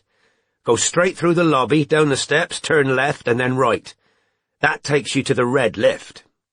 Red lift, repeated Bijou, who was clearly making notes. If anyone's following you, it'll be obvious, because they'll have no choice but to get into the lift with you. If anyone does get in, and I don't care how innocent they look, get out. Fake having forgotten something or realizing you're at the wrong lift, There's a green and a blue one, too. If whoever got in the lift with you gets out when you do, you stop dead and make it clear you think their behaviour's odd. How? Stare at them. Make it clear you're suspicious. They need to know they've blown their cover, that they're risking you confronting them or reporting them to a hotel worker for following you. What if they ask where I'm going? What if they confront me? Then you either tell the story of meeting an American girlfriend upstairs, or ask why that's any of their business. Do not get in a lift with anyone, all right? All right, said Bijou. Once you're in the lift alone, press the 6th floor button. That's not where you're getting out, but we want them scurrying up to the top while you're going back down to the 4th. I'll already be in the room waiting for you. We do the swabs, and I leave immediately via the back of the hotel. You stay in the room for at least a couple of hours to make the coffee with the friend story stick. Then you go back out through the lobby at the front. All right, said Bijou. But it's going to be really expensive taking a room at the Savoy, and I'm not getting paid at the— It's fine. I've already paid for it, said Strike. Oh, said Bijou. Well, I'll pay half if you— There's no need. I just want this sorted out. Having given her the room number, Strike hung up. He replaced the priest on the windowsill and got to his feet, trying not to think about the likely press massacre should Dominic Culpepper realise there was a story combining Strike, a gorgeous brunette, an accidentally conceived baby, and a well-known barrister who was the scourge of the tabloids, nor to imagine that story's effects on Robin and the rest of the agency. Strike had detected a definite lack of warmth in his recent interactions with Shah, and had a nasty feeling this might be because Shah knew Bijou had called the office. He was heading downstairs without intending to enter the office, because he wanted to be in good time to meet Hardacre, when Pat, seeing him pass, called out to him from behind the glass-panelled door. "What's up?" asked Strike, looking in. "That Scottish Gateshead's just called again," she said, looking cross. "Bloody rude." "The woman who wants to meet me in the Golden Fleece," said Strike. "Yeah," said Pat. "Very angry you haven't called her back. Swearing." "I haven't got her number," said Strike. "What was she saying this time?" "Something about an engineer and people are out to get her. Swearing her head off." "OK, well, if she calls again, try and get contact details." He was about to set off downstairs again when he changed his mind and walked through into the inner office instead, where he made a note and pinned it on the corkboard beneath a picture of Niall Semple. Scottish woman, engineer. People out to get her. "If that woman does call back," he told Pat, on his way back to the glass door, "ask if she's blonde and has got anything tattooed on her face." "On her face?" said Pat. "Yeah, you know, the thing on the front of your head," said Strike, and left. Hardacre had suggested meeting in a pub called the Freemasons' Arms, which lay a short distance from Freemasons' Hall, because, as he told Strike by text, we might as well do the thing properly. However, as Strike saw when he entered, the pub was disappointingly free of Masonic emblems, placing an emphasis instead on old football photographs. Hardacre was already at the bar. Barely 5'8", the SIB man had become tubbier since Strike had last seen him, and lost more of his mousy hair, though his amiable, nondescript face was far less lined than Wardle's. The pair exchanged their usual half-hug, half-handshake. "You're thinner, Oggy." "Not thin enough," said Strike, whose knee and hamstring had resented the 10-minute walk. "You look well. How's the family?" "All good, yeah," said Hardacre. "Quick pint before we get you initiated?" "Yeah, go on," said Strike. "But they take all money and metal off you first, don't they?" "Been reading up," said Hardacre, with a grin. "Just wondering whether alcohol's a good idea when I'm about to be hopping around in the dark," said Strike. "Think they'd make an exception for your leg, unless you habitually use it as a weapon?" "Not often," said Strike, "but it's been known." They took their pints to a table near the window. "So," said Hardacre, "what are we looking for?" "Museum and Temple 17, said Strike. "Museum won't be a problem, but they don't usually let the public into temples, other than the Grand Temple. Why are we interested in number 17? "William Wright was interested in it, or so my informant says," said Strike. "Very specific," wanting to see just one temple. Said informant isn't overly trustworthy. I'm checking it out on the off chance. Don't suppose you've got anything else on Niall Semple for me? A bit, said Hardacre, dropping his voice. But you need to keep this on the down low, Oggy. I'll be deep in the shit if they find out I've passed it to you. There'll be no publicity, said Strike, considerably more sympathetic to this request than he'd been to the almost identical one made by Ryan fucking Murphy. Name Ben Liddell familiar to you? No, said Strike. But I know Semple's best mate was called Ben, and I know he got killed in the same operation where Semple sustained his traumatic brain injury. That's him. Well, Semple seems to have been very fucking angry about that, and from what I heard, I shouldn't know any of this, Oggy. He showed extreme animosity to the regiment once he was compos mentis again, and even made noises about press exposure regarding the botched operation where Liddell died. That'd explain a lot, said Strike, thinking of Ralph Lawrence, the alleged MI5 operative, and his obvious preference for Strike giving up attempts to find Semple. What do you know about the operation? Nothing, said Hardacre, and frankly, I don't want to know. Has this Ben Liddell got any next of kin? No idea. Okay. Can I ask you a couple of Masonic questions? Yeah, go on. Wouldn't happen to know what Gao 2 is, would you? Gao 2, said Hardacre. How are you spelling it? G-A-O-T-U. Haven't seen it written down, said Strike. What would it mean if it's that? Masonic acronym, Great Architect of the Universe. God, in other words. Yeah. Why? We've got an anonymous caller who's allegedly got Gao 2 on their side. I thought Freemasonry wasn't supposed to be a religion. It's not, said Hardacre. But you believe in God. You've got to believe in a single higher power to be a Mason. Doesn't have to be any particular God. This in spite of the fact that most of the symbolism is Christian and weighs towards the Crusades. Still only symbolism, said Hardacre. We aren't aiming to rebuild the temple at Jerusalem anymore, just to erect it in our own pure hearts. Strike snorted, then said, Ever read any A.H. Murdoch? Not much, said Hardacre. The language is pretty flowery and obscure. I prefer Bridge to Light. What's that? Popular introduction to the Scottish Rite. Bridges are a thing in Freemasonry, are they? What do you mean, thing? Bridges have cropped up a bit, said Strike. How? Semple freaked out about crossing a Masonic bridge on a run, and I've got some Scottish woman calling the office who thinks something's hidden under a bridge. Hardacre drank some beer, eyed Strike thoughtfully for a moment or two, then said, There's a bit in Morals and Dogma, another key text on the Scottish Rite about a bridge. The retreating general may cut away a bridge behind him to delay pursuit and save the main body of his army, though he thereby surrenders a detachment to certain destruction. It says such action isn't unjust, but may infringe some dreamer's ideal rule of justice. Interesting, said Strike. That might join with Semple being angry his mate Liddell had been sacrificed. Yeah, and when you're inducted into the 15th degree, there's a bridge too. What, literally? They don't generally hammer one together out of wood in the middle of the temple, no, said Hardacre. But there's a symbolic representation of one. What happens? Troll jumps out and gets you, if you get the password wrong. Ha ha, said Hardacre. You cross the bridge over a river in which body parts are floating. Body parts? It's symbolic, Oggy, said Hardacre. Slightly to Strike's surprise, his old friend seemed half embarrassed, half defiant, so he decided to leave off flippant comments about Freemasonry for the moment. How highly would you say Masons prize the medals? Jewels, Hardacre corrected him.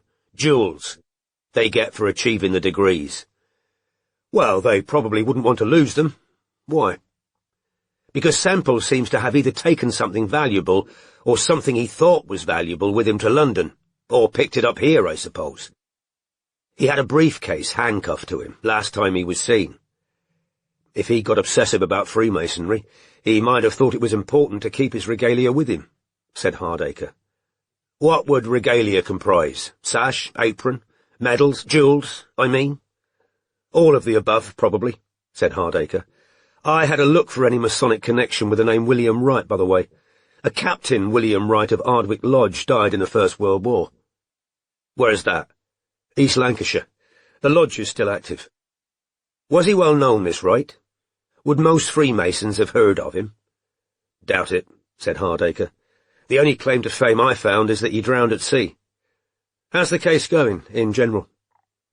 Strike treated Hardacre to a succinct précis of recent events, including the anonymous calls to the office and Robin's encounter with a masked, dagger-waving man, though omitting any mention of guerrillas. Shit, said Hardacre. But this all points one way, surely.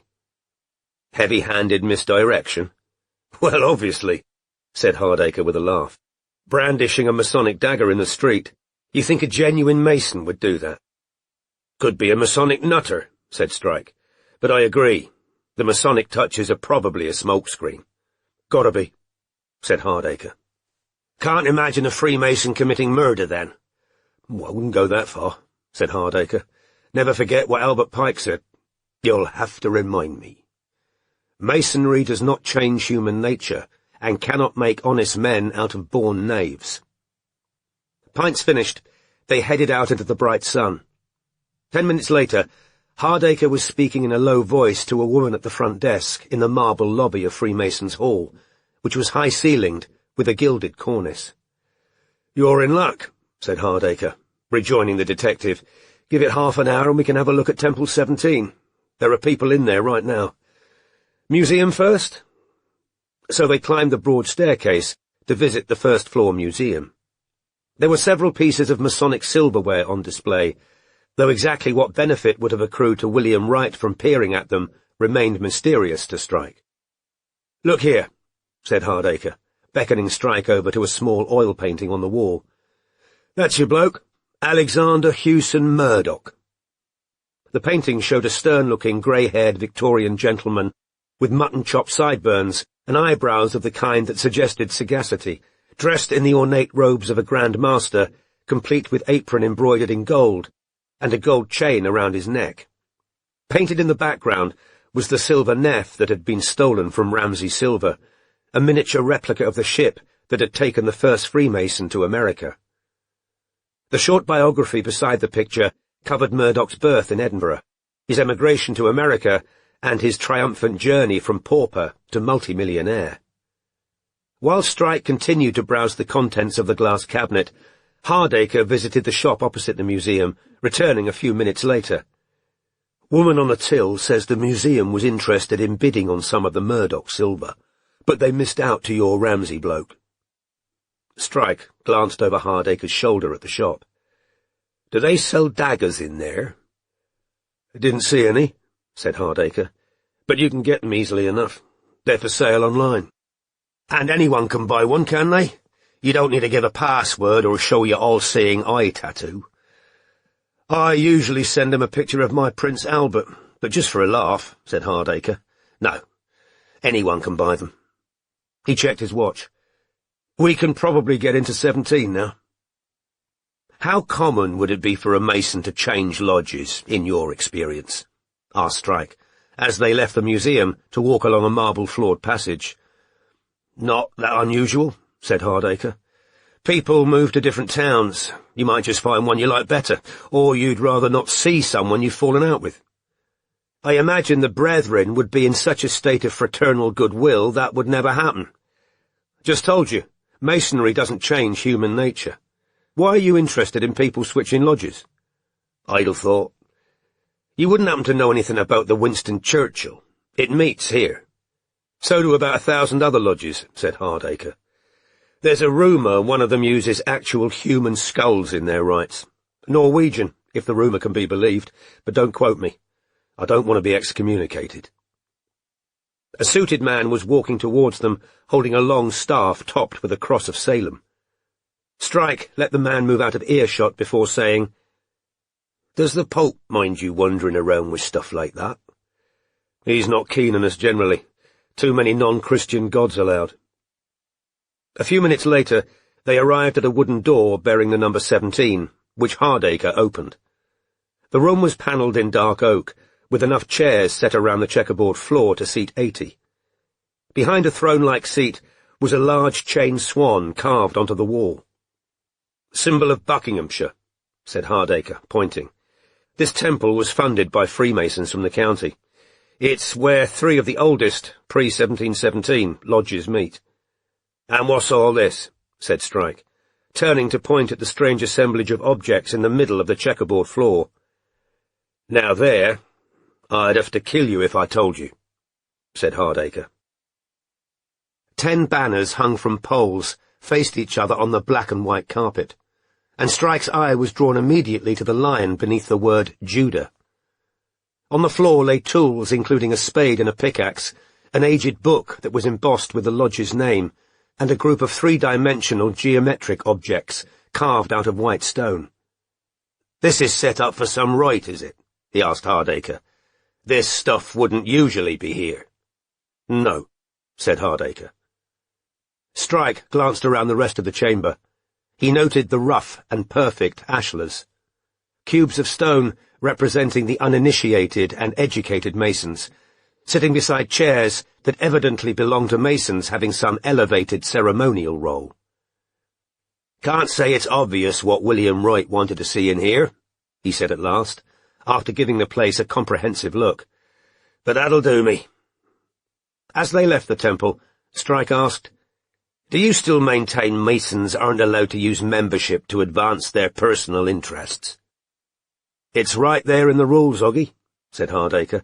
"We're not allowed to discuss politics or religion during meetings, or do business deals. But as you've already pointed out, masonry doesn't change human nature." "Have it your own way," said Hardacre, good-humoured as ever. As they emerged from the hall into the sunlight, the conversation shifted easily to mutual military friends, and Strike mentally filed away Gautu, the chain swan, and the symbolic significance of bridges to be pondered later, when he had the time. Chapter 73. I knew the mass of men concealed their thoughts, for fear that if revealed, they would by other men be met with blank indifference or with blame reproved. I knew they lived and moved, tricked in disguises, alien to the rest of men, and alien to themselves, and yet the same heart beats in every human breast. But we, my love, doth like a spell benumb our hearts, our voices. Must we too be dumb? Matthew Arnold, The Buried Life. At 8 o'clock the following evening, Robin, who'd been informed by 2 times that his wife would be celebrating a female friend's birthday at Koya, a Latin American restaurant in Mayfair, sat down to watch his so far blameless spouse drinking and eating with 7 other women. Loud music pounded in the dimly lit basement room, which was swathed in lush greenery to suggest the rainforest. Robin, who'd been home to change, was wearing an old blue dress, the opal pendant her parents had bought for her 30th birthday, and the matching earrings Murphy had given her for Christmas. On checking her reflection before leaving her flat, she'd remembered the night when she'd worn exactly the same outfit, and Strike, she was certain, had come close to kissing her on the pavement outside the Ritz. As she thought it might look conspicuous to eat alone, Robin had asked Midge to join her, but the latter hadn't yet arrived, so Robin sat writing in a notebook while casually keeping a covert eye on Mrs. Two-Times' party, who were all around Robin's own age, in high spirits, and clearly intent on getting as drunk as possible, as quickly as possible. Robin had just looked up from her notes for a 3rd time, in hopes of seeing Midge, when she saw a suited Strike walking towards her instead, and experienced an electric shock in the pit of the stomach. "Midge and I swapped," he said, sitting down opposite her. "Thought we should have a catch-up on the silver vault case, because I've had a very good 24 hours on the information gathering front." "Yes, I read your file note about Temple 17, said Robin. "I got a bit further on Semple last night.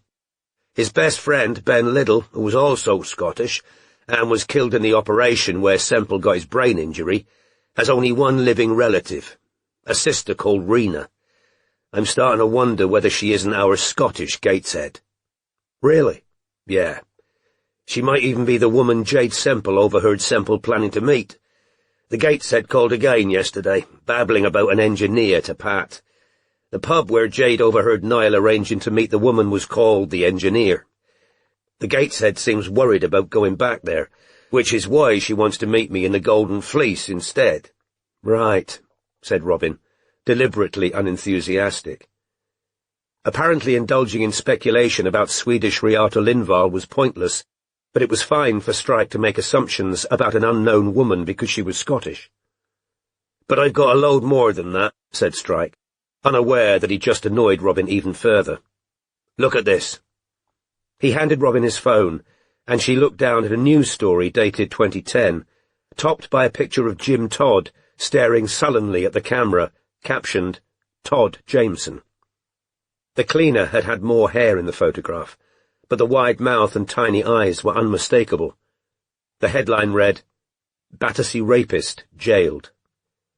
Category 2 rape, 17-year-old girl, sentenced to 10 years, out in 5, said Strike. How on earth did you find this? Said Robin, momentarily forgetting her antagonism. Told you I thought Todd might be using a fake name. Started searching variations on Todd and James, and that came up. Surprising how often people stick close to their birth names when choosing a fake one. Robin handed Strike back his phone. Strike, who'd recognised both the dress and the pendant Robin had worn to the Ritz on the night he'd almost kissed her, was reminded how recently he'd hoped for a situation like this, both of them dressed up, alone in a restaurant, to make the declaration he was now certain would have been fruitless. There's more, he said, trying to dispel this miserable thought.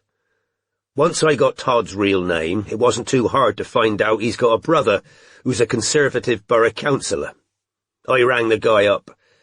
He wasn't best pleased to hear from a private detective who's interested in his pervert brother, but he became a lot friendlier when I asked him how old his grandmother is. He's a Mason. Certainly is. He jumped to the conclusion that we've been hired by Kenneth Ramsay to quash all Masonic rumours around the murder. Needless to say, I didn't correct him. Bottom line, when Todd got out of jail after the Battersea rape, he went to his brother looking for money. His brother told him to sling his hook, and Todd threatened to spill a lot of family secrets to the local press, including the fact that their mother used to be on the game. Big Brother caved and managed to get Todd a couple of cleaning jobs with some fellow Masons to keep him in gambling money. By the sounds of it, all Todd cares about is cards and girls. Anyway, the brother assumed I already knew that Todd's sex offending goes back years. I played along, probed a bit, and Todd was arrested in Belgium in 97. Belgium? Said Robin, shocked. Yep. He was working as a coach driver, moving young Eastern European girls between brothels and abuse rings, and he was doing it under the name Jim Philpott, which was his mother's maiden name. Look at this. Strike brought up a fresh article on his phone and handed it to Robin. There, among 7 other mugshots dating from 1997, were Todd's familiar tiny eyes and wide mouth, though back when the picture had been taken, Todd had a full head of dull brown hair. Bruising to his upper cheek suggested he put up a fight when Belgian police had cornered him.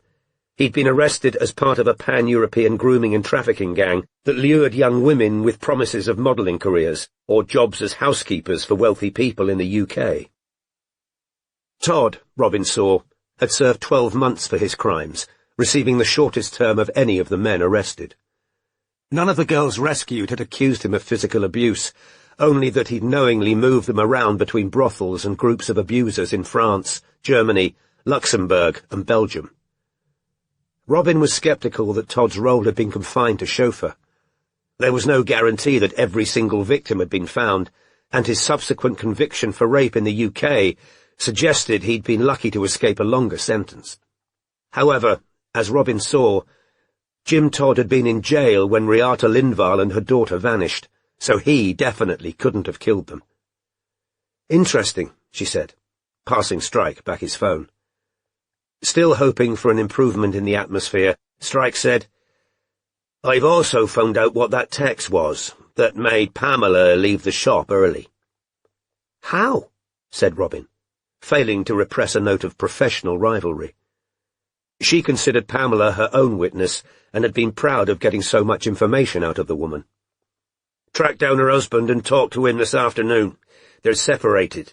Pamela chucked him out because he shagged an old girlfriend he found on Facebook. So what did the text say? It was supposedly from the old girlfriend, telling Pamela that she and her husband were having an affair and were deeply in love, and asking Pamela to meet her at Debenham's cafe on Oxford Street to discuss the matter. However, it wasn't really from the girlfriend. Precisely, burner phone. Pamela got home on Friday after waiting in Debenham's cafe alone until closing time. She let rip at her husband, who panicked and gave himself away by saying it was only once, before realizing the text had been sent from an unknown number. So, someone knew enough about Pamela and Geoffrey's private life to know exactly how to lure Pamela out of the shop. Geoffrey says she was already suspicious about the true nature of his reinvigorated friendship before she got the fake text. I asked Geoffrey who might have known about all this, and he said he and Pamela had a couple of rows about it back when he was running Bullen & Co. and she was working at Ramsay's. So anyone in either shop might have overheard. Exactly. The other thing Geoffrey told me was it was definitely the genuine Oriental centrepiece in the crate that arrived at Bullen & Co., which he opened to check the contents. He's an expert on antique silver, so I think we can take his word for it. Right, said Robin, trying not to feel aggrieved that Strike had found all this out rather than her. Well, I've spoken to Ivor Powell, Tyler's father, in Florida. And? He said he's had a few texts from Tyler and that he's working in a pub.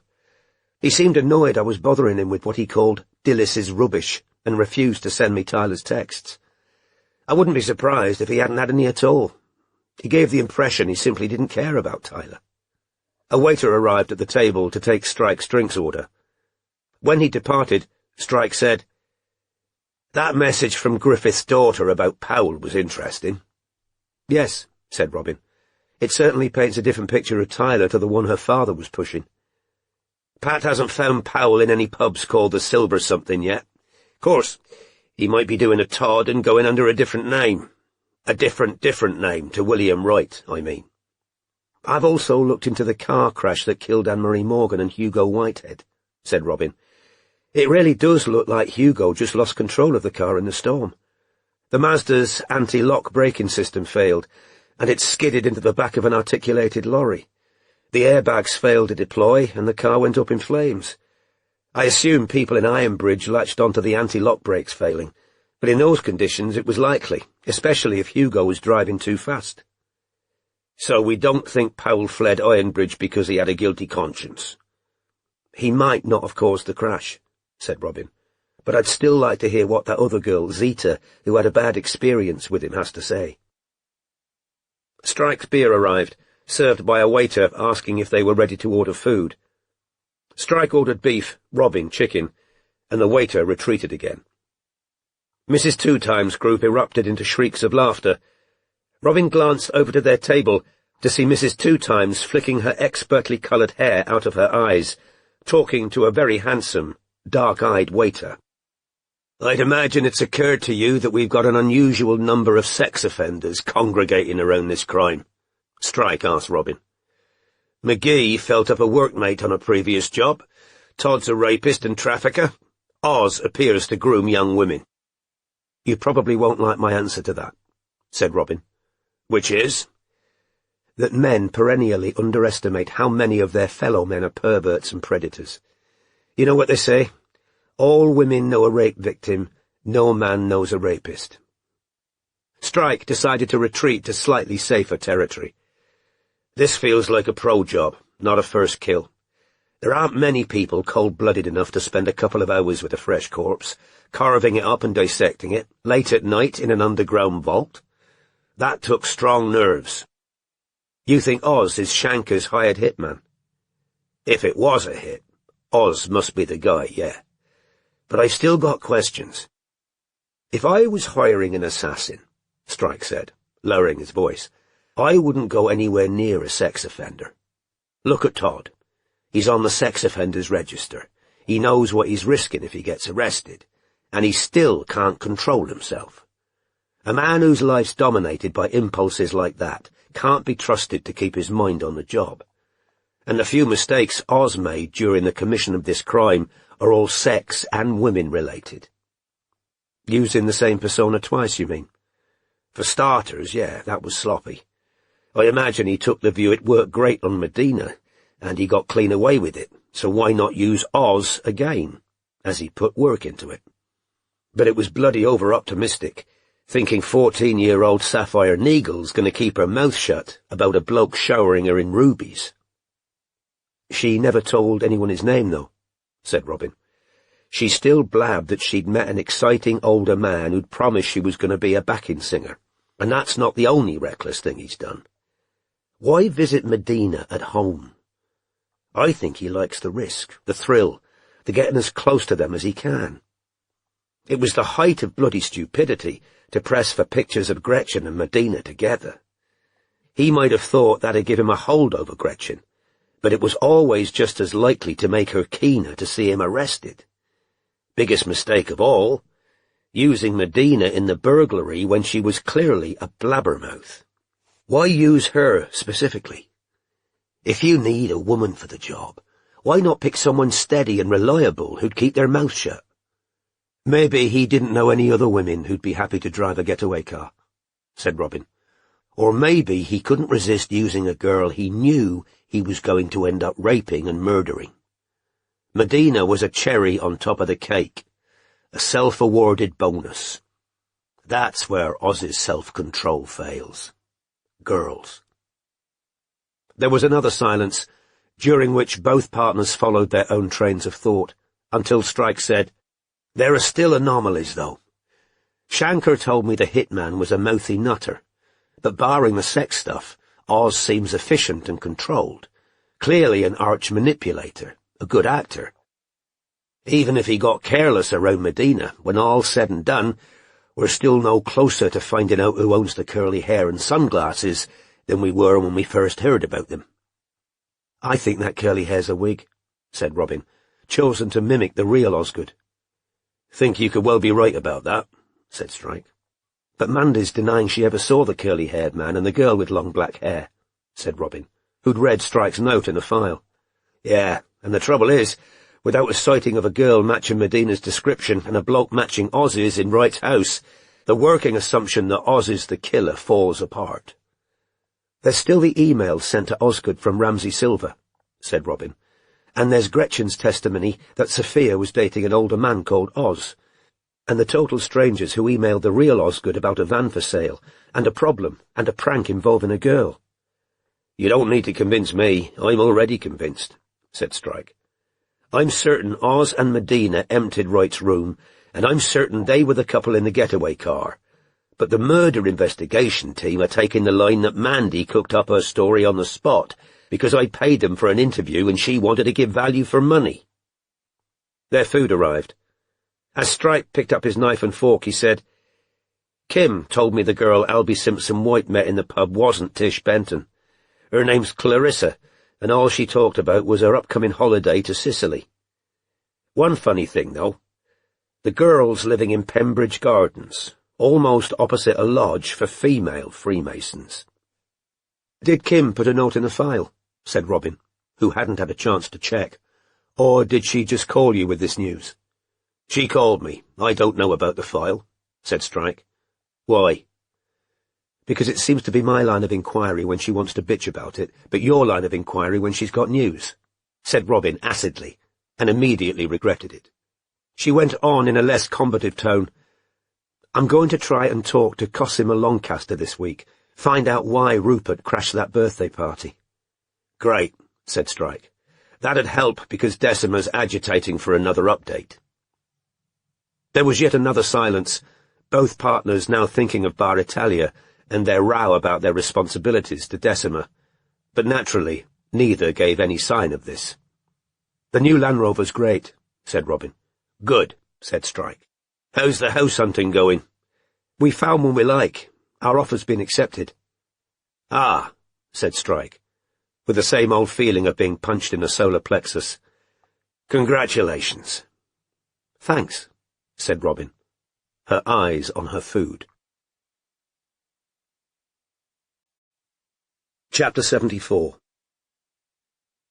So the game is ended that should not have begun.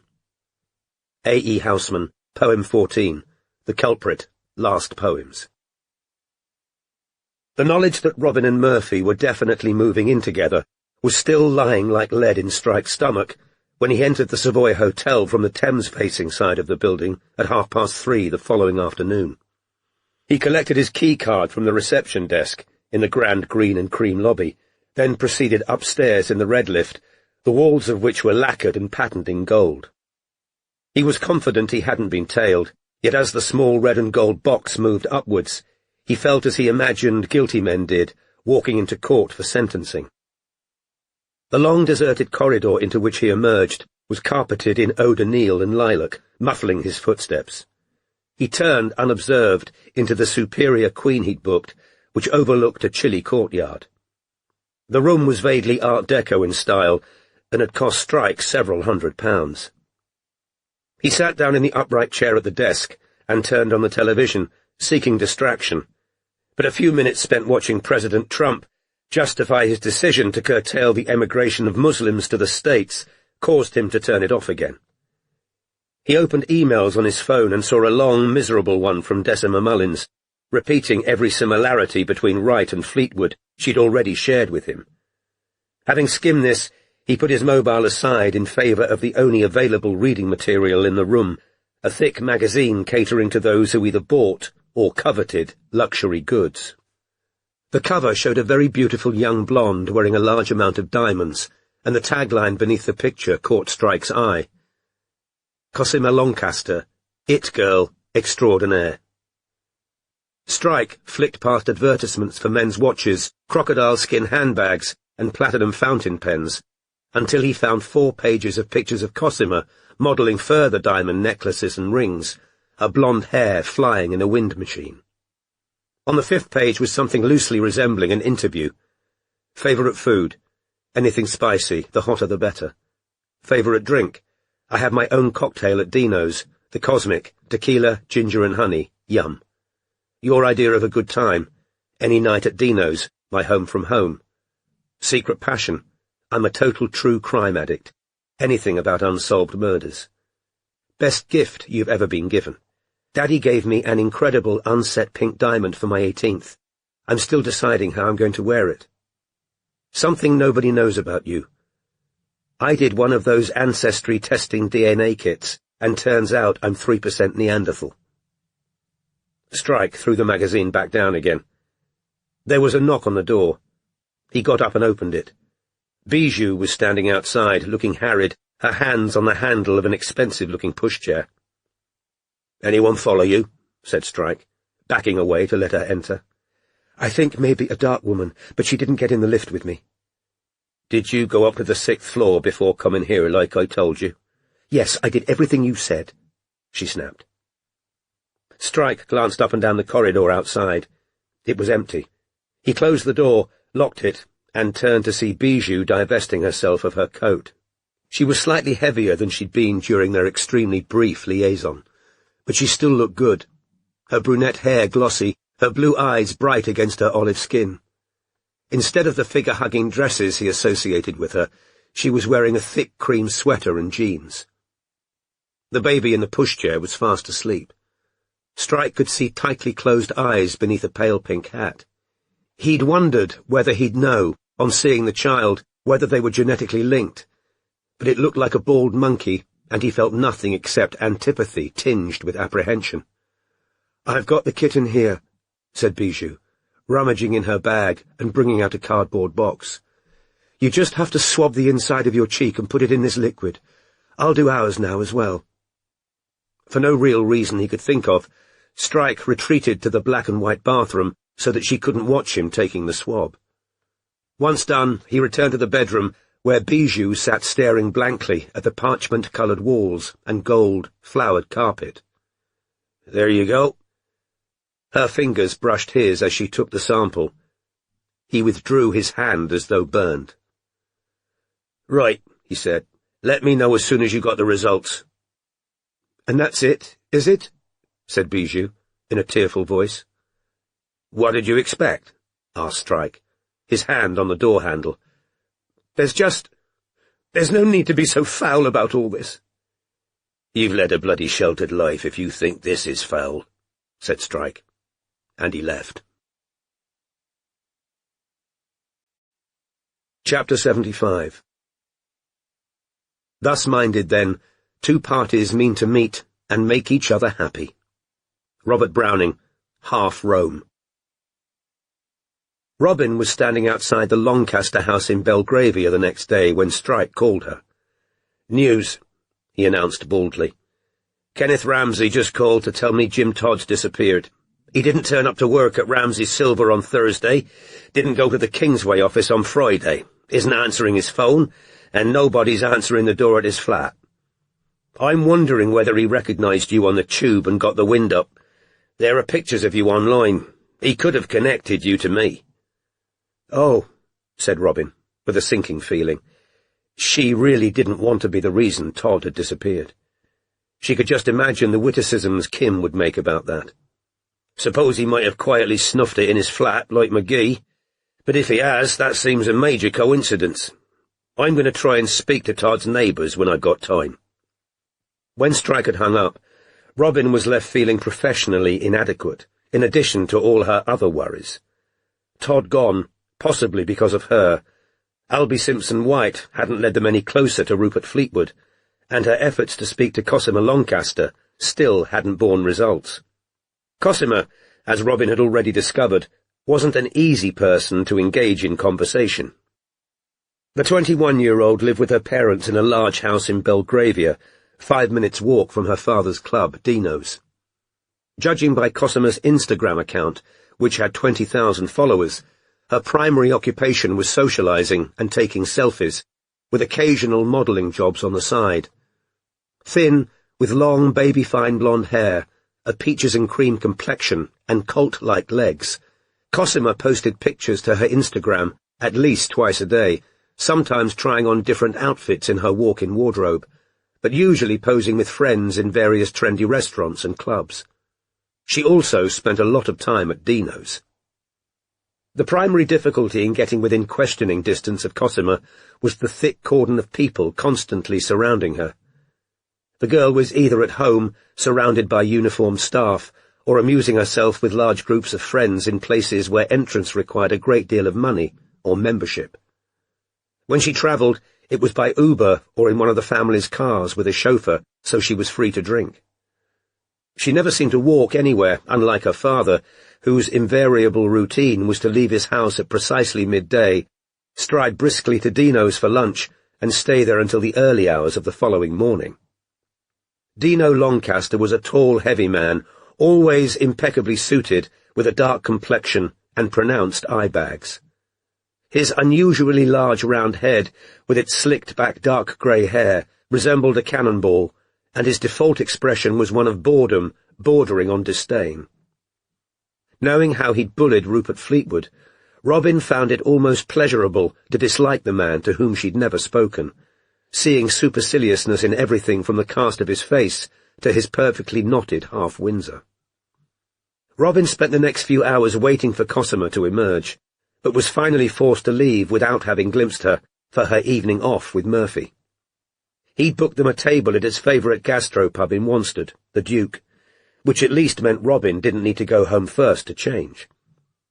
She touched up her makeup on the tube and emerged into the chilly night, checking regularly behind her that she wasn't being followed, as she now did every time she was alone in the dark. She'd gone only 20 yards when her mobile rang. It was her mother again. Robin suspected she was about to hear news that wouldn't cheer her up. "Hi, Mum." "Oh, Robin," groaned Linda. "What's happened?" said Robin in panic. "We think they've split up, Martin and Carmen. He won't talk about it, but he's slept here the last 3 nights. "Oh, God," said Robin, again glancing over her shoulder. The street was empty. So Carmen's alone at home with an ill baby. He's not really ill, but yes, she's all alone with him. I don't know what to do. She's never seemed very keen on us, and I called this afternoon to offer help, but she didn't pick up. There was nothing Robin could say or do to fix this situation, but she listened patiently until a beeping in her ear told her another caller was waiting. "Mom, I'm really sorry. I've got to go. I'll ring tomorrow." Switching calls, she said, "Robin Ellicott." "Hello," said a timid, girlish voice. "This is Zita." For a few steps, the exhausted Robin couldn't for the life of her recall who Zita was. I don't understand how you got my number," said the girl. "Oh," said Robin, as the realization hit her. Zita, the girl to whom Tyler Powell had allegedly done some harmful thing in Ironbridge. "Your friend Chloe Griffiths gave it to me." "Oh," squeaked Zita. I wish she hadn't." "I was only calling for background," said Robin, trying to sound reassuring. "Nothing you tell me will be passed on." "What do you want to know?" Zita asked in trepidation. "Chloe told me you'd had a bad experience with Tyler," said Robin. "I don't want you to tell the police." "I won't," Robin reassured her hastily, "because I haven't got any proof. He'll just say he didn't." "I understand. I'd still like to know what happened." "Well, I was really drunk in the Jockey and Horse, the pub, and I was talking about Anne-Marie and Hugo in the crash. You know about that?" "Yes," said Robin. "I don't want trouble. I don't want Tyler coming back to get me or anything." "I won't tell the police," Robin reassured her again. "Well, Tyler was there and I didn't realise. Someone must have told him what I was saying, and he came up to me, and he was really angry. And a week after, when I was walking home up Wellesley Road, in the dark, a car came up onto the pavement. It missed me by, like, a few centimetres." "Could you see who was driving?" "No, the headlights were too bright." "But you think it was Tyler?" "Yeah." "Did you recognise his car?" "No, but he works in a garage. He could have borrowed any of them cars." "Right," said Robin. "What exactly had you been saying about the crash, Zita?" "The same everyone was saying. Tyler used to boast about Sato sabotaging cars if he didn't like the people who brought them in his garage. Everyone knew." "I see," said Robin. "Don't tell the police," said Zita. "I won't," said Robin. "Dear, bye then." Zita hung up. A great listlessness rolled over Robin as she walked on. She was sick of bullying callous, deviant men, but she had to show Murphy a cheerful face when she arrived in the pub for what was supposed to be a celebration of their offer on the house being accepted, because it wasn't Murphy's fault if Tyler Powell used his driving prowess to terrify young women, or if Lord Oliver Branfoot and Dino Lancaster enjoyed humiliating those less rich and influential than themselves, or if Craig Wheaton policed his girlfriend's emails and texts.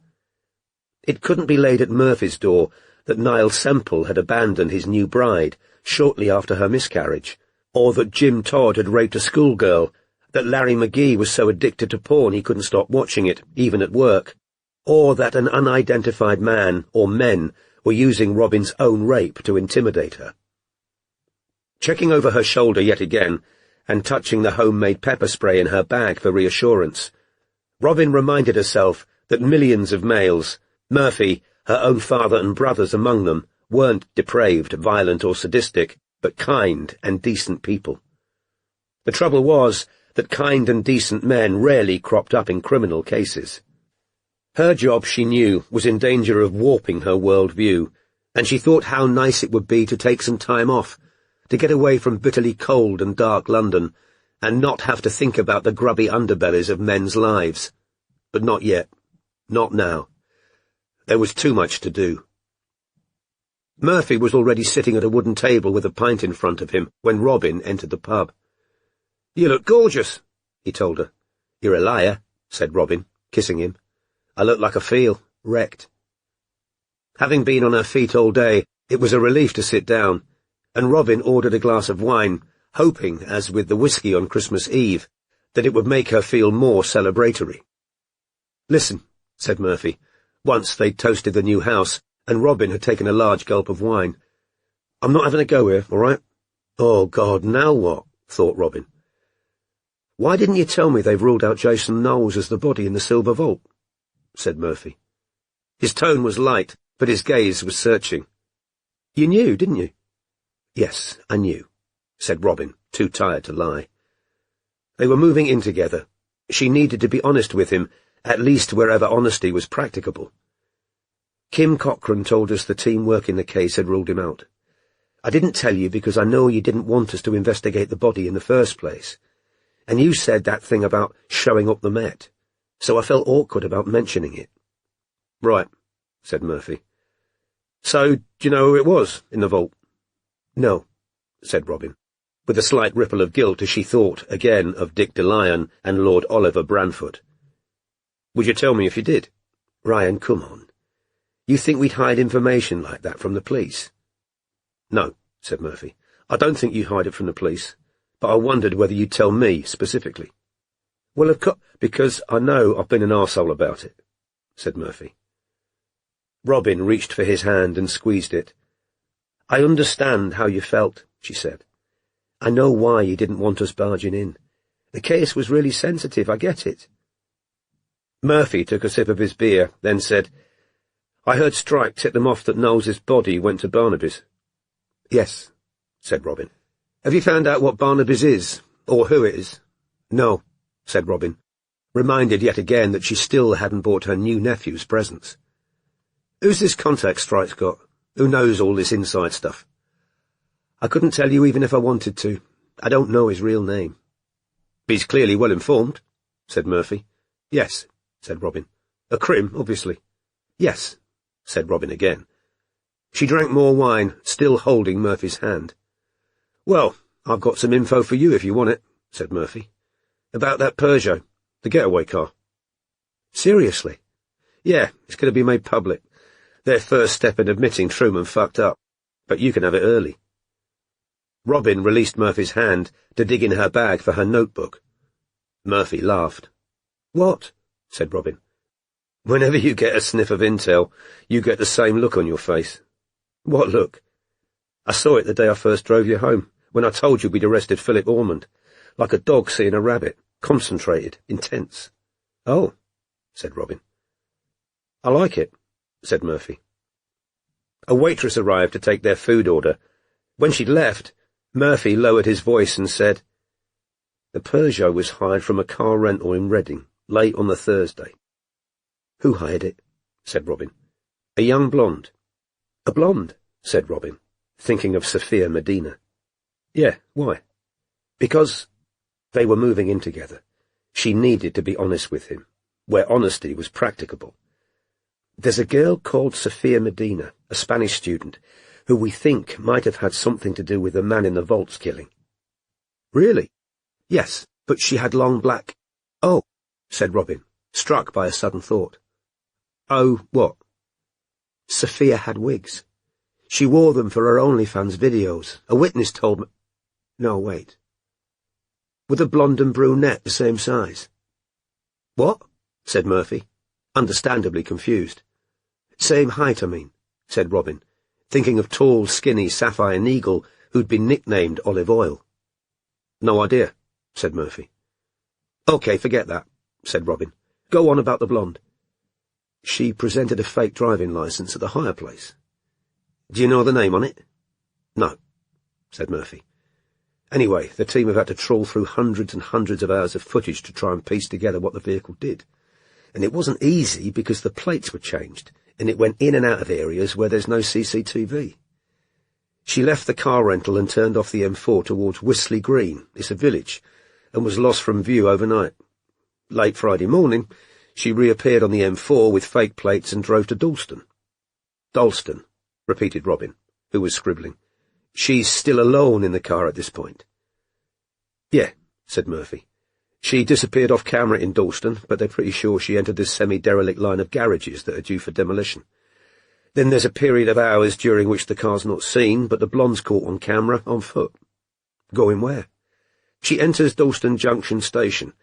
They still haven't pinned down where or when she's got out. But a girl with long dark hair comes out of Dalston Junction around 6 in the evening, wearing different clothes. Ah, said Robin, still scribbling, and drives the car to Newham. Though she gave no outward sign, Robin felt an inward shiver. If the murder investigation team had disbelieved Mandy at first, they must have changed their minds now. Aloud, she asked, "Did it go to St. George's Avenue in Newham?" "I don't know, maybe. Then it's spotted in Holborn late at night, blonde back at the wheel. Shortly after 3 a.m, it picks up a man from the end of Wild Court. The couple drive off through camera-free areas again, but they're caught briefly back on film in Newham." Yes, thought Robin. The police would definitely have changed their minds about Mandy's story now. Round 5 in the morning, then head off towards Orpington in the direction of Petts Wood, where they're lost from sight again, but put the original plates back on. The car reappears on the M4, and the blonde returns the car to the Reading hire place in good nick.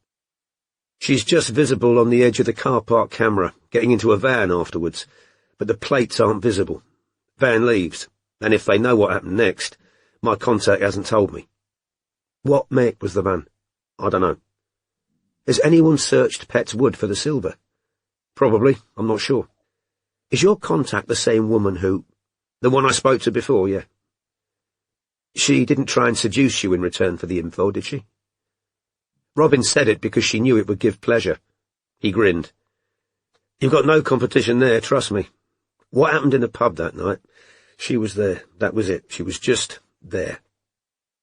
Reminded of Strike and Nina Lascelles, Robin drank more wine, then said, "Thanks, Ryan. I really appreciate this." "No bother," said Murphy. "So, we should have the survey back tomorrow." "Survey," said Robin blankly, and then, "Oh, on the house, yes, of course." "It had better not have bloody dry rot." "It looked in really good repair," said Robin. "I'm sure it'll be fine." They talked about the house until their food arrived, at which point Murphy sipped his pint, then lowered his voice again. "So, listen, I don't need an answer or anything tonight, all right? There's no pressure. I'm just trying to learn from my mistakes. I should have had a conversation with Lizzie before we got married, about kids." Robin suffered a plummeting sensation in her stomach. "I mean, seeing as we're moving in together and everything," said Murphy. "I just want to know what you're thinking, after what happened." An unpleasant thought flashed through Robin's head, that he'd just given her the intel on the Peugeot to soften her up for this conversation, that he thought receipt of information would make her more willing to talk about frozen eggs. "Okay," she said. "Well, I don't know. That's the truth. I just don't know." Murphy looked expectant, so Robin said, "I used to think I wanted children, or maybe I just expected to have them, I don't know. Then I got this job, which I love more than any... Well, I don't love it more than you," she said hastily, because that was what you had to say, wasn't it? Sitting opposite the man you were going to live with. "But I can't imagine doing this job and trying to raise a family, with the hours and the stress and... Not the risk, I'm not looking for risk," said Robin, her homemade pepper spray in her bag, the Masonic dagger hidden in her sock drawer. "But yes, I'd probably be more risk-averse if I had children too. Maybe there'll come a time when I do really want kids, but I can't guarantee that. I can't promise it'll happen. I just don't know. So, if it's a deal-breaker, it's not," said Murphy.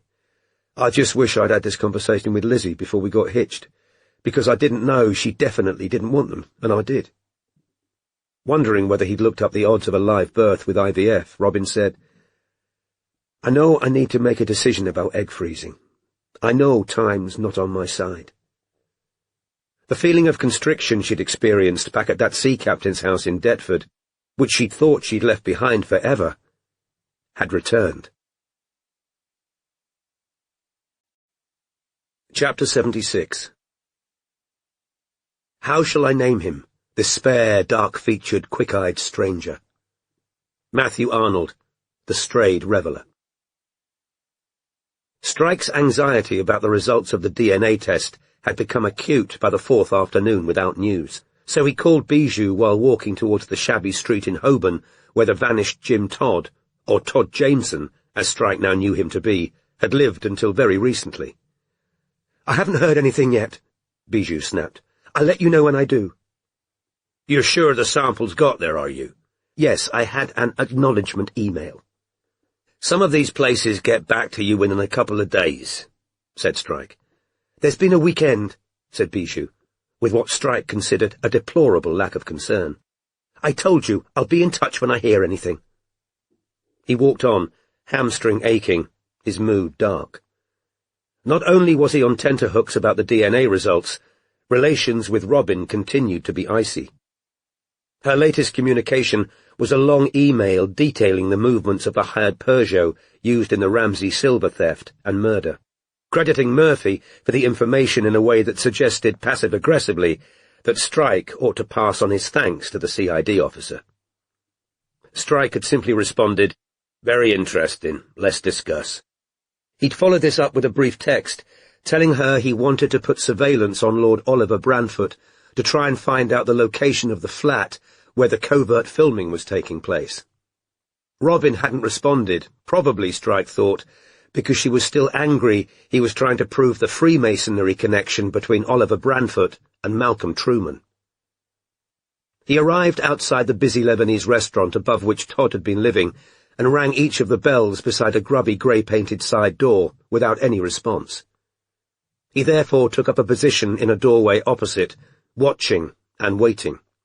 The restaurant operated a takeaway service as well as seated dining, and appetizing smells trailed after those who passed Strike with their recently purchased dinners. Dusk had fallen when at last a short young brown-skinned man, wearing a stained white tunic that suggested he was a kitchen worker, rounded the corner of the street and approached the grey door. Strike crossed the road at once, reaching his target just as the man put his key in the lock. "Evening," said Strike. "Would you happen to know if Jim Todd's in?" "Todd?" repeated the young man, blinking tired, bloodshot eyes. "You know him?" "Not well." "Where is he?" "That's what I was hoping to find out," said Strike. "He's your friend?" "No," said Strike. "Just looking for him." "He owe you money?" "No," said Strike. "Why?" "He owes me money. 50 quid, said the young man. "Tell him that when you find him." "Lent him cash, did you?" "Won it off him." The young man turned his key in the lock, which was stiff. "How did you win it?" asked Strike. "Poker," said the other, as the door opened. "You wouldn't happen to be one of the people who were playing poker overnight with Todd on the night of June the 17th to 18th last year?" The young man looked taken aback, and not a little wary at this question. "I'm a private detective," said Strike, pulling out a card. "I'm investigating a murder. Did you have to talk to the police about Todd? Confirm an alibi?" "Yeah," said the young man. "He was definitely playing cards with you that night?" "Yeah," said the other. "Until what time?" 4. He wanted to keep the game going. Wasn't even winning. "When did you last see Todd?" "I don't know. Week, maybe. Why are so many people after him?" "There's been someone else," said Strike, "apart from me and the police." "Yeah, another guy came looking." "When?" "Dunno," said the young man vaguely. "Wednesday?" "White guy?" "Yeah." "Curly hair?" said Strike. "I don't know," said the kitchen worker. "He was wearing a hat." "Wasn't wearing sunglasses indoors, by any chance?" "Yeah," said the young man, mildly surprised by what he clearly thought was a lucky guess. "Did you talk to him?" "Yeah, he was banging on Todd's door. I was trying to sleep. I went outside and said, 'Todd's gone. Fuck off making that noise.' He said, 'Where's Todd gone?' I said, 'I don't know, but he owes me 50 quid. He said, 'You'll never see that,' and he left." Strike pulled out his wallet and extracted 5 tenners. "Your help could be very valuable to me," he said. "Can you remember anything else about the man who came looking for him? Facial features, build, clothing, accent?" Eyes on the tenners, the young man said, "He wasn't as big as you." "Okay, anything else?" "When he walked away, it was funny." "A limp?" "Kind of." "Is Todd's room still empty?" No, my friend's taken it. Would your friend mind me having a look? I can ask him. He led Strike into a stairwell that smelled worse than Daz and Mandy's back in Newham. There was a slight suspicion of stale urine. A fluorescent light overhead was flickering. Strike hauled himself up by the banister behind the kitchen worker. The building had clearly been adapted so as to house as many tenants as possible, and Strike doubted the alterations had been done with planning permission. A door ahead stood ajar, revealing a grubby shower room. 4 more doors had been crammed in. His guide knocked on the second.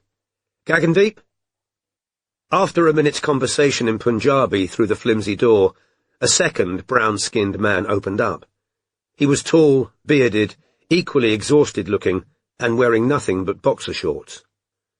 Understandably suspicious, he turned to his housemate, and another conversation in rapid Punjabi ensued, at the end of which Gagandeep permitted Strike to enter.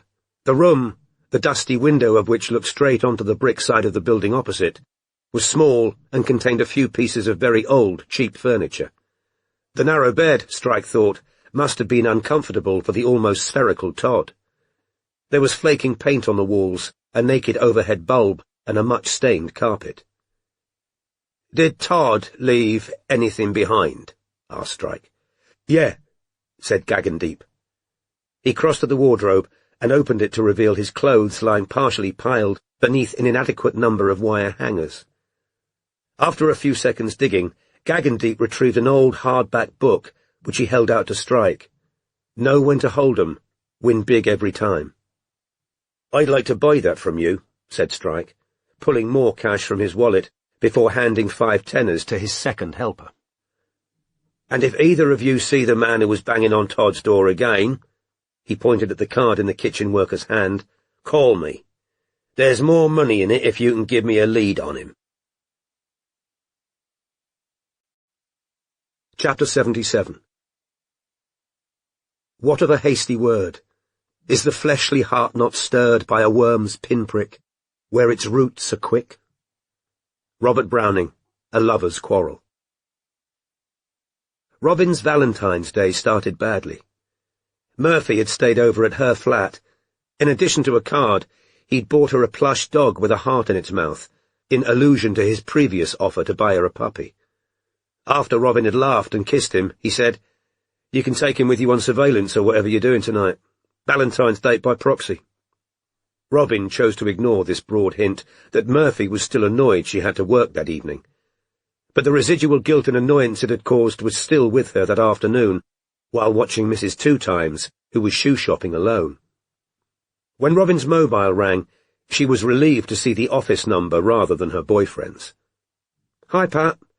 "A man called Wyn Jones called," said Pat. "Friend of that Tyler Powell's."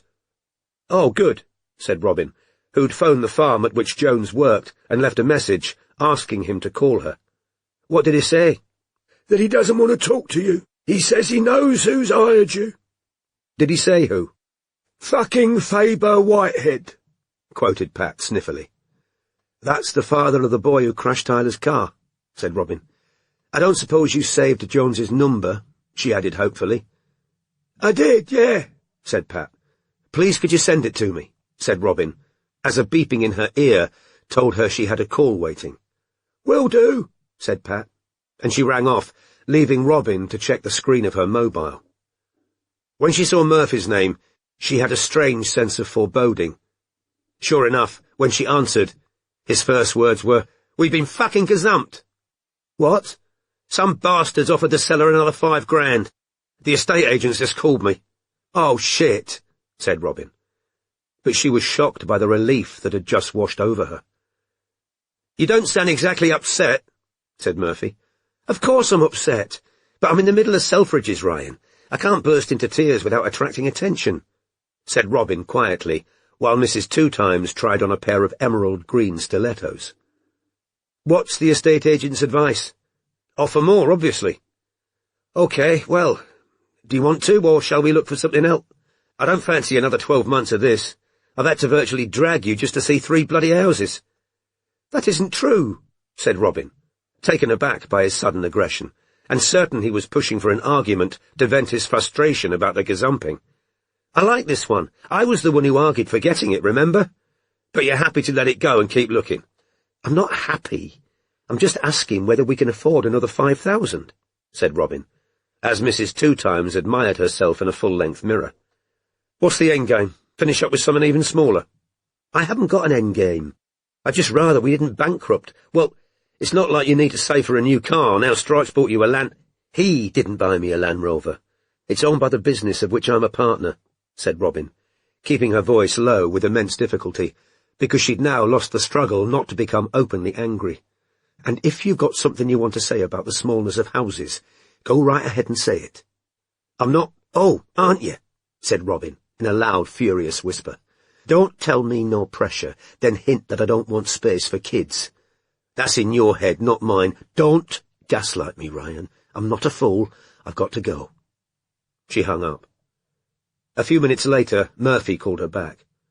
Robin didn't pick up because she was still feeling anxious and upset, not only about this fresh burst of temper from Murphy, but by her own feeling of relief, which she knew was telling her something that she'd been suppressing and denying ever since she'd first agreed to move in with him.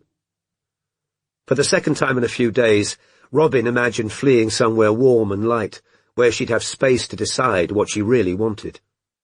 Distance, she felt, might give her perspective.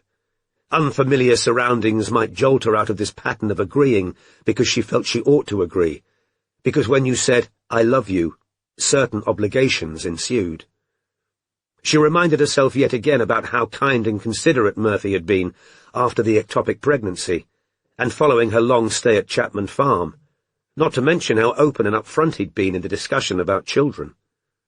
She knew, she loved him, but when he phoned her a third time, she let him go to voicemail again.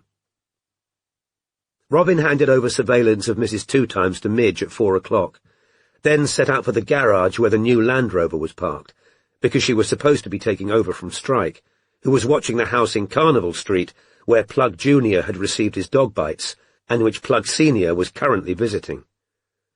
She just put the key in the ignition when a text arrived from Murphy. "Seeing as you're not answering my calls, I'm texting. This isn't how I wanted Valentine's Day to go. I'd hoped you'd be as disappointed as I was about being gazumped, but you didn't sound it. That's all I was saying. I said the thing about small places because we both like a bit of space. It wasn't anything to do with kids." "Bullshit," thought Robin, and she typed back. "You talked about me having an end game. What end game? I don't appreciate the remark about the car either. I'd have thought you'd be glad I didn't have to lay out thousands of my own money when we're trying to buy a house together. But any chance to drag Strike into an argument, you take it." Robin's phone buzzed several more times while she was driving to Haringey, but she ignored the new texts. A tight knot of anxiety and fear had lodged behind her ribcage, though of what she was afraid she couldn't have said. Being honest with herself? Being honest with Murphy? The fallout that was likely if she expressed the slightest reservation about moving in together. Why had she let herself get pulled along into this situation? Hadn't she learned anything about listening to her own doubts, from the calamity that had been her short-lived marriage? But this isn't the same, she'd argued against herself. He's not Matthew. Carnival Street comprised a terrace of dilapidated houses on one side and a scrapyard running the length of the other. Robin arrived to see Strike's BMW parked just a few spaces ahead of her. Assuming he'd leave now he'd seen her arrive, Robin parked, took out her mobile, and saw a text from her mother. "Martin and Carmen back together. Kiss, kiss, kiss." "Great," Robin texted back, before turning to Murphy's latest messages. "I don't take every chance to drag Strike into arguments, because I know what happens when I mention him. You go off on one." The next text read, "I wanted us to get a place we could live in long-term, not somewhere that starts feeling cramped within months. I get the impression you'd rather keep everything as temporary as possible, as if we're students who might move on within a year. And I don't think it's a hanging offence to want spare bedrooms."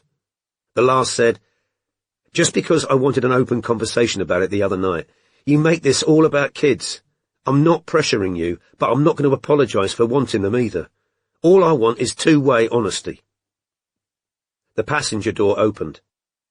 Robin jumped, her hand moving instinctively for her bag and the pepper spray, before she registered that it was Strike climbing into the car. "Got a few things to tell you." "Okay," said Robin, putting her mobile down and trying to focus. "Plug's mate in Ipswich who got done for animal cruelty headed for the compound an hour ago, with a dog in the back of his van that, and I quote Barclay verbatim, looks like a fucking tiger. Apparently a lot of other blokes have rolled up since, all in vans, and on an unrelated subject, shit."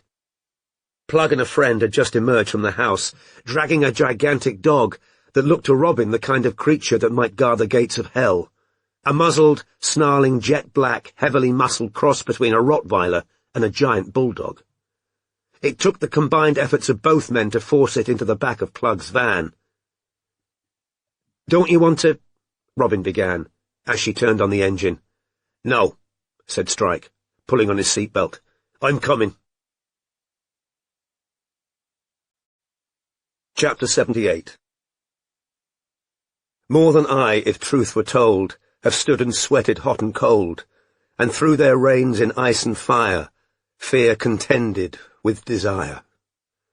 A. Houseman, Poem 30, A Shropshire Lad. "Fucking typical it kicks off the night Barclay's on 'em," said Strike, pulling his phone out of his pocket. "He needs to clear out. The blokes who dragged him off that roof are probably there." He called Barclay, informed him that he and Robin were on their way, and that he should leave before he was spotted. "Strange night to have a dogfight, Valentine's Day," commented Robin, once Strike had hung up. "I don't think we're dealing with born romantics here." "At least he hasn't brought his son along," said Robin. "God, I feel sorry for that boy." "Yeah, I can't imagine it's much fun having Plug as a father. Did you read my email about the bloke in sunglasses who went looking for Todd after he moved out?" asked Strike.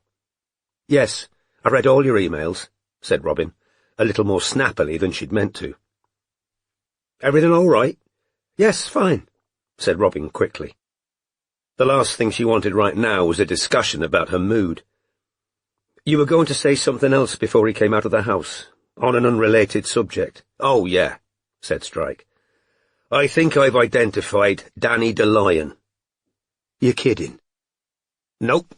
Still don't know whether he's dead or alive, but there's a record of him on Sark, which fits everything you got out of Faye. No cars, only tractors or horse-drawn carts. Small island. If I've got the right bloke, his real surname's DeLeon, with an E, not an I. He's the right age, and there are a couple of old photos floating around online that look like him, before he got into peroxide and fake tan, and he's still got a mother and brother living on Sark. Do you know what the Sark flag looks like?" "No," said Robin. "Cross of St. George, with two lions passant in the upper left quadrant." "Oh, God," said Robin, unable to help herself. The agency proving Malcolm Truman had conspired to hush up the facts around William Wright's killing certainly wasn't going to help the strain on her relationship with Murphy, although admittedly she was currently so angry with him this was troubling her slightly less than it would before he'd called about the gazumping. "I can't find a landline number for DeLeon's mother or brother," Strike continued, "but Sark's so small I'm considering going out there to bang on their front doors. I won't bill Decima," he added, before Robin could protest. "I've got the cash from Ted and Jones' house. I'll pay out of my own pocket." "You think DeLeon was right, don't you?" said Robin. "I wouldn't bet on it yet," said Strike, "but he's the only one I can find a coherent narrative for. He was a blackmailer and got polished off in the vault because it gave Branfoot maximum control over the investigation. However, we're a long way off proving that, which is why I want to go to Sark. If DeLeon's family have had contact with him since June the 17th last year, we can rule him out. If they haven't, I'll go to Fiola's boyfriend and try and scare him into telling me where Branfoot's doing his secret filming. Finding out the address of the flat where he keeps his camera and two-way mirror will scare off his goons, if anything does." Robin's mobile rang, and connected at once to Bluetooth, revealing Murphy's name. "Ignore that," she said, as the phone continued to ring. So you're inclined to rule out Semple and Powell? Not yet, said Strike, who was far more interested in the fact that Robin was ignoring Murphy's call on Valentine's Day than he was in Niall Semple or Tyler Powell. Must admit, since I met Hardy, I've been rethinking Semple a bit. In what way? It was just seeing Freemasons Hall and listening to Hardy. I maybe projected too much of my own stuff onto Semple. Murphy rang off. The ensuing silence seemed particularly loud. What do you mean, you projected? Asked Robin. I haven't got much use for religion or mysticism, so I suppose it made far more sense to me that an ex-member of the SAS would have tried to get back to active service on his own, rather than that he went down a Masonic rabbit hole. But he was brain-injured, and that bridge thing's nagging at me a bit. I downloaded a book Hardy mentioned to me, Bridge to Light. It's an introduction to the Masonic degrees. Strike opened Kindle on his phone to look at the passages he'd marked the previous evening. Hardy told me there's a bridge in the ceremony of induction into the 15th degree, when you become a Knight of the East. Jade Semple told me whatever degree Niall had reached was called Knight of something. During initiation, the candidate has to cross a bridge over a river with bodies and human limbs and heads floating in it. The candidate finally reaches the treasure chamber of King Cyrus, which contains the sacred treasures, the Ark of the Covenant, golden candlesticks, the altar, and the gold and silver vessels. I suppose I've been assuming it was either or for Semple, that he had a binary choice between war or Freemasonry. But this, said Strike, indicating the book on his phone, is crammed with references to being a spiritual soldier. In fact, when you become a sublime prince of the royal secret, you become God soldier to war against fanaticism, intolerance, bigotry, and all the evils which have made a hell of earth, which isn't a million miles away from, we are the pilgrims, master. We shall go always a little further. It may be beyond that last blue mountain barred with snow, across that angry or that glimmering sea. What's that? Asked Robin. Poem by James Elroy Flecker, said Strike. Adopted as a kind of mission statement by the SAS. It's carved into their mess bar at the base in Hereford, and it's on the clock tower, which is inscribed with the names of men killed in service. One poor bastard survived commando operations, then got killed in a bloody hit-and-run in America. You've been inside the SAS base? Asked Robin, with some curiosity. Once. Part of an investigation in the SIB. Have to say, their hall would give Kenneth Ramsey a run for his money. What do you mean? They've got entire glass cases full of silverware, and let's just say a few valuable souvenirs formerly belonging to dictators might have found their way into SAS pockets while surrenders were being taken. They've got Uday Hussein's personal pistol in a case on the wall. Took it from beside his dead body. The general feeling on the keepsakes is, you want 'em, come and get 'em. Doubt anyone fancies their chances. What bothers me about Semple is right, though, is that I can't see who'd want to bump him off. Murdering him discreetly in the basement of a silver shop without claiming responsibility doesn't really seem Islamic State style. With Tyler Powell, it's the other way round. We've got a clear motive for revenge, because people believed he was responsible for 2 deaths himself. But we still come back to, why kill him in the vault? Powell sounds the reverse of Semple, a fairly blunt instrument. Why go through all the levels of deception, with all the things that could go wrong, just to get him undercover in a silver shop and murder him somewhere so inconvenient? Especially when they could just have fed him a peanut, said Robin, and Strike laughed. What about Fleetwood? He's still tied with Powell is highly unlikely as far as I'm concerned, said Strike. But I haven't forgotten him. Kim's on Albi again tonight. Finding Tish Benton would help. Another silence fell, and Robin felt compelled to break it. Has Pat made any progress on Hussein Mohammed? Yeah, there are 3 of them registered as living in the Forest Gate area. I think it's going to come down to old-fashioned shoe leather and door-knocking. I think he is going to Ipswich, Robin said, as they followed Plug's van onto the M11. I've been looking at Todd's poker book, the one he left behind, said Strike. There are penciled notes in the margins that are interesting. Saying what? It's not what he wrote. It was only jotting down bits of his own poker wisdom. It's how he writes. I'll lay you odds Todd's dyslexic. The spelling's all over the place, and that's even with correctly spelled text to guide it. For a second or two, Robin didn't understand why this was significant. Oh, she said, as the realization hit her. William Wright's CV. Exactly. Full of misspellings, Pamela said. You think Todd wrote it? I think it's a strong possibility. Todd would have known exactly what Kenneth Ramsay was looking for, and could have tailored Wright's CV to fit.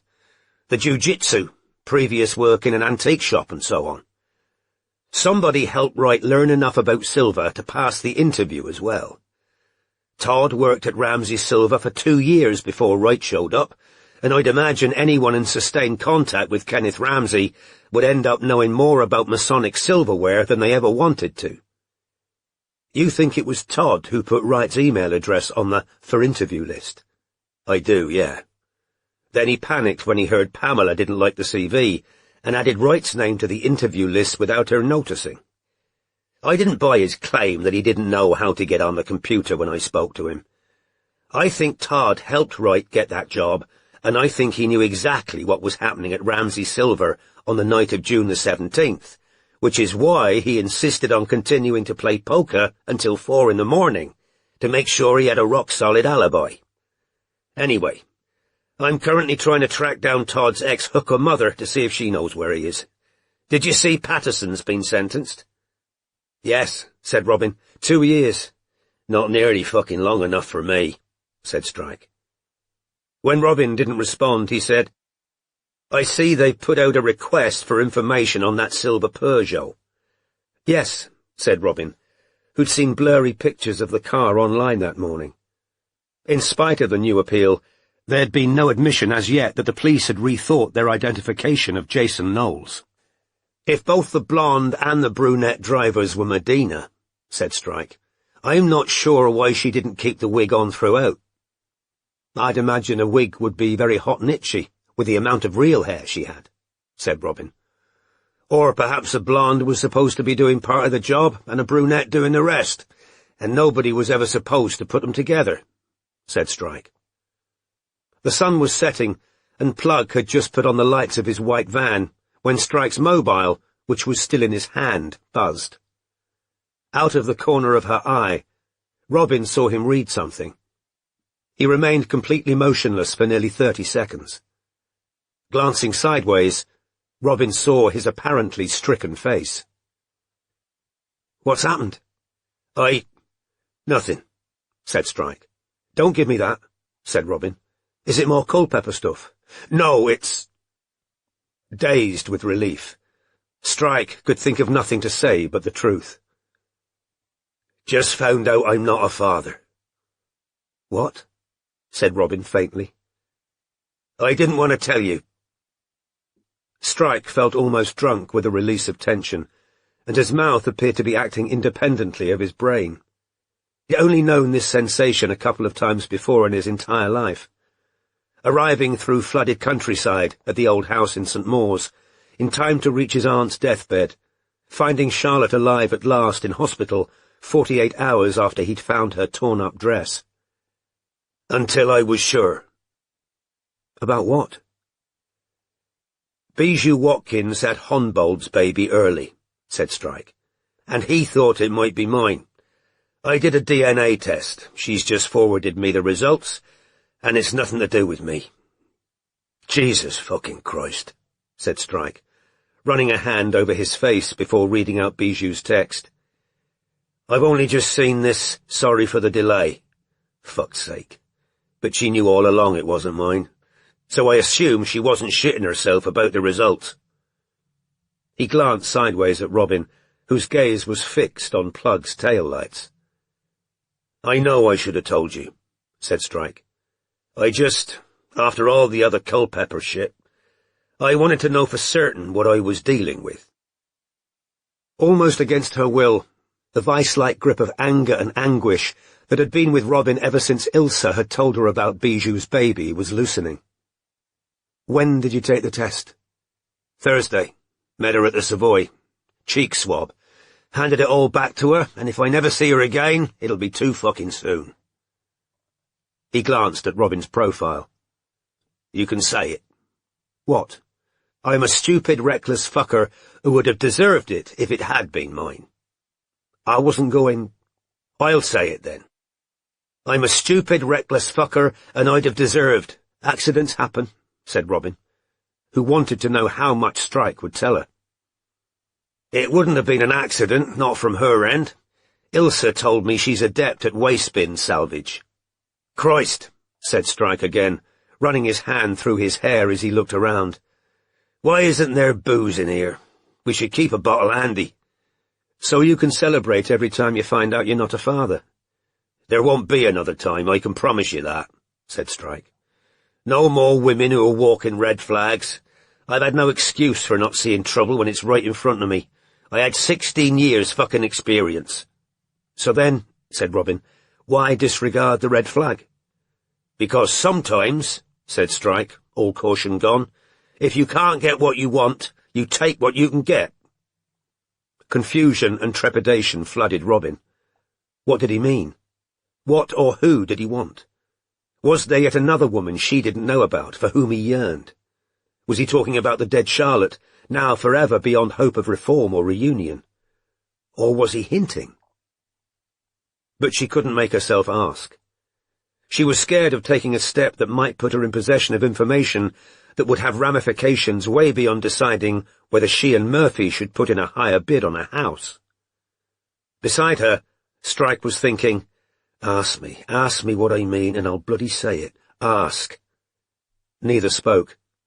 They drove on in silence. Chapter 79. To Hades' realm descended he, to drag into the light the three-shaped hound of hell. Robert Browning, Heracles. Over an hour later, Plug's white van indicated left and turned up the road that led to the compound on waste ground, north of Ipswich. "What's the plan?" said Robin, peering through the darkness ahead, Plug's tail lights the only things clearly visible. "If at all possible, gain admittance by trying to look as if we've got our own dangerous dog in the back," said Strike. "This is where a Land Rover comes in handy." "Okay," said Robin, "but... shit, I don't think this is going to work, Strike. I think they're taking names." A bearded man holding a flashlight was standing at the end of the dirt track that led to the compound. Plug wound down his window. He and the sentinel exchanged a few brief words, and the latter waved him on. Robin glanced in her rear-view mirror and saw another van creeping closer, this one blue. "Worth a try," said Strike. "Keep going." The burly man was looking past the Land Rover to the blue van. He grinned, waved, indicated casually that the Land Rover should proceed, and strolled past it, presumably to speak to a friend. "Good job," said Strike, as Robin accelerated up the track. The sound of distant, low-pitched shouts grew louder as they approached a patch of rough ground on which many cars and vans were parked. Over to the left they could see a crowd of men in silhouette, all surrounding something unseen that was illuminated by the headlights of 3 parked vans. Robin parked. 20 yards away, Plug had got out of his van, barely discernible in the darkness. Outbuildings surrounded them, and wire pens behind which enormous barking dogs scrambled. "After I get out, turn the car round," said Strike. "What do you mean, get out? We can film from here," said Robin. She didn't like the look of the crowd, nor was she enjoying the growls, yelps, and howls, issuing not only from the arena, but from surrounding vehicles. "If I can get footage of faces, we've got a prosecution.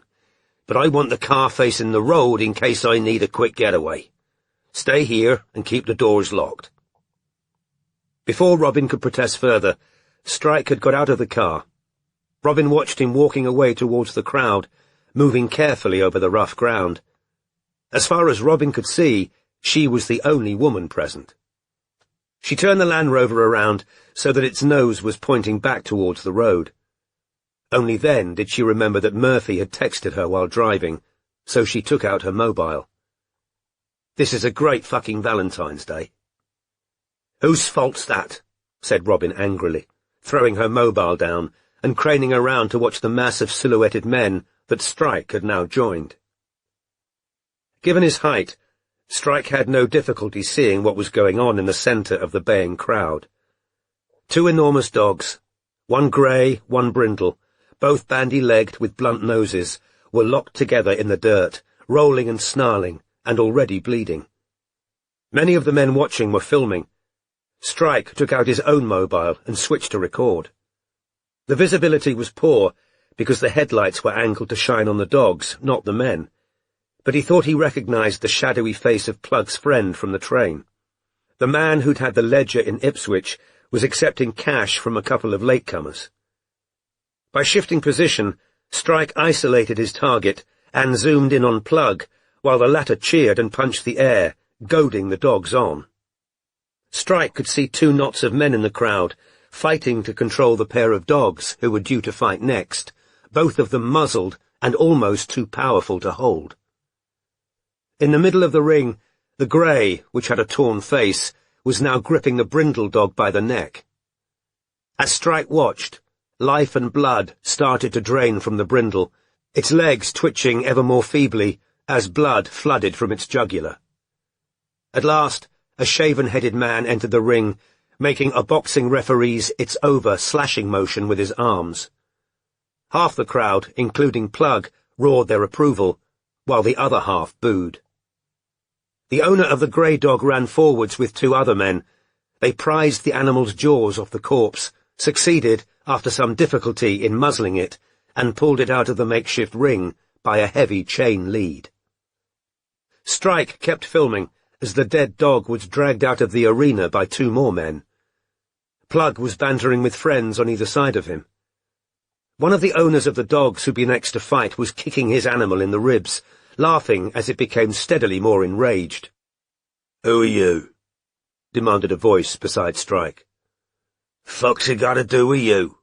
said Strike, deliberately aggressive, looking down at a broad, much tattooed man with face piercings. But he thought it might be time to leave.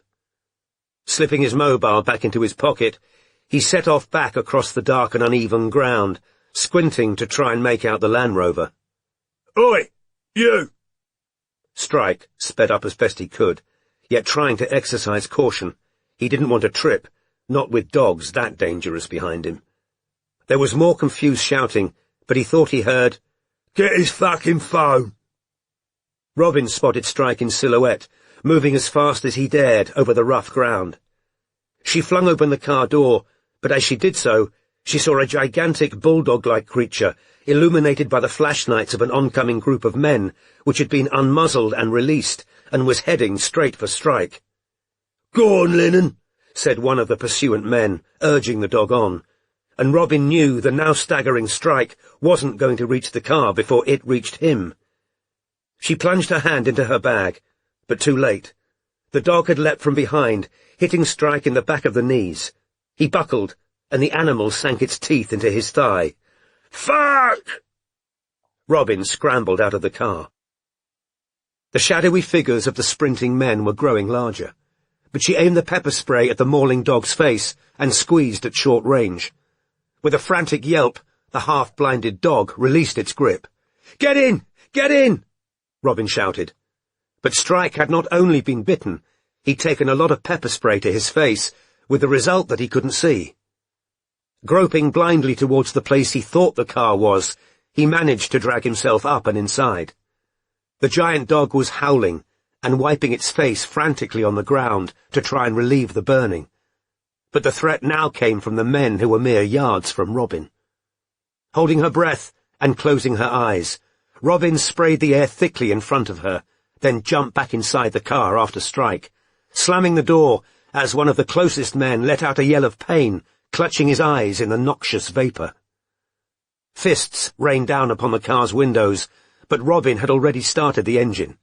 She slammed her foot flat to the floor, and the Land Rover hurtled off down the dirt track, leaving a choking, coughing knot of men in its wake. Chapter 80. The world to them was stern and drear. Their lot was but to weep and moan. Ah, let them keep their faith sincere, for neither could subsist alone. Matthew Arnold, Euphrosyne. Jesus fucking Christ! What was in that bottle? Gasped Strike, who hadn't put on his seatbelt, being unable to see, tears flooding from his eyes. Pepper spray. I'm sorry, I'm really sorry. It was the only way. Robin took the turn into the road at speed, then looked sideways at Strike, one of whose hands was pressed to his inner thigh, blood seeping through his fingers. Oh, God, Strike. Do you need casualty? No, I'm fine.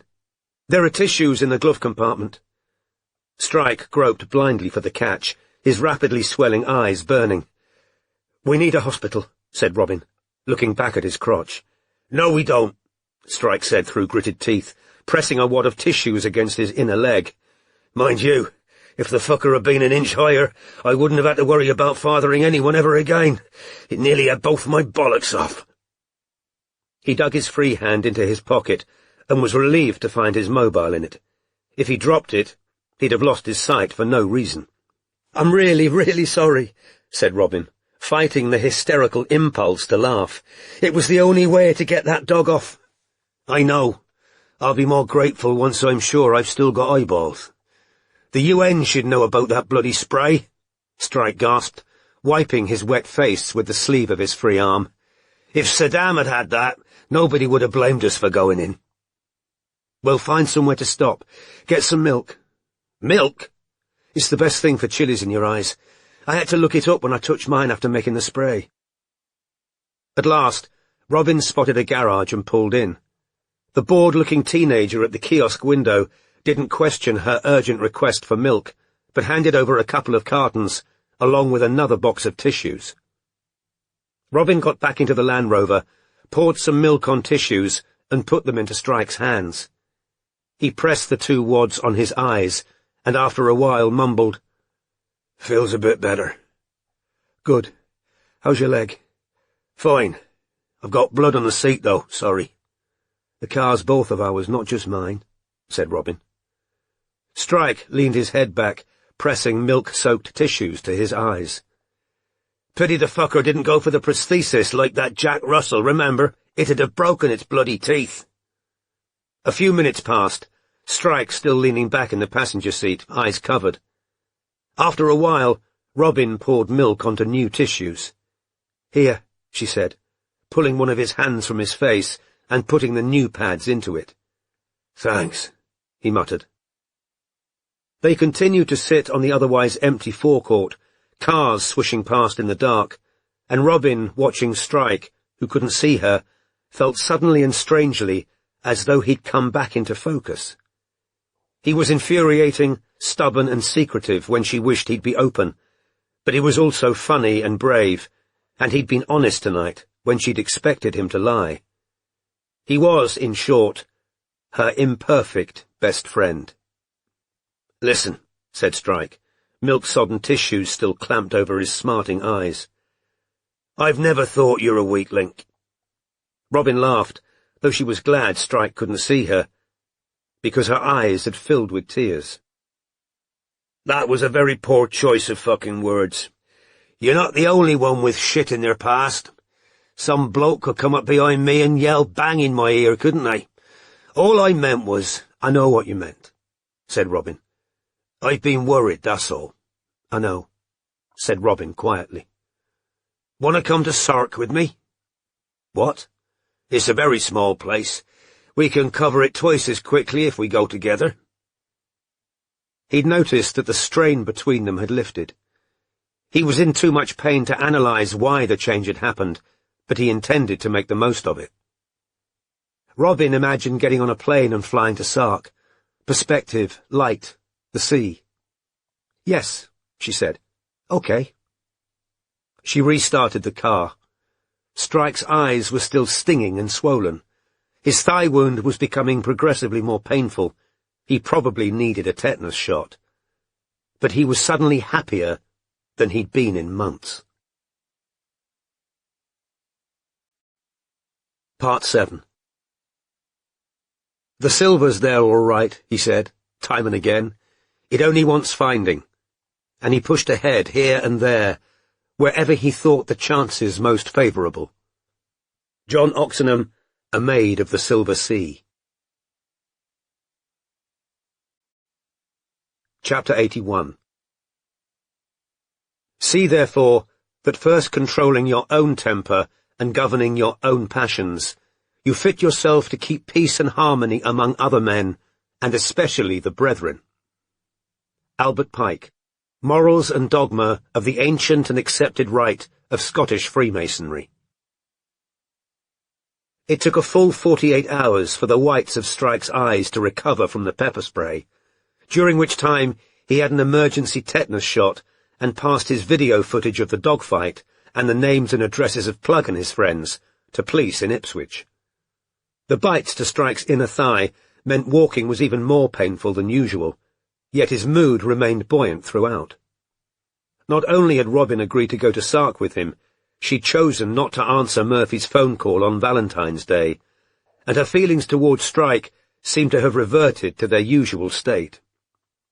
Admittedly, Strike didn't know exactly what that state was, but their friendship at least appeared to have been mysteriously and completely repaired.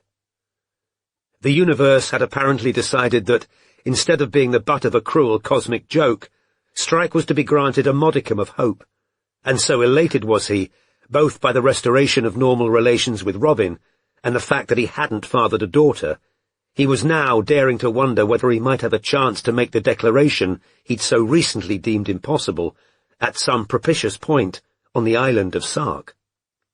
The earliest he and Robin could travel to the island was on Wednesday of the following week, because the ferry from Guernsey didn't carry passengers on Monday or Tuesday in the off-season. Pat had booked the detective's rooms at the Old Forge, the only B&B open in February, and Strike had looked up the house online. It might not have quite the views of that Lake District hotel he'd chosen with such high hopes, but possessed its own rustic charm. Better yet, he and Robin would be completely alone in the remote house. The owner and provider of breakfast lived off-site. Meanwhile, Robin and Murphy had done a lot of talking since Valentine's Day. Murphy had offered a full apology for having become antagonistic in the aftermath of the gazumping, which made Robin feel obliged to make a concession of her own. So she told him with only partial honesty that she'd dragged her feet over looking for a suitable place to live, not because she didn't want to cohabit, but because both their lives were currently busy and stressful, even without the addition of house hunting. She said she was happy to make an increased offer on the two-bedroomed house if Murphy was, and tried to ignore the way her spirits sank slightly when he agreed. Murphy then took the conversation back to children, only, he emphasized, because he wanted them to be completely honest with each other, not because he was pressuring her for a decision. Out of an obscure desire for propitiation, and because she felt guilty about her recent half-truths and outright falsehoods, Robin disclosed for the first time that she'd been to the GP for a checkup, and learned there that the odds of a live birth with IVF were far lower than she'd have guessed. Murphy did a poor job of concealing his happiness that she talked to a doctor at all, clearly imagining this meant she was contemplating imminent egg freezing. Hoping to capitalize on this goodwill, Robin told him she'd be going to Sark the following week for work.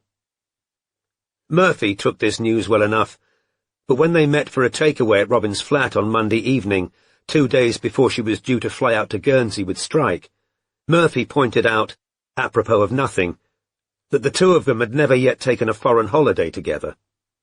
Robin agreed that this would be a nice thing to do, and hoped the subject might rest there. Shortly after they got into bed, and Robin had turned out the light, there was a silence that felt laden with the unspoken.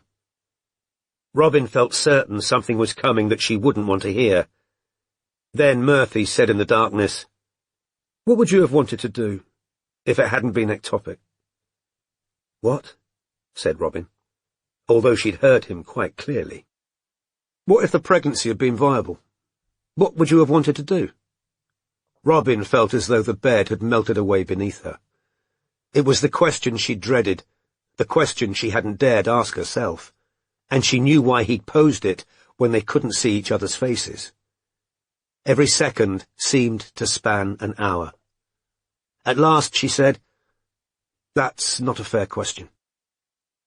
She waited for him to speak, but he didn't, so she said, "I didn't know until it was all over. I had no choice. The embryo, whatever it was dead before I knew. But if it hadn't been, if you'd had the choice." "That's not a fair question." Robin's voice had wavered out of control. "It was an accident," she said. "A mistake. It shouldn't have happened at all. But I don't know, Ryan, I don't know how I'd feel if I got pregnant accidentally with a baby that could survive, and I'm never going to know, am I? I didn't want to upset me. Want a row? Why now? Why ask me this tonight?" But she knew why. It was because of Sark, because of Strike. Murphy might not be doing it consciously, but she could tell he simultaneously wanted to punish her and push her into admissions that were either reassurances or rebuffs.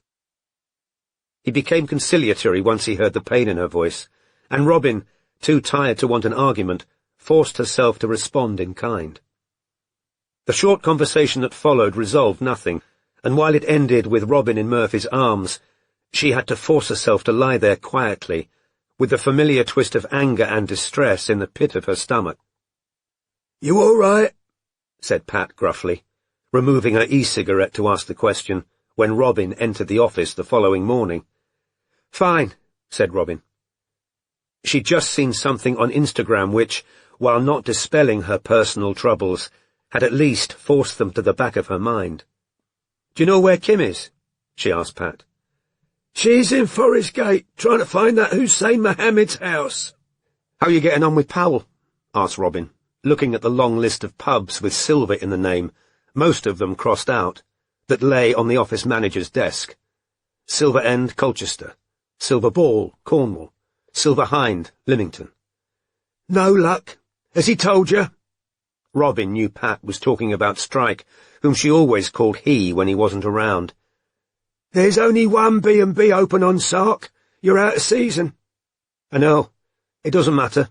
It's not as though we're going on holiday," said Robin, almost as though Murphy could hear her, and, keen for a change of subject, she said, glancing at the aquarium, "The fish are doing well." "He doesn't like the black one," said Pat. "Who, Strike?" said Robin, looking at the knobble-headed fish as it undulated slowly through the plastic plants. "I told him it looks like him," said Pat. And miserable though Robin felt, she laughed. Her mobile buzzed, and she looked down to see a picture sent by her mother, which showed Stephen and Jenny side by side with Martin and Carmen, both mothers holding their baby sons, Fat Barnaby and the fragile-looking Dirk. With yet another pang of guilt, Robin was reminded that she still hadn't bought either of her new nephews presents. She moved into the inner office, sat down at the partner's desk, and was about to call Kim when her mobile buzzed with a text. To her surprise, she saw a message from Wynne Jones, Tyler Powell's friend, whom she'd texted the previous day, reiterating her request for an interview, and assuring him that she wasn't working for the Whiteheads. Jones's text had a picture of Robin that had appeared in the press 2 years previously. He'd written, "Is this you?" "Yes," Robin texted back. "Why?" To her displeasure, Jones responded with a drooling emoji. Robin knew the world was full of young men whose instinctive reaction to any passable-looking woman was sexualized banter. She also knew that, in the interests of fostering this new line of communication, she should respond with a laughing emoji. She did so, unsmiling, then took a deep breath, and called Kim Cochran. "Hi," said Kim, answering within a few rings. "What's up?" "Any luck with the Mohammed's house?" "Not yet," said Kim. "Right," said Robin. Well, I wanted to talk to you about the dark-haired girl Albie Simpson-White met in The Sun in Splendour. Clarissa, yeah, what about her? Well, for a start, her name isn't Clarissa, said Robin. That was Letitia Benton, the girl we've been trying to trace. No, said Kim with complete confidence. Her name was Clarissa. He was calling her Riss or something for short. Letitia Benton's friends call her Tish, said Robin. And I know that was her because she's just accepted my follower request on Instagram. The most recent pictures are of her on holiday, not in Sicily, which is where you said she was going, but in Sardinia. OK, fine, I misheard, said Kim dismissively. But we know where she's living now, so when she comes back from Sardinia, thanks to you not taking that bit of surveillance seriously, we've missed an opportunity to speak face-to-face with one of the people who was closest to Rupert Fleetwood before he disappeared. She was our best lead. I always take surveillance seriously, snapped Kim, but that pub was very noisy, and I'm not the only one who's made a mistake late. Did you tell Strike you might not have heard correctly? Asked Robin. I thought I had heard correctly, so why would I tell him I hadn't? Sorry, but I think you're making a really big deal out of this for some reason. You can email her, can't you?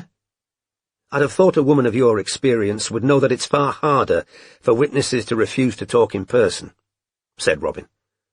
Witnesses? Scoffed Kim. We don't even know that she knows anything.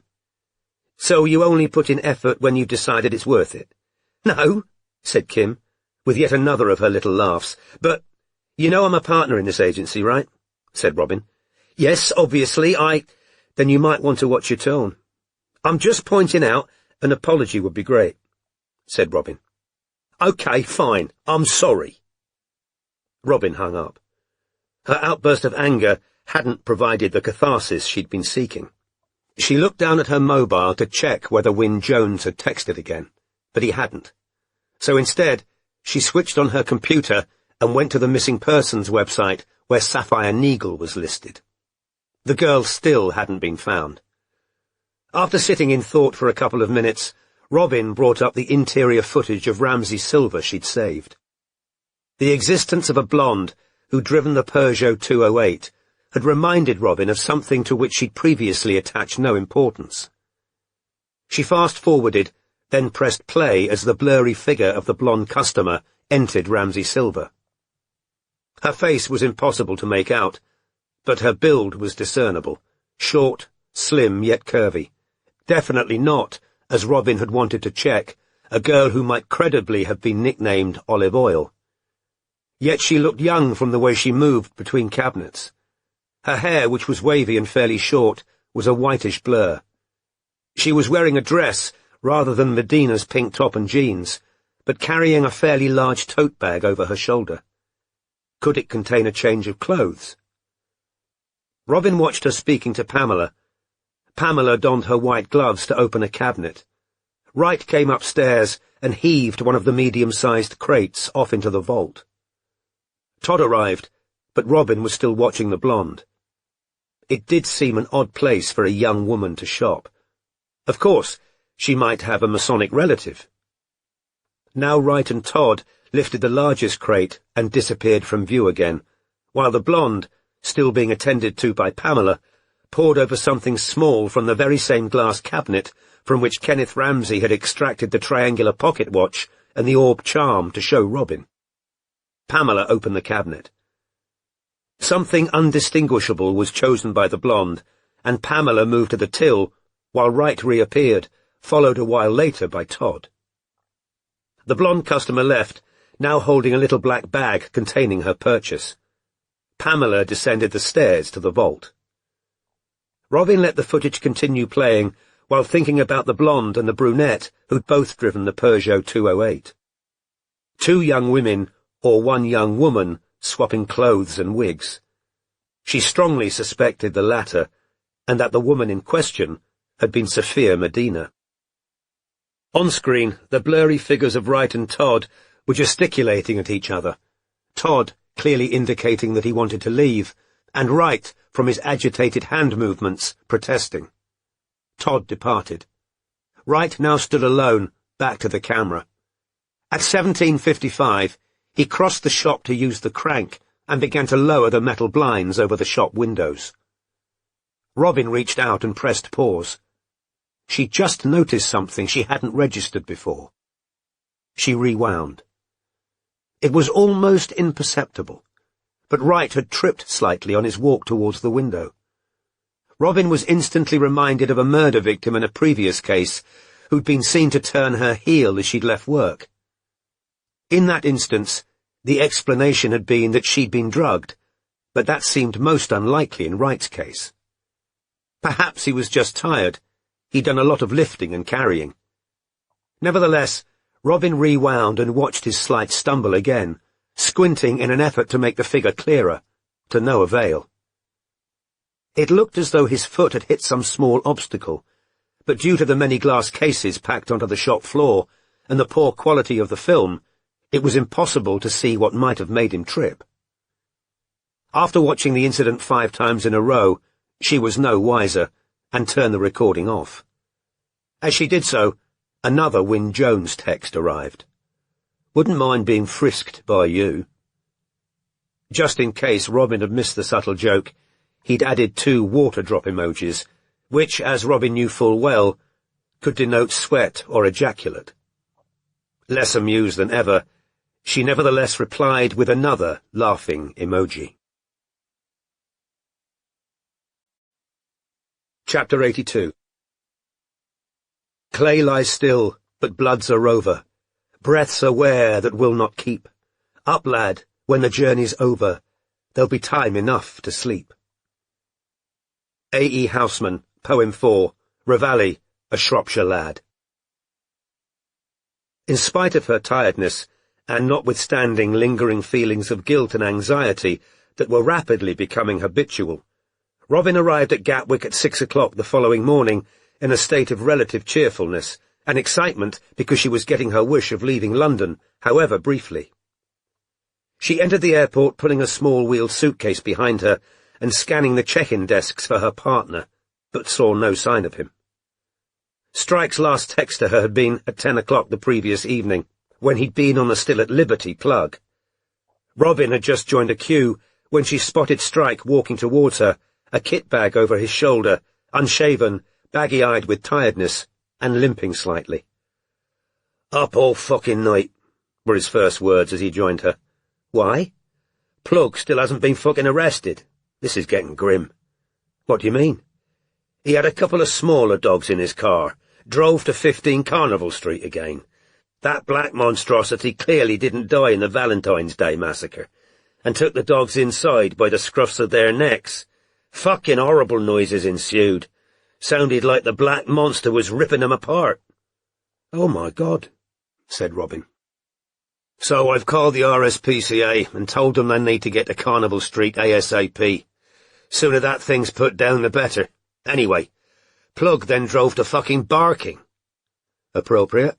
"What? Oh, yeah. Well, I think that black hellhound's got a sister, because round 5 in the morning, Plug came out of a shithole of a house carrying a puppy that looked just like it. Anyway, I had his uncle on the blower first thing. He's bloody furious Plug hasn't been arrested yet. Came close to blaming me." "How's that your fault?" "Clients, innit?" said Strike. "We're supposed to be able to work magic.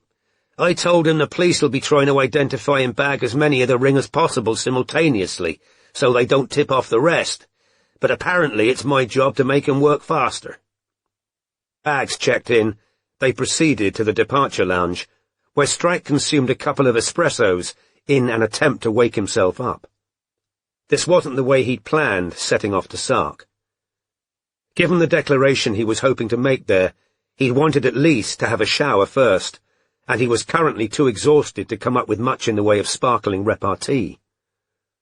Robin, who could see he was struggling to keep his eyes open, decided to wait until they were on the flight before engaging in the conversation about Belgium and Reata Lindvall she was burning to have. At the same time, and even with Strike so sleepy, she enjoyed an ease she hadn't felt much lately. And she knew part of the reason was that nobody was about to spring a conversation about lost babies or frozen eggs on her. At last they filed onto the plane. Robin let Strike take the window seat, because he was large enough to inconvenience both neighbours if he sat in the middle. The young man on Robin's left was speaking volubly in French to his friend across the aisle, so she felt safe to say to Strike, "I did a lot of reading on Reata Lindvall last night. I know you don't think—" "Forget what I said before," said Strike, slightly more alert for his ingestion of caffeine and thinking he should capitalize on what might be a temporary spurt of energy. He was prepared to disavow almost anything he'd ever said if it would further his prospects with Robin, and while he had new information of his own to share, he was more than happy to listen to her first. "Okay," said Robin. "Well, I know Jim Todd can't have killed Reata and her daughter because he was already in jail for the trafficking. But he does seem well connected, criminally speaking. As well connected as Jason Knowles in his way." "Yeah," said Strike. "Shame he's too old to have been one of Branfoot's promising young thugs. That would have fitted in nicely. He could have recommended Oz to Branfoot as the hitman. Oz sounds younger than Todd, doesn't he? But not really young." "Agreed," said Strike. "But he and Todd seem to have an identical taste in victims. Teenagers and very young women. I think it's within the realms of possibility that they met through the trafficking stuff." The plane began to move. "Well, I found out a few new things about the Lindvall murders last night," said Robin. "I was combing through old news reports, and obviously they're mostly in French, so it wasn't easy. But the human remains they found in the woods are interesting, more for what was missing than what was there." "Which bits were missing?" "Heads, hands, and feet," said Robin. "The bone fragments they retrieved were so small they couldn't even tell whether they'd come from an adult or a child. Whoever the bones belonged to seemed to have been dismembered, and the bones were then baked to make them easier to crush." Pushed back into her seat as the plane's nose rose into the air, she brought up a saved article on her own phone, which showed pictures of the woodland beside the Lac du Grès. "I know wild animals might have dug up or carried off bits of the corpses in the years before the remains were found," said Robin, "but it seems very convenient foxes would have removed the exact parts that might have led to an ID." "It does, yeah," said Strike. The caffeine was wearing off quicker than he'd hoped, but he was forcing himself to concentrate, partly out of a desire to ingratiate himself, but also because his interest had been genuinely awakened. "So we've got a definite overlap in the MO of the Lindvalls killer and William Wright's." "Exactly," said Robin. "But there's more. Most of the old articles I've found take it for granted that Reata and Yolanda were both in the woods, because clothing and belongings from both were found there. But the most detailed contemporary account I've found, which I had to translate into English, says the bone fragments only showed one set of DNA. The trouble is, Reata and Yolanda both had unknown fathers, and Reata's mother had been cremated, so there was no way of telling whether the fragments were the mother's or the daughter's. And of course the belongings in the woods had rotted and rusted and were untestable, and the accused boyfriend had chucked all their stuff at home." "Makes you think," said Strike, not entirely honestly. In spite of his best efforts, he was feeling increasingly groggy. "And then the case became really politicized," said Robin, swiping right to show a picture of a women's march proceeding along a bridge over the River Meuse, near the Lac du Grès. "Did you read about the protests while the trial was going on?" "Angry women," said Strike, as the plane hit a small amount of turbulence, and he and Robin bumped elbows. "Yes," said Robin. "Mace's defence team argued Reata had neglected Yolanda, found her an inconvenience, regretted not having her adopted, and killed her, possibly accidentally, in a fit of temper. The defence argued that the possessions of Reata's, found at the burial site, could have been planted by Reata herself, in the hope people would think she was dead as well as Yolanda." "Pretty thin," said Strike. "I know. You can see why it became a real cause célèbre for feminists. I'm not saying the jury was swayed by that, but objectively speaking, they had no concrete proof that two people had been murdered. All that's beyond doubt is that parts of one body were in the woods. But Mace was the only person claiming Reata was a neglectful mother. Other witnesses said she loved Yolanda. Meanwhile, the prosecution argued that the bone fragments found were more likely to be Reata's, because Yolanda's would have been smaller and easier to hide. Mace still sticks to it that he's innocent. He's got a little online fan club of men who think he was framed by Riata. There are supposed sightings of her after she disappeared, but none of them look very credible. In spite of Strike's best efforts, Robin could tell he wasn't finding what she was telling him of gripping import, so she reverted to a more obviously relevant subject. I'm making some headway with Powell's friend Wyn Jones, by the way. We've been texting back and forth. Really? Said Strike, fighting another yawn. He was finding the plane's motion distinctly soporific. Yes, he's actually been a bit... The word that came to Robin's mind was creepy, but reflecting that, compared to some of the men involved in this case, Jones's behaviour was more oafish than sinister. She said, flirty. Has he now? Yes. He Googled pictures of me going in and out of court, said Robin. Anyway, I think I've managed to convince him the Whiteheads aren't our clients. I told him we're working for a woman and he said, it's Dilys, isn't it? I said I couldn't confirm that, but he told me Dilys had called him, worried that Tyler was the body in the vault, and he, Jones, told Dilys she was soft on the head. Might explain why Dilys thinks Jones is rude. That's what I thought. Anyway, I'm hoping to get him to FaceTime me and press him on why Powell mentioned silver on the phone to him, because he's ignored that question twice. But while we're on Powell, I don't feel great about this, but I really do think I should try and talk to the Whiteheads, just to find out whether there was any concrete reason for thinking Powell sabotaged his own car, or if it was just a rumour. And there are a couple of other things, said Robin. This might be absolutely nothing, but she realised mid-sentence that Strike had sunk into a doze, head against the window. As she looked at him, he let out a loud, deep snore. To her left, the Frenchman laughed. "He's tired, your husband?" "Yes," said Robin, tugging the in-flight magazine out of the pocket in front of her. "He works nights." 50 minutes later, as the plane began its bumpy descent, Strike woke with a start. "Shit," he mumbled. "Sorry." "It's fine," said Robin. "Was I snoring?" "A bit." Strike wiped his mouth on the back of his hand, afraid he'd also been drooling. "Don't think I snored as badly as this before my nose got broken," he said apologetically. "How did that happen?" said Robin, who'd never asked. "Boxing. Uppercut from a Welsh grenadier. He got lucky." "Of course he did," said Robin, amused. "He did," Strike insisted. "I knocked him out the following round." "You were telling me more about Lindvall," he added. "I'd finished," said Robin untruthfully. "That was it." Strike falling asleep while she was talking had temporarily dimmed her enthusiasm for the subject. Strike yawned, then said, "Did you know they found silver on Sark in the 19th century? "Really?" "Yeah, 19th century. They hit a good vein. Thought they'd struck it rich and poured money into the mines, but the vein petered out. Cost a fortune because they were digging out under the sea, and they needed pumps to keep the water out. Then a shaft caved in, drowning 10 miners, and that was the end of Sark silver. Ruined the seigneur." "Who's the seigneur?" "Feudal ruler of Sark. It's a weird place," said Strike. "Last feudal system in Europe, till 2008, when they decided to try democracy instead." Robin's fantasies of warmth and light were dashed by her first sight of Guernsey, where it was chilly and wet. She and Strike took a taxi from the airport to the town of St. Peter Port, from which they were to catch the ferry to Sark.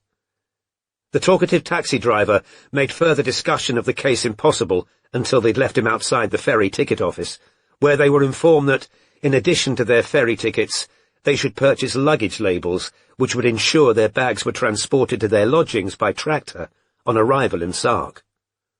"How are your sea legs?" Strike asked Robin, as they walked towards the harbour, rain peppering their faces as they looked out over the choppy grey sea. "They've never been tested much," Robin admitted. "Ah, well," said Strike. "Short trip." Only as he began to descend the long, steep, wet, grilled metal ramp down to the ferry did it occur to Strike that he should have thrown his walking stick into the kit bag he'd packed, necessarily hastily, that morning. He walked slowly, his right knee trembling on every alternate step, holding tight to the handrail, while Robin watched in some trepidation. However, Strike reached the interior of the small ferry without mishap, and, not wanting to take any more chances, sat in the first row of cold plastic seats, directly opposite a sign reading, "Sark Shipping reserves the right to refuse embarkation and passage to any person who appears to be in a drunken state." The engines roared into life, and the ferry heaved away from the dock. "Eyes on the horizon if you feel ill," Strike advised Robin, and she thought immediately of Christmas Eve, her jerky vision, and Murphy's hunched, angry back. Chapter 83. And our men, well, they're sark, and there's more than a bit of the devil in them. John Oxenham, A Maid of the Silver Sea. "Not too bad," said Strike, 45 minutes later. "No," said Robin, although in fact she hadn't found the movement of the old ferry very pleasant, and had indeed spent the last 20 minutes staring out at the horizon without talking. "Careful on the steps," called a young ferryman behind them. "They're slippery." Cursing himself anew for forgetting his stick, Strike moved at a snail-like pace up the steep stone steps of the harbour, which were indeed dangerously slimy, even though the rain had now passed off. At last, leg throbbing, he reached the top of the flight to see 3 tractors, one of which was pulling open-sided passenger trailers that were already almost full of people, and 2 of which were being loaded with luggage. "Squeeze on!" shouted the ticket collector, beckoning Strike and Robin forwards. "Go on, there's room." Robin found a narrow strip of seat, beside a large man in a paint-stained beanie hat, while Strike crammed himself in beside 2 women who had shopping bags perched in their laps. Robin couldn't see how the vehicle could possibly hold any more people, but the last 2 ferry passengers, both male and clearly local, judging by the greetings they threw the tractor drivers, ambled up, and seeing no seat space, simply climbed onto the edge of a trailer, unconcerned, remaining standing while clinging onto the metal poles, holding up the roof. The tractor driver started up the engine and towed the line of trailers through a short tunnel in the hillside, then up a very steep road, Robin worrying unnecessarily about the standing men, who seemed oblivious to any danger. A couple of minutes later, the tractor arrived at the top of the hill and came to a halt outside a cream-painted pub, the Bel Air, over which both the Sark flag and Union Jack fluttered. All passengers disembarked and set off in different directions on foot, leaving Strike and Robin alone to take stock of their surroundings, while the tractor bearing their green-tagged luggage disappeared from view. Ahead stretched something in the nature of a high street, though to people used to London it had a very strange appearance, no cars, single-story buildings, and a thoroughly sleepy air. "Right," said Strike. "De Leon's mother lives on Rue de Lange, which is supposed to be close." He was wearing the pinched expression that told Robin he was already in a lot of pain. They headed a short distance up the road, which was really a dirt track, level though puddled, with stones protruding here and there. Only now did Robin fully appreciate the implications of a total lack of buses or taxis. They had a lot of walking ahead, because they'd arrived on the east of the island, and their B&B lay to the south. To her relief, the first wooden signpost they reached pointed them left, towards the Rue de Lange. They proceeded along a second track, with fields on one side and houses on the other, until Strike said, "That's it, there." The low-roofed house was painted pale blue, and looked rather shabby. A couple of bare-branched apple trees stood in the front garden.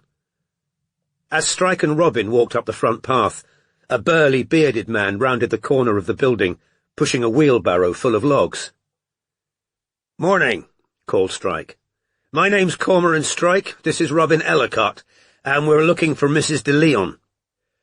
"She's gone over to St. Peter Port," said the man suspiciously. "What do you want with her?" "To ask her about her son, Danny." "Oh, yeah," said the man, setting down the handles of the wheelbarrow. His expression had hardened. "Why?" "Can I ask who—" "I'm his brother," said the man. "Older brother, Richard de Leon." To Robin's alarm, Richard now picked up one of the short logs in his wheelbarrow, and holding it in the grip of one hand, advanced on them slowly. She was reminded of Ian Griffiths bursting angrily out of his house in Ironbridge, clutching his guitar, but the elder de Leon brother presented a very different calibre of threat. While shorter than Strike, his forearms were massive, and the broken veins in his face suggested long days of hard labour out of doors. "What's Danny to you?" he said. "Just wanted to know whether you or your mother have heard from him lately," said Strike. "No," said Richard, "we haven't." "He hasn't come home to Sark, then?" "No," said Richard, "he hasn't." "Have you heard from him lately?" "No," said Richard for the third time. "He's not here. Haven't seen him, haven't heard from him." "For how long?" asked Strike. "What do you want to know that for?" "We're investigating an unidentified body," said Strike, reaching a hand into his pocket, but keeping his eyes on the log in Richard's hand. "Friends of Danny's in London are worried it was him. This is my card." De Leon all but snatched it from Strike's hand and glared at it suspiciously. "Private detective," he said with a snort, as though Strike had handed him a joke item. "That's right," said Strike. De Leon looked up at the detective with dark, bloodshot eyes. The resemblance between him and the fake-tanned, blonde man who adorned the office corkboard was slight. "What are you really after?" "I've just told you," said Strike. "If you say Danny's not here—" "Not a matter of me saying it, he's not," said Richard loudly. "You calling me a liar?" "No," said Strike. "I'm saying he's in London," said Richard. "All right? He went to London." "And how long has it been since you heard from him?" "How's that any of your business?" "Because if you've heard from him since last June, he can't be the dead man we're trying to identify," said Strike.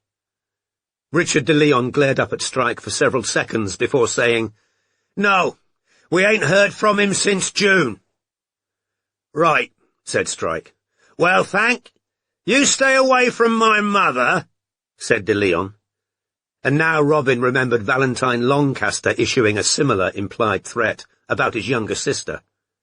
"You don't go fucking near our mother. You hear me?" "I'd be hard put to go anywhere near her, seeing as she's in Guernsey, and I don't know what she looks like," said Strike. "Thanks for your help, though." He wasn't certain the log in de Leon's hand wouldn't be deployed once they turned their backs, so Strike gestured at Robin to go first. Both regained the road without sustaining any injury from flung wood, but Richard de Leon continued to glare at them until they passed out of sight. "Do you believe him?" said Robin quietly, as they headed back up the Rue de Lange. "Not sure," said Strike. "There were odd features about that conversation. I'd have expected a bit more concern, wouldn't you, after hearing there's a body out there that might be Danny?" "I would, yeah," said Strike. "Didn't blink, did he? Just wanted us to piss off." "Maybe he and Danny don't get on. Maybe he doesn't care whether Danny's alive or dead. Or he knows exactly where Danny is and thinks we're after him. Assassins sent by Oliver Branfoot. If that's what he's worried about, it means Danny and his brother are in each other's complete confidence, which they might be, I suppose," said Strike. "I tend to forget there are siblings who actually tell each other everything." "Don't you?" said Robin. "Christ, no," said Strike. "Do you?" "No," admitted Robin, thinking of her disastrous Christmas. "Fancy something to eat while we plan next steps?" They walked back to the Bel Air pub, which seemed the most likely place to find food, Strike's limp becoming ever more pronounced. As Robin paused to pat the golden retriever that exited a small ice cream shop to greet them, she said, "Actually, I'll see you in there. Something I forgot to bring. Want to see if I can buy one." Wondering whether she was going to call Murphy, Strike proceeded alone past the pub's bathrooms, which lay on the opposite side of a small yard, and were labelled men/om and women/femme, and entered the Bel Air. A few locals were watching horse racing on the large flat screen in the front.